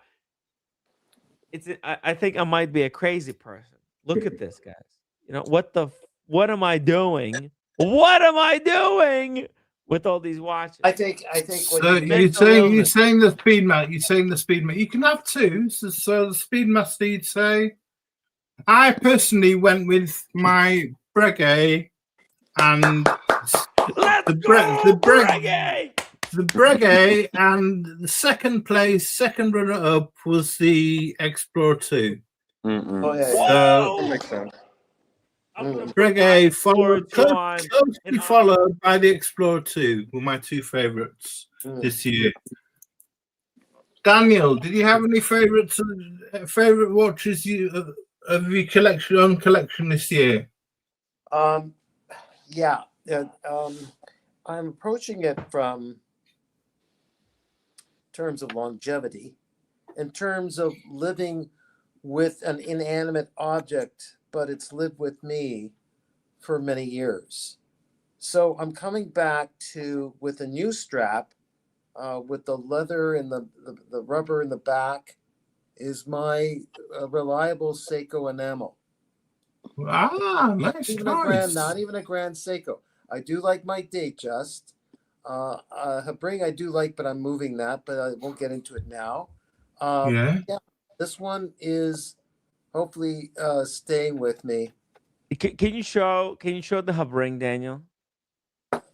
Because guys, that Habring, honestly, I freaking love that Habring. I want to buy it from Daniel. The problem is I don't have the money, and I shouldn't be spending it. I got a good relationship. I know. I don't want to get into it. Sean, if you want to I know. talk to me later, I will, but not now. It's just I'm tired, and it is what it is. And it's a beautiful piece. It's not about not liking this piece. I love it. It's incredible. It's worth the money, guys. This is one of the most beautiful watches that I've ever seen and handled. The size is great. The finish is incredible. I would buy it if I had the money. If somebody wants to buy it, that would be incredible. But otherwise, I might buy it. It's such a Thomas. Tim. You know about the Habring? I know about Maria and yeah, that's who they are. And someone suggested, I think, and they went on with just emulating. It's really, the dial is a homage to the Breguet that you have in a way. And they did a nice job of it. The Breguet hands, basically. It's a lacquered white dial. It's box and papers. The strap is Aaron Bespoke, which is better than the original thing that I got in it, which fell apart. It was a cheap metal thing, and for why they gave me that, I should have had one of their leather straps, which are usually the horse leather, but this is even better, and it's box and papers. I'd love to keep it, but coming to terms with keeping my cash flow and not dealing with something that's going on right now. It's about making sacrifices, keeping the Datejust. And it is what it is. You got to make the trades. Thomas Burnett made some trades. He traded a Rolex for a Breguet. That's for Breguet. a move, right? Okay, look, someday, no regrets. I'm back to actually bringing money in and not depending on the mutual funds. The switch. No, the mutual funds, Daniel. That's mutual fund is the dream life. What are you talking about? No, it's not enough. Gotta keep it going. We gotta keep it going. Yeah. So Mike, we'll move on to Mike. By the way, Daniel, I want you to stop thinking about mutual fund. I want you to think about mutual fun. Yeah, the mutual fund. The mutual fund leads to mutual fun. Well, we hope you'll make it to this year's Napa trip, Daniel. That's what we're hoping. That the mutual fund continues. Well, that's all on behalf of the mutual fund. So, Mike, favorite watch from your own collection this year? Well, Thomas, as you know, probably I just got my GG Le Coute. This has, of course, it's got to be my favorite. This is a watch I've waited for. I got it, and I don't. Have you seen it? Have you seen this watch? No, Reverso. Wow. Full rose gold. Oh, wow. Look at this thing, man. Oh my God. Art. I want to take Congratulations, a bite out of it. I want man. to take a bite out of it. The monophase. When can we see you? Tribute. When can we see you in this Reverso, Mike? Would you be coming to Napa? When we do the next meetup, I'll possibly will wear it. This is totally a Napa watch, Dude. man. Yeah. Wow. Sean, can we secure your spot in Napa this year if Mike is coming? When are you guys going? I don't know yet. I'm just Well, joking. It's very No, early.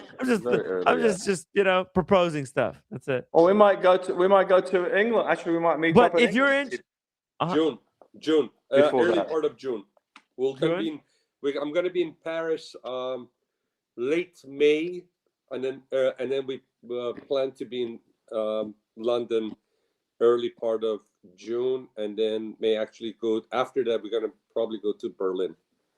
Whoa! Wow. Okay, Sean, Yes, favorite watch from you? Anyway, going Thomas. Now, this is my favorite watch right now, but my daily wear is this, my Speedy. White Speedy, Speedy, nice. The white. I was just gonna say the white Speedy is the best version of Speedy right now on the market. Value it's for clean. money. It's clean. It's visible. It's very legible, and at the same time, beautiful. It gives it it has a nice look to it, and it's not really pricey when for an everyday watch either. Yeah, beautiful. The hands and the hour indices, and then the dial, how sharp it is. It's incredible to behold. Yeah, truly. I think The definition. Yeah. Mike, a new person in the chat, at least to me, but I think she's been on YouTube herself. Mona Katzenwelt congratulates you. Shout out to Mona. Oh, thank you, Mona. Yes. Thank you very much. I think she's been a From veteran Germany, right? of YouTube, I think. That's right. Wow. Thank you. She's a watch collector. Actually, she has a great collection. Thank you, Mona. She has like a ladies collection where she focuses on the pink color, but the watches that she picks out with pink accents, they're so classy. Okay, it's so wonderful. She even has a Rolex Oyster Perpetual with like pink indices. Oh, And wow. Rolex only made Very a nice. handful Very of those. nice. Yeah. And so she has built this gorgeous collection. And I'm actually she's from Austria. And right. You talked to her actually. I did. I talked to her on the stream. Yeah. And actually, roommate has booked tickets to go to Austria this year. So it would be incredible if we would. Beautiful. Yeah, it's a beautiful country. Beautiful. See the Harbring. How would go visit Harbring? Oh, the Harbring is there. Yes, Yeah, in Austria. Yeah. Oh my god. Right, yeah. Hold on a second. So actually, you know what? We haven't booked Austria yet. But the roommate wants to come to Austria, and when we have the dates, I'll let you know if there's a possibility. Oh, by the way, is that list of, didn't mean to interrupt him. You didn't have to stop. Yeah, no, it's but if you know, when you weren't here, Thomas, but roommate drew this whole dynasty map of the different kingdoms of different periods, right? And I think maybe Austria is one of them, not just England. It is. It actually is. It's involved Austria. It turns out, contrary to popular belief, as much as we love London, Paris, and UK, Paris, UK, France, and Italy. As much as we love those three countries, Austria is actually also pretty cool. It is very cool. It is. Yeah. Beautiful. And I think it doesn't get enough respect. Of course it does. What are you talking about? Vienna is beautiful. Vienna, You yeah. go to- And that's what, yes, it is. It's amazing. One of the great Yeah. cities in Europe, definitely. Absolutely. And But actually, I one just of the feel it doesn't greatest get enough cities- recognition. One of the greatest cities, and I have to tell you, Yeah. you know, and you think that it's one of the more affordable cities with a high quality of life that you can live in. You know, it's beautiful. Yeah, maybe I can live there instead of under a bridge. So, Sean. Yes. Your favorite watch from your own collection this year? First of all, I have to say it's great that you, Thomas, and I think you picked up, Mike, you picked up your Breguet in 25 or 24? I bought it in 24. Okay, I thought it was 25. 21. The 21. Okay. So then, Thomas, you and I, as much as you know, I'm a Breguet fan and a diehard, right? And I always promote Breguet. Yeah. Always enamored with their history since 1980s.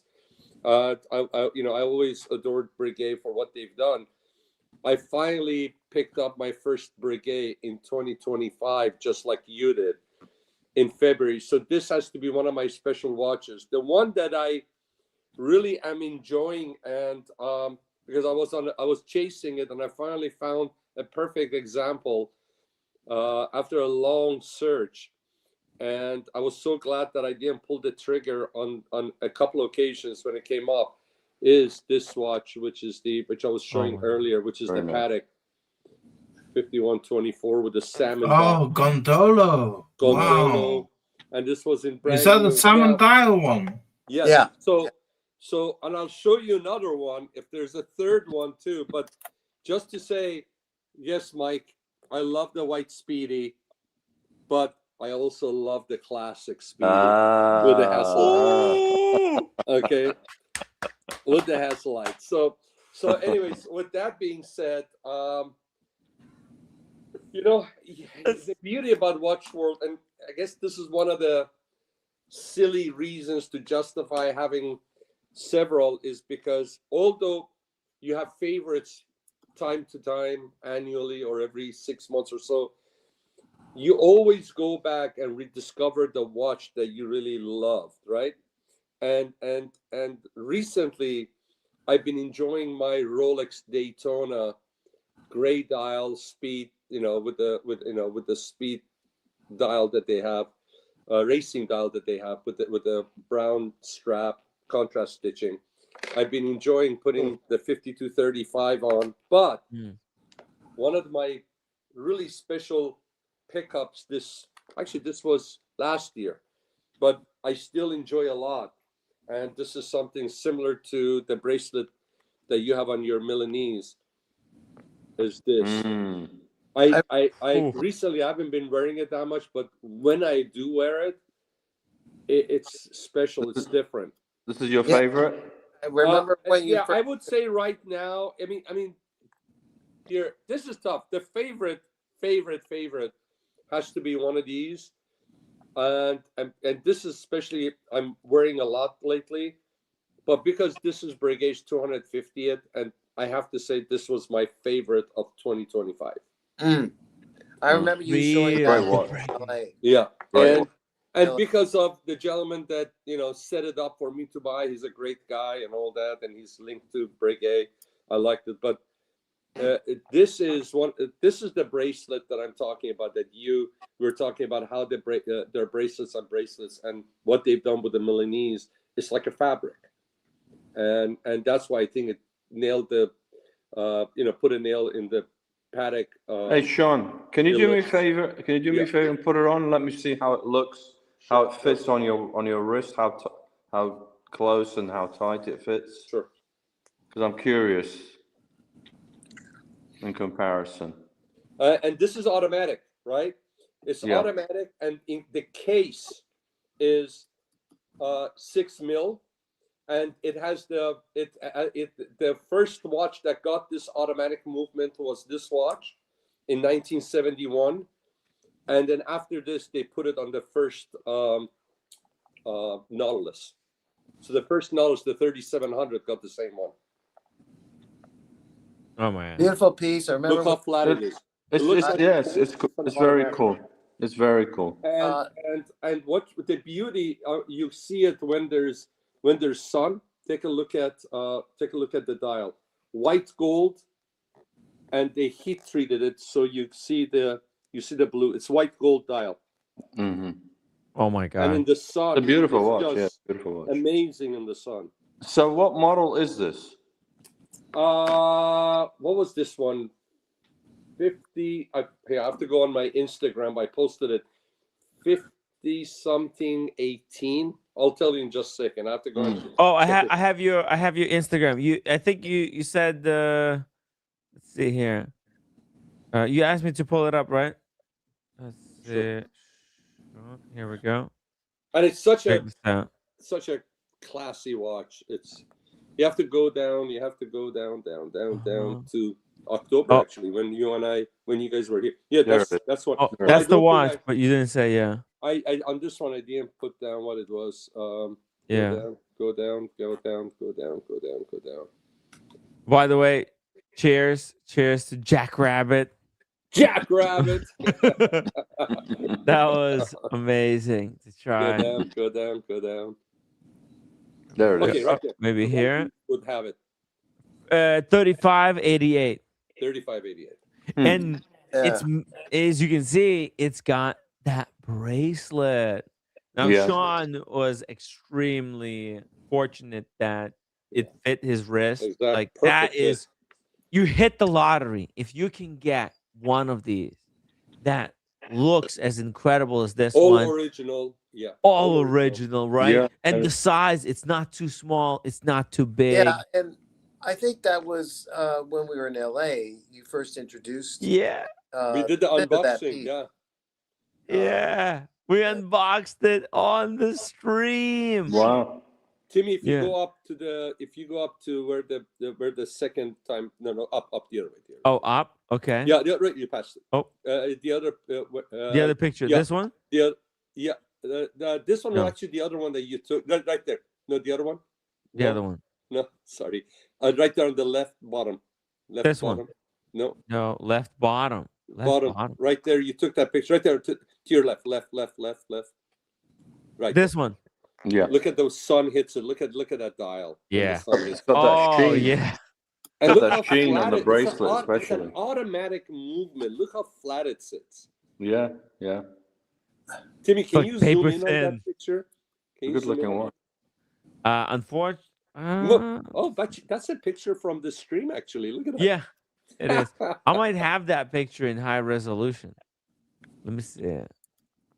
You took that I can get it. Yeah. I took that picture because that is me showing it on the stream. So this watch, what used to be 3 years ago, you could pick it up for $7,500, $8,000. Wow. Now, I did get it from John Reardon. So there's when you get a watch from an outfit like him, I mean, he's an authority. You have to expect to pay a little bit more, and you should pay a little bit more. Yes. Because he provides great service, and you buy with confidence. So he had it advertised for sale for 15 and some change. Mm-hmm. And I talked to him on the I corresponded, and he just right away dropped it down to like 13.7, and I bought it, and it was worth it for me. So what's the Sean? Yes. Sean, when did they stop making this model? This watch is a 1971, and it was sold June of 1971. Oh wow! Because I never. I'm sorry. It was manufactured June of 1971. It was sold in 1972. I've never seen it before. It's the first time. Yeah. And if you take a look if you close up, Timmy, I want to show you this. Around the watch, the bezel is double row of Côte de Paris. It's the Hobler. Yeah. Okay, It's a hobnail and then the bezel. bracelet itself is hobnail, but it's such fine hobnail that it looks like fabric. Yeah, it's like silk, right? So Very cool watch. and it's Very all, cool. and guys, it's so heavy for light because it's all gold. Everything, including the dial, is gold. Wow. Okay, next question. Best watch you tried on this year? Now, I'll go first. I'll go Okay. first. There were a few. There were 3 for me. Now, this is one of them. Yeah. There we go. Ooh. The Capec 10th anniversary 24-hour jump hour with half hunter case, which the case opened, flipped open, and you could see the inner workings of it. That was one. The next was the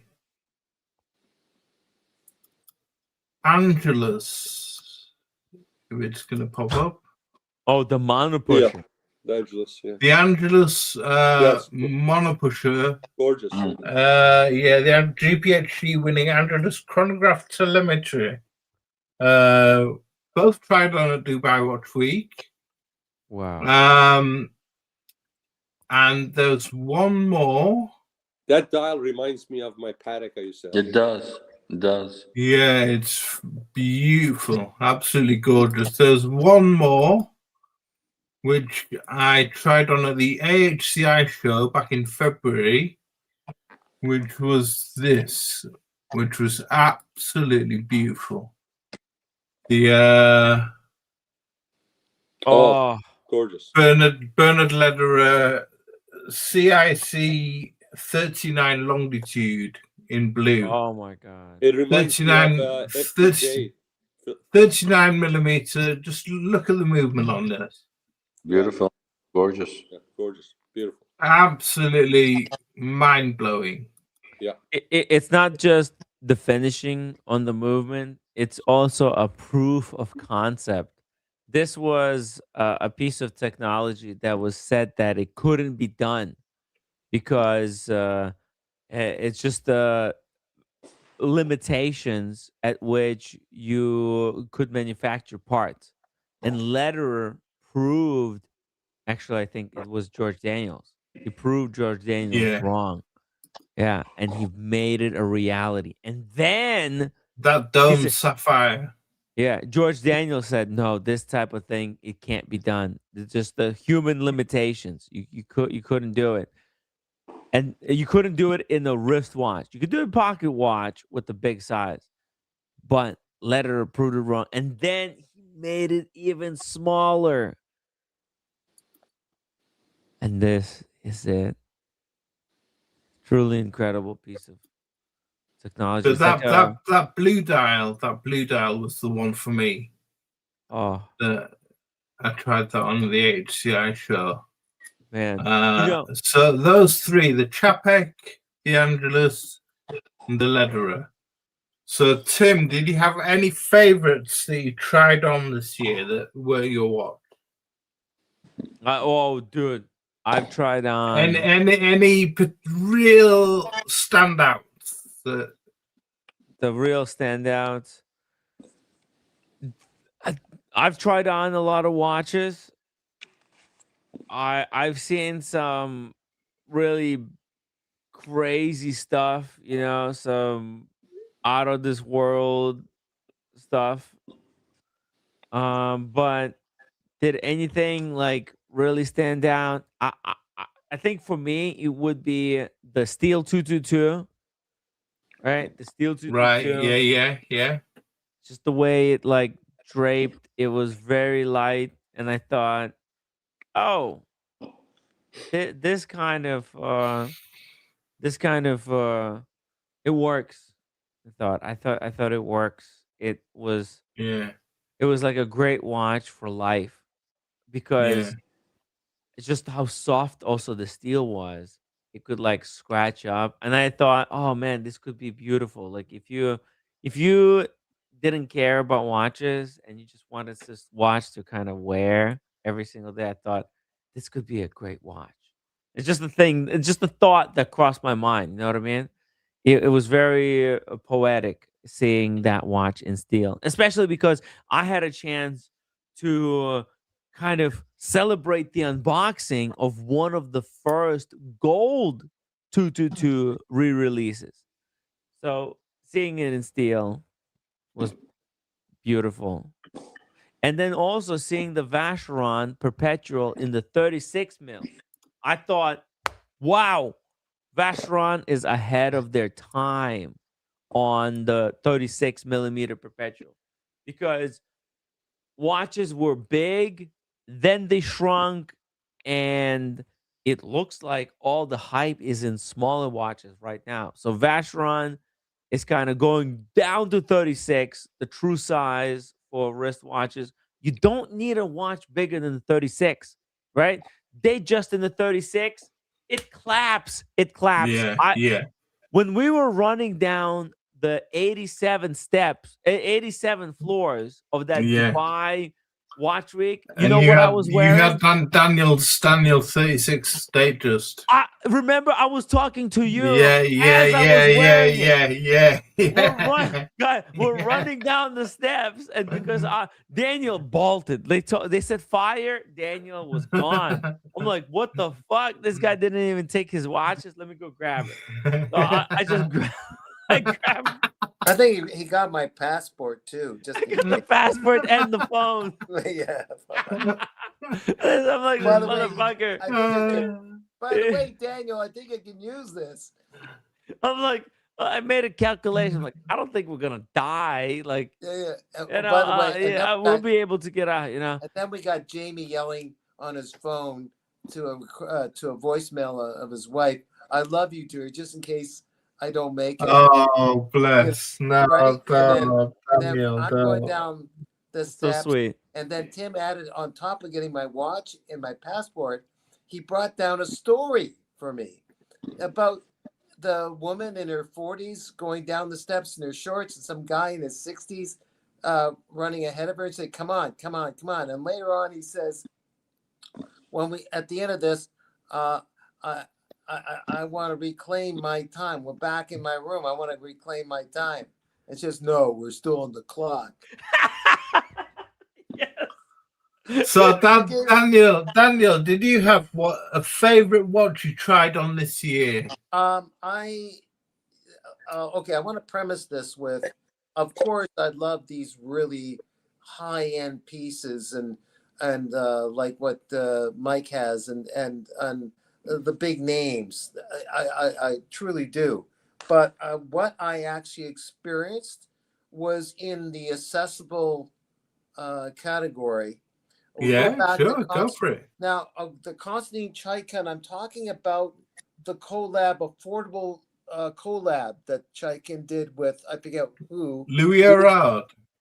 Okay, yeah, a nice guy. I met Erard in Geneva. And the dial in the case looked like true to form. The different things. I tried on the frog for the new year or whatever it was. And last year's design of the friendly monster or the cyclops or whatever. The time eater. Yeah. Thank you. And thank you, sir. You're the one with the details. Thank you. And it looked really true to form like the original, more expensive pieces. I was very impressed with the work that was developed for the people that can access it eventually. Yeah. But using a workhorse movement, not their fancy in-house movement.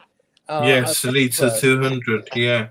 Yeah, and also including the Salita, but the high-end 300 wind-up Salita was Ming. I can't believe it.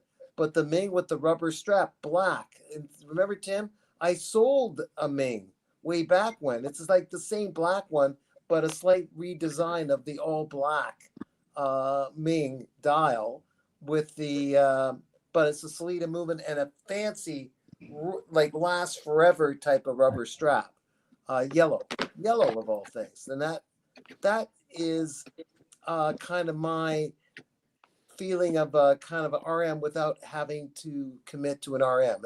It was kind of funky different without being crazy different. Yeah. And I just love the shape of the case around my wrist.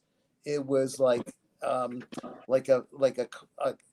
it just felt like the way it connected like a Porsche sedan, you know. It just fit around. I can't, that's a crazy way of using analogy. I think there was just in general, coming back to Mike, I did try, not at the show, but reverso, and I just love it on my wrist. Just reverso, you know, and that could be accessible someday, but the basic one. Yeah. So segue to Mike. Mike, did you have a favorite watch you tried on this year? I had 3 actually that I could. It's hard to juggle. Which one. Go for it. Because I liked them all. Here we go. At the Dubai Mall, we went to Vacheron, and this we tried on the Perpetual. Oh, overseas full gold. Yeah, it was a stunner. It's an absolute stunner on the wrist. This was gorgeous. This I liked a lot. I liked also. I went with Tim and Sean to the Breguet boutique in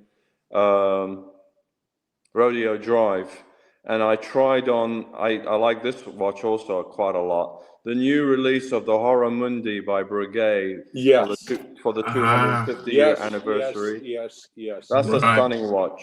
Watch. Yeah. And then the third one I really liked was the GG Lecoutre, the Tourbillon. They had the duo face that I did try at the boutique. It was a stunning watch also. So all 3, loved them all. Hard to really pick which was the best. Yeah. Beautiful. Yeah. Beautiful choices. Maybe that's what makes life exciting. It comes down to point of view. They're all so unique. Beautiful. Yeah. Yeah, you can't really know what's best. John, did you have any favorites? Yeah, as a matter of fact, I was actually trying to find some pictures similar to Mike. I had several. The subscription was really interesting. I liked it. I think the price point, it was surprising. At first, I was disappointed. I'm like, in pictures, but once I saw it in person, it was beautiful. I don't know, Timmy, you want to put that up? Vertical Jesus. Hey, exactly. I just wanted to do a quick shout out to our good friend from LA, the Vertical Clutch, aka Jesus. He's celebrating New Year in just a couple of minutes. He's a huge fan of Crystal. I mean, look at this tower. He's a huge fan of Crystal, and he's a huge fan of Breguet, and he loves Aston. He owns Aston. So I texted him. He and I had been texting back and forth, and I told him Mike Lewis is on. He picked up a beautiful piece and the Aston. Jump on, see if we can talk about Astons and watches and spirits and wine. But I guess he's tied up. But I told him that we had his Aston up earlier. So class act. You know, it would be cool to see Aston in Napa. I don't know. Is that a long drive or am I crazy? Yeah. What's that? It would be cool to see Aston in Napa. Yes. Or is that Aston to Napa? Yeah, absolutely. Yeah. Fuck, that's a long drive. You crazy? I'll be in the passenger seat. I'll come. How about this, Mike? Nothing. Mike, I'll give you company. It was 420 miles from Beverly Hills. Is that too many miles to put on the Aston? But listen, No, that's Beverly Hills. Napa one of the great is like places a lot further. You can have your Aston is in Napa at the vineyards. Are you kidding me? Come on, Mike. Well, Mike, okay, here's the proposition. If you need company, I can join you in the passenger seat. Maybe you can let me drive for a couple of miles or whatever, a couple of exits. Couple of miles, yeah.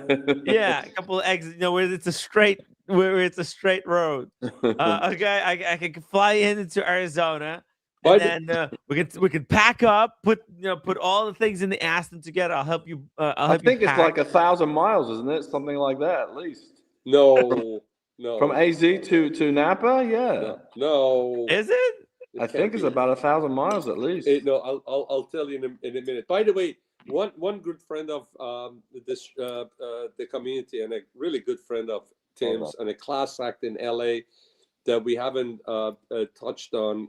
Wish them a happy New Year, and there are many more that unfortunately, we will have to. Is Cars and Chronos? If he's watching, happy New Year, Cars. Yeah, happy New Year. Great Yeah, member happy New Year, Cars. Yeah, for sure. So for you, your favorite what you tried was this one, the Breguet subscription, was it? Yeah, so it wasn't one of my favorites. I tried on Timmy. I sent you pictures of when we were at the in London. Laurent Ferrier had beautiful watch, dress watch that just sat beautifully, elegantly on the wrist. Timmy, if it's a yellow gold one, I sent it to you. Laurent Ferrier. Okay, let me see. It's almost like a cushion shaped dial. If you can put that up, it's amazing. Guys, go try these on. You don't have to buy them, but you see them in pictures. You may see them on display as you on sidewalk as you're walking. Go put them on and see how they feel on the wrist. It's you can't do that with the centerfold of a Playboy. You can do that with the watches. Go put them on. Try them on. Okay. Oh yeah. Did you There see we it? go. Put the Laurent Ferrier first, please. Okay. 700, Yeah, it'll take me a couple of seconds. 780 miles. Shout out, by That's the way. nothing. Yeah. It's almost 800 miles. Hey, you know what? Jesus says he can't join us at the moment because it's loud. But maybe we can get him for another day. I'll reach out to him. Maybe we can schedule a day. We should do it for a Sunday Yeah. because Mike and Jesus have a lot in common. And If there's a Sunday, and I want to sit back and have these guys talk about Astons, talk about And Breguet, wine, talk about wine. spirits. Yeah. We've got very similar, tastes. And I'm just going to be the fly on the wall, enjoy the conversation. Yeah. We can talk about tiramisu. There you go. And tiramisu, of course. Yes. So Timmy, if you don't mind putting that Laurent Ferrier on, it's the gold. Oh, one I see with it. I green see dial. it. Yes. Put Is that it one on first. Gallet Square, is it? Put. Here we go. Do you have it, Timmy? I have it. I have it right here. Okay, just give me a This second. one actually surprised me how nice it was. This, I always liked the brand, but I didn't know how. That's not it. What is it? No. Okay. Hold on. Can you This can is you why zoom in a Tim little bit? Can you G. zoom in? This is why Tim G. considers Laurent Ferrier as his end piece. It's Gallet just Square, yeah, beautiful. very sublime. Timmy, the second one, put the Ludovic, which is the black dial one. It has a really interesting complication with the one with the funny numbers on it, Timmy. Oh, the Ludovic Balois half time. And the wife was there, and the gentleman, I guess, was there earlier, maybe. The way the hours come, the numerals look weird, but when the time comes for those hours, they all come together, showing the correct. Yeah, they travel different directions, don't Exactly. they? Timmy, can you put that black? Oh, there you go. Oh Can you my zoom in? God. This was really interesting complication to me. He Yeah, makes 25 pieces a year or something like that. So it's got retrograde minutes at the bottom. Yeah. And then the hours, one disc travels clockwise and one disc travels counterclockwise. Yeah. And in the past, his wife was describing it as on the left is the past, on the right is the future, and in the middle is time itself. But if you take a look at it on the right of the 11, it's more like a 10. On the one on the left, it's more like a 12. And then, but if you look at the 3 and the 9, it looks like you got 2 3s. Yeah. And if you look at the rest of it, it looks like something in Thailand. Mix up numbers because you're getting them. So it's called the half time. This one. Yeah, it's really interesting. Timmy, you know why? Because the philosophy that she explained is that past, it doesn't matter, and the future is uncertain. Yeah. So they're not important. Only now matters. He believes in living in the moment, and the present is the important thing. Yeah. So the next watch, which is a Breguet, Timmy, can you put it? We were at Breguet. They closed. You know, we had a private tour. They pulled out they showed us the archives and the books of Registry Napoleon Bonaparte and Queen of Naples. When they got their watches, they were showing us all of that, and then we celebrated. But they brought champagne and all that, cake, and we got the cake and all that. But this watch, when we went downstairs on the way out, the guy pulled this watch because I like the 1980s, the classic Breguets. Timmy, if you can move the chat, if you don't mind. The reason I'm putting this up, Thomas, is because I know you are a connoisseur of movements and special watches. This is a brand new Breguet, never sold. So what happened was, they were looking through their inventory in all of their boutiques, and they found out that they have this perpetual calendar. This is a perpetual calendar. Can you zoom in to me? Yeah. And this was sitting brand new for years in one of their stores. And they said, if we're gonna have this, it has to be in our flagship store in Paris at Place Vendôme, right underneath the museum. So the gentleman pulled this and showed it to me. So it's got dimanche for Sunday, and on the date as a day, and then it's got hands pointing to the date and the month. Yeah. So this is only 36 mil, guys. Wow. It is elegant and it's gorgeous. And like we were talking about it earlier, Mike, we were talking about how Breguet's, their CEO is doing a great job. They need to bring stuff like this because it has that je ne sais quoi, it has that special romantic feel to it that some of their new, even this watch, the Breguet that I have, it doesn't have the feeling and the vibe and the mojo this watch has. And they have it for sale. It's the only brand new one left in the world. God knows how many few pieces they made of this. Wow. It was 85,000 euros. It was high. This is a watch. If I could get it for the price percentage off that I got my Breguet, which is like 30-35% off, I would be jumping all. If I could get this thing for 50-55, I would pick it up. Yeah. But for 85,000 euros, 85 is a little bit steep, but it's steep. But it's a watch that you probably haven't seen before. It's a watch that you're not going to see it ever again. It has perpetual calendar, and it is so understated. I mean, if you look at it, you're going to say, okay, it's a watch, maybe a calendar, or is that the second hand on the six o'clock subdial? But it is very complicated watch and so elegant in person. The watch that I would, as I said, to me, the most important watch of the 2025, just because of practicality and what it offers, and I think the impact to the collectors, because it is somewhat attainable. It is the Milanese that our friend Mike Lewis picked up. But to me, if I could pick one watch, if they would say, any watch, go out there and pick it up, price no object, it would be the 5730R. Right. The 5730R is the watch of the 2025 for me, if price is no object. If you take that off, I would say it's a Milanese. Right. Can you show the 5730R again, Mike, Timmy? If you don't mind, please. This watch in person, it is just amazing.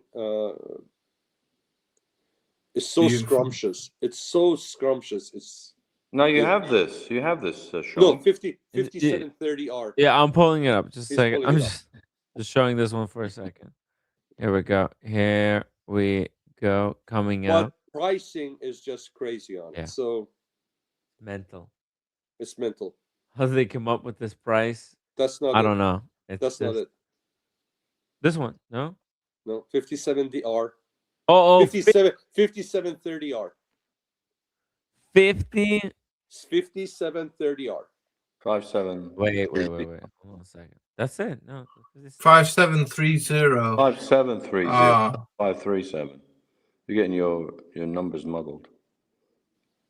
I'm sorry, 5370R. Yeah. That's it. Oh, No? it's 5370? 5370R. Oh, 5-3. That's Okay, That 5370. could actually be, but it's a lot darker. That's actually it, I think.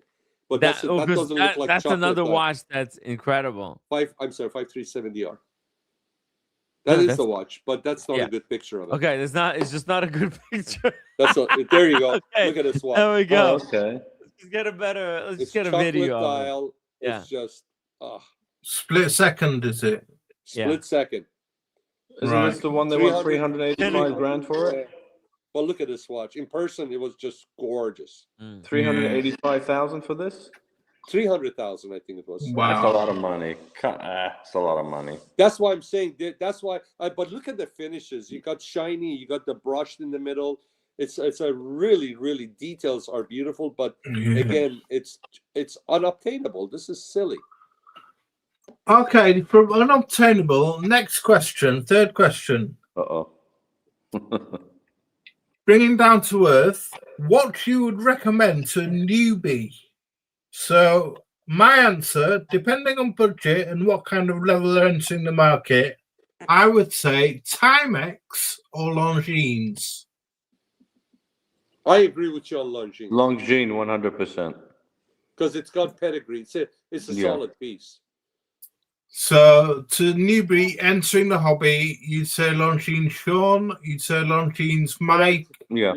And I tell you why Longines or Timex is great. There are a lot of other, but the thing is, if after 20 years, if for a beginner, if you buy a Longines, in 20 years when you have a great collection, Longines still will look good in the watch box. Still be good in your collection. I think the denominator is deceptive, Sean.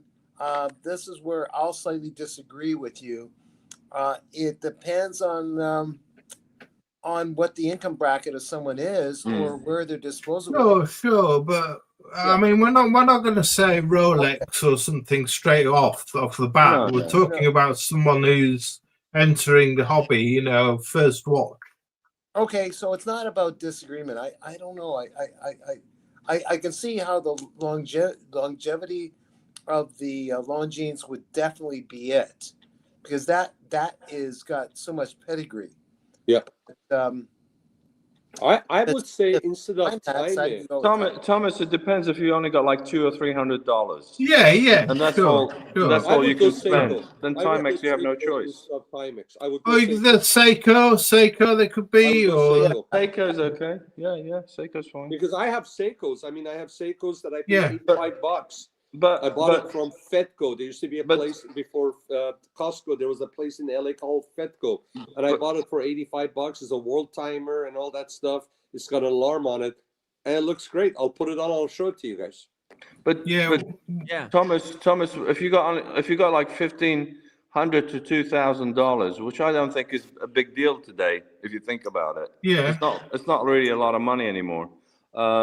I mean, Longines would fit in that, and you're getting a very good brand. You can buy a dress watch, you can buy a sports watch, you can buy a chronograph, you can buy anything from Longines, ranging from 1,000 to 3,000. And it's a solid brand. But can I get? Okay, Daniel. Yeah, go ahead. Do you tell us what would you buy?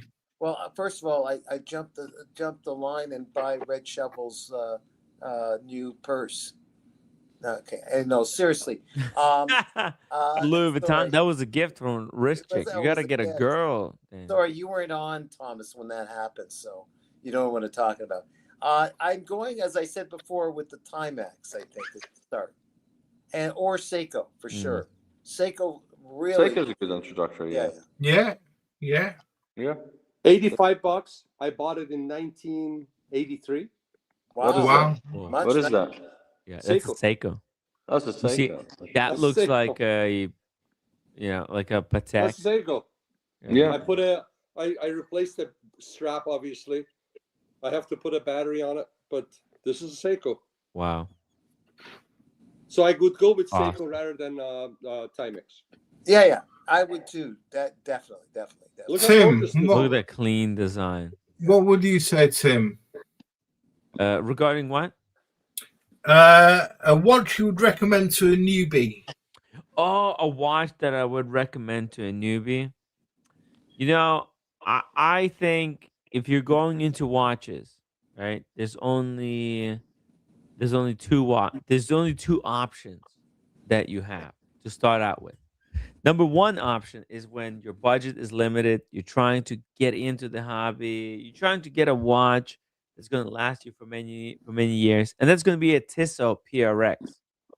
Yeah, great answer. Yeah, Tissot PRX, perfect watch. The movement is reliable. The case is iconic. It's based in heritage. Good choice. Incredible. Yeah. And Tissot's got a great name. It's incredible.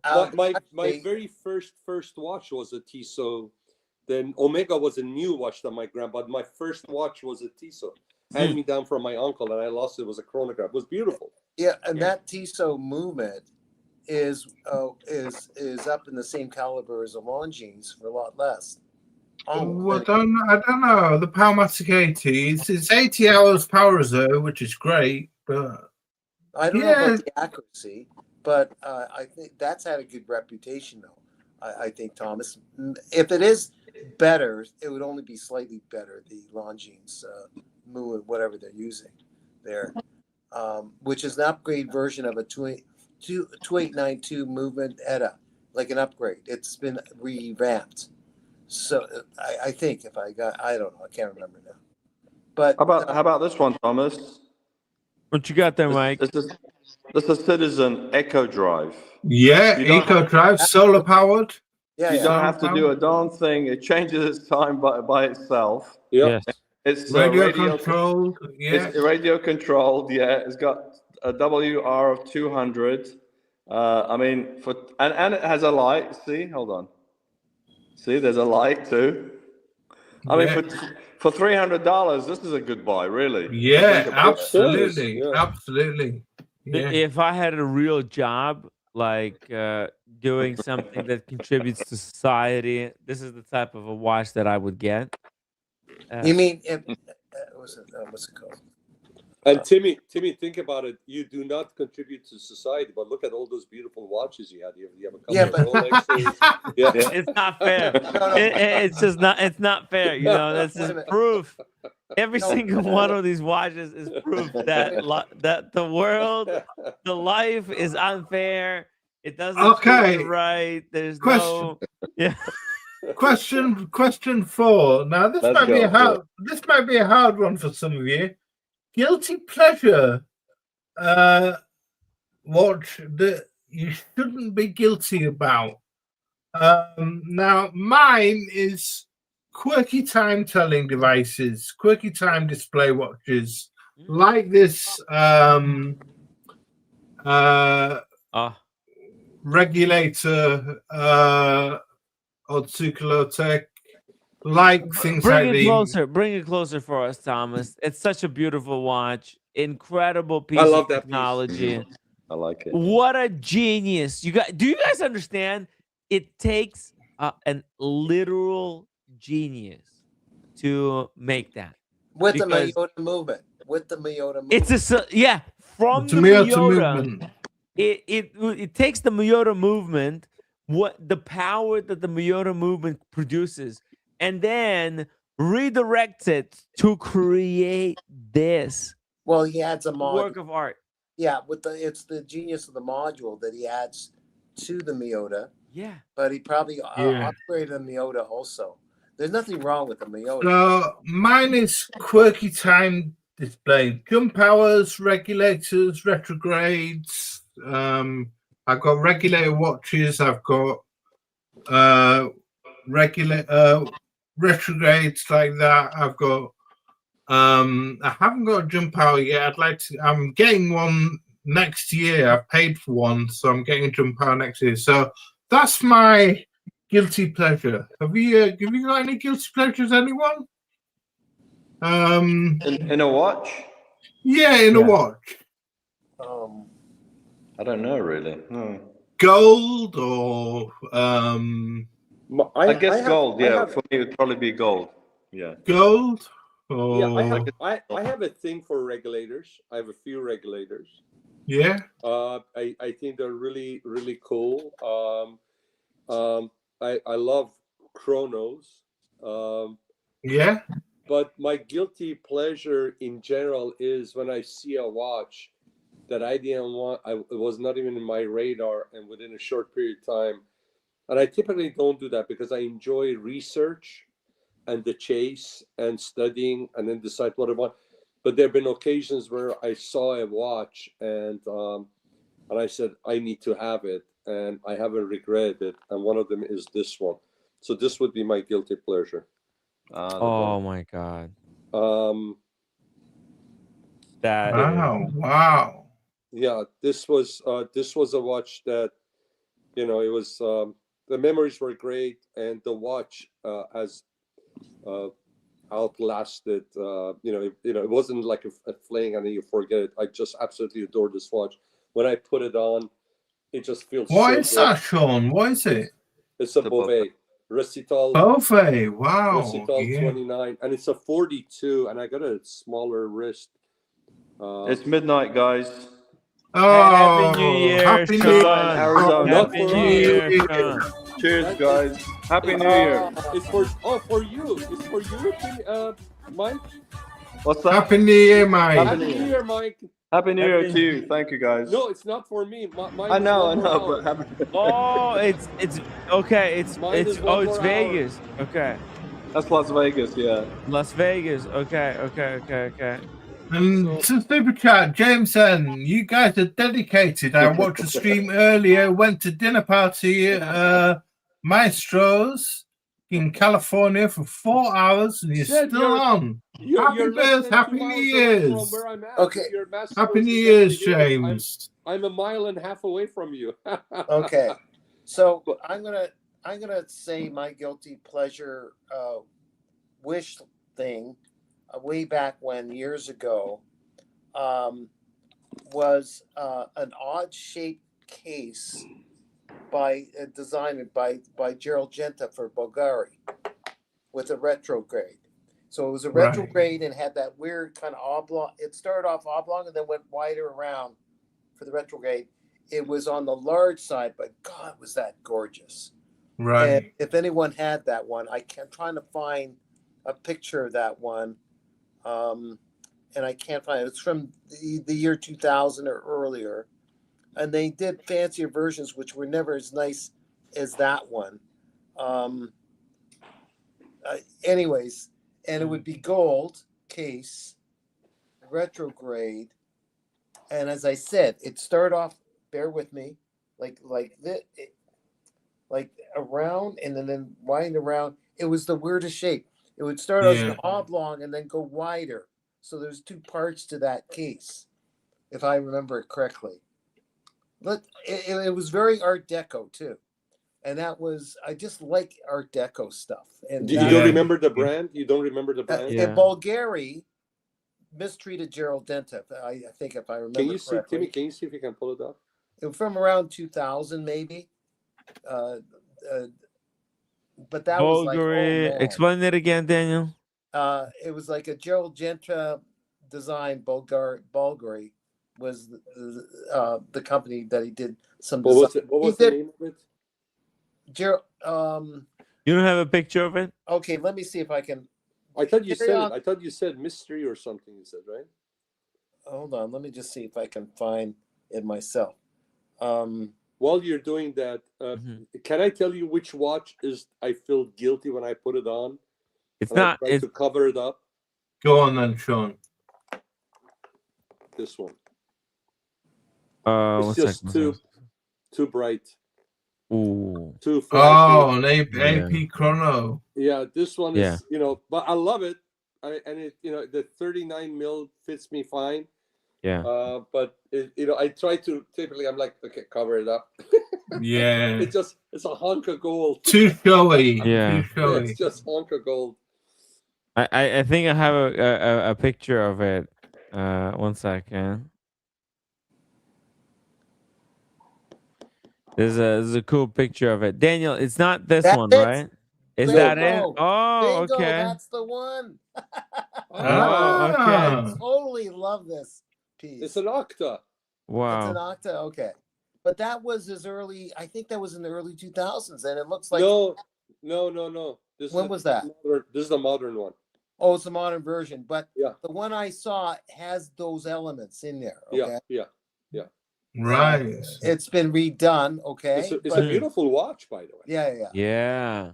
Jump power regulator. Yeah. Retrograde, kind of like your Roger Dubuis. Oh yeah, right? Roger Dubuis had some of those elements too, didn't it? Yeah. Which watch is you guys' most extravagant watch that you have? Mine's the Breguet. How about you, Daniel? I still got my blue Datejust, with the nice bracelet. Jubilee. Jubilee, yeah. Yeah. How about you, Timmy? I think it would have to be this one right here. Oh, I knew you were gonna say that. You're right. 100% you're right. It's over the top. It's a 100% guilty. you're right. It's also a guilty pleasure. I shouldn't have this watch. I don't know how. Yeah, did but it made into this apartment. Has it been banged? It's been banged to death. I think it's been banged the shit out of Daniel. She took it to work. No, she didn't take it to work, but Oh yeah. I don't know if she should. Yeah. But it has been banged around. So that's the guilty pleasure watch. Definitely a guilty pleasure watch. Whenever I put it on, I know, like, I feel like I stole it or something. Like it's just it's unfair. It's unfair. Why should I have such an incredible creation? That's a great watch. Yeah. Craftsmanship there on the back, sandblasted, 3/4 plate with the snailing on the mainspring barrel. It's just, hold on, let me try to focus it. There we go. And it's like hand engraved, ridiculous. It's got gold chitons with pretty well screws. Yeah. Mike, I'm gonna ask you the same question, and you're gonna be surprised with which watch I think it is yours that's extravagant. But I want to see what you say. Which watch? Sorry. Which watch of yours is extravagant? Not necessarily the most expensive or anything like that, but you think it's It's extravagant. Yeah. Ooh. You don't think it's worth it? You don't think it's worth the money I paid for it? Is what you? No. It's extravagant. It's You just personally out think there. it's your most extravagant watch? It's like it's Not we, that you. Just remember, like Daniela Katz. Yeah. Daniela Katz was extravagant version of Daniel. Oh, was really? I never. I haven't talked to her in a while, Sean. That's a good thing. That's a hard question, actually, because I try to buy my watches right, at a right price if possible. I'm not necessarily. I don't think it's the dollar amount. Oh, I'm talking about like it's different. Out of your collection, is there a piece that is your most treasured or most sort of? which I would most that I would treasure. You saying out of my collection? I really kind of because of the history and the rarity of the watch, and they only made it for 1 year in 2019. And I'm a fan of Omega because they've done me right. They've treated me right as a brand. I would say my gold, my full gold. I'll bring it. Let me show it to you. The Omega Speedmaster, huh? Is it Sedna Gold? Oh, beautiful.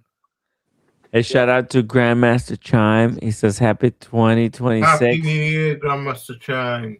Year of the Fire Horse. He's got the little boo-boo in the icon. Cheers, Grandmaster Chime. Yeah, Love the little boo-boo. like you know, this watch here is flashy, but I wouldn't. Yeah. To me, when I say extravagant, it doesn't mean that most valuable. I mean, look-wise, it's a little bit. And then like this. It's AP. This is extravagant, right? It's different, like right. What's that called? This could be extravagant because it's got the colors. But to me, my most extravagant one is because of the shape of the watch. This is such an unusual watch. The shape just is out there. Yeah. It's like something from the Great Gatsby or something era. You know what I mean? Wow. That's what I meant by asking that question. So Mike's got said, I believe it's a Sedna Gold Speedmaster, is it? Beautiful. This piece, yeah. I think this piece, I would never sell it because of the history, and they only made 1,014 of these. Oh, wow. What a deal you got on that. Wow. What a gorgeous deal you got. I mean, it's a beautiful watch. This is one of probably my favorites, really, for the price I paid for it. I mean, the thing was selling for, when they came out, was 41,500, and that was when gold was trading around $1,800 an ounce. That was in 2019, and now as you know, gold is now 4,300. So probably you're looking at least 50,000 for this watch if they brought it back on the market. And I love the open case back. It's got the piece of the moon right there too. It's just got so many different elements to it. Wow. And this was the actual first year they came out with the movement, the Speedmaster movement of the, I think, was it 3861? Is that what it is? Yeah. Yes, that's right. This was the first time that Omega has unleashed the 3861 movement. What they've done here with the 3861 is 1861 was like plus minus 20 seconds a day. And then they took George Daniels's coaxial escapement technology. They injected it into the 1838 actually they took and they created this one, the 3861 movement. This has George Daniels's technology, and it's like +2 -5 or something. It's extremely accurate. And Tim, Omega picked it up after Paddock turned it down. Exactly. I know, right? What the hell? Stupid. So stupid.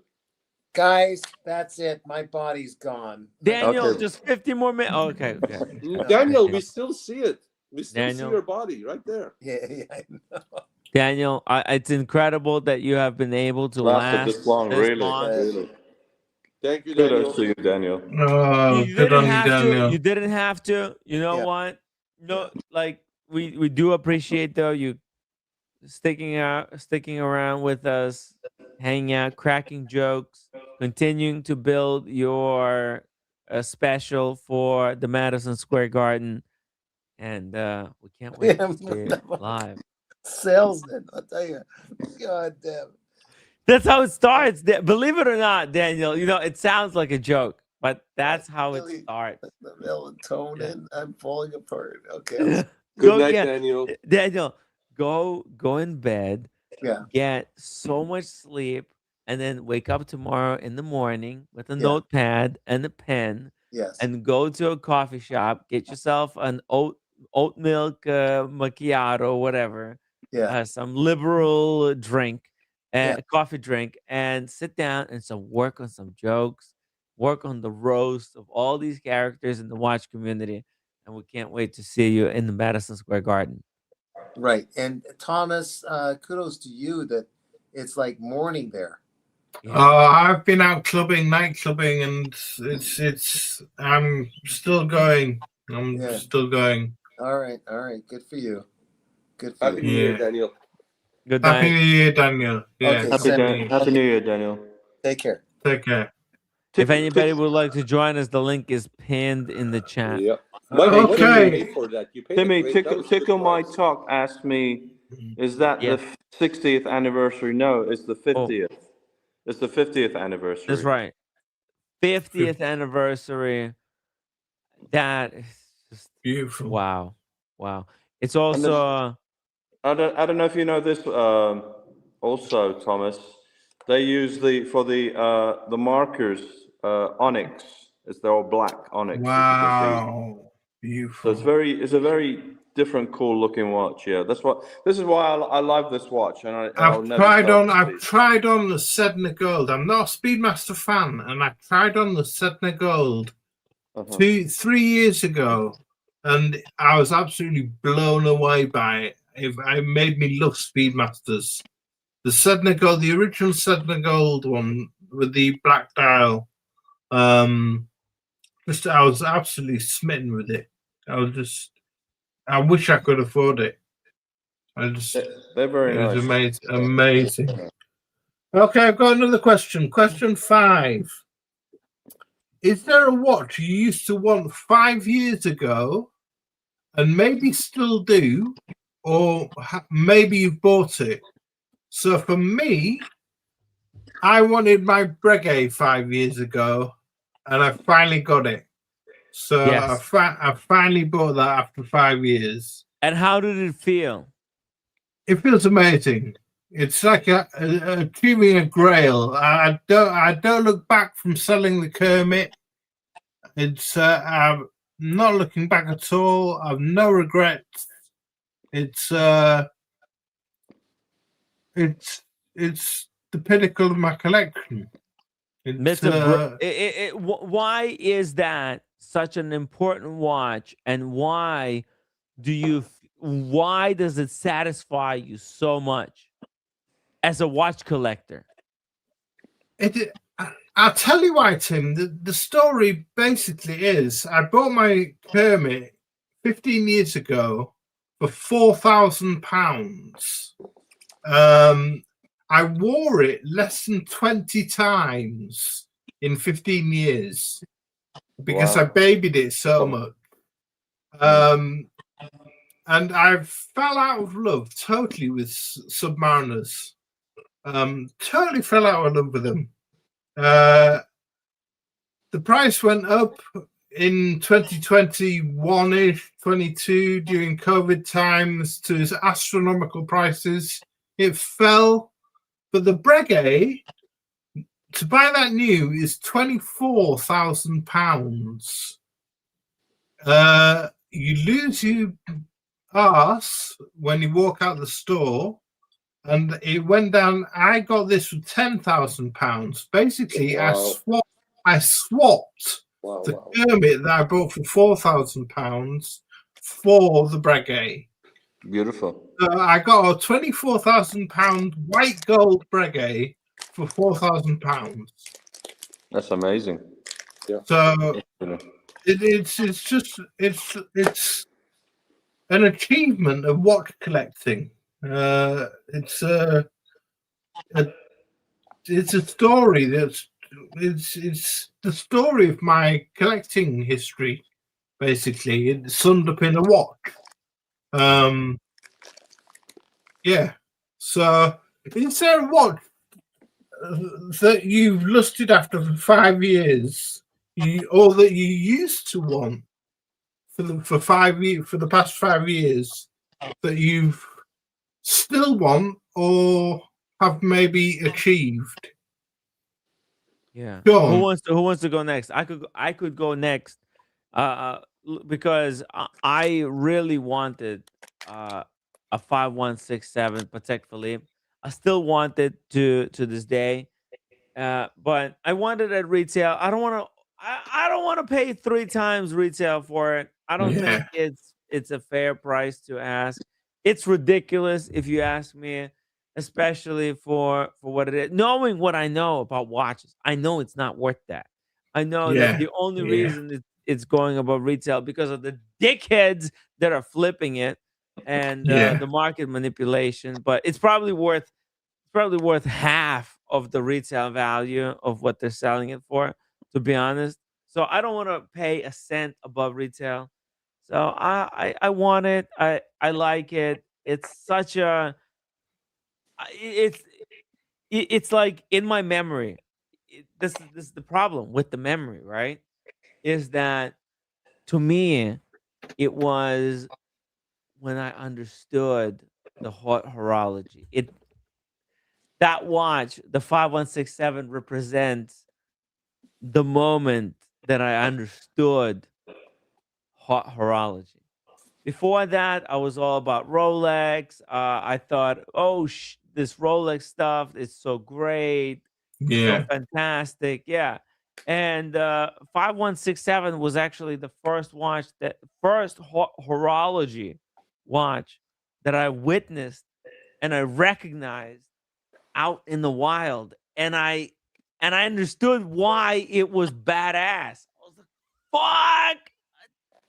It looks beautiful. It looked so beautiful. Is that because of your stepfather, by the way, or is that somebody else? You saw it on somebody else's wrist? No, I saw it on some hipster in a suit on a bicycle wrist. Okay. Not related to stepfather. Okay. Unfortunately, I don't know my stepfather.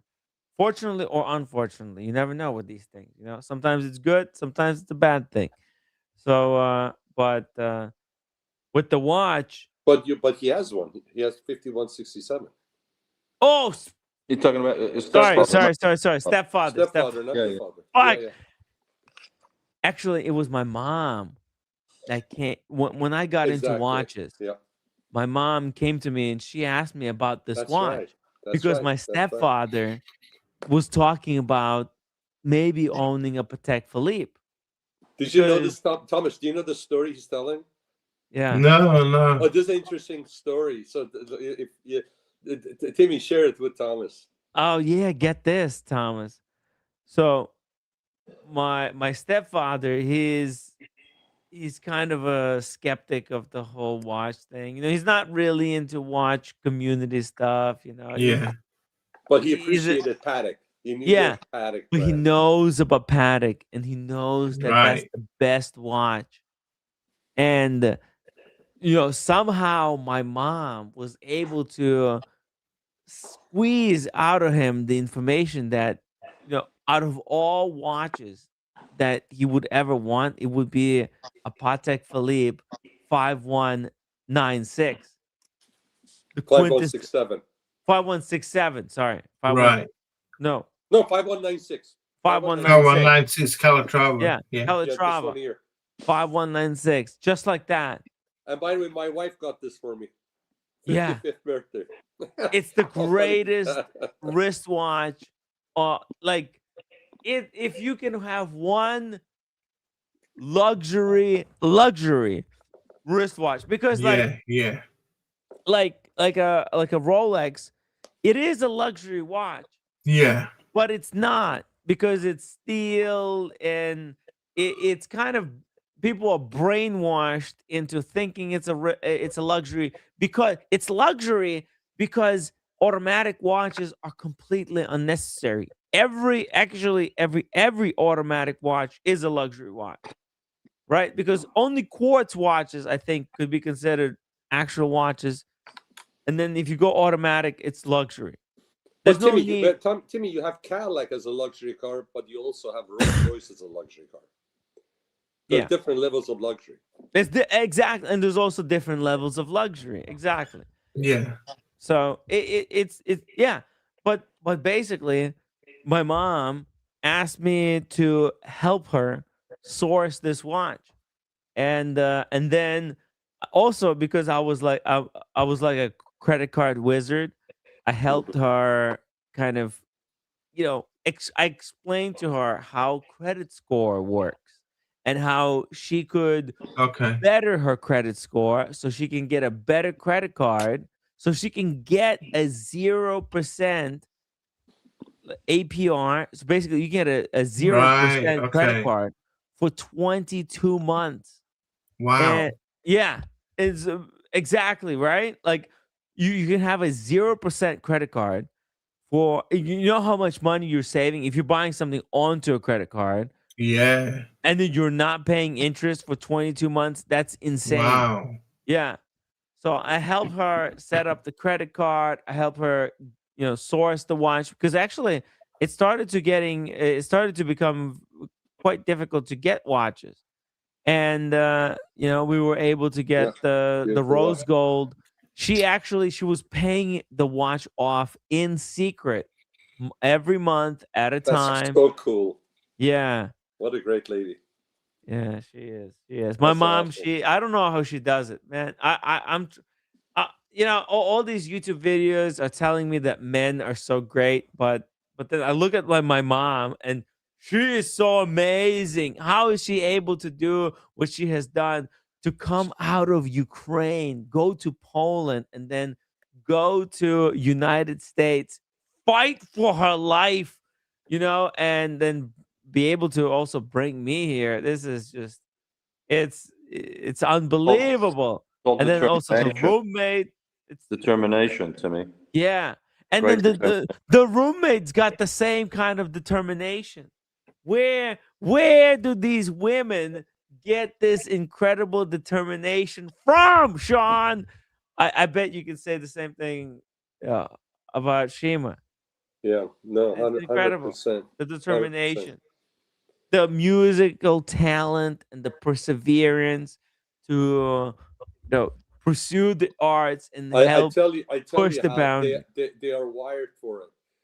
Yeah. If men were the ones that could get pregnant and give birth instead of women, I think the human species would have ended long time ago, because we wouldn't go through the pain.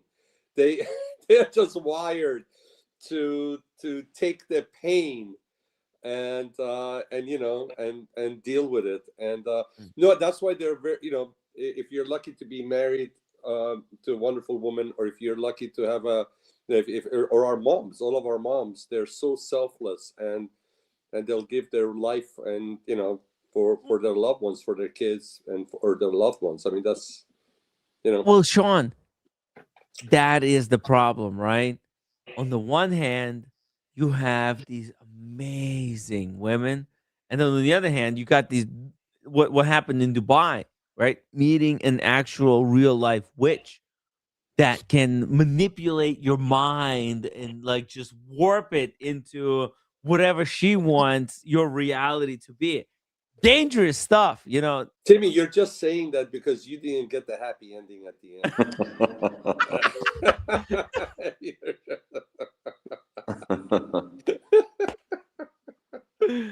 No. Oh man. What was the question, Thomas, by the way? Thomas, sorry. So what you used to want 5 years ago, yeah, and maybe still do, or have acquired it? 5167 for me. That you have That's acquired it, or you haven't acquired it? You may or may not. Maybe you still do want it. Yeah. Or maybe you did acquire it. So you used to want for 5 years ago. You wanted a watch, like I wanted the Breguet. Same here. It took me 5 years, but eventually I got it. Same here. I think Breguet was a brand. It wasn't specific that watch, but it was the brand. And there are others. I can tell you there are two pieces. There are only two pieces right now it's in my radar. And when it becomes available, I'll pick it up. One of them is pre-owned. They don't make it anymore, which everybody know, we discussed it. It's a day-date white gold with cherry dial. 36 mil. And then the other one, I was so happy after I got the first initial Happy New Year from FPJ, and they didn't even ask me, tell me that, sorry, we couldn't deliver your watch that you put your name down on. I figured they even forgot about me, and I'm not even on the order list. But then just recently received another email from them, saying that sorry we couldn't deliver the watch to you in 2025. Hopefully, maybe in 2026, and that's the FP Journe Havana dial rose gold. Oh, beautiful! Those are the two. Those are the only two that if it comes up, I'll buy. I mean, that's what I want. Yeah. Other than that, I'm not chasing any other watches. Yeah. Those two I'm chasing. Mike, have you got anything you've loved for 5 years and you? When I first saw it, I was pretty impressed, and it was the I mean, of course, I like some of the ep Journe models. There's some gorgeous pieces, but that's not, it's just not realistic because of the the limited production. But the one watch I would have loved to have got is the platinum Daytona with the ice blue dial. Daytona, but not just that. It had to be with that Middle Eastern numerals. Oh, the Eastern Arabic numerals. So unique. Wow, It was so unique. yeah. It's so unique. The Arabic numeral. Yeah, the Middle Eastern Eastern Arabic numerals. Yeah. It was so unique. Yeah, very cool. Okay. Thomas, there is one specific watch, not a brand like the Brigade that I was chasing. There's one watch that I wanted that Patek said in 1999 that they're going to come out with it. And they did come out with it January 1 of 2000. And it was they only made so many of them, finite. And at the time, it was limited and all that stuff. And at the time, it wasn't possible for me to get it. And I was able to acquire it after Y2K. And I picked up the one that I wanted, the one with the blue dial. And it's in great condition. I got it from a local dealer in Newport Beach. And it came from a private collector that owned it from day one. I have the original box and everything. And the gentleman is 80-some years old, and he sold it. And this is the watch that I basically chased for 20. When I heard about it 22 years prior to me acquiring it, and I picked it up 21 years after the watch was released. And this is the watch. Oh, so it's Patek. Very nice. Yeah. Patek 5100 10-day reserve. And they made 3,000, 1,500 in yellow gold with the 10 dial, 750 in rose gold with gray, 450 in white gold with blue dial, and 300 in platinum with black dial. And I always wanted the blue dial. Very pretty. And if that watch was released now, they would put the blue dial on the platinum. But back then, blue dials weren't as popular, so they put the blue dial on white gold, and they put the black dial on the platinum. And this was the one that I always wanted, and I picked it up. And so this was my Grail watch that I was chasing longest. Right. And I picked it up. Okay, so the watch that you passed on and wished you'd bought. Which you regret? No. Is there a watch you passed on and wished you'd bought? Oh yeah, okay. For me, Thomas, you mean it's offered, right? You mean it was offered to us? No, you had the chance to buy it, and you passed on it, and you wish you'd bought it in hindsight. Yeah. Mike, remember the Grail watches like the Royal Oaks and the Nautiluses, they were not offered in the past. They were just sitting in the display case. I know. So for me, they became trendy in the last few years. I'm showing him, which was from Dubai Watch Week. That we saw this year, Dubai Watch Week. This was a limited edition of 11 watches for Dubai Watch Week, brought out by Doxa. Yeah. Brought out by Doxa, 11 pieces for Dubai Watch Week. Wow. It was a Doxa ceramic Doxa sub 300 beta, it was called. And it came on rubber with a NATO strap. And I tried it on, I fell in love with it. The burgundy is the color of Dubai Watch Week. And it was going for €4,000 and I didn't have the money. And I passed on it, and I really, really, really, really wish I could have bought this. I just didn't have the money. But that's my one that I passed on, but really wish I could have got.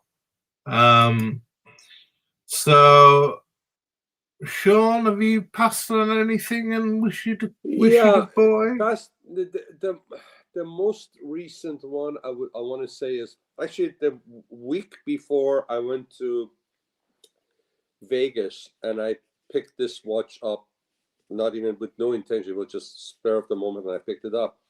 I was at the local store that I've been buying watches since 1980, Beverly Hills Watch Company, and he showed me a Lange & Söhne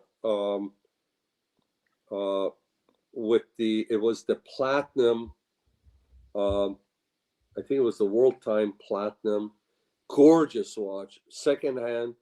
The Lange One World Time. World Time, yeah. And gorgeous, and box, paper, everything, and he had just gotten it, and he says, hey, and there were some minor scratches, the watch was worn and all that, and he says he's gonna send it to Lange and have him service it, and he told me he would offer it to me for $36,000, and it was the platinum, and if you know that watch, it had the moon face. It had the moon face on it. Right. And my God, that moon face was so gorgeous, beautiful. Silver dial, platinum, and then the moon face was gorgeous. And I said, you know what? Let me think about it. When I come back from Vegas, I'll see you. So I end up getting this, and I didn't think it was that. I wasn't sure about the deal being a great deal, but even after I picked this up, I was still thinking about that watch. So I went back, and he had sold it. Yeah. And he had sold it for more than what he offered to me, obviously. Really, right. And then he says it's sold. The guy's already said he's gonna wire the funds. If he doesn't wire the funds, I'll let you know. And the deal went through. That was the watch because I don't have a Lange, and that is the right watch. It was just absolutely stunning, gorgeous piece. 38 mil, fit on my wrist beautifully. I have box, paper, everything. Mike, did you have anything? Yes, probably. When I was in Dubai, I went to see Luxury Souk, and I told Timmy about this. And I'm kind of a fan of Jacques Dros's watches, actually. Oh, nice. And there was a piece I saw there that I liked, and they offered it to me. It was unworn, brand. It was new, papers, everything. And I saw it, tried it on, and I was close to pulling the trigger. They offered it to me for $20,000. It normally sells for at least $40,000. This is the piece. This is the piece. I don't know if you can see it. Can you hit the picture? Can you expand the picture? It's short. Let me see here. No, Mike can expand it. Mike can expand it. Oh, Mike. Okay. Yeah. Very nice. See, it's in rose gold. Beautiful. And it's a annual calendar, but it's very unique. It's got the green background, and of course being in Dubai and gone there and all this, it had like a connection with it, because if you look at it for the time right here, it's in Middle Eastern numerals. If you can see it, can you see that? Right, beautiful. It's a really cool looking watch, actually. If you see it in person, it's really pretty watch. And I should have probably bought. And what made it unique too, Thomas? They only made 8 pieces of these. It's very limited. So, you know, I have to tell you this. You can go. We were just at a friend's house with Tim, a great guy. You guys all know Marcus, and he has some major hype pieces, and they were exquisite. But what got my interest was the non-hype ones. I mean, there was one beautiful Bulova that was $20 that he picked up from eBay. And to me, it was just beautiful. I've never seen a Bulova like that. It could have been, casing was beautiful. Your collection and your taste, I really like, because if I come, if you would have that, and I come to your house and you open the boxes, of course, you got the Rolexes and all that stuff, and maybe what is that? Patek and all that. But this stuff, you don't see everywhere. Right. You know, it's quality stuff. There's a aesthetically, or because there's something special about the movement. There's a story behind it. There's substance to it. Those are the interesting stuff that you don't see everywhere. Exactly. Right? You see Daytonas everywhere. You see Pateks, certain Pateks everywhere. They have a personality. That's what I call. Yeah. They have a personality. They have a history. Yeah. And I tell you something, Thomas.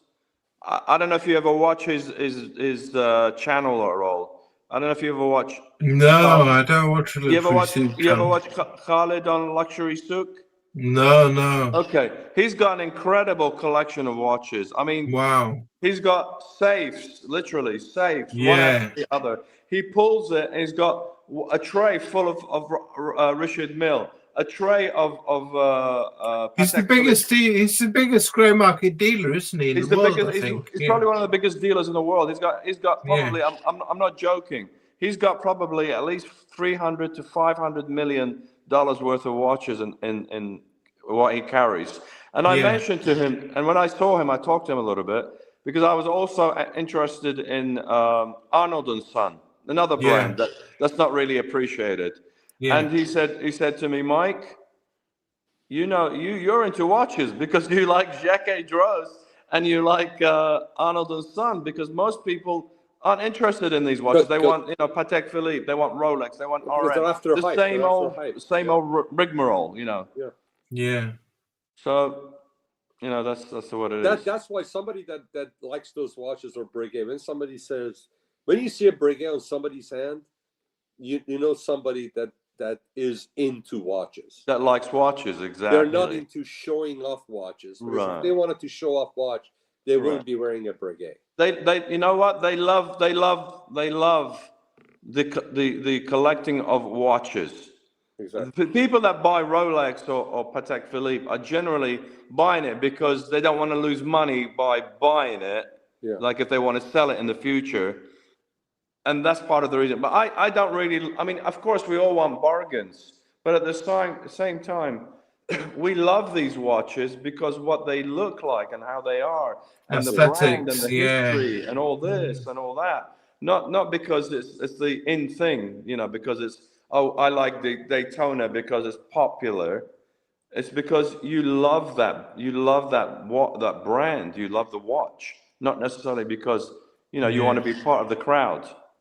So here's the interesting. If I see somebody wearing a code 1159, I would think, okay, that guy is into watches, unless that guy had to buy that because he's still waiting for a Royal Oak. Absolutely. Absolutely. That's it. That's the story behind. So if you, like, there are people that like 1159s, and a couple of you guys said earlier today. So if an 1159 deal comes up and you buy it, and you may not even want to get a Royal Oak. Right. The sad thing is, if somebody that sees it, and who cares about what people think, but it's interesting that somebody that sees 1159 are going to, okay, he got that because he's waiting for the Big Daddy, and that's not the case. But no, I'm 100% with you. There's certain, even with Patek, there's certain Pateks. Like if I wear this Patek, if somebody wears this Patek, they're into watches. Right. Yeah. Exactly. The guy Exactly. in New York we went to with Yeah. Marcus, Yeah. the guy that's in charge of Exactly. Tiffany's paddock section, he was Yeah. wearing this with the green strap, and I noticed it. I said, "That's a picture." He goes, "Yeah," and I said, "I got one too." If he had a Nautilus or a Aquanaut on, I would Yeah. say it's commercial. You know, he's wearing Yeah. it because it is and hype, but and I wouldn't yeah, he's in charge, but is he really a watch guy? Or Yeah. did he come through a ranks and he happens to be there? But the fact that he was wearing this, it tells me that the guy's a watch guy. And it happened that actually he used to be at Vacheron, which is another watch guy's brand, right? Vacheron is a watch guy's brand, right? And I know overseas later on, lately, past few years have come up, but 5 years ago, if you wore it overseas, it wasn't because it was hyped, it was chasing. It's because you liked it. Because overseas was all, Royal Oak guys and Nautilus guys would go like this to overseas, right? Right. You could buy them at a discount. But no, this is even within the brands, there are certain watches that here I'm going to tell you this with Audemars Piguet, they have the which one is it? Not the Millenari, but there's another one that's that's chronograph round, and you can get great deals on them. If I Jules see one of those, Audemars. Jules Audemars. The Jules Audemars. yes, if somebody wears that, I'm going to say that's a watch guy. Yeah. That guy's into timepieces. He's Hey, not after the hype. Hey guys, actually, I and Manny went to the AP boutique, and they treated us very well. They let us try on the Royal Oak, the 1159, the Star Wheel. They let us try a few different watches, and they were very, very hospitable to us. To be honest with you, I was more impressed with the Star Wheel or the 1159. Yeah. They had a green, the green dial 1159 with the rose gold was stunning. It's a beautiful watch. But of course, $55,000 is a lot of money. I would never pay that. And then I tried on the Royal Oak. Yeah, it's nice. Yeah, and I know there's the big hype about it. But to be honest with you, it didn't really get me excited, to be honest with you. Yeah, same here. I mean, again, listen, I would take a Royal Oak, right? If somebody offers me, yeah, of course, I would take it. But if somebody has that Royal Oak on their hands and it's at a restaurant, I'm gonna go, oh, okay, that's a Royal Oak, nice. Now, again, is he a watch guy or not? I don't know, right? Is he just? It's funny because when I go to restaurants or we go somewhere, it's just like you kind of bond with certain people, watch guy and all that. If somebody's got the size of ink, dried out ink, right away I like that guy. Yeah, It's fountain pen. It's an interesting guy. He's not your run of the mill. The guy's a little bit quirky, So it's the same thing when you wear something that's different than what everybody else is wearing. You go, okay, so this guy's interesting. Why did he pick that? What was the thought process? What are his interests? His interests are not just prices of the watches going up and the hype and show off, because he's getting something, might be from a famous brand, it could be from a paddock, but he's wearing something that 99.9% of the people don't realize what it is. Yeah. So he's not buying it for the show. He's buying it because he wants that. Right? So Tim, was there what you passed on that you wish you'd bought this year? Dr. Bob, Happy New Year. Happy New Year, Dr. Bob. Happy New Year, Dr. Bob's. Unfortunately, 2026 was not a year that I passed on something that I really wanted. There was just a missed opportunity. I think I could have. It's just so hard, selling watches and trading watches. You guys make it look so easy, but it actually takes a lot of time, a lot of effort, dedication, and there's a lot of money at risk. Yeah. So it's super tough. Like, you have to be mentally, psychologically ready to make such a deal. And I think I just haven't been there yet. I'm not in that, like, whatever the price bracket or whatever. So it's been brutal for me. I am trying to possibly either move a couple of pieces or maybe trade into a solid gold dancer. Do I need a solid gold dancer? Who the fuck do I think I am? You know, it's been a psychologically brutal and trying times for me, Thomas. Well, okay, Tim, let me pose the next question to you. Is there a watch you regret selling in 2025? You know, I regret not selling the Submariner, the Explorer 2, the Air King, and the Sermon. I wish I could have sold them very easily like that. Like but unfortunately it's painful. It's painful in every single way. It's not as easy as they make it look it out to be. There's all these fees, man. They are. That's where they get you, right? They try to get you as much as they can. They will. Yeah. It's brutal. Everyone is a fucking shark. Well, they're not your friends. Well, Tim, they want to make about 30% at least markup on the watch when they buy it from you. So they're gonna do their best to try and get it as cheap as possible from you. Exactly. Yeah. So there isn't a watch you regret selling. No. I haven't sold anything. So I've sold quite a few watches not this even year. a 4-piece shitter. I've sold quite a few watches this year. One was a Synchron Military, which was a copy of a Doctor Army. Came before the Doctor Army. And another was a Harwood watch. So a crownless Harwood watch with a bracelet. But I lost money on both of them, but they went towards other watches. So yeah. Have you regretted selling any watches, Mike, or don't you sell watches? I didn't sell anything. I was actually going to try and sell the Santos chronograph recently, and they just didn't offer me enough money. They were offering me around 7,000, and I got told them get lost. Yeah. What about you, Sean? Do you sell watches? I never sell watches, but I ended up selling I actually didn't return one of them. This is what I did. The first watch that I ever sold in my life was a Roger Duby I picked up in Paris. And it was a huge one. It's beautiful. My wife actually was upset that I sold it. And I brought it, and the watch was just too big. It was beautiful, but it was just too big for me. So I sold it to the guys at the Beverly Hills Watch Company.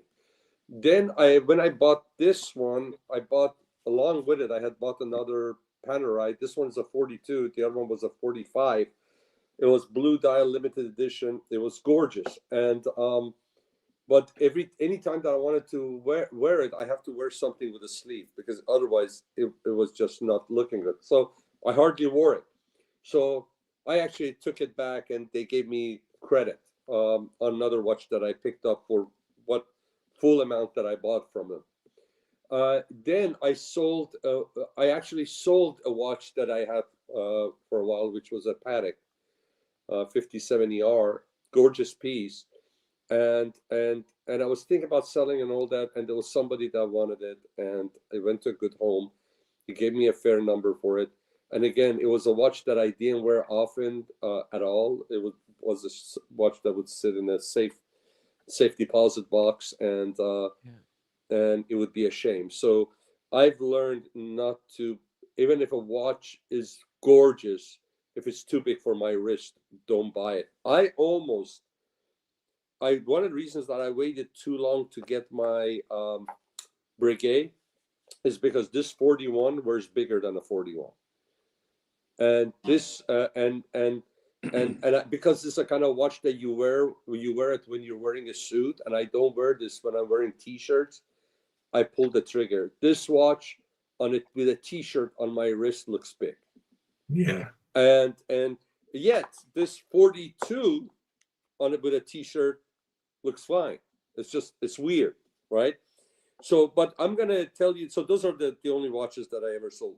So aside from watches, there are other acquisitions such as. So there were few. So I have about some of my fountain pens are in my office, but some Yeah. of the pieces that I acquired, was this one a 24 or 25? I think this might have been in late 24, but this one was a 25. This was a 100th anniversary. I have a couple of these 149s, but this 149 came out Mont Blanc. It's their granddaddy, the big fountain pen. This was their 100th anniversary Mont Blanc, and it has the old school clip, and it has the old Mont Blanc. I don't know, Tim, if you can go. Oh my God. This is the old vintage Mont Blanc, and this is their old clip, and it has beautiful material. Right now it's too dark. I don't know if you guys can pick up the veins in there. So I was able to pick this up. This was towards the end of the batch that they were making, because they only made it for 1 year. Then there was a watch that I wanted to get, Queen Victoria and Albert. It was the very last fountain pen in the series of the great supporters of art series, and the between the two of them, the Albert was the red one, and then the green one was Victoria, because it was her favorite color, and that was a color that she would wear for her dresses till Albert passed away. And that's why everybody associates Victoria with wearing black only, because for the rest of her life, after Albert passed away, she only wore black. But prior to that, this used to be her favorite color. And I actually bought this while I was on the stream. I went to the local Mont Blanc store on Rodeo, and my favorite sales associate, Danita, was there, and I asked her, and she said she had one. I wanted to get a fine, and she says this is the last fine nib Queen Victoria left. And look at the detailing. Look at the blue little. It's a beautiful green there. And then the pattern you see here is the pattern on the iron fence around their palace. That's where they picked up these, and it's a very heavy piece. This is more like an ivory type, and then there's Victoria. I don't know if you guys can see the detailing. One is VA, Victoria Albert, is on there, and then the nib is absolutely gorgeous. I don't know if you guys can see it. Yeah, it's a heavy piece. So I picked this up in 2025 as well. Hey, shout out to the Big Meech for $10 super chat. He says, Sean, you're better than this. Leave this bum Tim right behind in the new year. I love this guy's sense of humor. He's a great. Big Meech is a great. Big Meech is the OG. One of your OG supporters, man. OG supporter. I have a lot of respect for Big Meech, because check this out. Thomas, do you know who Big Meech is? Yeah. How about I don't know him personally, but it's Joe. Mike, do you know who Big Meech is? It's Joe. It's no, Joe. I don't know. Okay. So here's a guy, a very successful guy. He has a farm. He has the cattle. Farmer Joe, yeah, Farmer Joe. And he's one of his. I remember this. This is one of those images that burns in your brain. He has this beautiful day-date Rolex, and he's sitting, and he takes the shot, and he's sitting on his tractor, looking out into the field that he's blowing the field in a tractor with the day-date. Day-date gold in a tractor out on the field. He loved, but what a great guy. Hey, cool. So good to see you. Thank you for the super chat, but so good to see you in the chat, man. Incredible guy. Is Joe is a very cool dude. He's a cool, chill guy. Yeah, we'll go way back. So good supporter of the channel. From the OG days, unfortunately, look, there's all kinds of stuff that has happened, but hopefully, with the new year, some of the old stuff are forgotten. Yeah, maybe we can leave. Look, I've actually, Shit. I've actually learned a lot in the past couple of years, and I would love to resolve some of the stuff if there's anything that needs to be resolved, because from my end, now I'm realizing a lot more than I did in the past. So part of maturing. That's part it's of life, man. Yeah. you would think, right? You would think. I thought I was so mature, but I was ignorant as they get. And No, there's a lot of maturity that shows when you say something like that. No, there's a lot of maturity that comes through when you say something like that. That's a very humbling thing to say, and takes a lot of maturity. The good thing is as long as you learn and progress, that's part of maturity, and you don't keep repeating the same mistakes over and over again. Yeah. As long as you continue walking in the right path and not. Yeah. I always say, Mike, the river rock that everybody loves to pick, and they bounce off the water, and they take it home and they put it on their mantle. That river rock wasn't that smooth at one time. It was very sharp. It was jaggedy. What happened? Over time, the water made it smooth. That's what happens with human being. Right. As you mature, your sharp edges going, you become smooth. Well, that's what you hope, because some people never mature. Yeah. So, but anybody with an ounce of logic and decency and brain, you learn from your mistakes, and when you learn from your mistakes and you try to avoid making those mistakes, that's when the sharp edges going. You get a little bit smoother and better. We get more aerodynamic. So we are river rocks. Timmy, less than a minute. Big Meech, just to address Big Meech, she said, but Tim, stop touching women inappropriately. And it's 1 o'clock. So 12 o'clock. 12 o'clock. Show the. Happy New Year. Yeah. Happy New Year. Happy New Year, John. Happy New Year. Oh, like $10 super chat. Happy New Year to me. Happy New Year. What is 2026? What is Alex wearing there? What is Alex wearing? Let's go. We did Happy New Year, Alex. Happy New Year, Charlie. We did it, guys.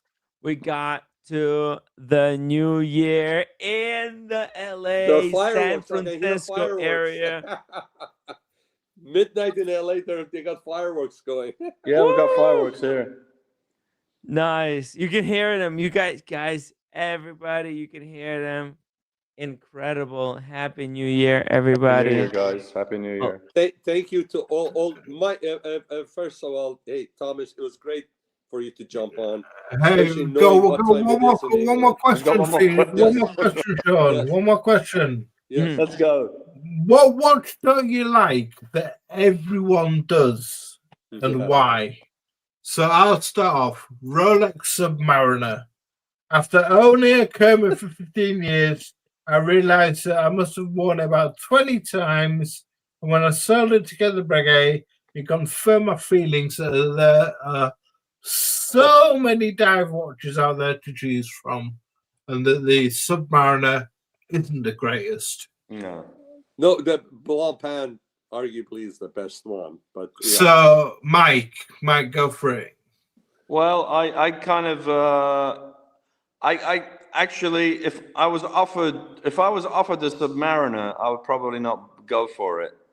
It doesn't do anything for me. The only I was then offered instead a what the hell I call it, Sprite.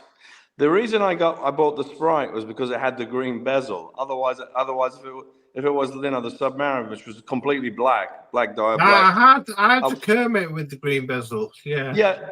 Well, I got this. I got the is it the Sprite? Or am I getting the Sprite. The Sprite. No, the Sprite. The Sprite is the GMT with the green and black bezel. Oh, sorry. Yeah. You mean the Starbucks? The Starbucks. That's it. I get confused sometimes with all these damn silly names. The Starbucks. So the only reason I bought the Starbucks is because it had a green bezel. Otherwise, I don't care for the Submariner, to be honest with you. Although it's such a popular watch. I'm with you there. Tim? The watch that... sorry. Say it again. Repeat the question for me. The watch you don't like that everyone does, and why? Oh, the watch that that I don't like that everybody else likes. Oh man. You know, it's kind of got to be the Land Dweller. I know it's controversial. It's kind of a I thought you liked it. I it's thought you liked that. you know, Sean, it's deep. It's like it's a watch that One day you like it, one day you I don't. like, but then I don't like, but then I also like, and then I also don't like. It's like there's levels. There's levels. There's reasons for every level, and Sure. like the reasons I like it is it's kind of like you can't hate it. You can't not like it. That's number one. You cannot not like the Land Dweller because of what it kind of represents. But on a deep level, I think that this is a big shift in Rolex's kind of focus, and I kind of see it as yes, it is a kind of a possibly an advancement in certain technologies, but also also see it as a cost cutting like measure. With this, like not requiring lubricant and going full on silicon, I could see it like from their perspective, this is a cost cutting move because whilst they push the technology forward in certain advancements, they also pushed it backwards in others, and I just don't like it, and it's tough. It is really it is really a watch that I'm struggling with. Like, to me, it's almost like a quartz watch if you think about it, right? Yeah, it's a copy of a quartz watch. It's a copy, yeah. Yeah, It's a copy. yeah. What is this hobby for, right? What is this hobby for? Is to preserve the original parts as much as possible. And Rolex has made these moves into replaceable parts. These silicone parts, yes, whilst they don't require lubricant and certain other things, at the end of the day, they're disposable.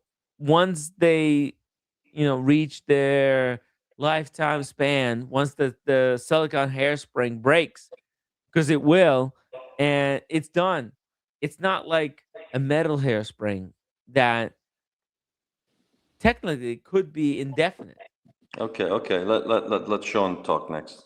Yeah. Okay, You sure. don't like it. Let me give it a little bit of thought because I love my son. Oh, you got nowadays. submarine. You got submarine. Okay, To yeah. me, Cool. it's a pure Rolex. Cool. It's a unique Rolex.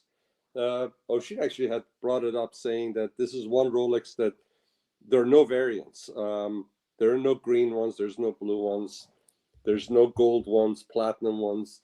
It's just the steel, the Sub Note 8. So the brand that in general that The watch that you don't like that everyone does. The watch that I don't like would be, with exception of two specific models, any watch that has Richard Mille on it, with exception of 6701 and 7201. Oh yeah. Every other one, I don't like. Yeah, I can't stand them.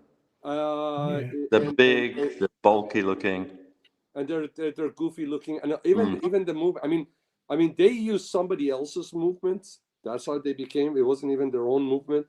It was a less expensive watch movement that the watch brand that they used their movements, and at some point, they flourished it, and they are where they are. They done a great job marketing it, and you can see that watch that I told you, RM88. It's one of the most hideous. I don't think there is a Hublot that's as hideous as that watch, and they're selling it for $2 million. I guess when you get to the point that you've owned everything, and you come to the point that you have to spend $2 million to buy something that's totally out of this world, that's how you get your kicks. I would just say, I never get there, But if I ever got there, just bury me 6 feet under because I'm embarrassing my parents. I'll be embarrassing my parents. It's I mean, it's just that brand turns me off. Thomas, I have another one actually, and it's another Rolex I'm not a big fan of either. It's the Oyster Perpetual. Okay. OP, especially when it's the black dial. I think it's so bloody boring. I mean, they've come out with so many different variations, different colors, and they don't do anything for me. But the black one, I think is the worst. The black dial. I think you're I find it very boring. I think you're right. I think you're right on that. One last question, final one. Most disappointing watch you tried on this year. So I'll go first. Okay. And I'll bring up a picture for Tim. Here we go. Now this for me was the Amida Digitrend. Now I tried this on. I love the watch, but I tried it on the strap, and there's no option of a bracelet, which was a huge disappointment. It didn't feel right. The bracelets on the other models were also a nightmare to remove the links from on the watches. And I love this watch. I love the look of it. I love the aesthetic, the quirky time telling. The driving quirky jump power sort of style, MB&F on a budget sort of style. But on that strap, it just killed it. The strap looks a bit like a Velcro or something. It's weird. It's cheap as Mike. It was cheap. Felt really cheap. The front angle, the very first photo you showed, it reminded me of a watch that Gerard, I think it was Gerard Perregaux that used to. Oh, the casquette. The casquette. Yeah. So that angle I like, but if I can jump, if I can answer that question real quick for you, and it wasn't this year. It was a couple of years ago that I tried this watch. That was very disappointing. But I'm gonna say it because it's a very major brand, and it's a watch that a lot of people like. But I was totally disappointed in the stainless overseas. And what disappointed me was how thick the watch was. Right. Now, Cars, when he got his overseas perpetual calendar, with such a complicated features, it had a very thin movement, and the case was thin, and it just sat really nice on the wrist. But the stainless steel one is just too bulky. And in general, brands that make their watches too bulky, and if they don't have to be bulky, they turn me off. But Vacheron overseas, I wanted to really like that watch, and just because of the case thickness, it just disappointed me. Mike, did you have one? What's that? Sorry. What's the question? The most disappointing watch you tried on this year. Oh. I haven't got one, to be honest with you. Yeah, fair enough. Yeah, I don't think I saw one that I tried that I thought was disappointing, to be honest. Oh, I got one for you that I tried this year also. Mm-hmm. I was hoping for it to be a lot better. The 38 mil Blancpain. Blancpain. We tried in London because I was waiting for so long. I was saying, man, if they come up with a smaller version of the Blancpain, 50 pattern, and when they came up with 38, I tried it on. It was disappointing.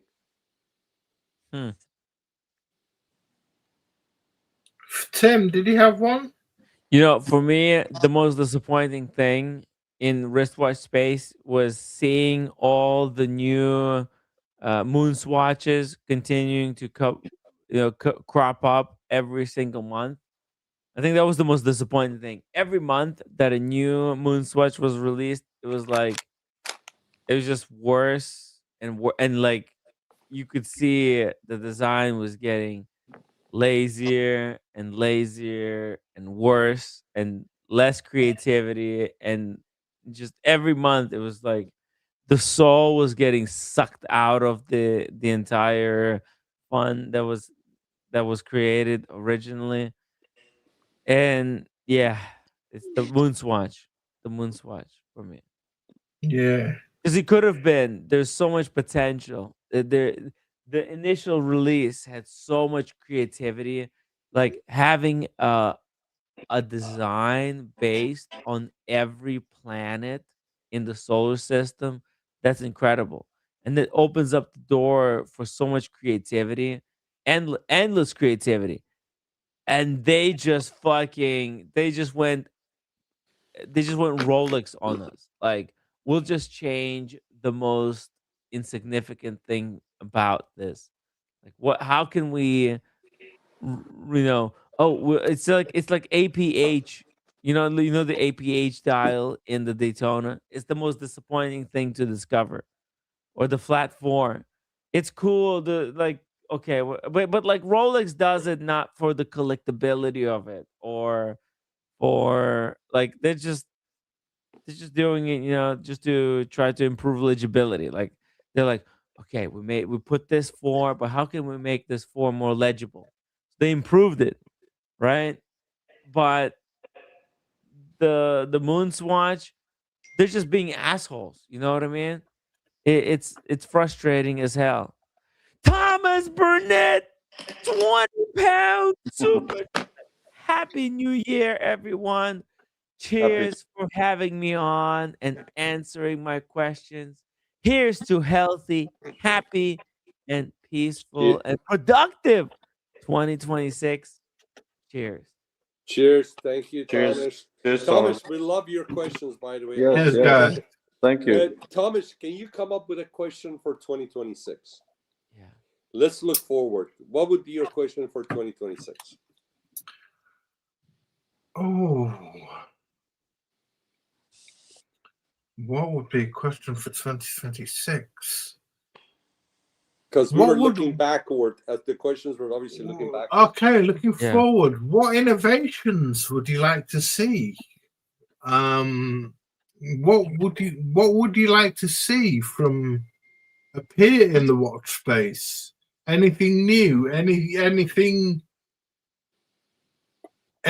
new from a brand in particular, or anything new from in design in particular, or anything new from I got Go ahead, an Mike. I think Mike, idea. yeah. I would love to see Rolex take possession of all the ADs, that there will not be any independence anymore. That these really. Yes. I would like to see that where they completely control it, and I don't want to see these independents who abuse their position and a lot of, especially the ones that sell jewelry and they have favorites of certain customers. Okay, right. That's what I would like to see. Rolex to take complete possession of all, to be completely only boutique only. Interesting. Right. Yeah. As I get older, one segment of watch type that I always liked, which are, you would call dress watches, but they're not necessarily dress watches. These are just time only watches, right? I always had interest, but as you grow in collecting watches, you look for complications, some useful, some are just fun, quirky, and like that Ludovic that we were talking about, that's kind of neat, but that's like one-off. It's not an everyday thing. So I really want to see watch brands, be it independent or the major brands, that they're always chasing what's the next greatest thing, to say time out, take a deep breath, and go back and put their resources in producing elegant, beautiful, just time only watches. where they don't cost in 6 figures. They're attainable. It could be expensive. They could still be 30, 40,000, but they're not 300,000-400,000, but just offer us a little bit more of that pure watchmaking that they were really good at 50, 60, 70, 80 years ago. Yeah. That would be something that I want to see. I want to see them go back and just give us pure timekeeping instead of coming up with gadgetry and doing a one-up on each other. Well, I'm the total opposite. 2025 was the year of the jump hour. And I think 2026 is going to carry on. More brands are going to come out with more jump hours. I want to see another quirky time-telling device, like the half-time Ludwig Balwardi showed. I want to see, we've got retrogrades, we've got regulators, we've got jump hours, we've had things like the MB&F Mad one with the drum that tells the time. And we've got the Kadoki 3 with the 3 hands that go around in a funny time-telling device.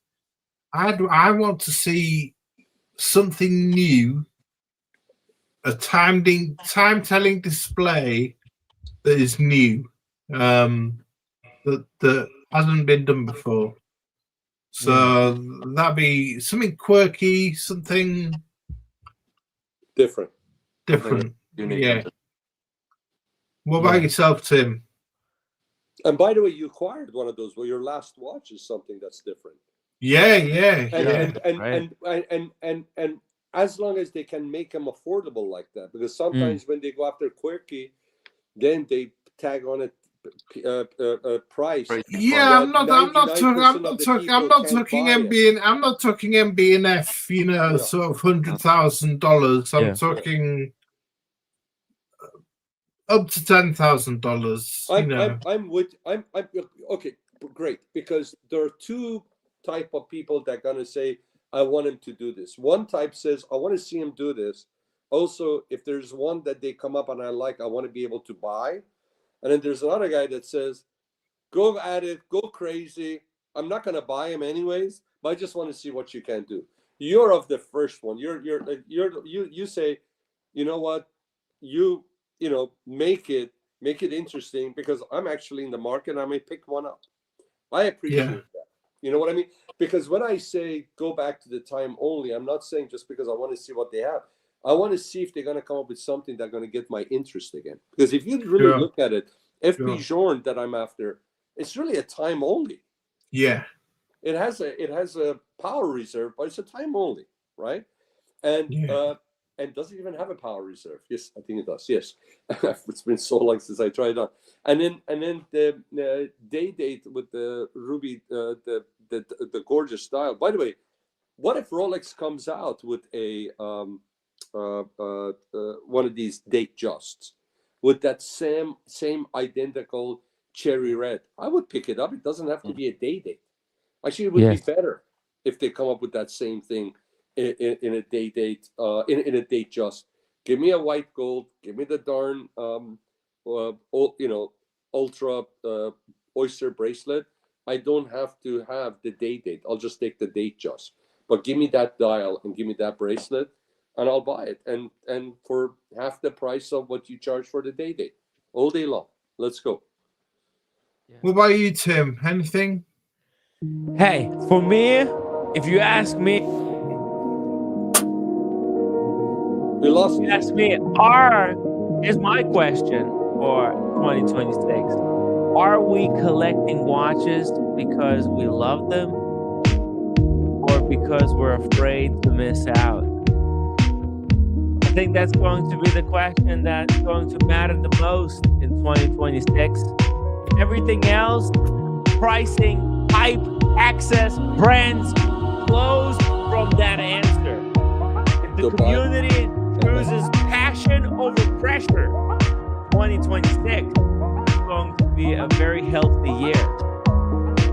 So I hope that you guys will choose the right answer. everybody. Happy New Year.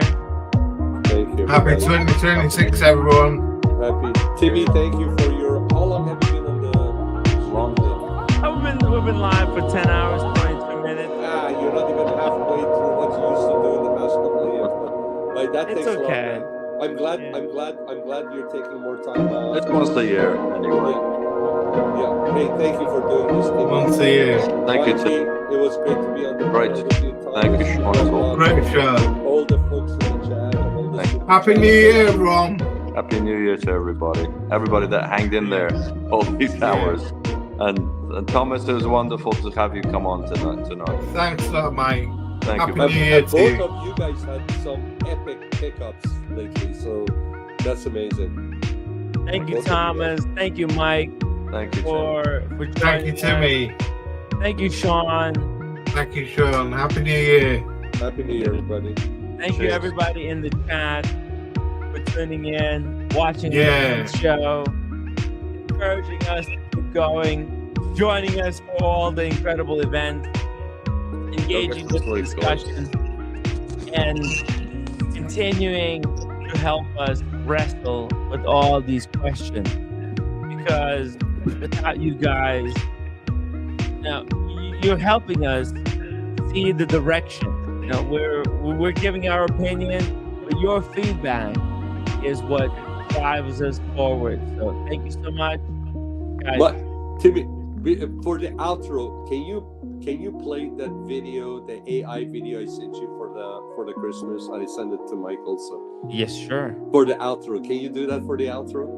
That you sent me? I sent you. It's pretty cool. There are a couple of different versions.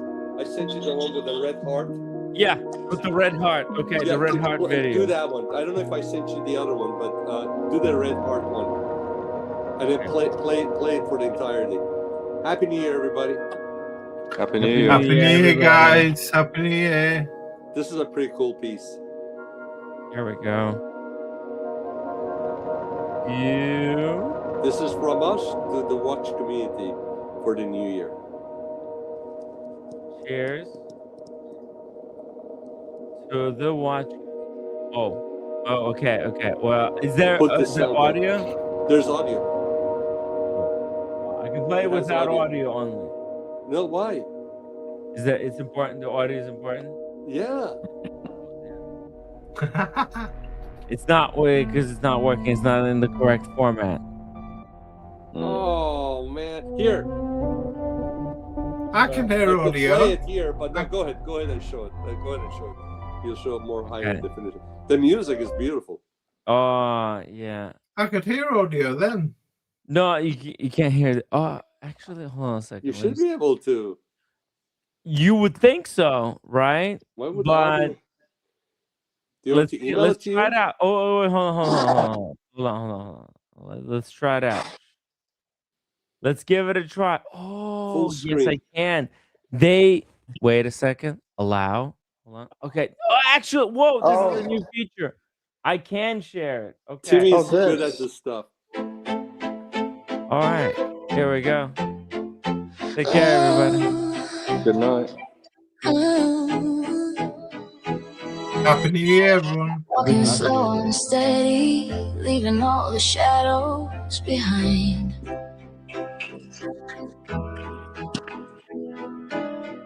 These fragile steps I carry, now turning into light. And my heart begins to whisper about the doors I wanna open. I want a brand new story. Let the past fade out of me. Let the hurt turn into dust, drifting far, never to return. I want a brand new story with the light that leads me through. Today I rise and say it loud. I'm ready to be.